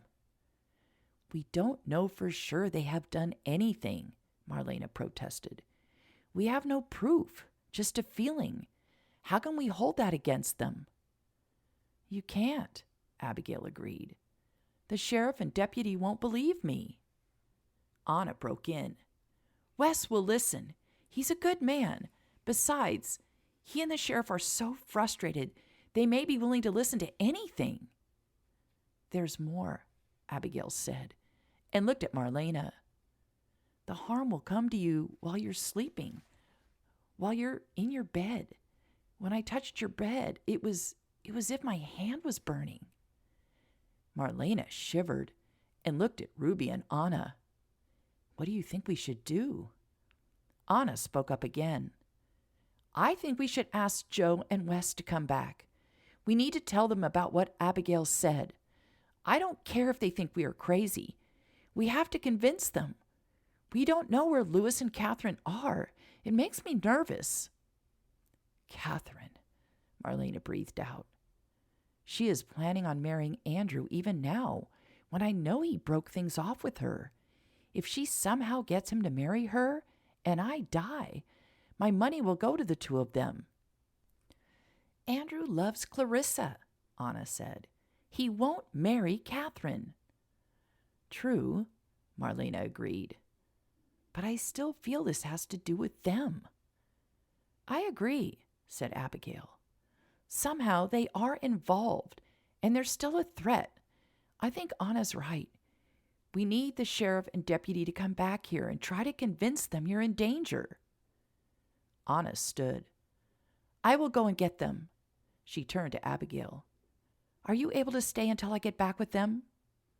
Abigail nodded. Of course. I'm here for as long as you need me. It took the four women an hour to convince Joe and Wes that what Abigail felt held some merit. She had told them about her husband and also about having located a lost boy in the woods. She only felt or saw things when there was grave danger involved. Otherwise, she led a normal and uneventful life. when Abigail had told them how she had felt something evil in the air when she had entered Lewis's and Catherine's rooms, Joe had perked up immediately. I know those two were involved. They were too slick, had too many ready answers, and decided to leave today. Too coincidental in my mind. Wes was nodding in agreement. That woman had a smirk on her face when we questioned them. She looked at us as if we were missing a few marbles. God, I'd like to take her down a peg or two. Joe looked at Abigail. When is this going to take place? Do you have any feelings about that? Abigail nodded. It will happen while Marlena is sleeping. When I touched her bed, my fingers tingled and burned. That's all I know. Abigail turned to Marlena. Marlena, there's one other strange feeling I got, but it wasn't negative. It was just odd. When I looked in the closet, I felt something, but I can't make out what it's about. Marlena smiled at the young woman. I know what that might be.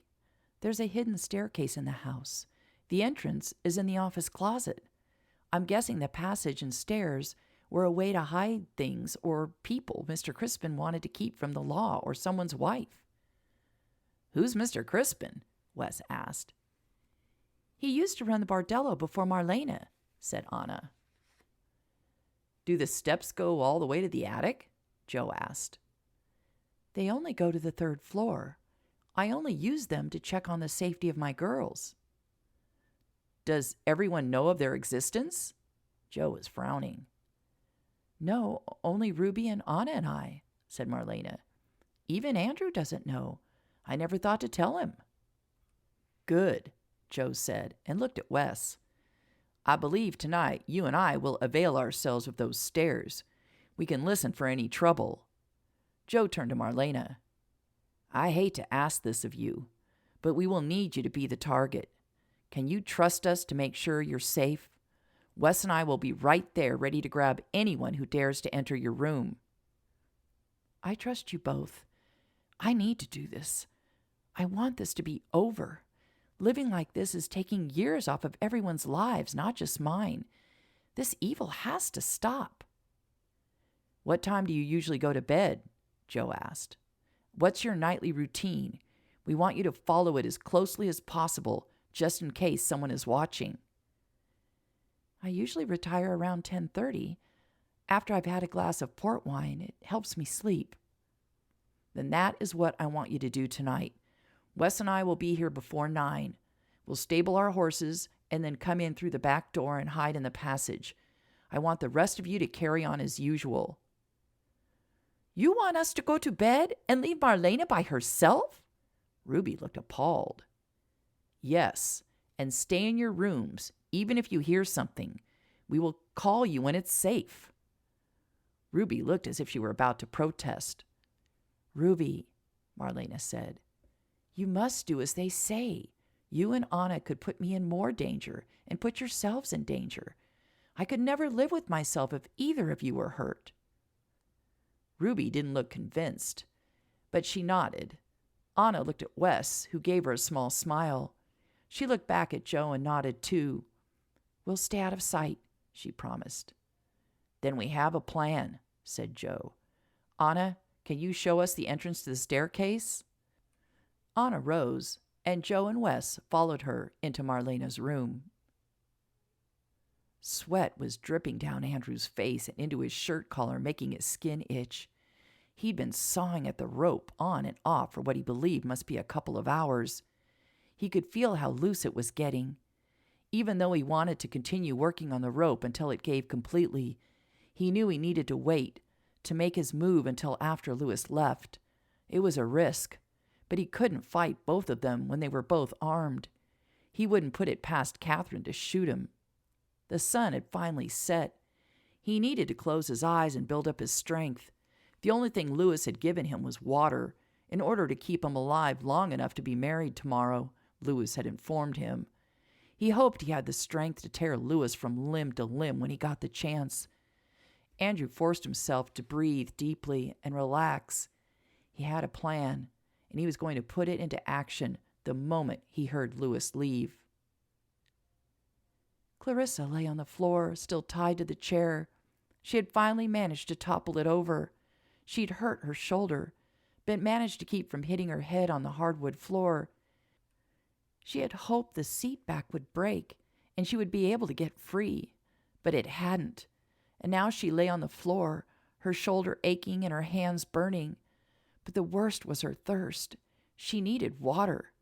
She had cried earlier in the day, but then her tears had dried up, as if the lack of water took away her ability to cry. What was the use of crying anyway? It just tired her out more. Clarissa closed her eyes and prayed Andrew would find her. Chapter 34. Andrew woke with a start and tried to rub his eyes. He couldn't move his hand. Reality hit him in the face.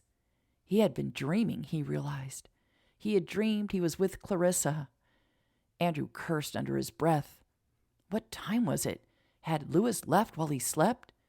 He cursed himself again. The door opened and Lewis came in. "Did you have a nice sleep? Have any sweet dreams?" He grinned at Andrew. Lewis looked so benign when he smiled like that, Andrew realized. His blonde good looks hid his deceptive nature. No wonder he and Catherine had so easily tricked everyone. No one would ever believe two such amiable and beautiful people could be so cold, greedy, and vicious. "What time is it?" Andrew growled. "Time for me to make my little foray back to Elizabethtown and take care of business. Get your rest. You're going to need it." Lewis turned and headed out the door. "You son of a bitch!" Andrew called after him. Andrew could hear Lewis chuckle and then say to Catherine, "Keep away from him. I'll be back before dawn. Get some sleep so you look your best for your wedding tomorrow." "Oh, I can't wait," Catherine said sarcastically. "My heart is all aflutter." Lewis laughed again, and then Andrew heard the front door open and close. Andrew didn't waste any time. With one hard yank, the rope he had been working on gave. Andrew pulled his hand free and shook it hard, trying to get the blood flowing again. He sat up and almost passed out. His head was spinning so much. He closed his eyes and took a few deep breaths. When he opened his eyes, he felt more grounded. He struggled with the other rope, but finally managed to untie it. Again, he shook out his hands. Untying his feet took another 5 minutes. Andrew kept glancing at the door, fearful that Catherine would enter with a gun in her hand. He freed himself completely, and when he stood, he had to hold on to the bed frame. The dizziness passed. Quietly, he went to the door and put his ear to it, listening for any sound of Catherine. He could hear what sounded like pages of a book turning. If she was reading, that meant she didn't have the gun in her hand. If he sprang on her, he could get to her before she could react. He placed his hand on the door handle and took one last deep breath. Andrew yanked the door open, dashed into the room, saw Catherine on the sofa, and sprang on her before she could make any move. He grabbed her, hauled her up, and slammed her back into his chest, pinning her arms to her sides with one of his arms. With the other, he took the handkerchief out of his trouser pocket and jammed it into her open mouth right before she could let out a scream. He spun her around, pulling her arms behind her. She let out a cry of pain, but he didn't care. He dragged her into the bedroom, threw her on the bed face down, and put his knee into her back. He took one arm and secured it to the bed frame with the rope that he had just untied from his wrist. Grabbing one of the ropes that had been tied to his feet, he secured the other arm. She was bucking under him and grunting. He removed his knee from her back and grabbed both of her legs. She kicked violently at him. He jammed his knee down on her legs, and then she let out a muffled cry. Using the last piece of rope, he tied her ankles together and then looped the rope through the footboard of the bed. Tied securely, Andrew stood breathing heavily and looked down at Catherine. She had turned her head and was glaring at him with hatred sparking from her eyes. "If anything has happened to Clarissa, I will be back here and I will kill you." Without another word, Andrew left the room and headed outside. He found Catherine's horse tied to a post. With shaking hands, he untied him, mounted, and headed home. Lewis had a 15-minute lead on him. He hoped he wasn't too late to save his mother and Clarissa. Even though Marlena knew Joe and Wes were only a few yards away, hidden in the passageway, she was a nervous wreck. It was 10:30. She lay in her bed, eyes wide open, looking around her bedroom. The moonlight was just enough for her to make out the door and the armoire. There was an eerie glow from the moon reflecting in her mirror. It gave her the creeps. She now wished she had had a sip of her port, but she had been so nervous, even the smell of it had made her sick. When would the attack come? Would it be Lewis? Was he really the culprit? She wished Andrew were here. She'd feel safer. But she was glad he and Clarissa were out of harm's way. The clock on her wall continued to tick. Each swing of the pendulum sounded like a death knell. How long would she have to lie here like this? Joe sat on the second step. It allowed him to stretch out his legs. Wes was sitting on the fourth step. They had been there since 10. He hoped nobody in the town decided to go on a crime spree tonight. Both John and Jason knew of the plan. Jason was bunking down at the jail in case someone needed anything. Joe didn't want anyone to get in the way. He wanted this to end tonight, once and for all. Andrew had to ride carefully. He was not overly familiar with the road from Austin. But then again, neither was Lewis. The moon was a weak one, but Andrew was able to make out the road. He was still an hour from home. His heart beat with the rhythm of the horse. He just had to get there in time. Marlena was about to scream. The tension in her was building to a crescendo. She didn't know how much longer she could last. They hadn't discussed how long they would wait. Would she have to lie like this until the sun came up? They would have to put her in an asylum if that ended up being the case. Marlena heard a clicking noise and held her breath. She heard the door to her room open with barely an audible swish. Without moving her head, she moved her eyes and looked to see who was entering. A man came into the room, holding what looked like one of the pillows from the parlor. Marlena's heart was beating so fast and so loudly in her ears, she was sure the man would be able to hear it. He crept slowly closer. Marlena squinted, so her eyes looked shut, but she could still make out the figure. The man's arms went up, and she saw the pillow head down to her face.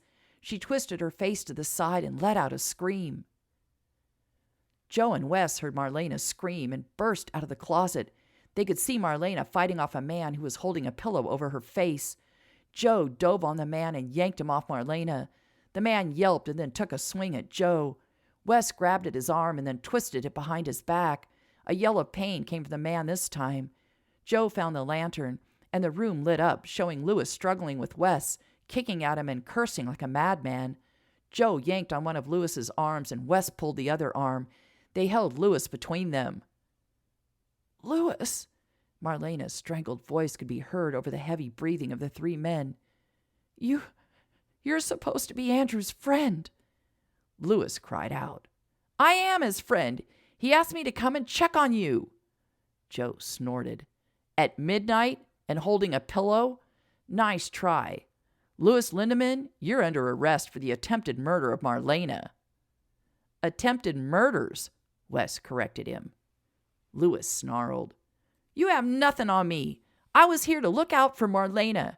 I wasn't using that pillow on her. I was protecting her from you two I thought were thieves." The door banged open, and a wild-eyed Andrew came flying through it. When he saw Joe and Wes holding Lewis, he dove on Lewis, ripping him out of the men's two hands and landing on top of him on the floor. "Where is she?" Andrew's fist landed on Lewis's nose. There was a horrible cracking noise. Lewis yelled in pain, and blood ran down his face and into his mouth. "Where is she? Tell me now or I'll beat you to a pulp." Lewis spit blood into Andrew's face. With a roar, Andrew slammed Lewis in the face again. Marlena sat on the edge of her bed, her hands over her mouth and her eyes wide in shock. Andrew picked up Lewis's head and slammed it against the floor. "Where is she? God damn it! I'm going to kill you!" "Get him off of me!" Lewis yelled, and then choked on the blood now dripping down his throat. "What?" Joe asked. He turned to Wes. "Did you hear what he said?" Wes just shrugged. Can't hear him over all that head banging. Andrew now had his hands around Lewis's throat. Tell me now or you're a dead man. Lewis gasped and tried to pry Andrew's hands from his throat, but to no avail. The house in the woods, he finally croaked out. Andrew let go, stood up and hurried to his mother. Are you all right? He asked as he knelt in front of her. Yes, but I thought you were in Philadelphia. I can't explain right now. Andrew wiped the sleeve of his shirt over his face. I have to go save Clarissa. There were gasps from the doorway. Ruby and Anna stood with their mouths open in shock. Ruby ran to Marlena. Andrew rose and turned to Joe. Catherine's tied up in a house in Austin. She won't be going anywhere. Take care of that bastard. I have to go find Clarissa. I'll be back as soon as possible. Please have Doc or Adam here just in case. And then he was running out the door. Clarissa heard the hoofbeats of a horse riding towards the house. She tried to lift her head so that she could yell for help, but she was too weak. Only a strangled sob came from her dry and parched throat. The door was flung open with such force it bounced off the wall. Clarissa cringed, and then she thought she was dreaming. Andrew stood in the doorway, looking wild and crazy. Clarissa! He cried out, and then ran to her and dropped to his knees. Clarissa, talk to me. Water, she managed to croak out. Andrew was untying her bonds. When he finally released her, he pulled the chair away from her and threw it across the room. He picked her up and cradled her against his chest. Water, she croaked out again. Andrew lay her gently on the sofa and then went into the kitchen. His heart was in his throat. How injured was she? Did she even realize she was being rescued? He returned with a glass of water, put his arms under her back and lifted her so that she could sip. Just a little, love. Don't gulp it down. It may make you sick. Clarissa took a few more sips and closed her eyes again. Andrew lay her back down and took her hands in his. Clarissa, my love, it's over. Andrew and Catherine can't hurt us anymore. Do you understand what I'm saying? He squeezed her hands lightly. Clarissa opened her eyes and looked into the face of the man she loved more than anyone in the world. He was really here with her. He was really holding her hands and talking to her. Andrew, she whispered, and then grimaced. I knew you would save me. Sweetheart, I need to take you to my mother's. You need to be seen by Doc or Adam. Clarissa nodded. It was about all she could manage.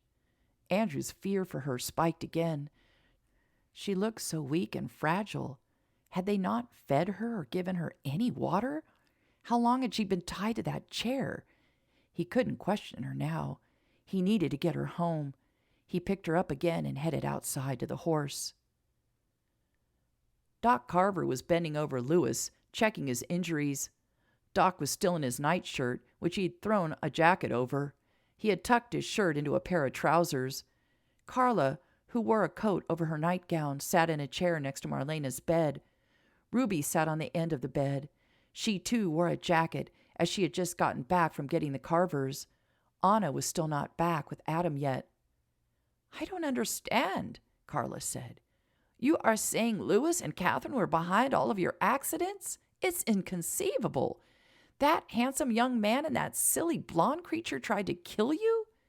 Carla shook her head from side to side in disbelief. I'm still trying to wrap my mind around it, Marlena said. And we still don't know what actually happened.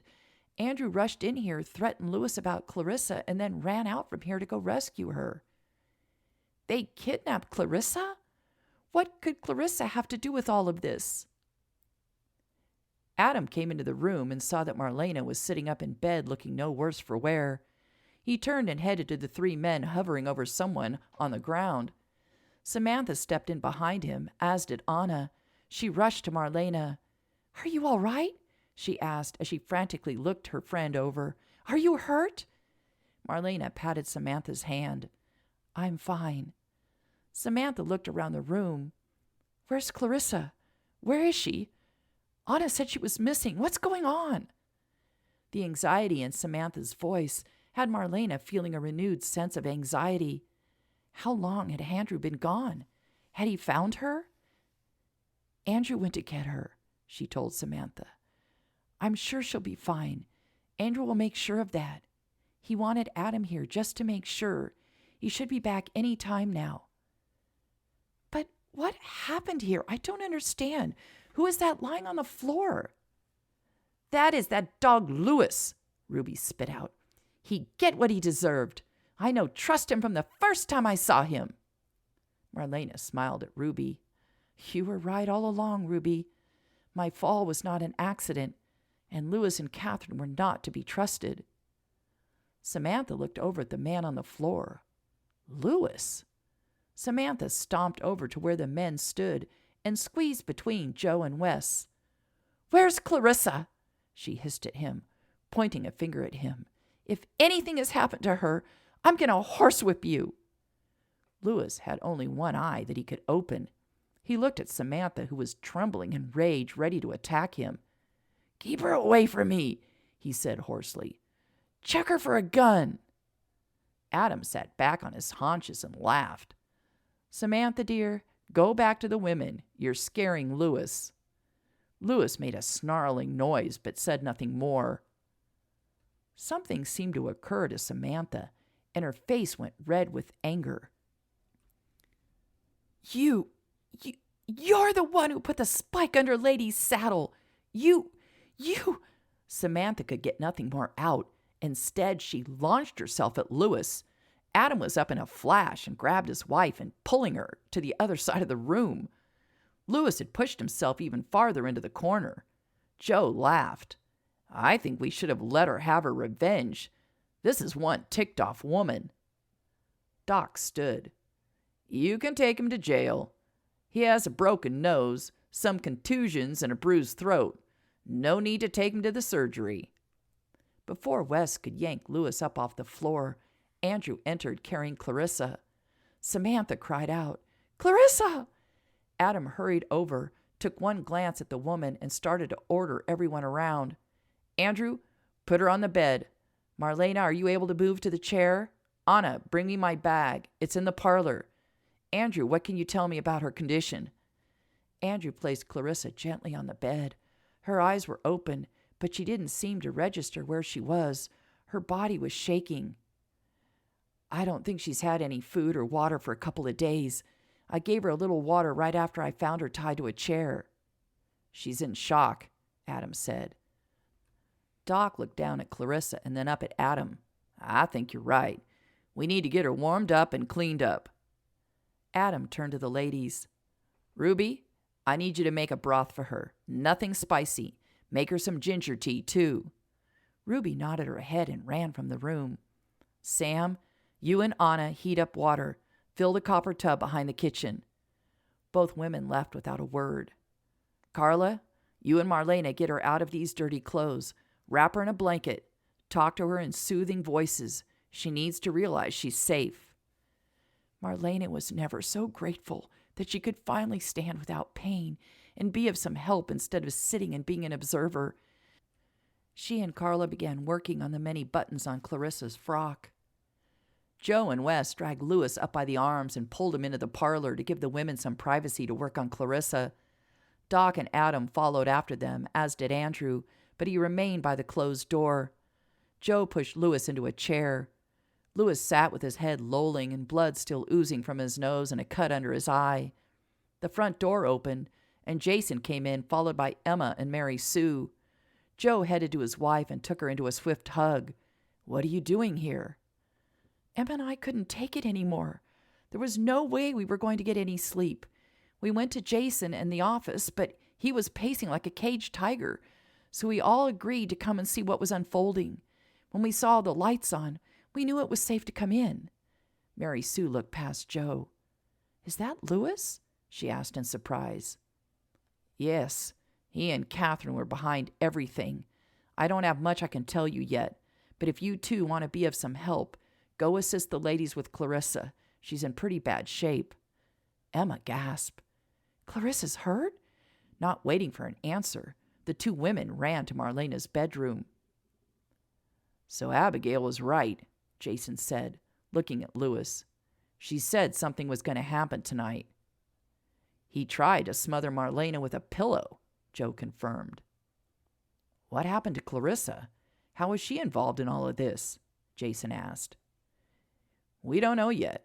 Wes and I were holding Lewis ready to arrest him when Andrew came flying in, dove on him, ripped him from us, and then proceeded to beat the daylights out of him. Apparently, he found out Lewis and Catherine had taken Clarissa. Jesus, Jason whistled and shook his head in amazement. Most of this doesn't even make sense to me. Us either, said Wes. We're not going to learn much until we can talk to Clarissa and Andrew. Neither one of them is in the condition to do that right now. Andrew, who had been pacing outside of Marlena's door, waiting to carry Clarissa into the kitchen, looked over at the men. It's a long story, and I don't know anything yet about what actually happened to Clarissa. The door to Marlena's room opened and Andrew rushed in. A few moments later, he was carrying Clarissa towards the kitchen, whispering comforting words to her. He could still feel the tremors, but they had lessened in intensity. All the women followed after him, even his mother clumping along on her crutches. It seemed Clarissa would have an army of women taking care of her. Andrew's heart swelled. These people were good people.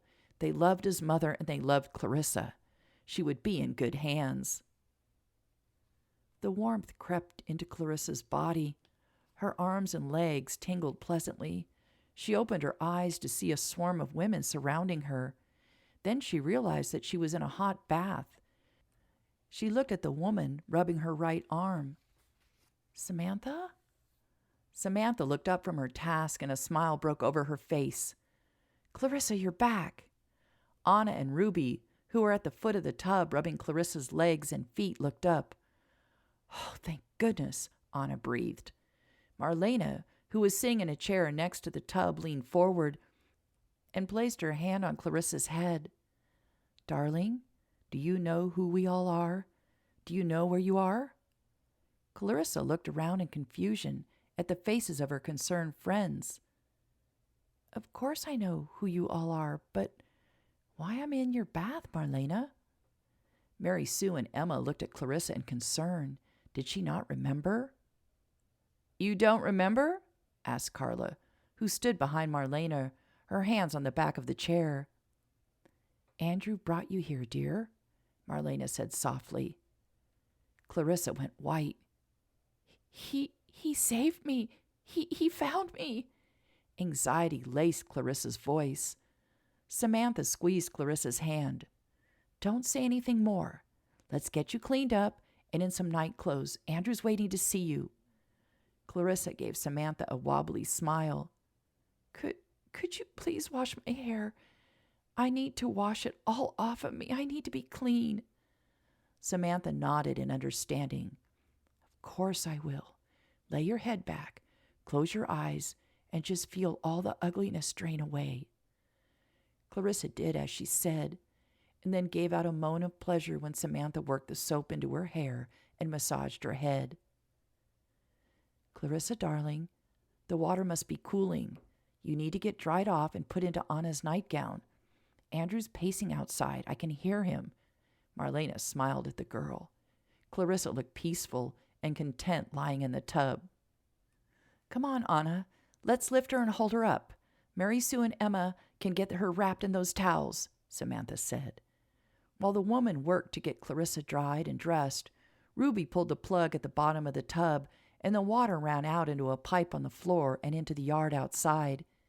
They managed to get Clarissa into the nightgown and robe, but Clarissa was too weak to make the big step out of the tub, and the women could not pick her up as they were fearful of dropping her.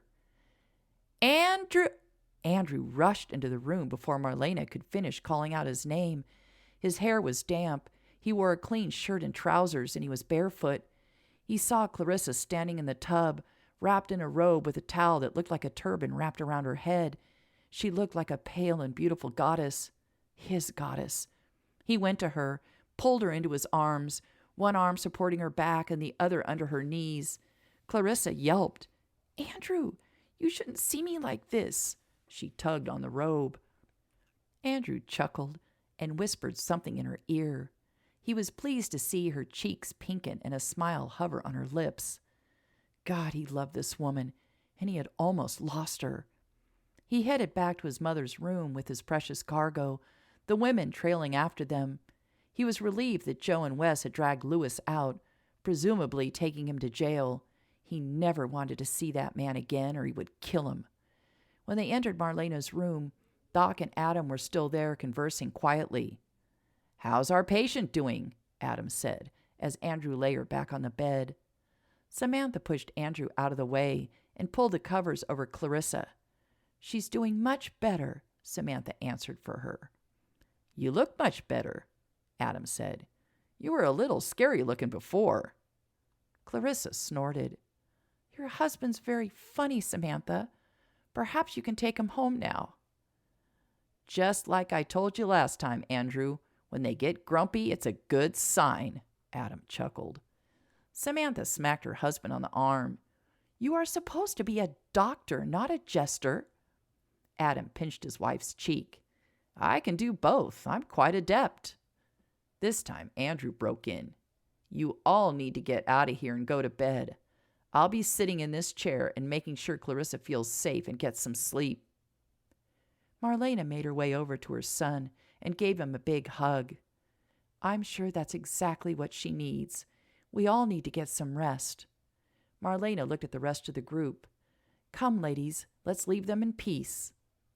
Each woman gave Clarissa a peck on her cheek or her forehead.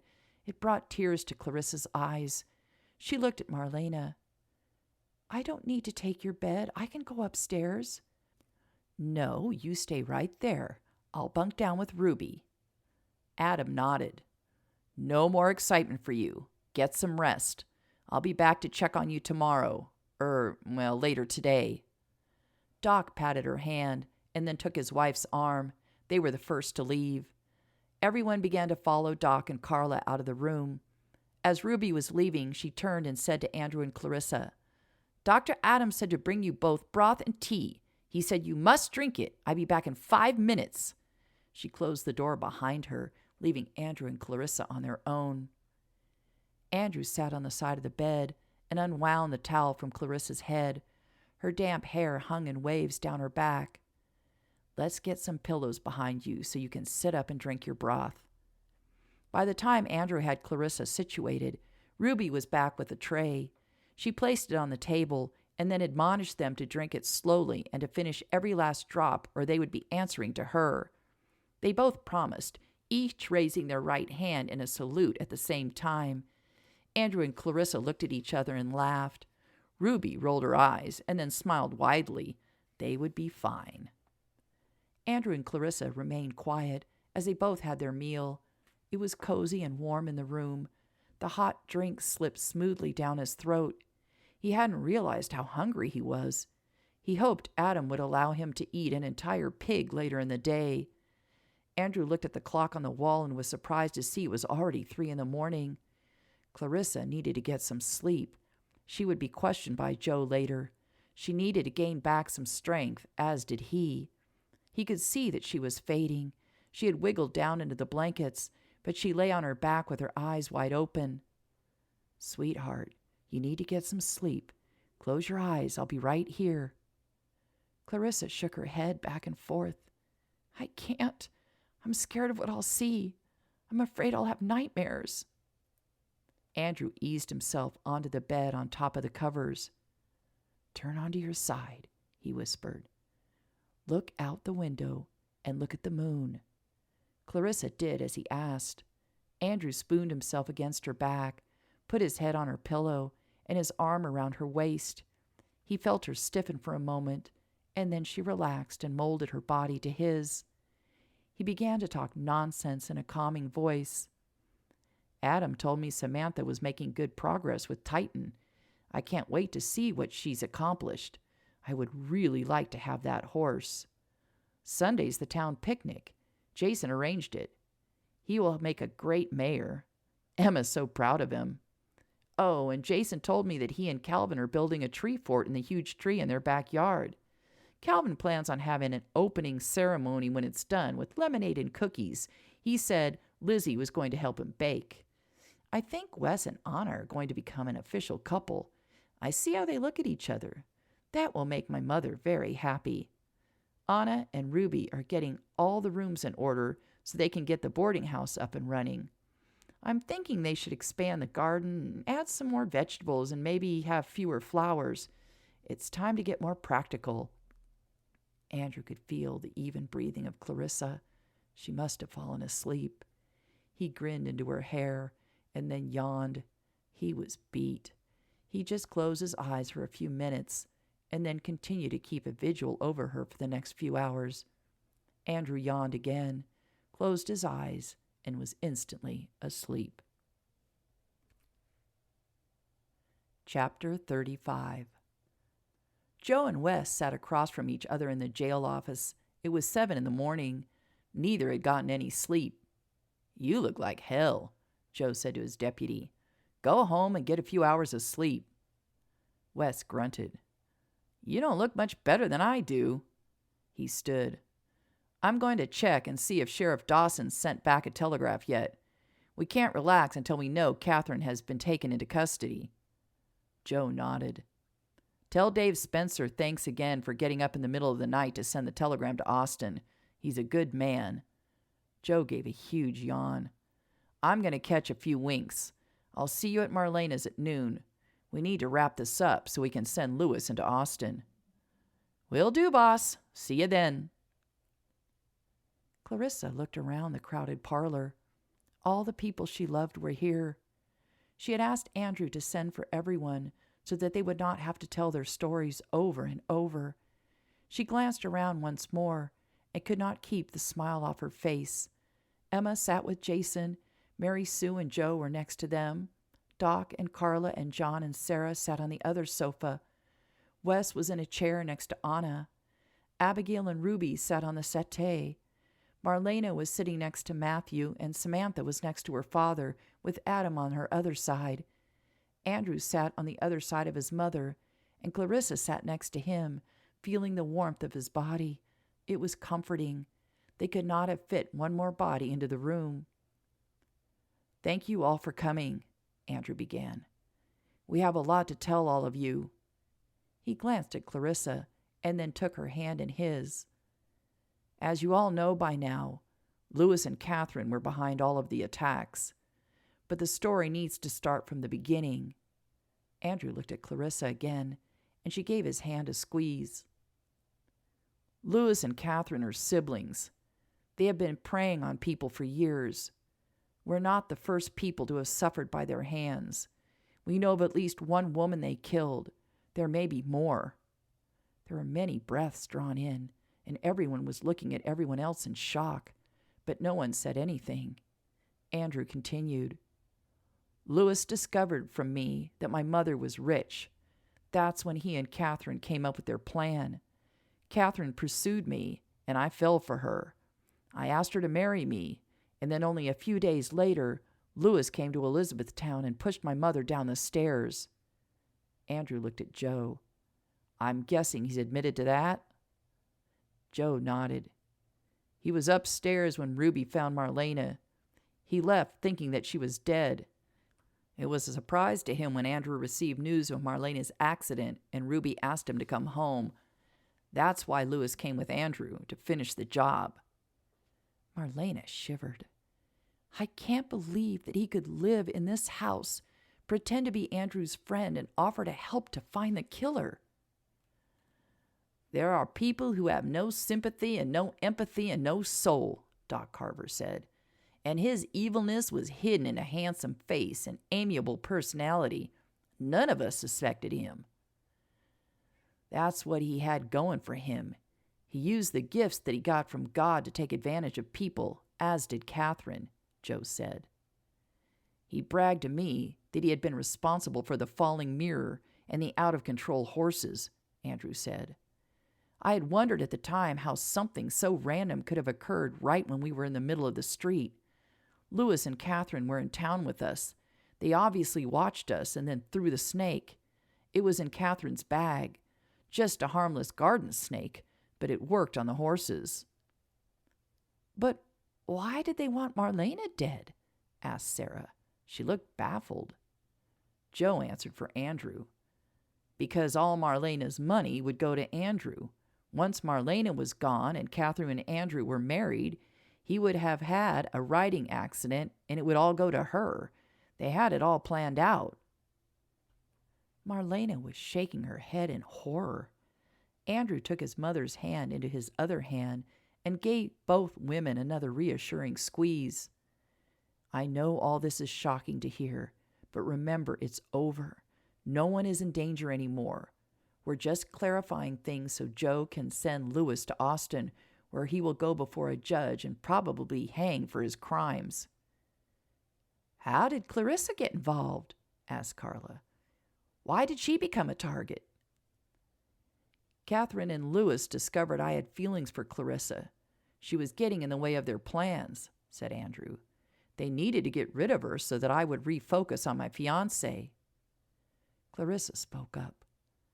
Lewis put a metal spike under Lady's saddle. That's why I was thrown. Andrew saved me. Then Lewis loosened the shelving from the wall in my shop and put all the fabrics on the top shelf. When I went to retrieve them, the shelf fell on me. I'm lucky to be alive. Either accident could have been the last of me.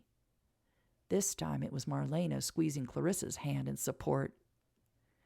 When Catherine discovered that Clarissa was an heiress, Andrew continued, she and Lewis had a change of plans. They got greedy, and that's what eventually brought them down. How did they plan on getting Clarissa's money? Emma asked. That seems pretty far-fetched to me. That's my part of the story to tell, said Clarissa. Catherine came to the shop just as I was ready to go to bed. She had a gun and forced me to go with her. That's how I ended up at Marlena's house in the woods. Apparently, Andrew had shown Lewis the house. Andrew nodded. We went on a ride the second day we were here. I wanted to see the house I grew up in. Clarissa took up the story again. Catherine took me there, forced me to write a will, leaving everything to the man I love. And she had me write a letter to Marlena saying that I was heading to Philadelphia to deal with my father's estate. She then tied me to a chair and left me there to die. Samantha was shaking in fury. She turned to Joe. That woman better get the same treatment as Lewis. She's evil. She left Clarissa alone with no water and no food. She just left her there. Catherine will get what is coming to her. She won't get out of this with a few pouts and tears. Judge Reynolds is not soft, Joe said. I've worked with him for years. Those two are in big trouble. But Andrew, how did you end up as a hostage in Austin, and how did you get away? Anna asked. Lewis came into my room. He was armed and told me Catherine had Clarissa. If I didn't come with him quietly, he said I would never see Clarissa again. I had no choice. I had no idea where Clarissa was. I had to go and hope to discover where they were hiding her. He had me write a note also to my mother, saying that I was following Clarissa to Philadelphia. Those notes to my mother were smart. No one would even realize that Clarissa and I were missing. That's why they got away with everything for so long, agreed Joe. They were smart. The two of them came back as if nothing was wrong and conveniently came downstairs to find Marlena reading the two letters. What they hadn't planned for was Wes and I being there to question them. We had found out that Lewis and Catherine were siblings. A telegraph confirming that had just arrived that morning from Wichita. We thought we had them. Wes nodded. But they managed to talk themselves out of everything. They said the bank manager had confused Lewis's real sister, Sandra, with Catherine. Wes looked disgusted. Catherine was even able to get out of the fact that we knew her father was not the manager. She just laughed, said her father was one of the owners and he was in Europe. We couldn't prove either of them was lying. They were slick. They had an answer for everything. But if you had to let them go, how in the world did you know to be in Marlena's room when Lewis came back to attack her? Doc asked. Marlena looked over at Abigail and gave her a smile and a nod. They had spoken earlier.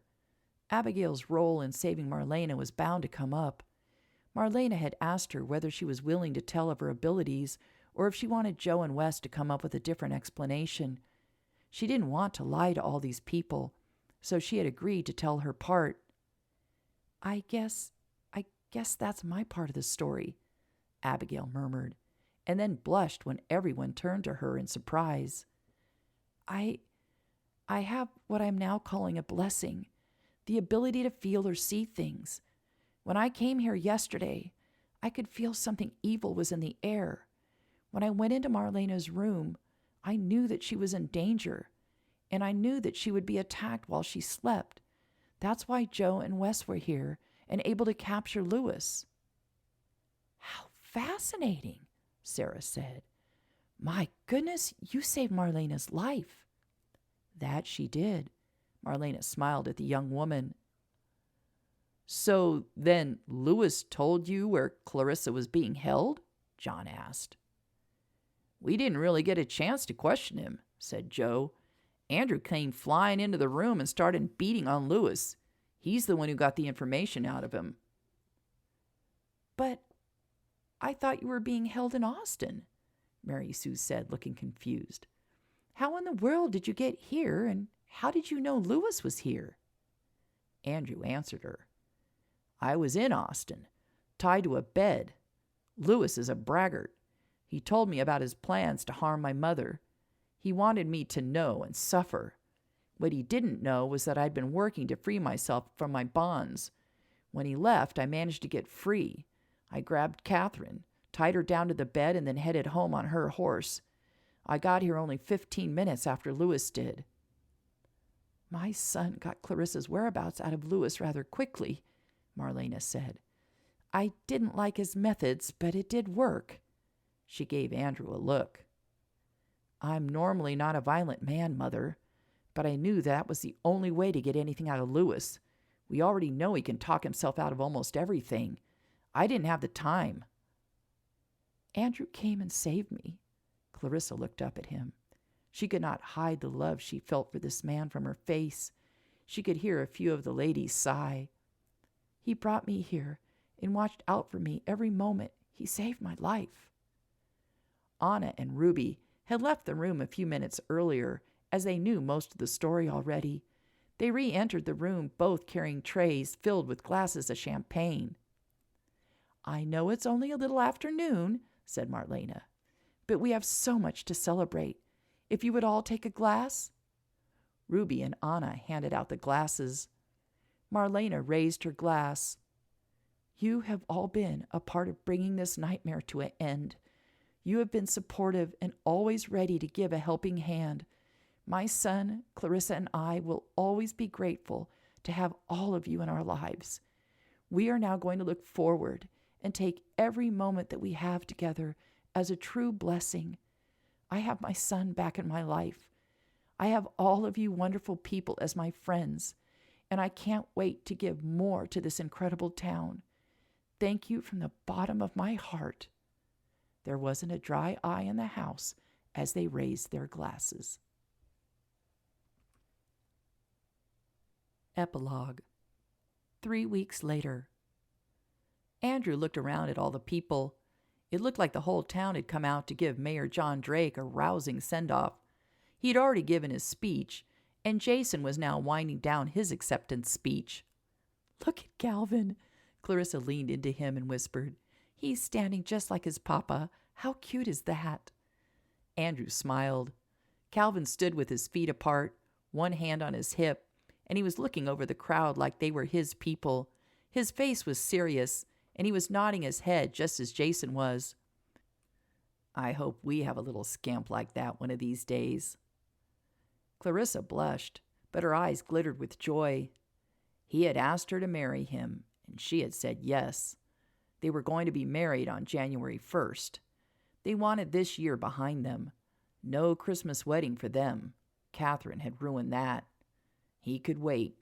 Each day with Clarissa was another day of healing. He loved her more every day. Andrew looked over at his mother, who stood with Matthew and Ruby. She was standing using only a cane. She still needed the chair to go any long distances, but she was getting better and stronger every week. She promised that she would be able to walk unassisted by the wedding date. His mother was beyond happy, and when she was happy, she was generous. One of Jason's first announcements as the new mayor of Elizabethtown was the creation of the street fund that had been put into place. 3 of the main streets in town were going to be paved. They would have to wait for spring since winter was around the corner and the fund still needed more money. Andrew was pretty sure Clarissa would be involved with that. He had seen Clarissa, Emma, and his mother with their heads together more than a few times. Now that Emma was the new First Lady of Elizabethtown, he figured more innovations would be introduced. The speeches were over and people began to head back to work or back home. Andrew and Clarissa were going to head to the stud farm. Andrew was going to be allowed to ride Titan today. Samantha had said he was ready. Andrew had been at the farm almost every day letting the horse get used to him. Titan allowed him to stroke him and feed him apple slices. Both Samantha and Mary Sue rode him, and even Joe had managed to get on him. The horse was coming around. Speaking of coming around, even old man Withers at the bank was coming around. Andrew had only been with him for 2 weeks, but the old man was warming to him. He was downright thrilled when Andrew told him his fiancée was also planning on bringing some of her inheritance to the bank. The bank would be thriving by the time the new year rolled around. Andrew did not plan on being a mere employee of the bank. He planned on taking it over as soon as he got Withers' trust and the man realized it would be safe for him to retire. Andrew would keep the bank up and running. He had a lot of ideas for expansion. Clarissa pulled on his arm. "There's Sam and Adam. They're waving us over." Andrew took her arm, and they weaved through the crowd toward their friends. As they reached them, so did Mary Sue and Joe and Emma and Jason. "I hear you're going to try and ride Titan today," Joe said. "That's the plan," Andrew answered. Jason piped up. "Well, let's go. That's something I don't want to miss." Emma pinched her husband. "Be nice. Andrew's going to do just fine." "Gosh, I hope not." Jason looked at his wife and gave her a wide grin. "I want to see him fall on his ass." "Papa, that's a bad word," Calvin said, looking at his mother for confirmation. "Yes, it is a bad word," Emma agreed, "and your father will not get any dessert tonight." Calvin hooted, and the twins giggled. Clarissa glared at Jason. "You don't deserve any pie after wishing harm to my fiancé." Joe laughed and swatted Jason on the shoulder. "You'd best watch yourself. Clarissa's a little overprotective of her man right now." "Come on, you all," said Mary Sue. "Joe, go get our brood from my father and Sarah. We'll meet you all at the farm." "Emma, let me take little Robbie, please. I miss the sweet baby," Clarissa said. "Gladly. He's getting so heavy. Come on, you all, let's head for the wagons and get this show on the road." Emma took the hand of each twin, and Jason swung Calvin up on his shoulder, and the boy laughed gleefully. Andrew looked at the happy Dunbar family, and then at Clarissa holding the baby. She was a natural. A little over a year from now, he hoped that she would be holding their baby. He took one more glance around the town that had changed his life. His mother was right. There was something special about this place. It had its ups and downs, but the people here were the salt of the earth. He couldn't be more thankful. This was now his home, the place where he and Clarissa would build their family. With a smile, he turned and headed over to the woman he loved.